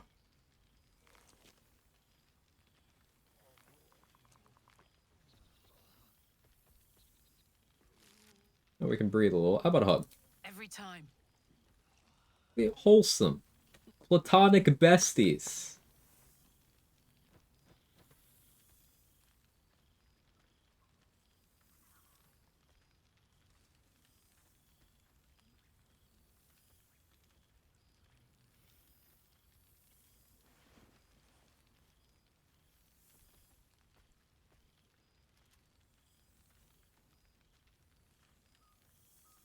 First, a bit of fun. Here. Enjoy it, soldier. Blue Fire romance thing. Yeah, as I understand it, it's a Hellboy reference. So you can construe it that way. She's got a knight in her, I think. Any trouble and I'll toddle back off to hell quick as you please. It's hugging away those 7,000 souls. Uh-huh. Oh, hey. Before you go, I've been thinking about those blueprints we found. Zariel's probably got a load of Cambions guarding that forge. I'm sure she knows I'll want in. She'll do anything to stop me from fixing this thing. I might have an in with one of the guards, though.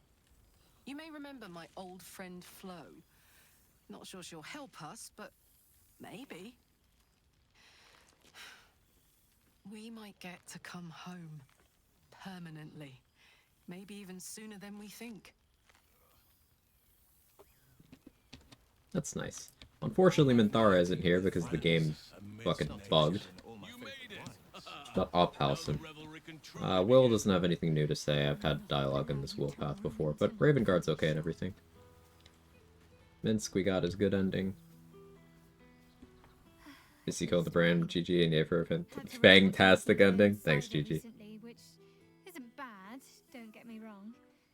But a girl can't have fun with apples alone. Future in brewing. Start your own label. Maybe Shadowheart's Special Scrumpy. You might be onto something there, though the name might need work. Somehow it sounds rude, even though I know otherwise. That sounded a little rude.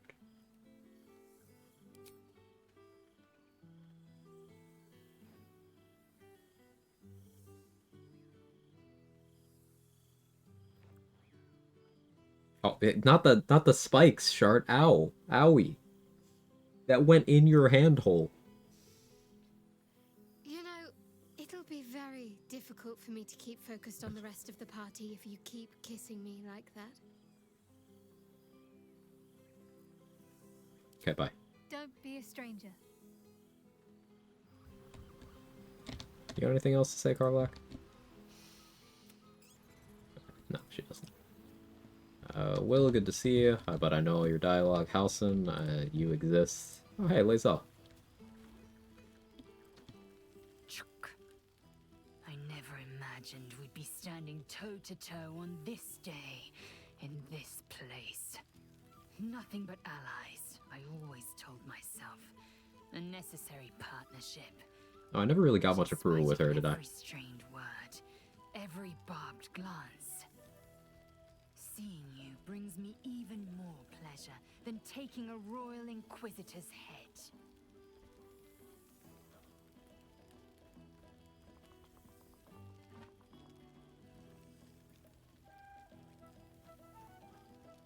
Gotta say, I like this ending for Lae'zel way more than her doing the Gith stuff. She gets her own life. Were it not for you, I might not have known the value of partnership, connection.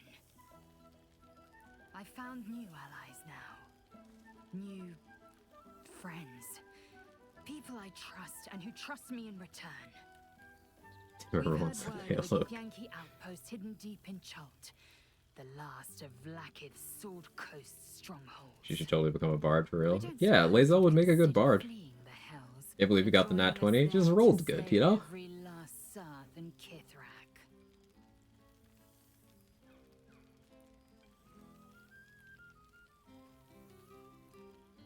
Why is 3 so rude?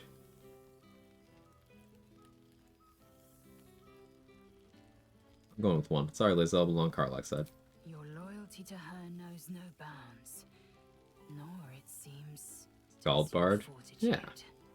you impressed me from the beginning, you know. It was my own foolish pride that ever What kept endings me is for from Lae'zel? admitting it. I persuaded her to not take up the mantle for Orpheus. So she's not loyal to Blacketh, but I talked her out of going and leading the Gith Rebellion too. Now go, mingle while you can. That's the word, right? Mingle? We'll meet again. The hells are too small to contain a soul as tremendous as yours. I love Lae'zel. She's so great. These characters are so good.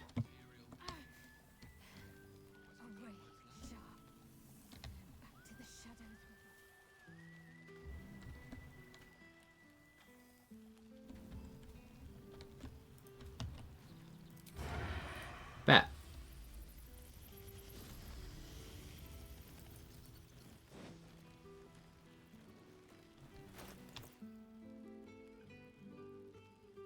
$21 dex, nice. Oh, I guess base 18, right. From buffs. 2 strength, but I have 3.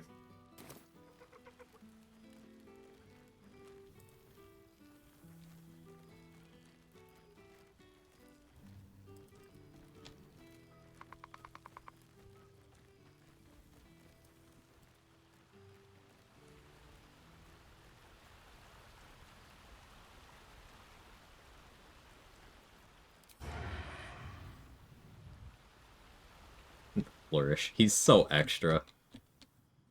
He's so goofy.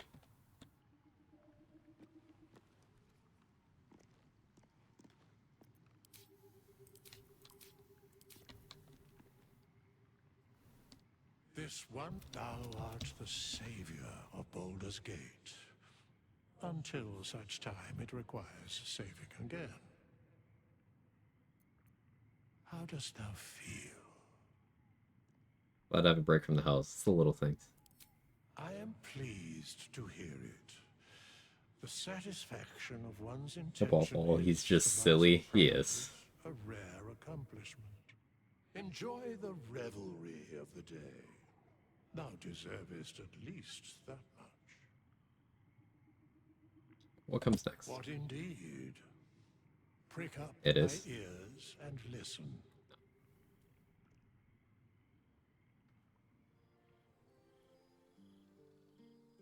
balance of the world restored. The balance of these lives, mortal and otherwise, brought to account. That one bandage is fighting for its life. Thou heroes, wastrels, friends, I have waited long to tell you these words. Sorry, it's 2. It is over. For now. Thou played thy part in weaving the fabric of fate itself, but for every thread you sewed, Let them hang, Withers. so did the gods unravel another. Sleep, rest, revel, but be ready. For thou I do wish Minthara was here. Larry and Devs lurking here from time to time, get to see the alpha version of Withers. They have tweeted out, like, stuff with, like, promotional stuff with Withers Big Naturals. Like, officially. They have referenced this mod. To me, darling.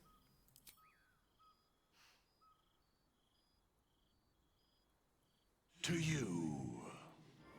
Yeah, I think you did send me a screenshot of that, Gage.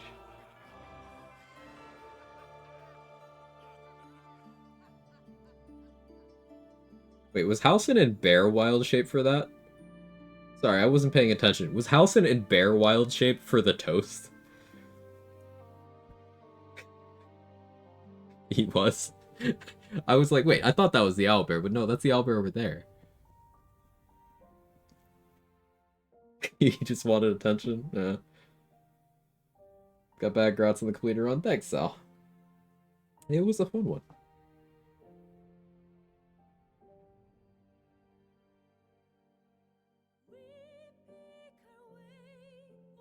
Credit scene as Halcyon fucking up the dinner table as a bear. There thou art. We get the Wither's feet too? Okay. Thy faces, gods, thy actions barely worthy of the name. Didst truly believe thy ploy would succeed? Didst believe I would not notice? Thou soughtst to bolster thy strength by taking away the souls of mortals. But souls vanish when their hosts become mind flayers. Didst think the other gods would not notice? Gods thou may be, yet thou hast proven thyself fools. Everyone. The supplication of Bane, the whimper of Baal, the death mule of Merkel. Felled by mortals, I overestimated thee. They did not. Vermin, away. Thou wilt trouble us no more. Pretty good verbal smackdown. Death Mule of Merkel goes so hard, it does. 2 gods at this party, nobody gives Karlach a heart. 3 gods. 3 gods at the party, actually. The dude playing the music, also a god.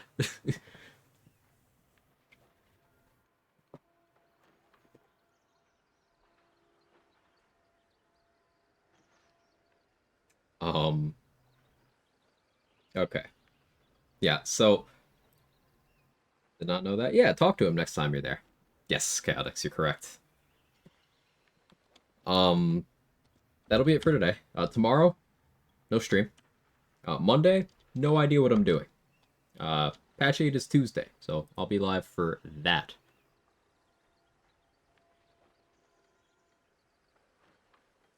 GG's, thanks, Kels. Thanks, Boom. Thanks, everybody. Trade has been on for a while. Well, let's, like, raid him anyway. Yeah.